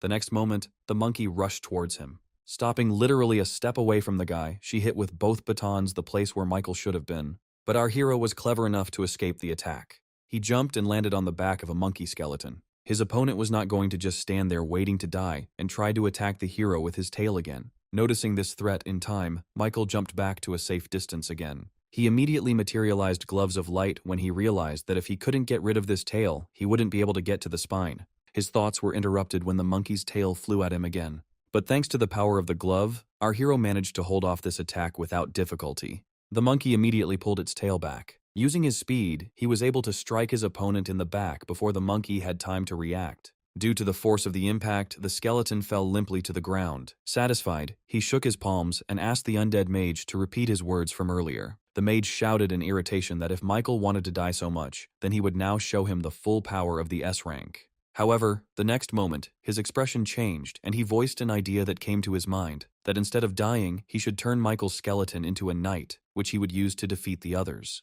After saying this, he activated his ability, and his staff was enveloped in clots of dark energy. And above the water, a huge circle with a pentagram in the center appeared. This attracted the attention of everyone on board the dolphin ship. A few moments later, a huge dragon skeleton flew out of the circle, choking ash coming from its mouth. All who were fighting on the surface of the water succumbed to the power of despair, which instantly took hold of their hearts, because they understood quite clearly that none of them would survive. Michael, however, remained calm and watched what was happening with a bit of interest. Smiling, he clenched his fist and said that he would be glad to fight someone so strong. Watching him, the others were confused. It was hard for them to even imagine how Michael would deal with the S-rank undead mage and his summoned warriors, because even none of the best heroes of all 4 seas would dare to approach him. Meanwhile, the dragon made its first move, releasing a clot of ash towards Michael. The hero dodged this attack with one jump, but he didn't plan on running away from the attack forever, so he quickly turned around and jumped into the air, rapidly approaching his opponent. Finding himself behind enemy lines, he concentrated his strength into his fist to strike. The undead mage smiled wryly and said that it wouldn't help him. Immediately after this, the dragon's head turned 180 degrees and, opening its mouth, released another clot of ash. The hero reacted instantly and at the last moment created a shield in front of himself. The monster emitted an endless stream of ash, but Michael endured it all steadfastly. When he was sure of the strength of his shield, he began to take leisurely steps towards the dragon. After some time, he finally managed to catch up with the dragon and grab it by the mouth. Jumping up from his seat, the undead mage shouted that grabbing his dragon was also useless. The man flew as close as possible to his warrior, and the next moment a green glow came off his staff, which shot in rays towards the dragon, after which he said that he would be very interested to know how Michael would cope with this. A barely noticeable smile appeared on our hero's face and he turned to face the man. Jumping towards him, he said that it would be better to attack directly, rather than wait for the undead mage to summon more monsters. The man had not expected this, so he was very confused by the realization that he had been Michael's target from the very beginning. He turned around and started to run away. But he didn't manage to get far, because our hero's fist pierced his chest. The undead mage looked down in shock and said that this couldn't be. As soon as the magician died, the monster he had summoned also flew down after him. All the assembled men watched this scene in horror. They understood that since their boss was defeated, then continuing to fight with such a strong opponent would be pure suicide. So everyone rushed out of here as fast as they could, saving their lives, while Michael calmly watched from the air. Suddenly he noticed something that he really didn't like. One of the men, who was fighting on the enemy side, was swimming underwater in a completely different direction. Michael knew there would be problems if he decided to attack their ship. Using his ability, our hero created a shadow clone transformed into a rooster to follow the man and scout out the situation. The clone received the order and immediately dived under the water. The rooster followed his target unnoticed, keeping slightly behind. He quickly realized that the man was not escaping by roundabout routes, but was trying to get to a specific place. After several long minutes of swimming, the stranger emerged and began to walk out onto the deserted beach. Without even turning around, he headed towards the entrance to the cave in the huge mountain. The clone also emerged from the water, watching the man closely. He suggested that there might be a lair of the shooting star pirates there. When Brooke entered, he immediately ran into Herman, who angrily grabbed the newcomer by the lapels and told him to repeat again what he had just said. Brooke stuttered as he explained that their leader, the charming fox, the tyrant of the deep sea, and even the seaweed monster, had all been defeated. The men standing nearby said in disappointment that attacking Florence's family was too big a mistake, because now they had lost their main forces. As soon as Brooke told everything, Herman threw him to the floor and shouted that even though the others died in battle, it did not mean that they should give up. They should become stronger and avenge their fallen brothers. Beach stood up and, rubbing his neck, said that in that case they should split up. Everyone immediately liked the idea of everyone splitting up and going their separate ways and supported Brooke. Only Herman did not understand the reason for their joy. He looked at his brothers with stunned eyes. Turning his gaze to Brooke, he hit him in the chest and said in an irritated voice that their boss's inheritance now belonged to him, and they all had to obey his orders and not act arbitrarily and so thoughtlessly. He delivered several more blows to the man until he fell to the ground, then grabbed him by the neck and lifted him up. With a wry smile on his face, Herman told those present that if they didn't want to end up like that, then they should listen to him, and then they would be guaranteed a good future, and he didn't forget to mention the two beauties that the elders hadn't allowed to approach all this time. With that said, he threw Brooke's body back onto the ground. Waiting for some reaction from his brothers, he asked what they had decided. They joyfully shouted that they would follow him anywhere if they could have fun with the girls. When the girls sitting in one of the cells heard this, their bodies were shaken by a violent tremor of horror. One of the men opened the camera and grabbed the long-haired, frightened girl by the hand, dragging her towards the exit, completely ignoring all her screams and protests. Suddenly, he threw her to the floor. Then the girl's screams became even louder and more desperate, but desire burned in the man's eyes, and he heard absolutely nothing. The clone witnessed such an unpleasant scene. Picking up a piece of metal, he threw it at the target. The metal he controlled pierced the heads of every man present there, and they didn't even have time to understand what had happened to them. The girl looked at the man hanging over her in shock as he fell limply onto her, a bloody hole showing on his bald head. Herman, who was not present during the incident and had just arrived here, heard strange sounds and looked around the hall in bewilderment. Brooke, who miraculously had not yet died after the beating, laughed hoarsely and said that someone from Dolphin had followed him and found this island. Glancing sideways at Herman, he said with glee in his voice that if he was destined to die here, he would take everyone else with him. Herman was overcome with rage. He rushed towards Brooke and, grabbing him by the neck, began to strangle the man again with all his might, saying that he should have died during the battle and not let his tale hear. When Brooke finally died, Herman rested his hands on the icy floor, tormented by many questions about who exactly had entered this island and how strong that someone was. Rising slowly, he told the invisible guest with ill-concealed fear in his voice that, whoever it was, he would be ready to acknowledge him as his master and do anything if he was promised a good future and protection. The clone didn't like his proposal. His blade pierced Herman's body right through, not even letting him finish speaking. Michael approached and said that he had no need for new charges for now, so he should forget about it. He coughed up blood and whispered with regret in his voice that he had tried so hard for so long to become the most famous hero among all four seas, but it had all been in vain. By the time the hero drew his sword, life had already left the man's body. Michael stood up and used ability extraction. He managed to obtain the B-rank ability Red Copper Armor, which increases such stats as strength, agility, physical damage resistance, and elemental power. The hero was interested in what would happen to this skill after he improved it. Having spent a couple dozen units of dark energy, he received the S-rank ability Golden Armor of the Fire God, after using which the owner receives unimaginable power, high speed, and almost impenetrable protection. In addition to this, it contains two additional skills, Flight and the Golden Eye of the God.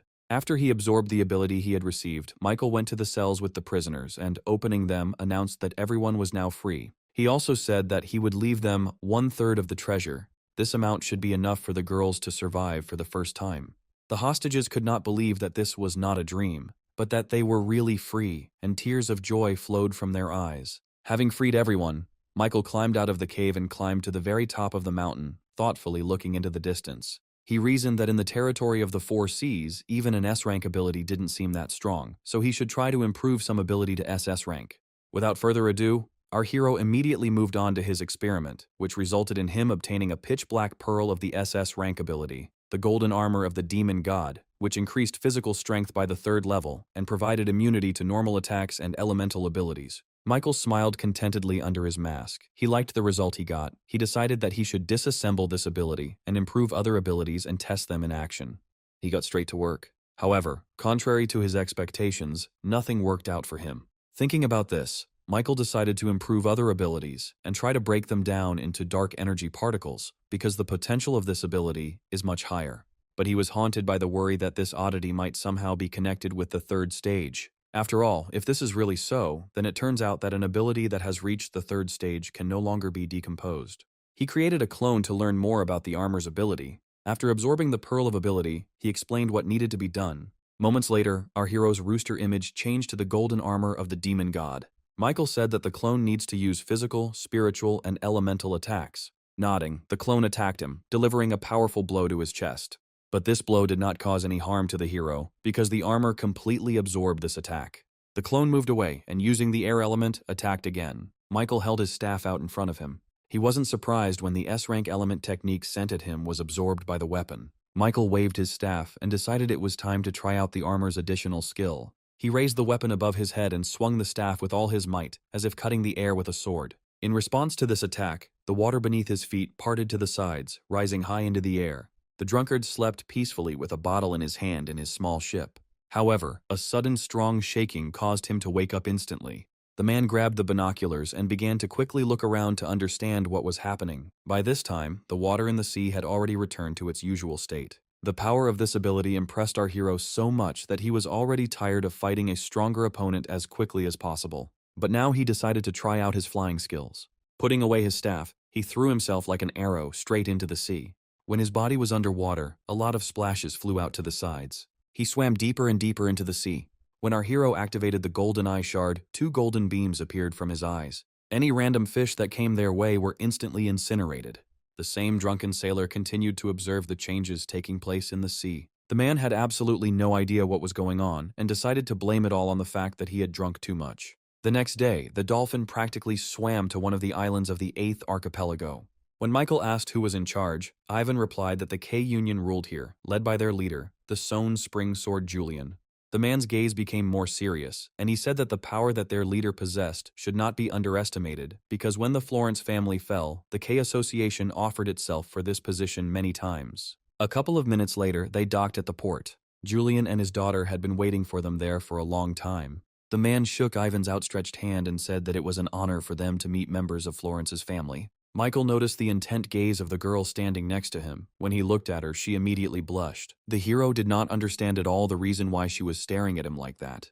But his attention quickly turned to Julian, who also turned his attention to him and asked Ivan to introduce his companion. He replied that he was his very gifted student.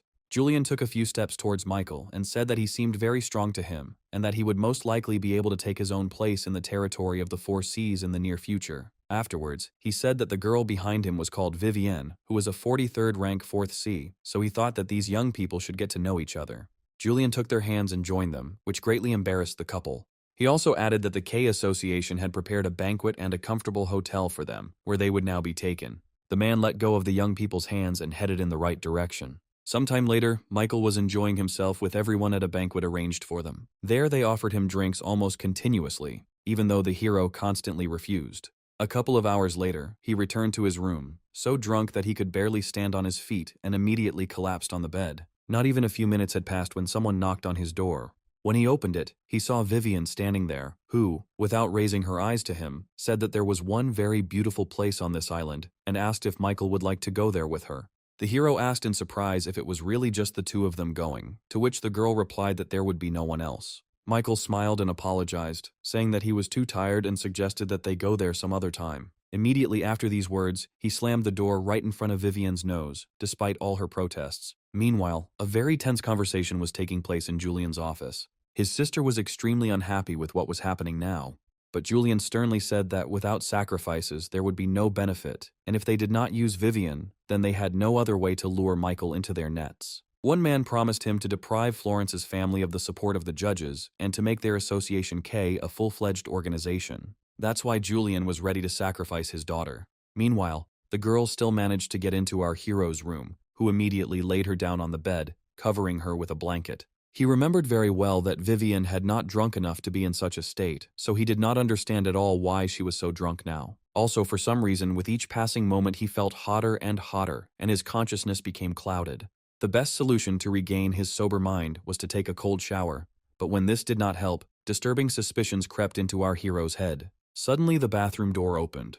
Michael looked towards the open door in bewilderment. At the entrance he saw a completely naked Vivian, who languidly complained that she was too hot. The hero immediately left the shower stall and wrapped her in a sheet, covering her nakedness. The girl leaned even closer to him, whispering that his body was very cold, so she felt good with him. Michael sighed, looking at Vivian, and said that since things had gone this far, he had no other choice. Then he knocked her out with one sharp movement. Half an hour later, Michael was sitting there fully dressed and sober. He was almost 100% sure that he and Vivian had been drugged. He was very lucky that the spiritual power of the third stage can suppress the effect of drugs. Vivian slept on his bed, completely bound hand and foot with ropes. Michael sighed heavily.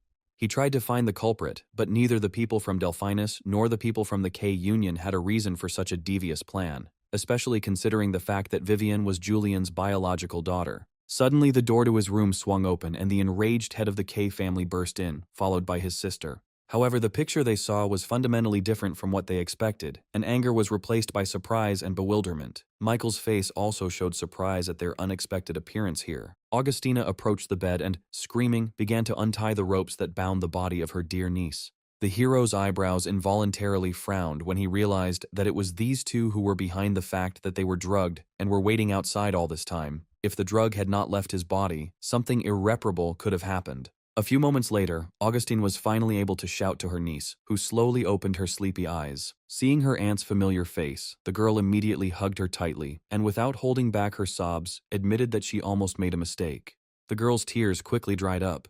Pulling away abruptly, she looked at her father in bewilderment and asked what he was doing there. The woman looked away, not knowing what to answer to this question. The silence was broken by Julian, who angrily shouted that he had taught his daughter to talk to her elders incorrectly. Vivian, with no less anger in her voice, shouted that adults should not drug their children. She then pointed to a surprised Michael and said that she had already promised to get closer to him, but she had not thought that her father would go so far as to drug them both. Without lowering his tone, Julian silenced his daughter. But Vivian wasn't about to just turn a blind eye to what had happened, and, with tears in her eyes, asked what kind of father would ever decide to send his own daughter to bed with a stranger. Augustina hugged her niece, holding her tightly to herself, and looking at her brother, said that he should stop, that only both of them were to blame in this situation, after which she promised Vivian that in the future, if someone wanted to use her for their own purposes, she would definitely protect her and not let them hurt her. These words touched the girl deeply. This was exactly what she wanted to hear. Tears flowed from her eyes with renewed vigor, and Vivian herself pressed herself even tighter to the only person who was on her side. Julian chuckled with displeasure and headed towards the exit of the room. After he left, Michael felt too awkward to stay there, and he said that if they needed it, he could leave them alone and move into another room. Augustine looked at him and with a gentle smile on her face asked if he could leave the room for a couple of minutes while she dressed Vivian. 15 minutes later, the girl was put in order, and now her aunt was apologizing to Michael for all the inconvenience she had caused him. The hero smiled awkwardly and said that they didn't have to apologize, since he hadn't been hurt in any way, but in such things, there had to be agreement on both sides. Augustina asked him, with a pleading voice, to keep everything that had happened here a secret, because her niece was just as much a victim as he was. Michael nodded and replied that she could count on him in this matter. After hearing this, the woman's features softened considerably, and she expressed her hope that despite today's incident, in the future they would get to know each other well enough and would actively cooperate in the future. It took a lot of effort for the hero to keep a welcoming mask on his face when he realized that Augusta had decided to get her way by approaching the issue from a different angle. Getting out of bed, the girl grabbed her aunt by the hand and, with a burning face, walked out of the room, dragging her along with her. Left alone, Michael sighed wearily, thinking that today had been too eventful a night. Before he could enjoy even a minute of peace, someone knocked insistently on his door again. Holding back his irritation, he walked towards the door, simultaneously throwing out options of who could come to him to carry out their dirty plans. He carefully opened the door and looked out. Contrary to all his expectations, there stood Vivian, who immediately bowed low and thanked him for helping her. Having said this, she immediately ran back. A smile involuntarily appeared on Michael's face. This girl seemed quite cute to him. The next morning everyone returned to the port again. Julian put his hand on our hero's shoulder and smilingly said that it was difficult for him to come to terms with the fact that his dear guests were leaving this island so quickly, and asked what Michael thought about staying here a little longer and becoming his son-in-law. The hero was sincerely amazed at how wonderful this man's acting was. He deserved an Oscar. The guy forced a smile and replied that the head of the K Association shouldn't joke like that, since Vivian didn't even come to see them off, and then he asked if the girl was feeling well.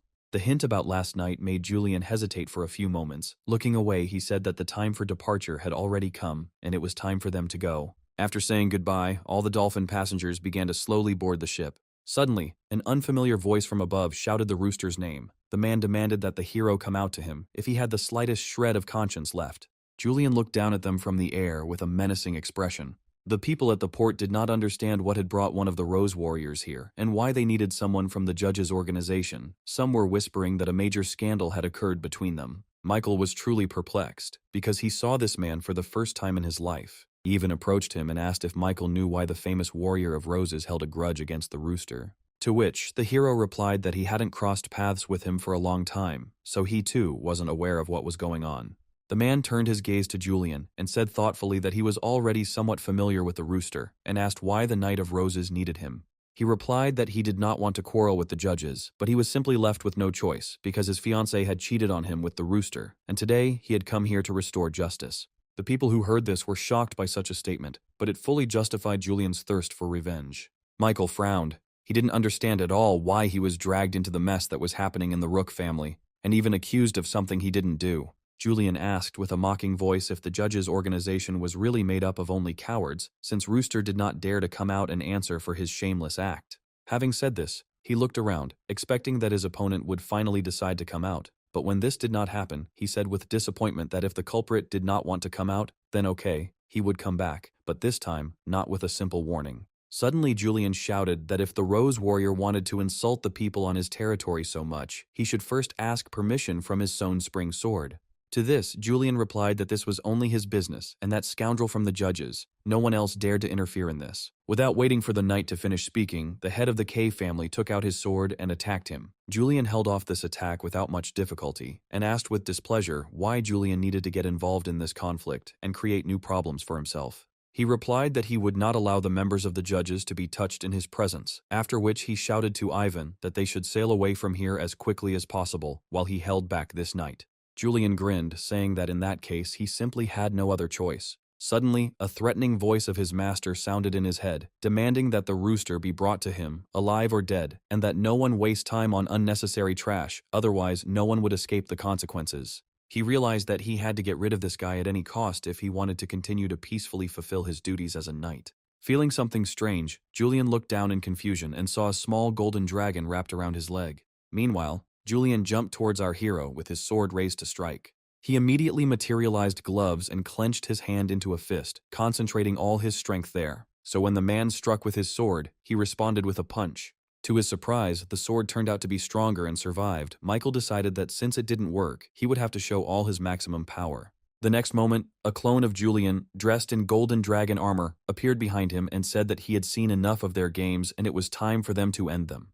The Knight of Roses looked warily at the hero who had appeared and realized that he had serious problems because he might not be able to cope with the judges alone. He swung his sword and pushed Michael aside. He was in no hurry to attack the hero in the monkey costume. He needed to try to lure at least one of the judges to his master's side. With an uncertain smile on his face, he said that apparently, Monkey was also one of the members of the judges' organization, and he had one proposal for him. Michael didn't let him finish, shouting that he wasn't interested because he hadn't felt the taste of a real battle for a long time and wanted to have a good workout. Panicking, Julian took a step back and holding his hand out in front of him, he said that the incident had nothing to do with the monkey and that he was not obliged to deal with it instead of the rooster. Michael, ostentatiously picking his ear out of boredom, replied that he had defiled his brother's honor with his words and that if Julian really wanted to meet Rooster, he should first fight him. The man grimaced in displeasure at the words of the hero, who was not going to compromise with him. Before he could respond, Michael appeared behind his opponent, causing him to go into shock. Kicking him in the back, the hero sent the Rose Knight flying. When the man's body fell into the water, a lot of splashes flew in all directions. It took him a couple of moments to get to the surface and come to his senses. He clearly didn't expect this guy to be so strong and fast. Suddenly his thoughts were interrupted by a strange sound behind him, and he carefully turned his head. Michael flew at him again, not giving his opponent time to recover from the previous attack. Julian had no intention of losing to some brat so easily. Standing up, he picked up his sword and activating his ability, used the sword aura technique once. A large rose immediately materialized in front of him, emitting a suffocatingly sweet aroma. This obstacle did not frighten our hero. Without changing his trajectory, he attacked the enemy with a kick. He was unable to stay on his feet when an incredibly powerful blow landed right on his chest, and thick blood gushed from his mouth.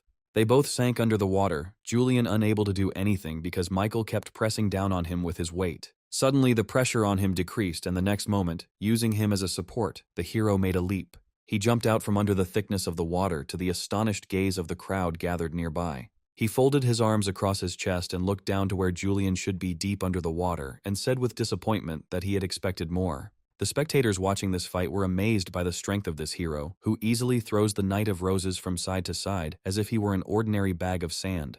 Julian was no less amazed. He had heard rumors about the incredible nature of the judges before, but today he was able to see the power of the warriors of the zodiac sign with his own eyes for the first time, and this sight was enough for him to conclude that it was too dangerous to have such a strong organization on his list of enemies. High in the sky, among the clouds, another spectator was hiding, watching them, the Dragon of Fury. For now, he has decided not to interfere in what is happening, but if the life of the hero with the serial number is at risk, then he will have to intervene. Meanwhile, Michael continued to provoke Julian to finally show his full strength and not hold back. Coming out from under the water again, the man gave him a look full of hatred, and releasing his energy, he shouted that now he would show him a technique that would knock all the arrogance out of him. The next moment, he raised his sword high above his head. His entire body was enveloped in scarlet flames, which pulsated around him for several meters, and a powerful stream of flames rose up into the air. This stream instantly overtook the dragon, who was calmly watching from the sky, engulfing his body in flames. The Dragon of Fury was forced to transform back into a human before the fire completely consumed him.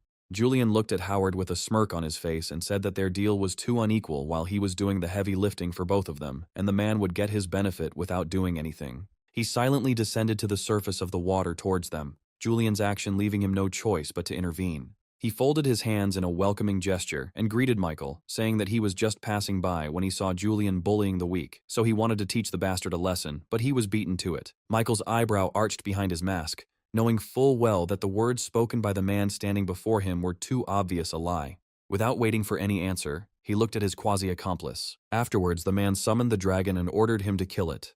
The dragon, which appeared behind the stunned knight, immediately rushed towards its victim with its mouth wide open. He had already managed to say goodbye to life, knowing full well that he could not escape from this dragon when something strange happened. Michael was at the dragon's side in an instant, and striking him, said that no one was allowed to encroach on his prey in such a brazen manner. Suddenly, instead of the dragon, the reincarnated Howard appeared in front of him again, who said that he was just helping Florence's family sort out this trash. Having said this, he disappeared into thin air without a trace. However, a few moments later he appeared again in front of Michael, and behind him was a huge dragon with a bloodthirsty grin and eyes burning with fury. Michael chuckled, saying that things were taking a rather interesting turn. Leaving the summoned dragon to Monkey, Howard switched to Julian, who pointed his sword at him and shouted in bewilderment that this was not what they had agreed on. With the same gloomy look on his face, the man said that the situation had changed. The knight clicked his tongue in displeasure, complaining about his bad luck. Putting away his sword, he said that he had done his part of the deal, and now it was time for him to go.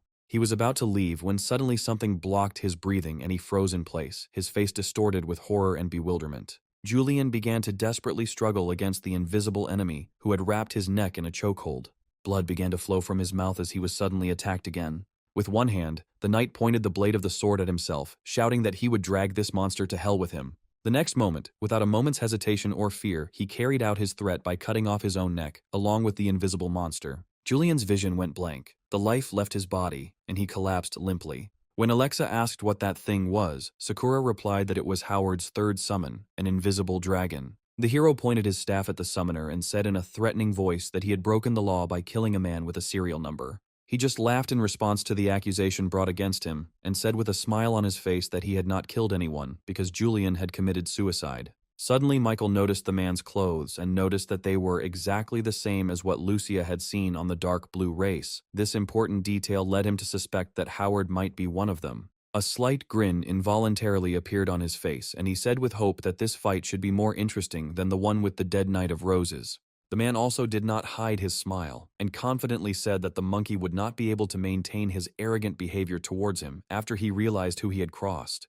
Sensing the alien energy approaching him, Michael said that this invisible attack would not work on him. When the dragon realized that he had been noticed and there was no point in running away anymore, he appeared and, letting out a terrifying roar, rushed even faster towards his target. Michael immediately used the golden eye shard technique, and from his eyes, through the slits in his mask, 2 golden incinerating beams flew at the dragon. This attack dealt heavy damage to the monster and it disappeared.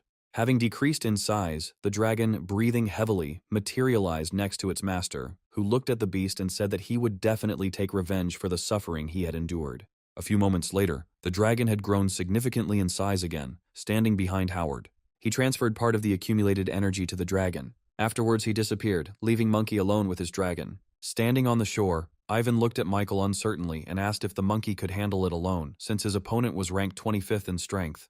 Our hero smiled and answered with confidence that they had nothing to worry about, because the monkey had incredible instincts and would never lose due to carelessness. Meanwhile, his clone was already attacking the dragon in full force, circling at high speed near it and delivering blow after blow. Several dozen attacks later, his opponent finally opened up, giving him a perfect opportunity to deliver the finishing blow. He used the golden eye shard again, and a fused golden beam shot from his eyes into the monster's wide-open mouth. Howard was shocked. He didn't expect the dragon, strengthened by his own energy, to lose so quickly. He was overcome with irritation and anger when he saw how Monkey had already killed the second summoned dragon. Shouting that he would destroy our hero, the man used an unknown technique, and the next moment a huge shining circle with a pentagram appeared on the water. With a wild roar, a huge green dragon emerged from it, its size many times greater than the previously summoned dragons. Looking at Howard with his golden eyes, he said that it had been 10 years since he had been last summoned, and asked if they had prepared an offering for him this time. The man's face showed confusion, and he asked with a pleading voice to give him 10 days, and then he would offer him 10% more loot. The dragon held out a paw with one bent finger in front of him, and said that he would give him 7 days and 20%. Howard had no choice but to agree to this condition. In exchange, he demanded that he kill the monkey. The summoned dragon nodded his head in agreement and rushed into the sky, finally exiting the portal. Towering over our hero, the dragon asked him whether he wanted to leave his body intact and commit suicide, or whether it would be better to be eaten. Sakura's eyes widened in shock as she realized that this was no simple summon beast, but a very ancient spiritual being. Hearing her, Lucia looked at Ivan and asked if there could be problems with him, to which the man replied that the last time this dragon helped people fight monsters, then he deliberately ate more than a dozen heroes with high abilities. So if the monkey loses this battle, the dragon will eat everyone who is here. The girl's concern for her brother was reflected on her face. Although she was confident in his strength, this monster made her wary. Twirling his staff in his palm, the monkey replied that now they would see who would eat whom next. Immediately after these words, he rushed towards his opponent. He remained in his place when our hero dealt a very noticeable blow to his head with his staff. The weapon, imbued with powerful energy, caused the dragon's impenetrable protective scales to crack.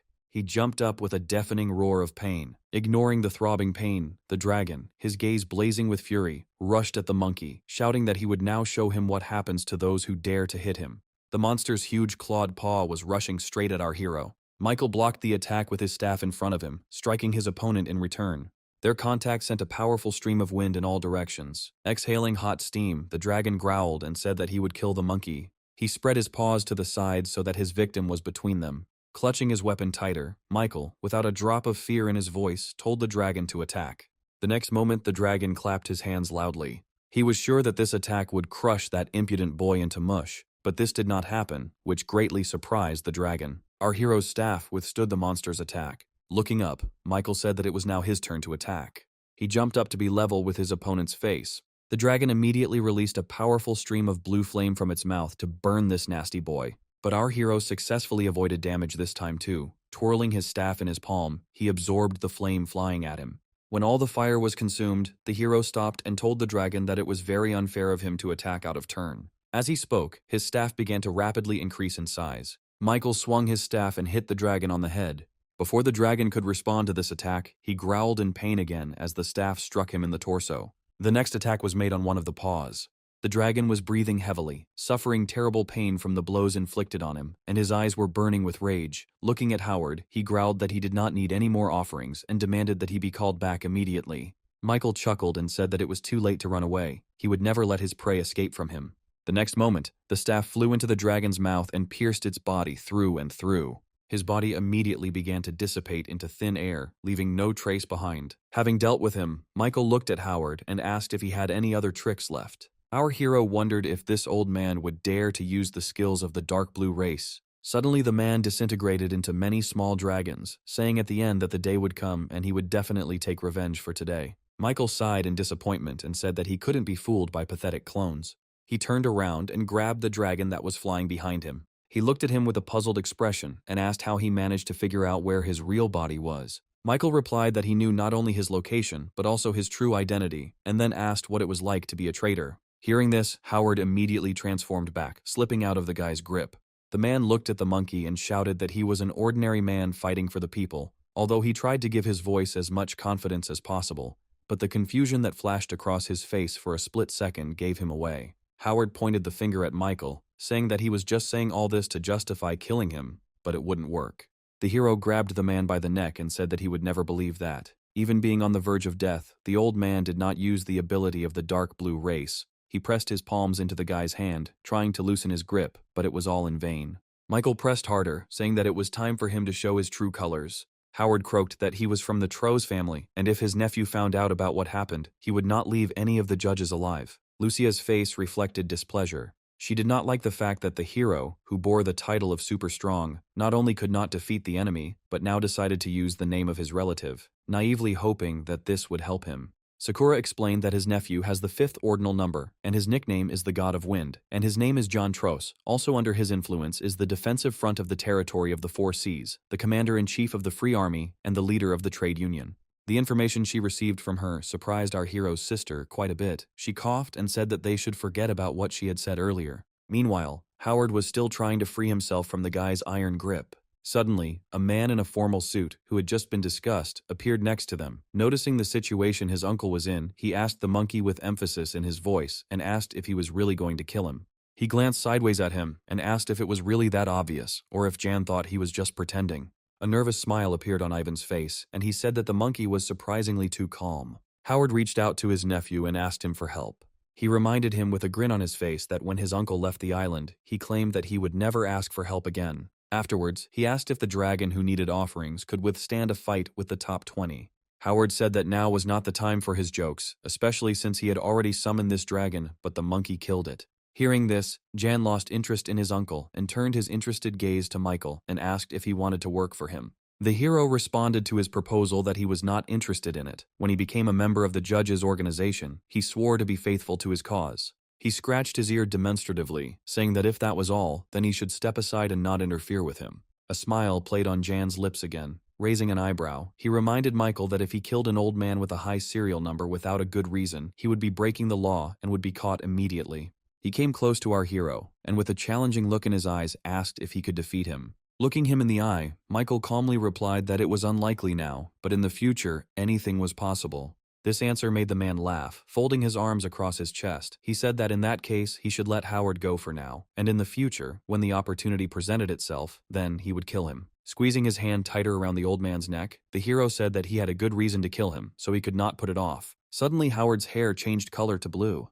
In one movement, he tore Michael away from himself and threw him into the water, promising to kill him. Ian's eyes widened in shock when he realized that his uncle was a member of the dark blue race. Shock was instantly replaced by rage, and without holding back, the men shouted that he would never have thought that Howard was capable of disgracing their family so much. Looking at him, the man said that it was Yan who controlled the position of the head, and there was no place for him in the so-called family. Frowning, Ian reminded him that he had been using their family name to further his own goals for the past couple of years, and now he had so easily renounced that name. Howard replied that he did it because the family had become useless to him. Suddenly there was a loud splash of water, and Michael jumped out with a quick movement. Howard's face showed surprise at the sight of the boy he had just thrown into the water. Once he was near him, Michael swung his staff at him. He didn't have time to get out from under the line of attack, and the blow landed right on his head. Because the blow was too strong, the man lost consciousness and fell into the water. Michael looked at Ian, who was standing next to him, and said that now he should understand that he had very good reasons for killing the old man. Jan nodded and replied that in that case, he wanted to propose a deal. He would forget about everything that had happened here, and the judges would take control of the 7th island of the defensive front. The conditions seemed quite favorable to our hero, and he agreed to this proposal. After saying goodbye to him, Michael jumped aboard the ship. He approached his original and, throwing him a mask, said that he had shown himself well today and had successfully completed the star path, so from today on he would be called Raven. Looking down at the mask, the hero saw on it an image of a black raven, symbolizing the position he occupied. After this, the monkey left the ship, which was now free to continue its further journey. Lucia and Ivan raised their heads and waved goodbye to him. Sitting on one of the clouds, the hero thought that their organization needed to expand in order to further deal with the territory of the 4 seas, so it was necessary to find a couple of new members. Michael decided not to delay this and moved to the Heavenly Palace. He understood perfectly well that his organization was very different from other forces, because if others were more like a traditional market, then his judges were more like online trading, selling ability elixirs and finding new members still hung on him, but the reward for it was also worthy. Materializing one of the ability pearls in his palm, he decided to first upgrade the contract ability to S rank before looking for someone new. It only took him a couple of minutes to improve, and now he had an S rank pearl in his palm. The improved ability allowed him to use spiritual power to distract the enemy and contact anyone at a distance. It also contained 2 skills, a seal, thanks to which contracts were created, and a spiritual space. Afterwards, the hero took out one of the empty masks. Using the seal, he planned to create new masks and force all members of the judges to wear them, and then they would gain the right to enter the Heavenly Palace. Based on the signs of the zodiac, he decided that there would be judges of 12 signs of the zodiac, among which would be only the strongest, and 28 constellations. In the future, he planned to create even lower positions if such a need arose. A few moments later, the empty masks split into 8 more of the same kind. On each of them, characteristic drawings of zodiac signs and inscriptions began to appear. Looking at them, Michael had the idea to send them out throughout the 4 seas, and those who wanted to get the ability elixir would quickly switch to searching for the heavenly masks. After finishing the masks, he checked the remaining fragments of dark energy and was satisfied because he could still afford to improve some ability to SS rank. Without thinking twice, he decided that he should improve the superbrain and materialized the pearl of the ability in his palm, feeding it with the remains of dark energy. A couple of minutes later, everything was ready, and a message appeared in front of our hero, from which he learned that the improved ability has 4 skills at once: heart control, penetration, spiritual seal, and justice. In addition, this ability is able to improve 5 senses, endow the 6th, intuition, and the 7th, knowledge. This made Michael very happy. He expected nothing less from the ability of the 3rd stage. However, there was something he didn't understand about the 7th sense. He had never heard of anything like it before. He closed his eyes and activated the skill to immediately understand what it was and how it worked. At that moment, Michael's thoughts were spinning around the creation of man. Suddenly, he felt how the images in his head were becoming clearer and his thoughts were becoming material.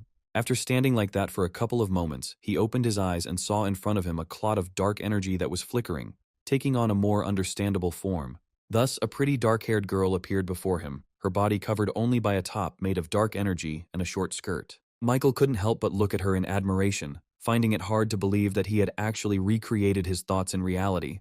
The girl bowed to the boy and greeted him, calling him Big Brother. This confused our hero even more. Blushing deeply, he assumed that some mistake had occurred during its creation. Having calmed down, he said that from now on, she should call him Sir, and also told her that soon other people would appear here, because their organization needed to expand. Having explained everything to her, Michael created several more palaces floating in the air. He said that the Green Dragon Palace would control the Ironblood Sea territory, the Phoenix would take over the Heroic Lands, the White Tiger would take over the Free Alliance, and finally the Mysterious Turtle would take over the Mixed Waters. Afterwards, the hero shared with the girl that in each palace there would be 7 constellations, but now there would temporarily be 9 heavenly spirits there. After telling her everything, Michael asked which palace she wanted to be in. The girl smiled and replied that she was a part of him, so his thoughts were her thoughts, and asked him to make her a phoenix. The hero nodded in agreement and blushed again, rubbing his cheek, asking the girl to throw on something more decent quickly. The next moment, Phoenix was transformed. A golden mask and a dark dress appeared on her face, and her hair from below was dyed orange. As the girl flew up, heading towards her palace, Michael thought with a bit of regret that such ideal girls as her do not exist in reality. Turning around, he said that someone was looking for him, so he needed to return immediately. Phoenix told him as she left that he could always rely on her. Lucia persistently knocked on the door of her brother's room. informing him that the dolphin was sailing very soon, and the head of Florence asked her to invite Michael to the sea ceremony. As soon as our hero opened the door, the girl grabbed his hand and immediately dragged him along with her. Noticing their appearance, Ivan hurried his brother and sister, saying that they were only waiting for them. When everyone was finally assembled, Vincent announced in a loud voice the beginning of the sea ceremony. A deathly silence reigned on the ship, and all those present brought lit incense to their heads and bowed slightly. Michael was distracted when he heard approaching footsteps. Looking to the side, he saw Vivian with her father, who with a joyful smile on his face greeted everyone again and said that he had come here especially to see his guests off. Ivan bowed deeply and thanked the head of the K Association for the help he had given them, and he also bowed and replied that he was always ready to help the Florence family in the battle against the monsters.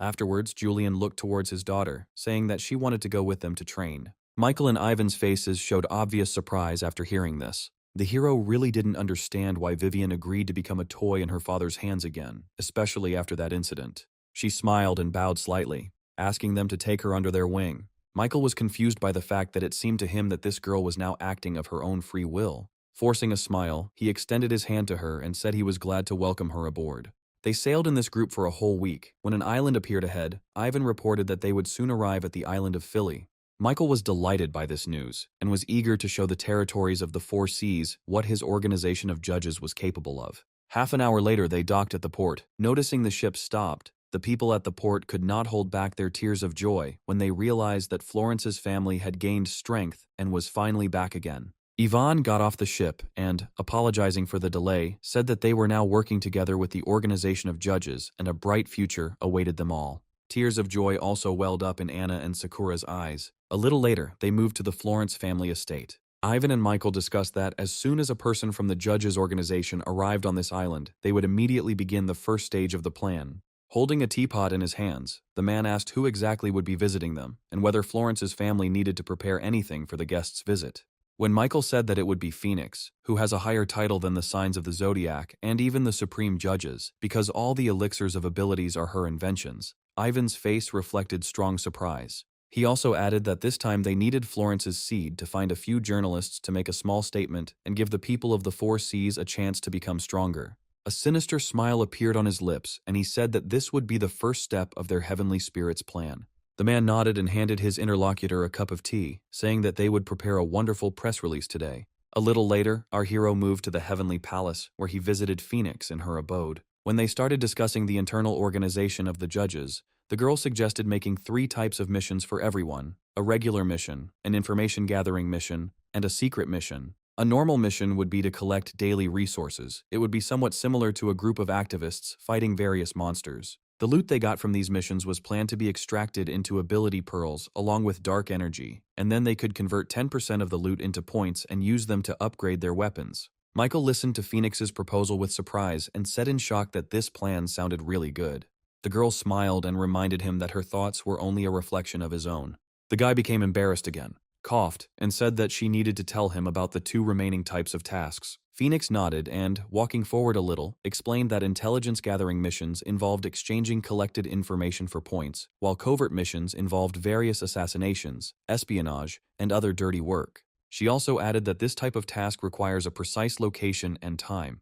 Once the task begins, all information will be transmitted with the help of a spiritual mark. Michael was pleased with this decision and asked what was decided about distributing masks, as it was a great way to draw attention to the ability elixirs. Glancing at her watch, Phoenix replied with a satisfied smile that the first weapon would appear very soon. Meanwhile, on Candy Island, among the livestock, a young boy was sleeping in the damp hay, with tears flowing from his eyes without stopping. The event that happened to his sister left a deep imprint on his mind. He swore to himself that he would definitely become stronger and save her from the demonic cave. Suddenly, lightning flashed in the street, and thunder rang out along with it. Frightened, the boy jumped up on the spot and looked around frantically. He noticed a strange mask with crows floating in the air next to him, from which a strange, alluring glow emanated. At some point, the glow surrounding her began to pulsate, increasing its radius, which quite frightened the boy, who had absolutely no idea what was going on here. Suddenly, the space around him opened up, and he found himself in some unfamiliar room, and in front of him was a huge brown door. Just when he thought he was dead, the door opened and a sleepy Michael wearing a snake mask came out. Approaching the boy, he ruffled his hair and said that he had now become a heavenly star, but if he continued to cry, he might die. Afterwards, the hero asked what his guest's name was, and after a brief silence, he hesitantly replied that his name was Amon. Michael addressed the boy by name and told him to put on his heavenly mask and warned that the next time he was asked something, he should not answer. Having fulfilled his demand, Amon thanked the hero, who said that it was too early to thank him and that he would now bring him up to date with everything that was happening. Half an hour later, Michael told the guy everything he needed to know. Looking at Amon sitting dejectedly on the floor, he said that he should be a little more positive, because not everyone has the honor of joining the organization of judges. Amon looked up at him and said with sadness in his voice that he had absolutely no abilities. He wouldn't even be able to handle the simplest task like killing a D-rank monster. Michael rubbed his chin thoughtfully and glanced to the side, asking if Phoenix had any thoughts on the matter. She immediately appeared behind him and said that it would be possible to allow newbies without abilities to exchange the points they had collected for a C-rank elixir, but they would be required to return the borrowed points within a month. Thinking about her offer, the hero said that with a C rank, they would be able to complete D rank missions, and if you do the math, this guy would have to kill one D rank monster a day. Pointing at the girl, Michael said with displeasure that this was only the beginning, and forcing Amon on such terms was not very wise. Phoenix smiled and reminded him again that she was simply voicing his own thoughts, and added that no one was forcing newbies to fight. They could simply complete resource-gathering tasks. Michael sighed deeply. After all, it wasn't such a bad offer, so he scratched his head and said that in that case they would call it a relief loan. Suddenly, a huge golden roulette wheel appeared next to him. Pointing to it, the hero said that Amon, as the first lucky one, was given the chance to participate in the lottery. Taking a few steps towards the roulette, the guy suddenly pulled the handle. After spinning a few times, the circle stopped at a red arrow with the inscription, B-rank ability. Smiling behind his mask, Michael said that he was very lucky. Then he said that the prize he had won would be delivered to him soon, but for now, he needed to go back. When Amon returned to reality, the sun was already hanging high above the zenith, and the roosters were already starting their song for the umpteenth time. The guy was rudely awakened by a bucket of ice water from the well. The blond man in the body looked terribly angry, and in his hand he was clutching a whip. When Amon opened his eyes, he asked in bewilderment how he dared to still sleep instead of working off his money. The man began to beat the boy mercilessly with a whip. He could only cover his face with his hand and beg for mercy. But Rob did not stop, continuing to torture his worker's body with new blows of the whip, at the same time shouting that his sister also could not do anything without a whip. After several painfully long minutes for Amon, the man got bored with this. Lowering the whip, he headed towards his house, ordering the guy to immediately begin his work.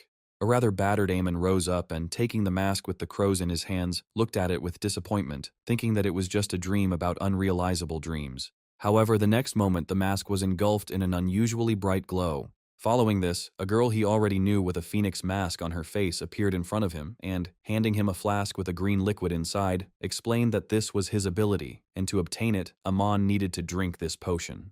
The guy was torn by doubts. Looking at the flask in the girl's hands, he hesitantly asked if he really just needed to drink it.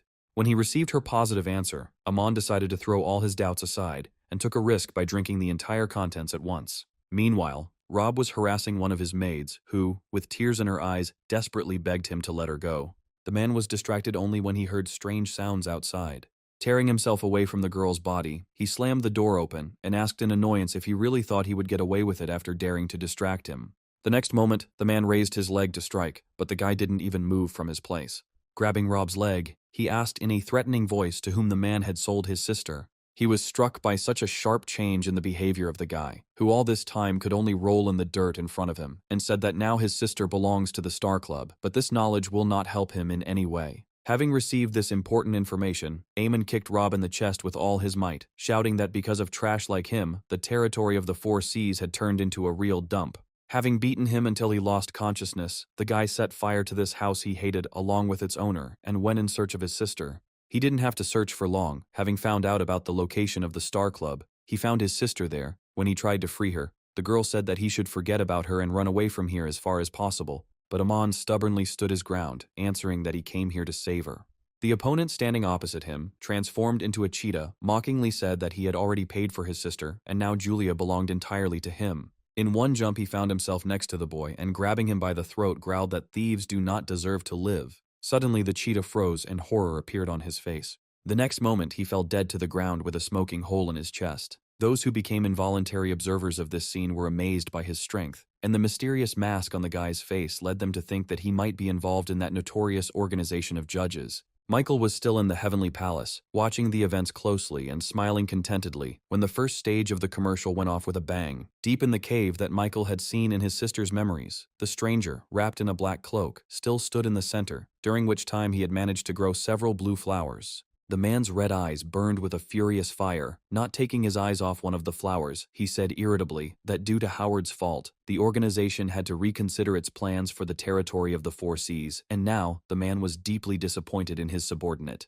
The flower stirred, and smiling, said that it was not his fault because he had been identified by a man who should have been dead a long time ago. His words only made the man more angry, attacking him with a red laser from his eyes. He said that it was better for him not to argue with him. Casper sighed deeply, thinking that now he needed to find a new manager for Moonlight Island, and besides, it was time to show them the power of the sea territory. Still smiling, Howard said that so far their plan was going well, so there shouldn't be any problems with a little surprise.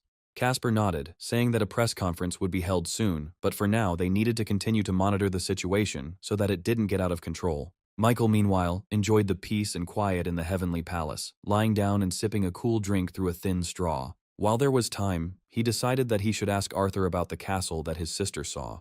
Closing his eyes, he activated the ability to control a person. A fair-haired middle-aged man, dressed in a gray formal suit, looked at his image in a large mirror with a satisfied smile on his face. Suddenly he felt a strange intrusion into his consciousness, but he immediately understood who it was. Michael's voice sounded in his head and asked him to report on the current situation. Arthur said that he was now going to a family dinner. When the hero asked who would be there, the man said that his brother Chris Green, number 37, and his sister Elizabeth, an experienced B-rank user, would be there. Michael was satisfied with the answer he heard and advised him to look at the photograph of the castle he had sent him before sending it. An hour later, almost all the invited guests had gathered in the spacious dining room and were silently awaiting the arrival of two more persons. Entering the dining room, the thoughtful Arthur approached his seat, pushing back his chair. It was precisely at this point that his sister, who had entered after him, found him. Approaching him, the girl curtsied, greeting her older brother with a smile on her face. At that moment, Arthur's voice flashed through the man's head, telling Michael that this girl was his sister and asking him to kiss her on the forehead out of politeness. Michael was confused by such a request, however. The girl stood next to him and looked at him expectantly.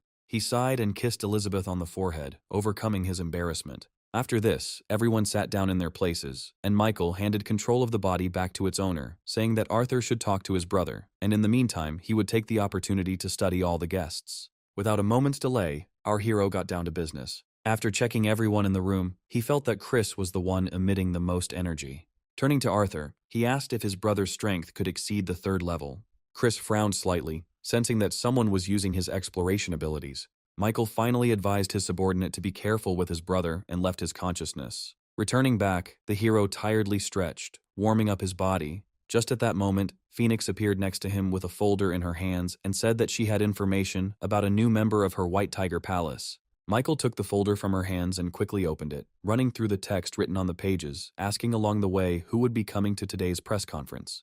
The girl replied that all the major media and news companies would be there, and that several other large organizations had sent their representatives. Finally, she added that only the Troz family did not send their people, but this could be for several reasons: too far from them, or they might not have received an invitation at all. After finishing her report, Phoenix said that the press conference was about to start and Michael needed to get ready. 10 minutes later, our hero stood at the entrance to the large hall, placing his palms on the massive doors. He looked away from himself and, smiling, asked if his companion was ready. His clone in the form of a monkey folded his arms across his chest and replied with a confident voice that after today, no organization in the world would dare to stop him. Nodding to each other, they simultaneously opened the door and walked inside. The assembled spectators immediately noticed the appearance of two figures in the sky and cast their interested glances at them. Walking down to the stage, Michael greeted everyone present and announced that the press conference had officially begun. His face immediately appeared in close-up on the monitors behind him. Among those present were Cassandra, along with a visibly agitated Jacob. The girl turned her haughty gaze to her nephew and mockingly asked if he really felt so uncomfortable around his beloved aunt. When she, without waiting for his answer, suggested making him the same as Dylan, the guy became even more haggard, and his body broke out in a cold sweat. Hearing his name, the man sitting in front of them, who was the current head of the Rook family and an S-rank holder, turned towards them and mumbled something inarticulately in a dissatisfied tone. Jacob managed to force a hesitant smile and, without looking up at her, he replied that she had misunderstood everything because it was a real honor for him to sit next to her. Their short conversation was interrupted by the appearance in the air of a girl with a phoenix mask on her face. Everyone immediately started talking among themselves, making various assumptions about who this hot beauty who had just appeared could be. Jacob also paid attention to her and studied the stranger with an attentive gaze, not understanding why the spiritual power that was familiar to him was emanating from her. As Phoenix descended onto the stage, Michael bowed deeply in greeting. Hearing the address to her, Cassandra tensed up. She really didn't like the fact that she hadn't managed to find out anything about this person, whose status, apparently, was higher than the monkey, who was in the position of the zodiac sign. Without paying attention to anyone, Phoenix took out a flask with a green potion and, smiling, told Michael, addressing him as the Moon Raven, that he tried hard this time, so the organization has prepared a reward for him in the form of a rank increase. The hero took the potion handed to him with a satisfied smile, thinking that these elixirs of abilities are strikingly different from digital goods and they do not need any information technology. They exist only physically, and now he will clearly demonstrate his goods to everyone. Michael pulled out the cork and drank the entire contents of the flask in one gulp. The spectators watched his actions attentively. Some were inspired and deeply interested in the elixir of abilities. They were eager to see what possibilities this miraculous remedy gives. Closing his eyes, our hero improved the ability of the plum-style marine combat suit inside himself, bringing it to S rank. It took him a little less than 2 minutes to do this. He took his eyes off the crowd and turned to the spectators present and said that the judges had heard that humanity was being attacked by monsters that were extremely dangerous. That is why they will present their heavenly spirits plan to everyone today. When he said that the organization would open 36 vacant positions for the owners of heavenly spirits, which were represented in the form of masks, everyone's eyes immediately lit up with the desire to get such a wonderful opportunity to join the ranks of judges. For 40 minutes, our hero told everyone the details of the plan. All this time, cameras were filming him and the broadcast was uploaded to the internet. Michael's speech delighted everyone, and the organization of judges rose even higher in the eyes of the public because they were even ready to share such a valuable elixir of abilities. Having finished explaining all the main points, the hero decided to move on to the final part. Taking one of the starry celestial masks with scorpions drawn on it in his hand, he said that all the remaining 35 pieces would be sent out today to different parts of the territory of the four seas. Afterwards, he looked down at the mask and, smiling, mysteriously said that the mask, which was now in his hand, would be a special gift for the one who could win a series of fights in the arena. Hearing this, one guy jumped up from his seat and shouted loudly that he was against it, because ordinary newbies would never be able to defeat professionals who had been hardened by numerous battles with monsters. Michael said in a soothing tone that he shouldn't panic ahead of time, because he had a special gift prepared for everyone. Afterwards, he took a step forward, his face became serious, and he said that the young people would be able to obtain B-rank abilities. Jacob stood next to the dark-haired girl and invited her to go first. She smiled and walked confidently onto the stage. Facing Michael, she summoned her sword and shouted the name of her technique, activating her ability. The next moment, the blade of the sword, engulfed in her energy, cloned itself and, at the girl's mental command, all 6 blades rushed towards her opponent, and Agnes herself did not stay aside, rushing towards Michael after them. With his hands clasped behind his back, our hero deftly avoided the blades flying at him thanks to his misty gait, which allowed him to float unhindered in the air. He stopped one of the blades flying straight at his head with just 2 fingers, a couple of centimeters from his face, and moved it to the side. Everyone was amazed by the skills Michael demonstrated as he fought barehanded against a swordswoman who was ranked 5th in strength. Suddenly, a contented smile appeared on the girl's face, which did not bode well, and a blue haze began to emanate from her sword again. Michael's lips tightened slightly as the multitude of blades that formed in front of him began to sweat at him again. Letting go of Agnes's sword, he jumped to the side, getting out of the line of attack. As the blades flew past, dissolving into thin air, he glanced at his opponent. Instantly appearing next to her, Michael raised his leg to strike, which surprised the girl. Agnes was truly at a loss, even though the opponent in front of her was only top 30 in the rankings. After he drank the elixir, his strength had increased significantly. Holding her sword above her head, she decided that the best solution was to simply block the attack. The next moment, their collision caused a powerful shockwave that spread for a couple of kilometers around. All the guests covered their ears with their hands from the terribly loud sound and strong gust of wind. Michael, as if nothing had happened, stood with one foot on his opponent's sword. He bent down slightly, looked into her eyes, and thanked the stunned girl for the wonderful duel. As he jumped off the sword, landing back on the stage, the next opponent rose up to him with a confident smile on his face. The girl didn't say anything. She just looked with displeasure at the guy who came forward and returned to her place. As soon as they were alone on the stage, Dominic stood up and activated his ability. Long claws grew on his right hand, and his palm itself was covered in small lightning discharges. The next moment he rushed at Michael, holding his hand with the technique out in front of him. The men watching the fight were surprised that Dominic decided to use his strongest move called Lightning Heart Attack, which was usually used to defeat S-rank monsters. Without moving from his place, our hero easily blocked his blow with his palm. He saw that this guy was not so simple, so he decided that now he would need an immediate improvement in order to still emerge victorious from this fight. Dominic chuckled and shouted mockingly that Michael wouldn't be able to hold out in that position for long. He explained that his body had an extremely high amount of energy, and it was enough to easily defeat even one of the judges. Our hero didn't answer. He just smiled and began to absorb all the force of the attack directed at him. This action caused genuine shock and horror in Dominic when he realized what had happened. He suddenly fell to his knees, crying out loudly as Michael squeezed his wrist painfully, almost breaking it. Having dealt with him, he turned his gaze to Chris, who was sitting in the front row, and asked if he wanted to try it too. He replied that Elizabeth also wanted to experience what it was like to be able to fly freely, so he, as befits an older brother, would do everything for this. For a few moments they stared at each other in silence. Michael felt that something was wrong with Chris because his spiritual power was much higher than the third stage, so he planned to drag him out to a duel in order to implant an ability pearl into his body and track his location. The man did not keep us waiting, and literally a few seconds later, having already transformed, he jumped onto the stage, fully prepared for the upcoming battle.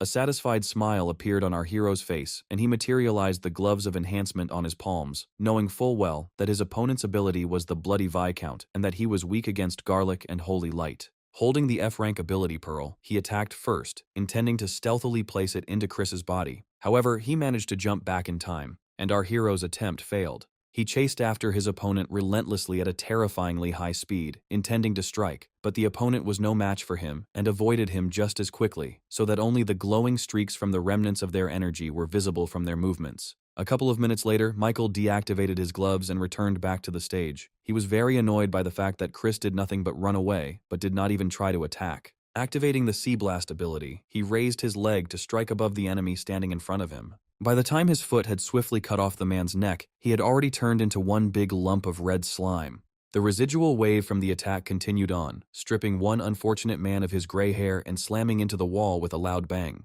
The slime that had spread across the floor began to turn into a red haze, slowly rising upward. A few moments later, Chris appeared before everyone again, completely unharmed. Taking advantage of the opportunity while he was transforming back, Michael approached him and delivered a weak blow to the surprised man's chest. Without wasting any time, he quickly transferred the Pearl of Ability to his body, which, unnoticed by anyone, even Chris himself, penetrated into his chest. Michael knew that this man was hiding his true power, but he had no intention of losing to anyone in the mastery of acting. He swung again, aiming for the still-stricken man's head, but he managed to come to his senses in time and put his hands out, blocking the blow. Suddenly, Michael flew back a few meters with a surprised expression on his face. Holding his chest, he cleared his throat and said in a feigned admiration voice that he expected nothing less from the strongest in their territory. Chris managed to convince him that he was much stronger than the two who volunteered for this duel. Taking a flask of elixir from his pocket, he said that he was giving him a reward he had earned in a fair fight.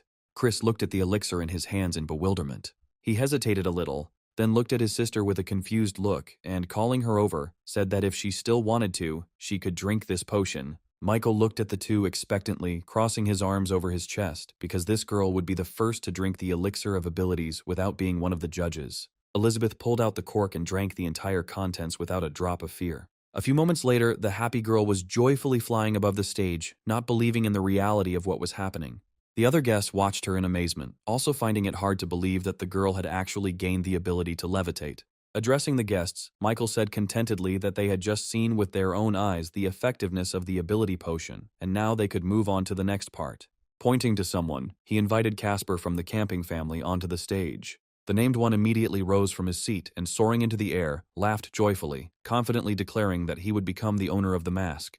As he stepped down onto the stage, another man jumped up from his seat and protested, saying that Dylan from the Chamber of Commerce should come over and meet him first. At this moment, everyone around began to whisper discontentedly. Michael turned his gaze to the man who had stood up, who seemed too strange to him. His eyes were empty and expressed almost nothing, and some kind of eerie aura emanated from him. Cassandra looked at him with displeasure, quietly saying that with such a stupid expression on his face, he looked like a puppet. But a moment later, all trace of her displeasure vanished as she explained that it didn't matter because he was about to die. Meanwhile, Casper, who had activated his ability, rushed towards Dylan, furiously shouting that in that case, he would show him his special move. His opponent didn't even take a step to the side before he was attacked. The attack was so strong that it sent him flying back limply several meters. Jacob froze in shock. It was hard for him to even imagine how strong this man was, who had thrown his opponent back with just one blow of his palm. Meanwhile, Casper, having dealt with the small obstacle in the form of Dylan, turned his attention back to Michael, bowing down in front of him. However, he was again interrupted by Dylan, who rose to his feet, holding two huge sledgehammers and saying that this was not all. The next moment he reached Casper in one leap. He barely managed to dodge the spiked weapon in his opponent's hand. Jumping to the side, he wiped a thin stream of blood from his chin, oozing from a small scratch. But the next moment he pulled himself together and rushed towards Dylan. He struck him with furious, non-stop punches. After some time, his series of attacks ended, and Dylan fell limply to the floor. But he had no intention of giving up. Quickly rising to his feet, he screamed loudly in rage and pain. From the energy he released, the floor and the screens located near him quickly became covered with deep cracks, and fragments of stones rose into the air. Suddenly, his head began to be actively covered in dark blue slime, covering more and more of his body. He disappeared from his place so quickly that Casper didn't even have time to realize it, and a moment later he appeared right in front of him and delivered a very noticeable punch to the chest, forcing his opponent to cough up his own blood from his lungs. The man had absolutely no idea what was happening to Dylan or what that blue coating was on his body. The guests present suddenly jumped up from their seats and ran away, trying to save their lives. The blue slime noticed Phoenix in front of it and immediately rushed towards her. But the girl continued to stand motionless in the face of impending danger. When the blue monster was already a couple of steps away from her, Monkey suddenly appeared in front of Phoenix and held back the blow aimed at his partner. Then, with one movement, he threw the slime away from himself. A golden staff immediately appeared in his palm. He threw it after the slime, putting as much force as possible into the throw. The weapon quickly found its target, pinning the slime to the ground. At that very moment, a smiling Cassandra appeared from behind the hero and said that in reality, the organization of judges was not capable of anything worthwhile. She looked at the monkey with a searching gaze and said haughtily that they were too pathetic. Meanwhile, the slime broke into several pieces, freeing itself from under the monkey's weapon. Transforming into a huge fist, the blue monster squeezed the hero's body in a vice. After this, the monster fell back to the ground, dragging the monkey with him, and crashing into it with a loud crash. Meanwhile, Cassandra's face began to be decorated with black patterns that looked like flames, and the girl herself, approaching Phoenix, with a satisfied smile on her lips, said that she would like her flock of night ravens. The next moment, two black beams shot out from her eyes. Phoenix tried to block this attack somehow, but it was all in vain.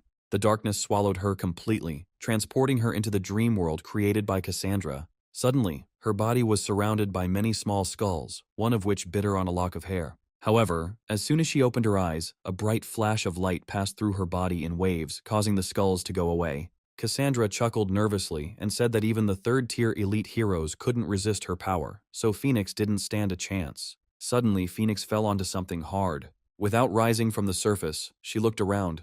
The space around her had again changed dramatically. Instead of darkness, she was surrounded by a beautiful meadow with many different wild flowers, and clouds were floating across the sky at their leisurely pace. Suddenly, the flowers surrounding her turned into monsters and, opening their toothy mouths, rushed at her. Phoenix didn't react at all to the fact that these carnivorous flowers had wrapped around her entire body. At that moment, the outline of a satisfied Cassandra's face appeared in the sky. She definitely liked Phoenix's helplessness in this situation. However, contrary to her expectations, the next moment the girl's body was surrounded by golden flames, which burned all the flowers enveloping her. This came as a shock to Cassandra, who could hardly believe her eyes. She sent her opponent into a new dream world, in which Phoenix fell like a limp stone deeper and deeper to the bottom of the ocean, but she miraculously managed to get out of there. Then Cassandra sent her to another world, where everything was mercilessly consumed by fire, but it seemed to cause the girl absolutely no harm.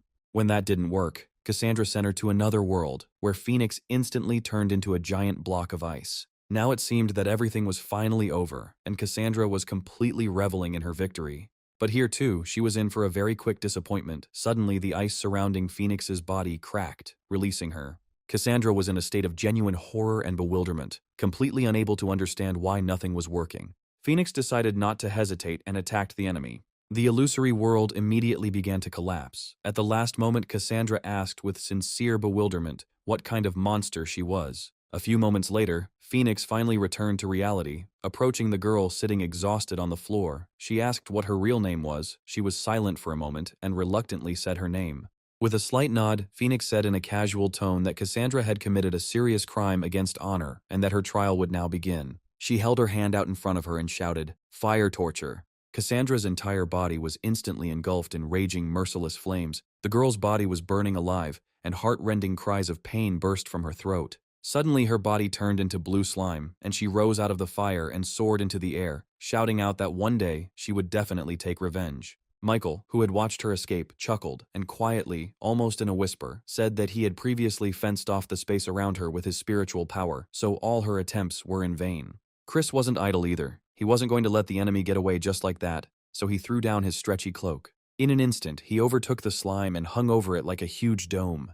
Without a moment's hesitation, he grabbed the slime into his tight embrace, from which it desperately tried to get out, but Chris, who controlled the cloak, did not allow this to happen. Suddenly, everything went out of control. His cloak disappeared without his permission, and horror and bewilderment were reflected on his face. When Michael appeared in front of him holding the cloak with the slime inside, he sighed in relief, saying that the hero really was unimaginably strong. Cassandra changed her appearance again. The cramped space and complete lack of oxygen forced her into a deep sleep. Michael looked at the guy standing in front of him with suspicion. He did not understand why he did not use his vampire energy to kill, and this caused more and more questions in the head of our hero.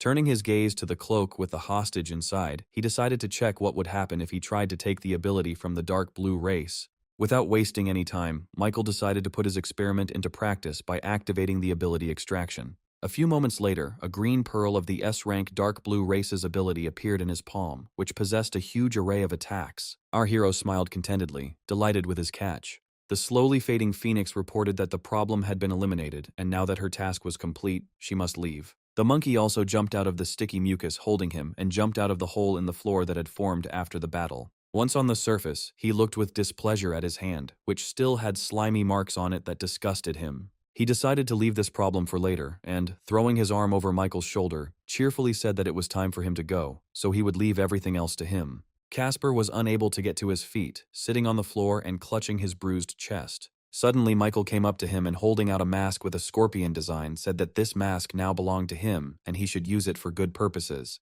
The man took the mask offered to him with surprise and disbelief in his eyes. A little later, our hero returned back to the Heavenly Palace and, having met with Phoenix, asked how many people had already received masks, to which the girl replied that there were already 6 people in the Free Union, and only 3 in the Heroic Lands, and 2 each in the Sea Iron Blood and Mixed Territories. She also said that among the heroes of the 4 seas, there is one of their old acquaintances, the Black Dragon.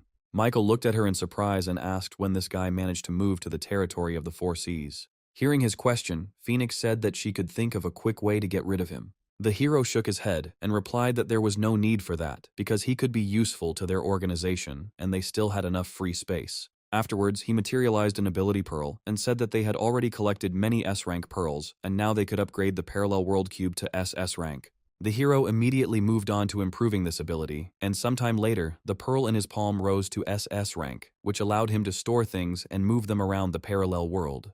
When he read the details about this ability, he was confused by the information that living beings could not enter the parallel world. He did not quite understand whether this meant that living organisms would die after entering there, or could not enter there at all. Having activated the skill of this ability, the Gate of Fortune, Michael decided to find out everything himself and took a live fish for the experiment. After thinking for a moment, he threw the fish inside. But not even a couple of seconds passed before the gate spat out the same fish, but already dead. Michael frowned, realizing that the parallel world was collecting life energy and therefore could not contain living beings. A new idea immediately appeared in his head on how to use this skill, taking another live fish in his other hand and trying to attack it. The same gates he had created for his previous experience, but slightly smaller in size, immediately appeared on her body. From what he saw, our hero came to the conclusion that this was a space-type skill, capable of absorbing both the enemy himself and his attack. After deactivating the ability, he decided that he would give it to Pig because this ability could provide quite good combat power. Sometime later, a clone dressed in the image of a pig was already standing in front of him. When Phoenix suddenly appeared behind him, he flinched in surprise, but the girl did not pay attention to this and reported that the Hero Association began to capture other worlds in order to obtain the status of a mediator. The pig turned his gaze to her and thoughtfully said that the dark blue race was also from another world and they did not really need a mediator and suggested that people from another world and the dark blue race could be on the same side. Michael stood to the side and thought carefully about this information. Meanwhile, Phoenix added that Alexa and Anna and some others had already arrived at the Turtle's palace.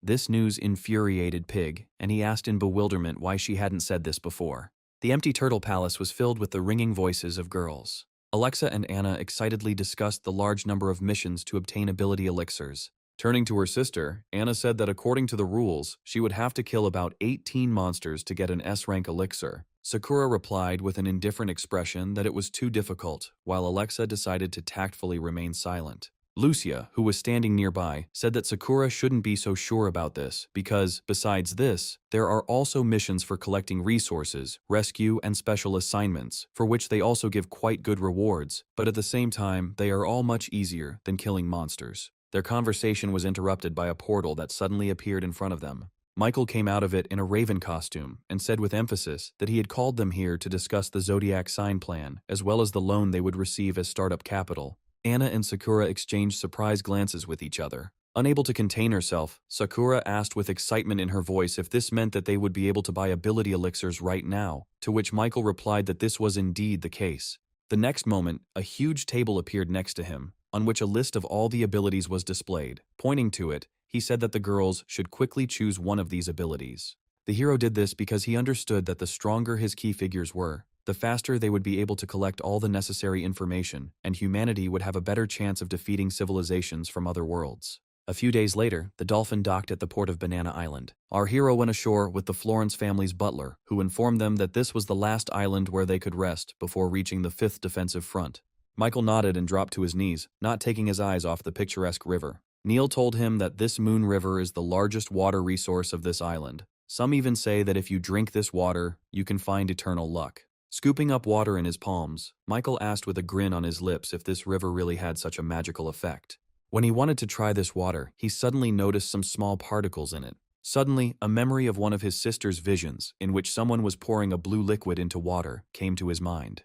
Michael had no idea why the dark blue race would pour this into the moon river. Rising to his feet, he looked at Neil and asked where the source of this river was. The man thought for a moment and replied that it was located somewhere in the middle part of Mount M on this island. Michael had no trouble finding the place indicated to him, and climbing up to the source, assessing the scale, he came to the conclusion that, given the concentration, an ordinary person would not be able to reincarnate or achieve mutation, even if he drank this water for a year, and this confused him even more. He folded his arms across his chest and decided that the best solution in this situation would be to create his own secret headquarters, because it would be much easier to track their actions. He created a clone of himself, who immediately transformed into the serpent, and ordered him to carefully observe this place, and if he noticed anything strange, then immediately report it. After that, he returned back to the ship, and just a couple of hours later, they reached the 7th island of the archipelago, where the 5th defensive front was located.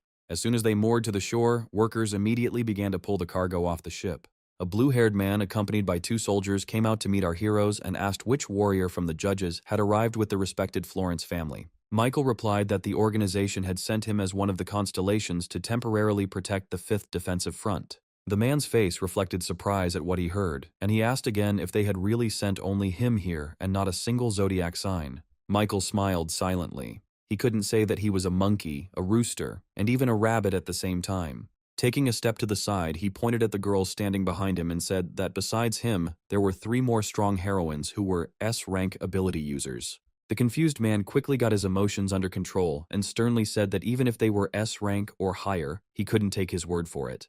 The young warrior standing next to him chuckled and said that they would test their abilities in the upcoming trial because they would have to fight shoulder to shoulder with each other on the battlefield, and it would be better for them to avoid misunderstandings. His partner looked at the girls with disdain and said that he would not fight them. Because of their excessive thinness and weakness, they would not be able to hold out for even a minute, breaking all their bones. Michael smiled and told the man that he could choose one of them for himself, and if he managed to win, he would immediately give him his gloves of light. After thinking for a moment, Raven pointed at Alexa and shouted that he would fight her. Activating his ability, the guy advised her to admit her defeat immediately, before it was too late. But when the girl stepped forward, he created a ring of ice needles. The next moment they all flew into her. Alexa held her sword in front of her and said that if he knew what she had to go through, he would understand that his actions did not affect him in the least. Activating her ability, she rushed straight towards the danger flying towards her, cutting it with her blade. After that, she headed towards the shocked opponent. He held out a hastily created shield made of ice and multicolored stones in front of him.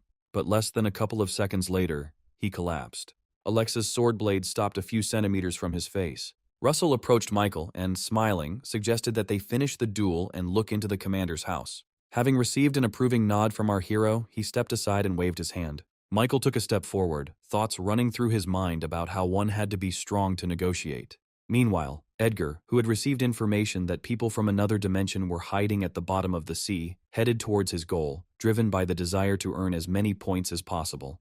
His informant was right, and at the bottom of this sea there really was an alien creature. A girl with translucent wings behind her back was sitting inside a huge open shell, and with a mocking expression on her face, she was thinking that other creatures like her were too stupid. Even though they had large reserves of strength, they were always running around with pathetic little people. Looking at the shell, she said that if the authorities had not sent someone like them to train others, they would have been killed long ago by people with their own plans and fears. The shell replied that Daphne should think about the crystal cave and it would make her feel better. The girl nodded in agreement and replied that she only needed one very transparent crystal, and then she would finally be able to reach the second rank, after which she would need to return the crystal cave back to the Oz plane and sell it. Then they would be able to earn simply untold wealth. Suddenly her face visibly tensed up, and she looked up to see a man approaching them. The shell immediately slammed shut and floated away from here, but the black dragon had no intention of letting its prey escape and released a stream of dark purple energy from its palm. The shell didn't have time to swim far when suddenly its body was enveloped in alien energy.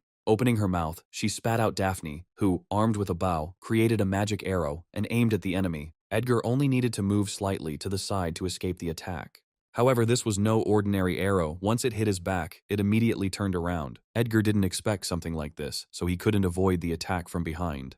Daphne chuckled and said that no one had ever managed to escape from homing arrows. The next moment, suddenly the arrow that pierced Edgar began to turn into a tree that grew rapidly. The girl took advantage of this opportunity and jumped back into the shell, and with contempt in her voice threw out at last that he was too stupid to decide to fight her, even without possessing a crumb of magic. After that, they quickly swam away. A little later, Phoenix gave the entire recording of what happened to our hero, saying that she received it from the Black Dragon. Michael frowned slightly, saying that if the humans wanted to take on the Ozplane people, they would first need to become much stronger. He knew that the people of the Ozplane were not only the best at using energy, but also at upgrading their abilities. Phoenix approached him and said that, fortunately for them, more and more new geniuses continue to appear among people as well. Turning his gaze to her, Michael asked how their heavenly spirit's plan was going and if everyone had received the masks yet. To this she replied that 3 sea otters had already found masks, and the scorpion mask had been stolen by people from the Tro's family. Meanwhile, Yang stood among the limbs of the slain monster scattered everywhere, and holding a mask with a scorpion on it, told the girl standing next to him that he was leaving this mask for her, and that she should not cross the boundaries of the judge's organization. Adele took the mask and, looking at it with a searching gaze, said hesitantly that if the judges had taken possession of the technology that allowed them to create ability elixirs, then they needed to conquer this organization so that they would not go to other families. Ian turned his back to her and said that they shouldn't rush for now. It would be best to choose the right moment when this organization would become vulnerable. Adele looked at him and asked him to bring him the elixir of abilities that she had managed to exchange recently. He shook his head and turned around slightly, replying that there was no need for that, because he still had things to do in the clan. One of the strongest warriors of the 4 seas, one of the top 3, was meditating in solitude, putting his thoughts in order when Adele came to him. Stopping next to him, she said that although his father gave it to her, she was giving this mask to him so that he could check the authenticity of the elixir of abilities. Adele placed the mask next to Stefan and added that he should not wear it, because he was the heir to the Tro's trading legacy and should not risk himself. At the headquarters of the Iron Blood Army, in the Commander-in-Chief's office, an equally important conversation was also taking place concerning the organization of judges. When Ray, also a member of the 7 Tros, was tasked with dealing with the judges, he nodded weakly, accepting the order. The Hero Association was also on guard, sitting over a game of Go. The leaders discussed how the people from the other world were becoming increasingly powerful, while their heroes were becoming significantly weaker. If this continued, they would find themselves in a hopeless situation. Looking at his friend, Maurice assumed that most likely the man was right, and the method of meditation was the only way to save all of humanity. And he felt terribly sorry that, although they possessed this method, they could not teach it to others, unlike people from another world who somehow managed to do it. Mile, without taking his eyes off the board, said that the much-talked-about elixir of abilities could easily replace the meditation method. Maurice, who had been watching his friend's progress, thoughtfully replied that although he had heard of this elixir, they did not yet know whether it could create masters equal to them in strength. Laughing, Mail said that it would be even better if they could surpass them, because then they would have no reason to worry. Continuing their game, they decided not to interfere for now and leave the issue of organizing judges to Maurice's student. Michael received this video recording as well, and after watching it, he decided that they too needed to focus on learning more about how people from another world level up and borrow their methods. Stefan called his younger brother to him and, without getting up from his lotus position, asked him if he had already managed to obtain the ability. Leon responded enthusiastically and said that he had chosen the Dragon Messenger ability. Afterwards, he scratched the back of his head and said gratefully that he would never have thought that thanks to Stefan, he would have such a wonderful opportunity. Suddenly, Phoenix appeared in front of them. Stefan immediately tensed up. He was very worried that he hadn't even been able to sense her presence before. Without paying any attention to him, the girl turned to Leon and asked if he was ready to take his elixir of abilities. The surprised guy nodded slightly, and the next moment, a flask with a potion of abilities was already lying in his palm. He looked uncertainly at his brother and asked if he should do this now. Having received his approving answer, Leon drank the disgusting tasting potion in one gulp. Afterwards, he threw the empty flask aside and decided to immediately try out the acquired ability. Creating a circle on the floor, he tried to summon a dragon. When the summoning circle absorbed some of Leon's energy, a small dragon responded to his call and emerged from the portal. At the sight of him, tears of joy flowed from Leon's eyes from the fact that he was actually able to summon a real dragon. At that moment, Stefan called out to Phoenix and said that he had one question. Afterwards, he stood up from his seat and said that the task of the owners of heavenly spirits is to kill monsters, and he also knows that some of their corpses are ingredients for ability elixirs. Wanting to confirm his suspicions, he asked if this important element was the activator mentioned in alchemy. Phoenix replied that in their organization they don't call it an activator, but an ability gene. Hearing her answer, Stefan frowned slightly, deciding that he needed to know more about this. Michael noticed this young man, who seemed interesting enough to him and who would make a great subordinate. Meanwhile, Snake, who was carrying out his mission, was now busy reading a book in his secret base. Mike appeared next to him, smiled, and said that it was quite cozy here. Afterwards, he handed him an SS rank plasma ability pearl, which allowed him to control plasma to fight enemies and contained 3 skills: Plasma Storm, Plasma Worm, Plasma Apocalypse. Suddenly feeling something, he closed his eyes and said that the F-rank ability pearl had detected activity in Chris's body on Banana Island, and now he would need to check what had happened. By activating the human control ability, he was transferred into Arthur's body. He was currently at an internal meeting of the members of the 7 Greens. Standing in front of everyone, Chris said with displeasure that last time after the defeat of the Florence family, the organization had a chance to obtain a 3rd-tier elite. Therefore, he expressed his hope that now his family members would be able to become worthy masters of the dark blue race. He explained this by saying that only by making a sacrifice could they save humanity. Michael listened carefully and tried to understand why Chris was trying to present the betrayal of humanity in such a noble light. Suddenly, his thoughts were interrupted by a boy who jumped up from his seat, shouted that he did not want to become a monster, and asked to be let back. These words clearly made Chris lose his temper, and he asked insistently who the kid dared to call a monster. The boy frowned and said that he was afraid of Chris. In response to this bold statement, he grabbed his hand and said that since not all family members agreed with him, he would have to take extreme measures. Suddenly, he stood up and grabbed the boy by the chin, saying that any sacrifice was worth it to keep the human flame from going out. Then he grabbed his neck with his palm, squeezing hard. As the child fell limply to the floor, he glanced at the rest of his family and asked what they would say now. Michael in Arthur's body replied that he would follow him to save humanity, and the guy sitting next to him responded as well. This made Chris incredibly happy and, smiling, he said that now it was time to go to Banana Island to pick seasonal fruits. A little later, Michael moved to the VIP room of the hotel. He was very unhappy that he only had about 3 hours left, but he still did not know what exactly the people of the dark blue race had planned.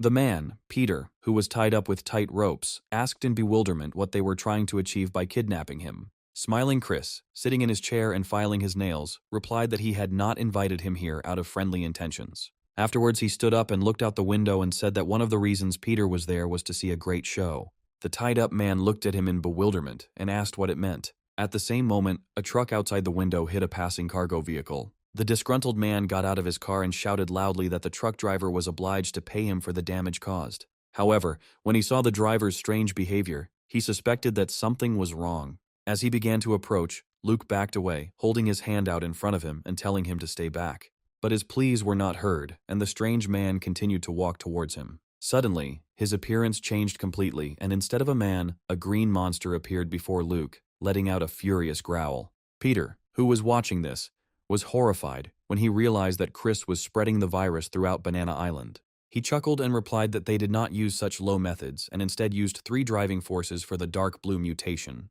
He then said that the island's inhabitants had been drinking water containing tiny blue particles for several months. Although the concentration was small, he was firmly convinced that the thousands of inhabitants of the island, with the help of 3 provoking factors, would grow to the 3rd rank in an instant. Meanwhile, the monster had killed Luke and was now absorbing his energy. Michael, watching this, tried to think of a way to stop Chris before it was too late. Suddenly, Peter tore the ropes that bound him and shouted that he was ready even to die, but he would never allow these dirty plans to be carried out. When he attacked him, Chris just jumped up.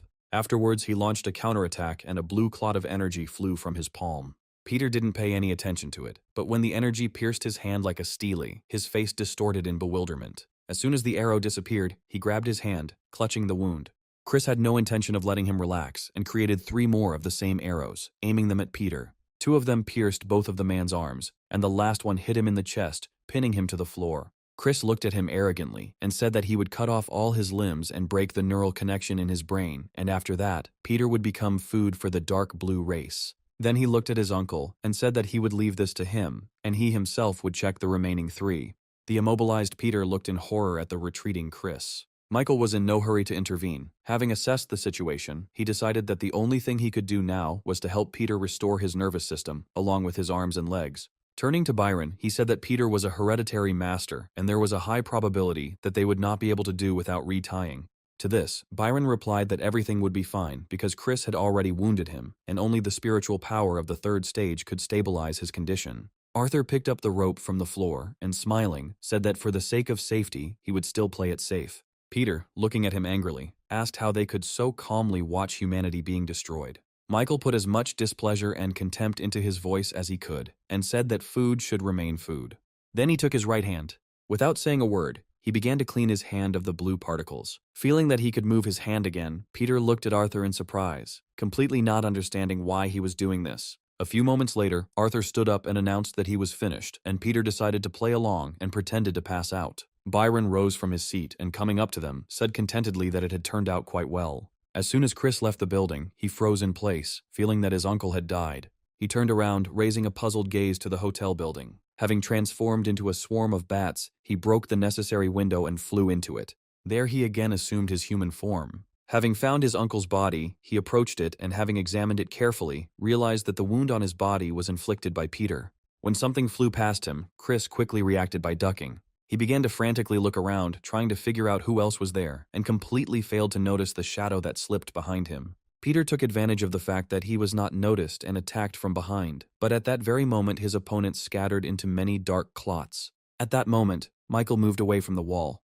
Chris, who appeared before him, said that he would never have thought that he would be so wrong again, because this was the 3rd time he felt the spiritual power of the Phoenix. Afterwards, his tone changed, and he shouted that when he arrived on this island, Arthur was already completely under the control of the judges, and now he was convinced of this. Creating a blue blade in his hand, he said that it was for the best, because the leader was planning to deal with this organization anyway, and Phoenix's death would be an important step in that direction. The next moment he ran towards Arthur. Michael was thinking about what he should do. The snake was sent to eliminate 3 causes of mutation, so he can't use it now. Having created a shadow clone, he switched places with him and, jumping aside, said that if Chris killed him, he would also kill his precious little brother, while Chris himself was stunned by what happened right before his eyes. But he quickly got his emotions under control, and dark stripes appeared on his face near his eyes. Looking at his opponent, he replied that even if his brother died, he would die with honor. After these words, he used the same ability as Cassandra, flock of night ravens. 2 dark beams intertwined into one and flew at Arthur. Suddenly, Phoenix appeared in front of him and, holding her palm out in front of her, completely absorbed the attack. Peter shouted that he was leaving everything here to Phoenix, and he himself would go and deal with the monsters outside. Chris immediately turned his attention to him and shouted at him not to even try to escape from him. Once again, creating a blue arrow, he rushed at Peter. Michael frowned. He knew perfectly well that of those who were now able to cope with the mutants on this island, only he and Peter remained, so he could not allow him to be killed. He rushed right between them, creating a small blade in his hand to stop Chris's attack. However, the next moment something he didn't expect happened. Chris stabbed him in the chest, saying that this was his original goal. Meanwhile, green monsters were already chasing people all over the island. one of the guys managed to hide behind the house and start recording everything that was happening on camera. Suddenly, one of the fearless men blocked the monster's path. Noticing him, Teddy, who was hiding, was very surprised because it was his brother, Sheriff France. Meanwhile, France took out his gun and began to actively shoot at the monster in front of him. He intended to hold it off until some hero came here and killed it. But the monster was unusually fast and dodged every shot. Suddenly he noticed Teddy and rushed straight at him. The last thing his camera captured was the monster's terrifying face and its deafening roar. She passed out immediately after that.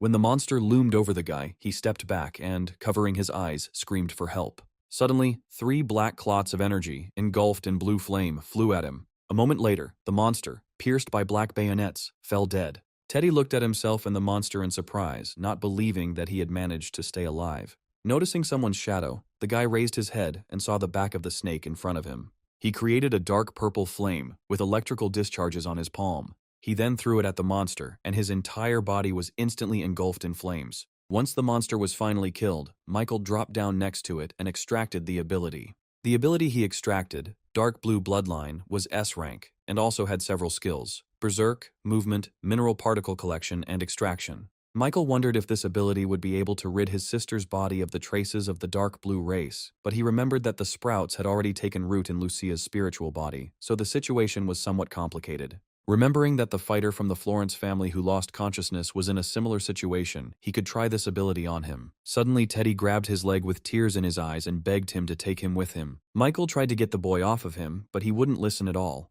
Meanwhile, our hero's time came to an end, and he was thrown out of Arthur's body. Chris's face showed obvious displeasure. Suddenly, a voice came from above and said that from that moment on, he would be his judge. The man looked around frantically, trying to find the owner of this voice. At that moment, Phoenix appeared in the air above him and asked if he admitted his guilt after all he had done. He didn't answer, but just grabbed his head with a puzzled expression on his face. Sighing, the girl put her palm in front of her and used her lightning attempt technique. Multiple golden lightning bolts pierced Chris's body, causing him to scream in pain. He fell to his knees, unable to bear the pain any longer, and he hissed in displeasure that if this continued, he would have to leave this body. But Phoenix didn't care, and without saying a word, she flew out the broken window. A couple of minutes after she left, the lightning disappeared and Chris came to his senses and crawled towards his dead brother. Squeezing his body in his arms, he could hardly contain his anger. Having promised that he would definitely take revenge, and having turned into a bat, he flew away. Meanwhile, the people in the nearby area were cornered by the monster and were shaking in fear. The monster was getting closer and closer to them. It was at this moment that Peter came to their aid. He landed a very noticeable blow to the head. This attack caused the monster to fall face down on the ground in front of the people, trembling in terror. The monster tried to get up, but Peter held him back with all his might and shouted that he couldn't hold out for long, so they had to run quickly. As soon as he said this, the monster pulled its head out of the ground, growling furiously, and Peter, unable to stay on its head, flew into the air. Turning around, the monster hit him with its paw, causing him to fly even further away. So Peter, having broken the window, flew into someone's empty apartment. The monster itself roared with rage when it lost its victims. The man struggled to get up from the floor. The current situation forced him to come to the decision that he would have to use his trump card to kill this monster in one go. He rose to his feet, and a few moments later his entire body was engulfed in bright flames. His body was burning in the fire, and a furious scream was coming from his throat. Having become accustomed to the pain, he gathered all his flames into his fist and jumped straight at his enemy. He pierced the monster's chest with one blow. Those watching this fight immediately recognized the trump attack of the 8-handed fist fighter. A satisfied smile appeared on Peter's face as the monster finally fell down dead.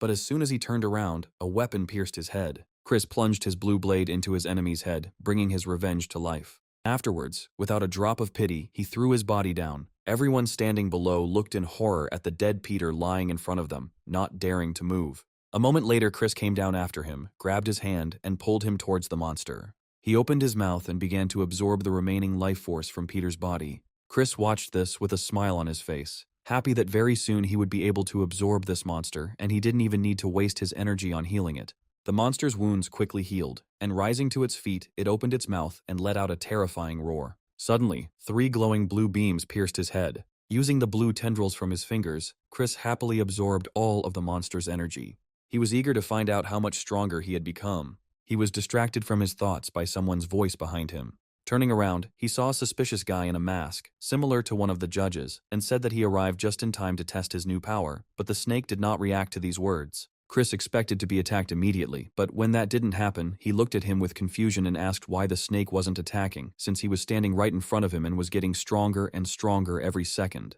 To this, Michael replied that he was just waiting for Chris to finish, because when the opponent is too weak, fighting becomes boring. Chris was clearly irritated by his words. Finishing absorbing the energy, he said that thanks to his stupidity, he would be able to cut his body into 3 parts in one go. The next moment, a blue blade appeared in his palm and he rushed at the serpent, shouting that the power of the 3rd stage was now concentrated in his hands. The hero didn't even try to dodge this attack, and his body was pierced by a blue blade. But the next moment, his entire body became a shadow, and several more arrow-shaped shadows separated from it. Covered in blue flames, they all flew at Chris at once. He managed to create and put up a shield in front of himself, saving himself from such a terrifying attack. Afterwards, he threw the shadows aside and ran at his opponent, but he easily dodged the blow. Suddenly, blue lightning bolts began to emanate from his body, and a lot of plasma balls flew at Chris. There was nothing left for him to do but disintegrate into a multitude of black bats. But even this did not save him, because the balls attacked each of the bats.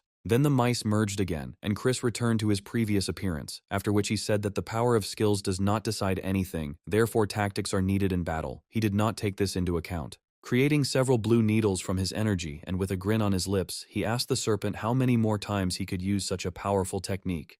But he didn't have time to attack, because suddenly someone hit him in the back with a bat. The last thing Chris saw was Monkey and Phoenix floating in the air. Afterwards, he fell to the ground, and the essence from the dark blue race left his body, realizing that fighting against so many strong enemies was simply pointless. Michael chuckled, amazed that this entity managed to escape even with the spiritual seal activated. Phoenix replied that although he had escaped, it had come at a great cost, as he had spent many tiny particles to open a hole in the seal for escape. Deciding that they should save the people first, they flew on. After settling everything, Michael and Phoenix returned back to the Heavenly Palace, where Phoenix informed him that after the incident on Banana Island, their organization had become much more famous throughout the 4 seas. She said that it was very good for them, because more people wanted to join the ranks of judges, but because the number of places for the position of heavenly spirits was limited to only 36, some switched to Florence's family. She was worried that interested parties could send their spies into Florence's family, taking advantage of this opportunity, to which Michael confidently replied that Ivan would be able to deal with this problem on his own. Afterwards, he turned towards the exit and said that it was time to go back to the city of L. Dressed in a rooster costume, he reached his hometown in just a couple of hours, landing on the roof of one of the buildings. He spread his arms out to the sides and inhaled with pleasure the smell of the city, which he had missed so much all this time. After standing like this for a while, he decided to move on to more important matters, namely improving the metal control ability to SS rank.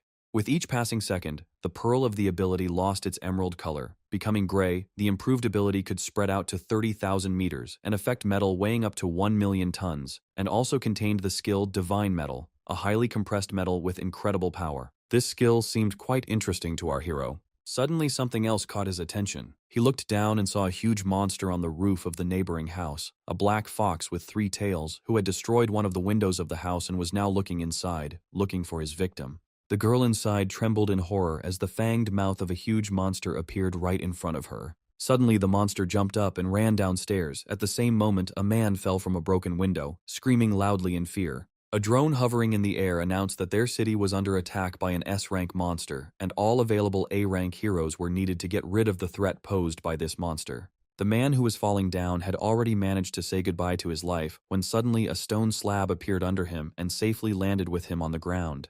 Meanwhile, a red car parked in front of the building below. Austin and Pavel, armed with a sword, emerged from it. The lazy swordsman immediately rushed at the monster standing in front of him. Austin, in turn, began to transform into a werewolf, tearing his t-shirt in the process. The TV presenter said that every time a monster of this level appears, their city suffers colossal destruction, and now they can only hope that these heroes can hold out until the arrival of the S-rank hero. Meanwhile, the fox opened its mouth and created a ball of dark green energy. After this, the ball flew straight at Pavel, but he managed to jump to the side. Remembering his partner, he turned around and wanted to warn him. But he, already completely transformed, held back the monster's paw. Looking at Pavel, he shouted that now was an excellent chance to attack. He nodded and rushed at the fox. When the swordsman's blade was very close, the monster deftly jumped to the side to a safe distance, while swinging its tails vigorously, in an attempt to hit the enemy. Then he found the swordsman with his gaze and opened his mouth again and let out a thunderous roar. Suddenly someone shot at him and the arrow flew straight into his eye. This attack caused the monster to fall to the ground. When Michael looked away, he saw a girl with a bow and arrow in her hands. He unmistakably recognized her as Lulu, the A-rank heroine, but the hero felt that she was hiding something because her ability had improved to S-rank and even reached the second stage. Through his spiritual scanning, he realized that all this had happened in a very short period of time. Meanwhile, the TV presenter reported that thanks to the heroes who arrived in time, so far there were no casualties. In addition, according to eyewitnesses, they are being helped by a mysterious man in a mask who uses metal attacks. The words about the abilities of this mysterious hero led him to think that Mr. Rooster had finally returned. Meanwhile, something strange began to happen to the sky. Dark clots of energy flowed from all sides, concentrating in one point. The black fox stood with his head raised up and, emitting a long howl, concentrated energy in the sky. After igniting the stele, Lulu drew her bow, aiming it at the monster. But before she could fire, the fox jumped back and leapt onto one of the nearby buildings. The host rubbed his chin and said that the night demon fox was very good at hiding in the dark and skillfully used the darkness of the night to escape any attack. Because of this, it would be very difficult for Lulu to aim to hit her. Meanwhile, the fox jumped back and rushed towards one of the heroes. But Austin prevented him from achieving his goal by grabbing the monster by its hind legs. Holding him in place, he shouted at Lulu to shoot faster. The girl didn't need to be told twice, and she fired. Her fiery arrow hit the fox right in the eye. He roared in pain and began waving his paws, trying to get the annoying Austin off of him. A few moments later, he succeeded and pinned the werewolf to the ground with his hind paw. As soon as the monster's paw disappeared, tears welled up in Austin's eyes, and he said with bitterness in his voice that he would soon die without ever meeting his godfather again. But suddenly someone shouted that he was a real idiot. The werewolf slowly raised himself up on his hands and asked in bewilderment who dared to call him names. At that very moment, a metal plate flew at the fox's head, hitting him with all its might. Michael, dressed as a rooster, hovered in the air above the body of the unconscious monster. Looking at him, tears came to Austin's eyes again, but this time from joy, when he realized that his godfather had heard his prayers and had come to save him. Michael came down to the ground and approached Lulu and said that she had done a good job. After that, he rose into the air again and flew away. At the same time, in the television broadcasting building, TV presenter Cooper called Valeria over to him and, putting his hand on her shoulder, said that today's report about the metal savior was very important for them and that she had done a good job. Feeling awkward, the girl walked away and thanked the man for his concern, saying that if nothing else was required of her, she would go. When she had already turned around and was about to leave, the man called out to her again. He approached her and said that Valeria had been doing very well lately and would undoubtedly soon become the chief reporter. Smiling, the girl thanked him again for the praise. To this, the man replied that instead of gratitude she could simply have dinner with him. Valeria hesitated a little, apologized and wanted to refuse his offer.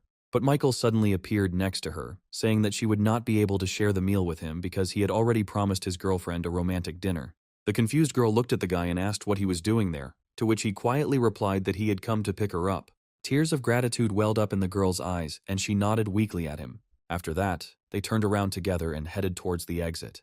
Without taking her eyes off Michael, she asked how long he could stay in town this time. Hugging her a little tighter, the hero replied that she shouldn't worry about it, because this time they would have enough time to be together. This made Valeria incredibly happy, and she suggested going to a new Japanese store that had opened nearby. Michael watched the couple from the sidelines, deciding that it would be best to leave his clone with her for now. By this time, Austin had already managed to return back to the Olympus office. When he saw Michael sitting in his chair, a happy smile involuntarily appeared on his face, and he said that he had missed him very much all this time. He nodded and asked if Austin would like to go with him to the territory of the Four Seas. Hearing this, the guy was very surprised and asked again if he had misheard. Without taking his eyes off the window, Michael replied that they were going to where the masters and the elite lived. Then he looked at Austin and asked what he thought about his proposal. He knelt before Michael and bowed low, thanking him for his concern. The hero pulled the boy to his feet and said that he didn't need to be thanked for that, and warned that his current Austin ability rank could become a problem because it was too low.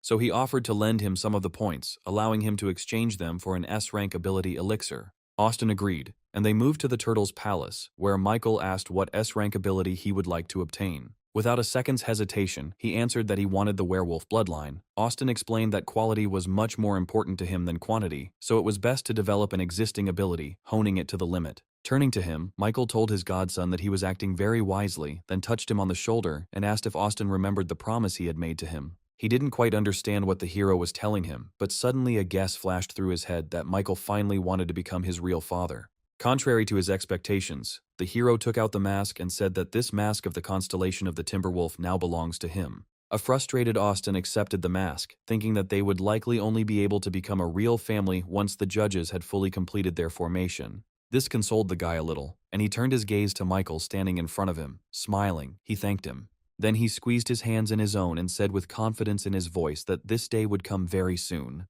Michael asked, puzzled, what Austin was thinking. Taking a few steps back from him, he explained that the Timberwolf belonged to the White Tiger Castle, so a little later he and another person would go to the southwest in a free alliance. With these words, Michael moved towards the exit, throwing a parting word to the confused guy that as soon as he sorted out his affairs, he could follow him to the territory of the Four Seas. Austin had no choice but to submit to his will, and he put on his Timberwolf mask.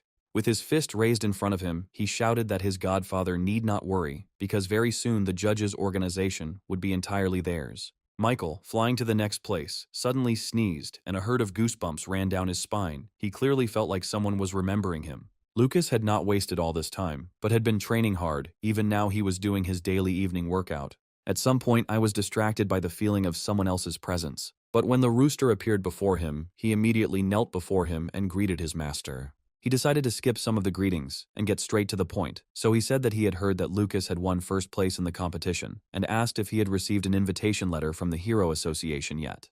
Lucas replied that it was not only him who received this letter, but also several other guys with whom he closely communicated, and Lulu, an S-rank heroine. After some thought, Michael asked how close Lucas was to this girl, to which he replied that, unlike the others, he did not communicate with her much, except that they crossed paths during lunch a couple of times. The hero asked if she had any special habit. Straining his memories, Lucas replied that she was very fond of meditating. Michael was surprised by what he heard, and suspicions crept into his mind that Lulu had somehow managed to master the method of meditation on her own, and he had to meet him at any cost. After thanking Lucas for the information, he said that he still had a few things he needed to deal with urgently. The guy looked at the retreating back of his master. He promised himself that sooner or later he would become the most powerful weapon in his hands. Michael headed into the forest, his thoughts filled with thoughts of Lulu. Sometime later, he finally managed to find a girl meditating. The hero secretly watched her and was very surprised when he saw that Lulu really had mastered the technique of meditation. He couldn't remain unnoticed for long. The girl was distracted from her meditation and, looking around, asked who was there. Rising to her feet, she immediately grabbed her bow and, aiming it at the tree behind which Michael was hiding, told him to come out. He raised his hands up and came out of his hiding place, saying that he came in peace. He just wanted to offer her a good deal. Lulu frowned and asked what deal they were talking about. The hero, with his hands down, was in no hurry to answer her, instead asking what her secret was for her rapid growth of skills. The girl was embarrassed by his question, realizing that she had been exposed. After a brief silence, Michael said that as part of the deal, he could make her an SS rank hero. In addition, Lulu would be protected by the judge organization for the rest of her life, and he also promised to give her endless luck that would never run out. An interested girl asked if SS rank was the next rank after S, to which Michael replied that it was also known as the third rank. Lulu asked with some suspicion in her voice why the judge organization needed her secret, since they already had a method to make people SS rank users. Mike stepped aside and explained that ability elixirs could only enhance a limited number of people, but their main purpose was to increase the overall combat readiness of humanity. Still plagued by doubts, Lulu asked if he was really telling her the truth. Receiving his nod, the girl clenched her fists and lowered her head, saying that she had completely accidentally discovered that her spiritual skill meditation could increase human strength in a very short time. She also added that her own hunting magic meditation is not universal and is only suitable for her abilities. Her words made our hero think and asked if this technique was capable of developing only Lulu's unique skills, to which the girl nodded weakly. Michael sighed and scratched the back of his head, saying that it wasn't a big problem for him. He had already hatched a plan in his head, in which, with the help of the hunting magic meditation and copies of Lulu's abilities, he could create a powerful army. The girl actively waved her hand in front of the guy's face, trying to get him out of the stream of his own thoughts, and when she noticed that she had succeeded, she said that if his offer was still valid, then she accepted it and chose lifelong protection from the judges. Michael nodded and materialized a mask, giving it to Lulu, explaining that it was the constellation of the Phoenix Castle, the lunar deer, and that in case of danger, Lady Phoenix would save her. The girl gratefully accepted the mask and explained once again that her method of meditation is not universal and works only for her. The hero said that she shouldn't worry about it, he just needed to take a sample of her ability gene, turn it into an elixir, then he would give her magic hunting bow skill to others, and the problem would be solved. Hearing his plan, the girl tensed up and, taking a few hesitant steps back, asked if it would somehow affect her body if he took a sample of her gene. Michael waved his hands and assured her that she would be fine and that nothing would change. Lulu decided to take a risk and trust the rooster. After he asked, she lay down on the cool stone and closed her eyes, after which Michael came up to her and, putting his hand on her stomach, said that she should not show him any mental resistance so that everything would go well. Without opening her eyes, she nodded in agreement. A few moments later, Michael informed her that everything was ready and she could get up. The girl sat down on a stone and looked uncertainly at the guy standing in front of her, saying that he had done it faster than she thought. There was something about the way she said it that our hero didn't like, but he suppressed the irritation that was bursting out. Sometime later, Michael was transported to the turtle's castle with a scroll in his hands, received from Lulu. After carefully studying it and all the instructions described there, doubts crept into his mind that this could really work. But since he had no other choice, he sat down on the floor in front of the scroll and decided to try to do everything that was described there. To find out how this meditation collects dark energy, a moment later, several golden streams of energy separated from our hero's body, and they began to be absorbed into the scroll. Thus, Michael went into meditation, concentrating his energy inside the scroll. Meanwhile, in the front world, countless monsters were rampaging. The three-eyed demon god had been fighting against the extremely agile enemy for some time, but now he was tired of playing around and decided to end their fight with one shot from his bow. When he released the stele, it flew straight towards the target at incredible speed. Without slowing down, the arrow flew past the huge monster. The phoenix soared upward, trying to avoid the arrow flying towards it. Meanwhile, our hero had already finished his meditation. Cool drops of sweat were running down his face. He understood why this meditation helps F rank quickly break through to D rank.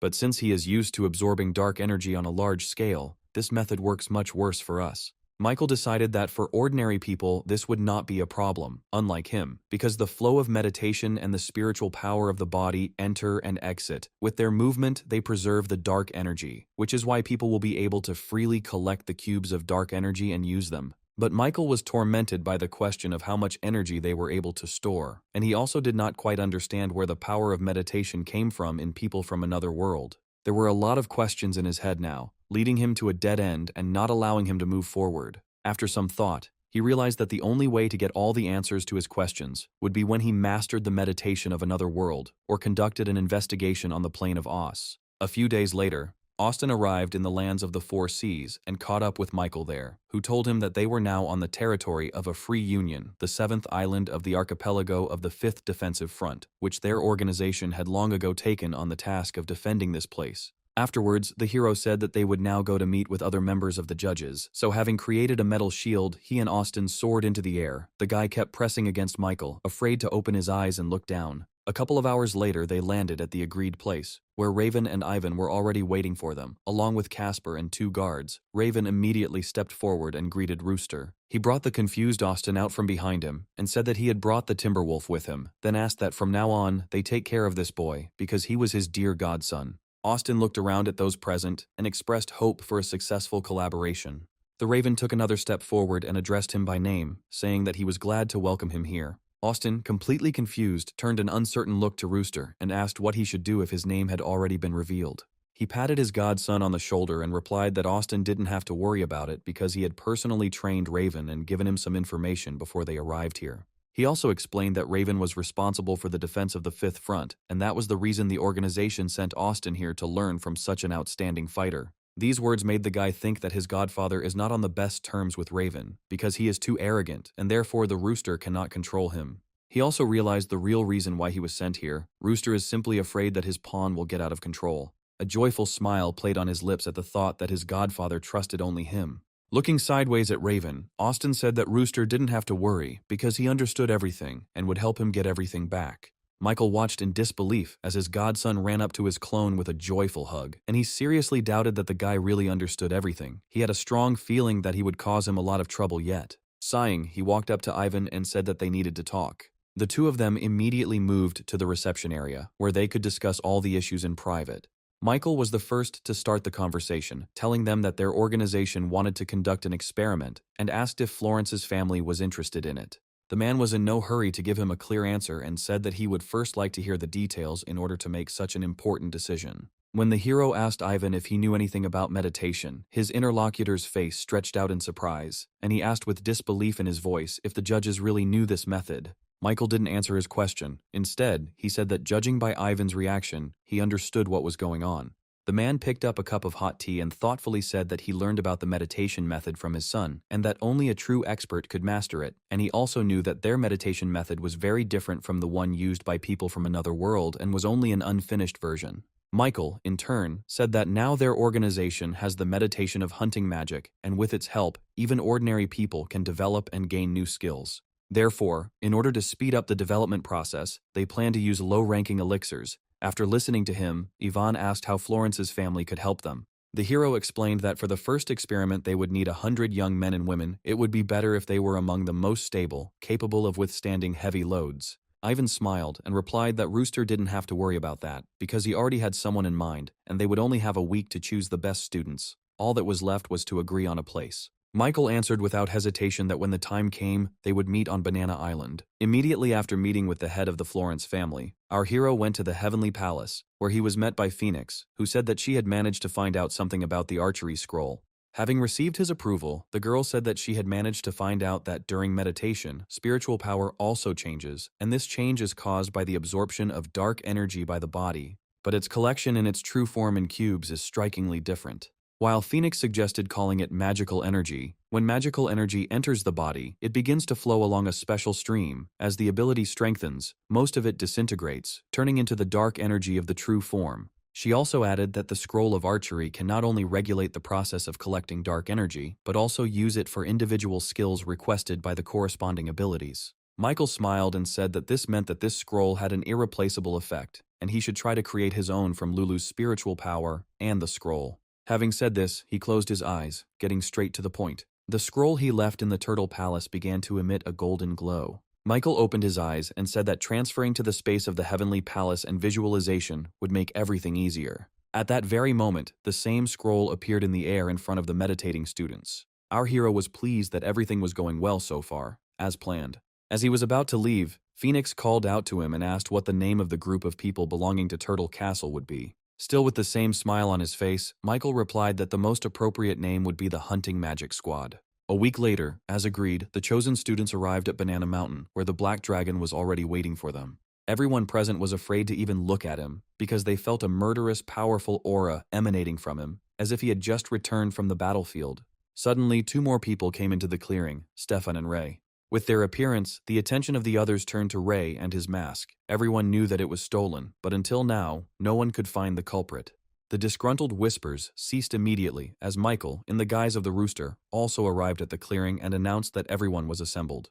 The Black Dragon looked at him and asked in surprise if the judges had sent him to take samples of the ability genes. The hero grinned and said that it was also a pleasure to meet, since they hadn't seen each other for a long time. He ignored this and, approaching Michael, said that now he was in no way inferior to him, and the day was not far off when he would defeat him. The hero had to make an effort not to laugh out loud, so he put on a stern expression and replied that he would look forward to this moment. Afterwards, Michael patted Edgar on the shoulder and said that they would start with him today. Michael could physically feel the guy in front of him tense up and said that he should relax his muscles and not try to resist with his spiritual power. Stefan came closer to them and carefully watched every action of the rooster. His goal was to find out how he extracts the ability gene and pass this technology on to his family. After holding Edgar's hand for a couple of seconds, Michael informed him that he was finished and that he could go free, which caused him great surprise at the speed of the process. The hero couldn't help but chuckle and asked the Black Dragon if he thought he'd have to skin him to get it out. Stefan bit his lip in displeasure. He didn't understand at all what was happening and why he didn't feel or notice anything at all while Rooster was extracting the ability gene. He tensed up, deciding that next time he would definitely be able to understand everything. However, he didn't succeed with the next person either. Thus, the gene extraction lasted until the evening. After finishing everything, Michael said that the organization would make them all elixirs with improvements and send him through a parallel world, then turned around and was about to leave the island. Everyone else also began to disperse, leaving only a disappointed Stefan and a confused Ray in the clearing. Stefan, sitting on his knees, raised his hand to the sky and called out to Michael. He shouted out that he still had some questions about this study of ability genes. The hero stopped and looked at him, saying that today he was forced to deny him his wish because the genes of abilities were closely connected with elixirs and he could not divulge the information. Stefan jumped to his feet and, holding up 2 fingers of his right hand, shouted that he swears on the honor of the Troz family that he will not tell anyone about what he heard today. Afterwards, he approached Michael and whispered that he had some secret information and offered to exchange it. The hero thought for a moment and asked why Stefan needed information about the ability genes so badly. He smiled and asked if Rooster knew that the top heroes of the 4 Cs used something similar. He explained that even his father, the god of storms, like all the other heroes, use a technique similar to meditation. Stefan said that the strongest call this the path and that different heroes have different paths. After thinking about what he had said, Michael asked if Stefan would like to use the information from the judges' organization to find his own path. Afterwards, he was silent for a few moments, and without waiting for an answer from the boy standing opposite, he said that if he really wanted to advance a little in meditation, he could help.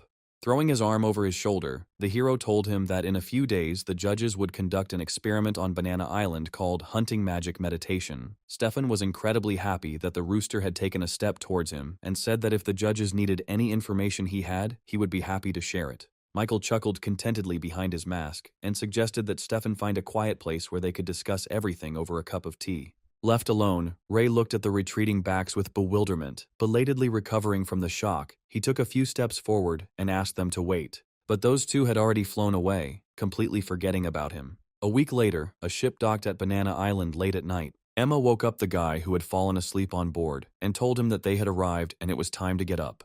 After she briskly walked down from the ship, Ethan, who had woken up, hurried after her, asking the girl to wait for him a little.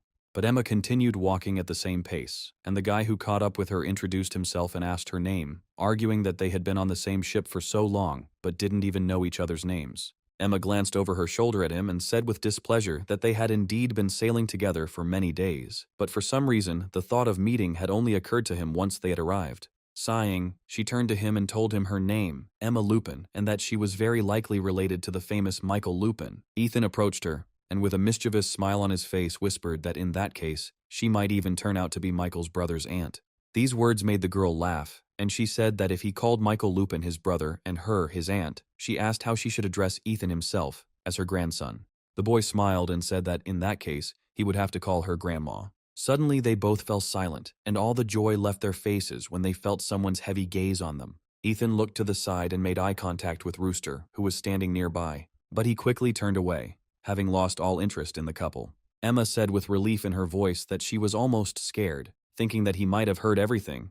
Ethan replied that she shouldn't worry about it, because they were just joking, and it had nothing to do with the judges. It took Michael an effort to contain his irritation, but he firmly remembered this couple, his adopted aunt, and this arrogant boy. He waited until everyone had exited the ship, and then stepped forward and asked those present if they wanted to become stronger. Everyone shouted out as one that they were ready to do anything to gain power. This was enough for our hero to test their resolve and released a wave of spiritual power in their direction. Many immediately fell to the ground, losing consciousness. Ethan barely managed to stay on his feet, but he felt a hellish weakness throughout his body. He looked towards where his new acquaintance was standing and saw that she too was struggling to stay conscious. But a few seconds later, his stamina gave out and he too, losing consciousness, fell onto the cool surface. Stefan was also one of the few who barely managed to stay conscious, but it was hard for him to even imagine that the judges would conduct the selection using such cruel methods. He tried to hold on until the very end, but eventually, weakness took over and he too fell. As soon as this happened, Michael announced that the 18 people who fell last would pass this test. The next day, the 18 disciples he had chosen arrived at the Heavenly Palace, where the hero congratulated them on passing the first stage. Afterwards, with all seriousness in his voice, he explained to them that the future of all humanity depended on this experiment in which they were taking part. Everyone listened to him attentively, understanding the seriousness of this event. Meanwhile, Michael continued, saying that abilities are usually awakened randomly, but now the judges have a new method that will help even ordinary people to receive and develop abilities. This is the method they will try to develop, and it is called the meditation of hunting magic. Ethan asked with excitement in his voice if even the most ordinary people could really gain abilities. To which Michael replied that this was true. So in order to understand how effective meditation was in different conditions, the participants in the experiment would be divided into 2 teams. He explained that 9 people would receive the F-rank ability, Magical Hunting Bow, while the others would have to awaken abilities out of thin air. Therefore, he asked those who were able to cultivate the ability and wanted to practice the hunting magic meditation to step forward. These words caused doubts among the participants, and no one was in a hurry to step forward. Then our hero had to resort to mind control. The guys he remembered from yesterday were taken under his control and simultaneously stepped forward, saying that for the sake of the future of humanity, they choose meditation. When everyone was finally divided into groups, Michael smiled under his mask and said that in that case they could begin. Obeying his order, everyone sat in the lotus position and began their meditation. Watching them, the hero reflected on the universality of this meditation is too small. If anyone could develop it, the situation would take a completely different turn. Suddenly he felt a simultaneous call from the island chain and the young continent. This situation really stressed him out, because if something serious hadn't happened, there would have been no reason to call him.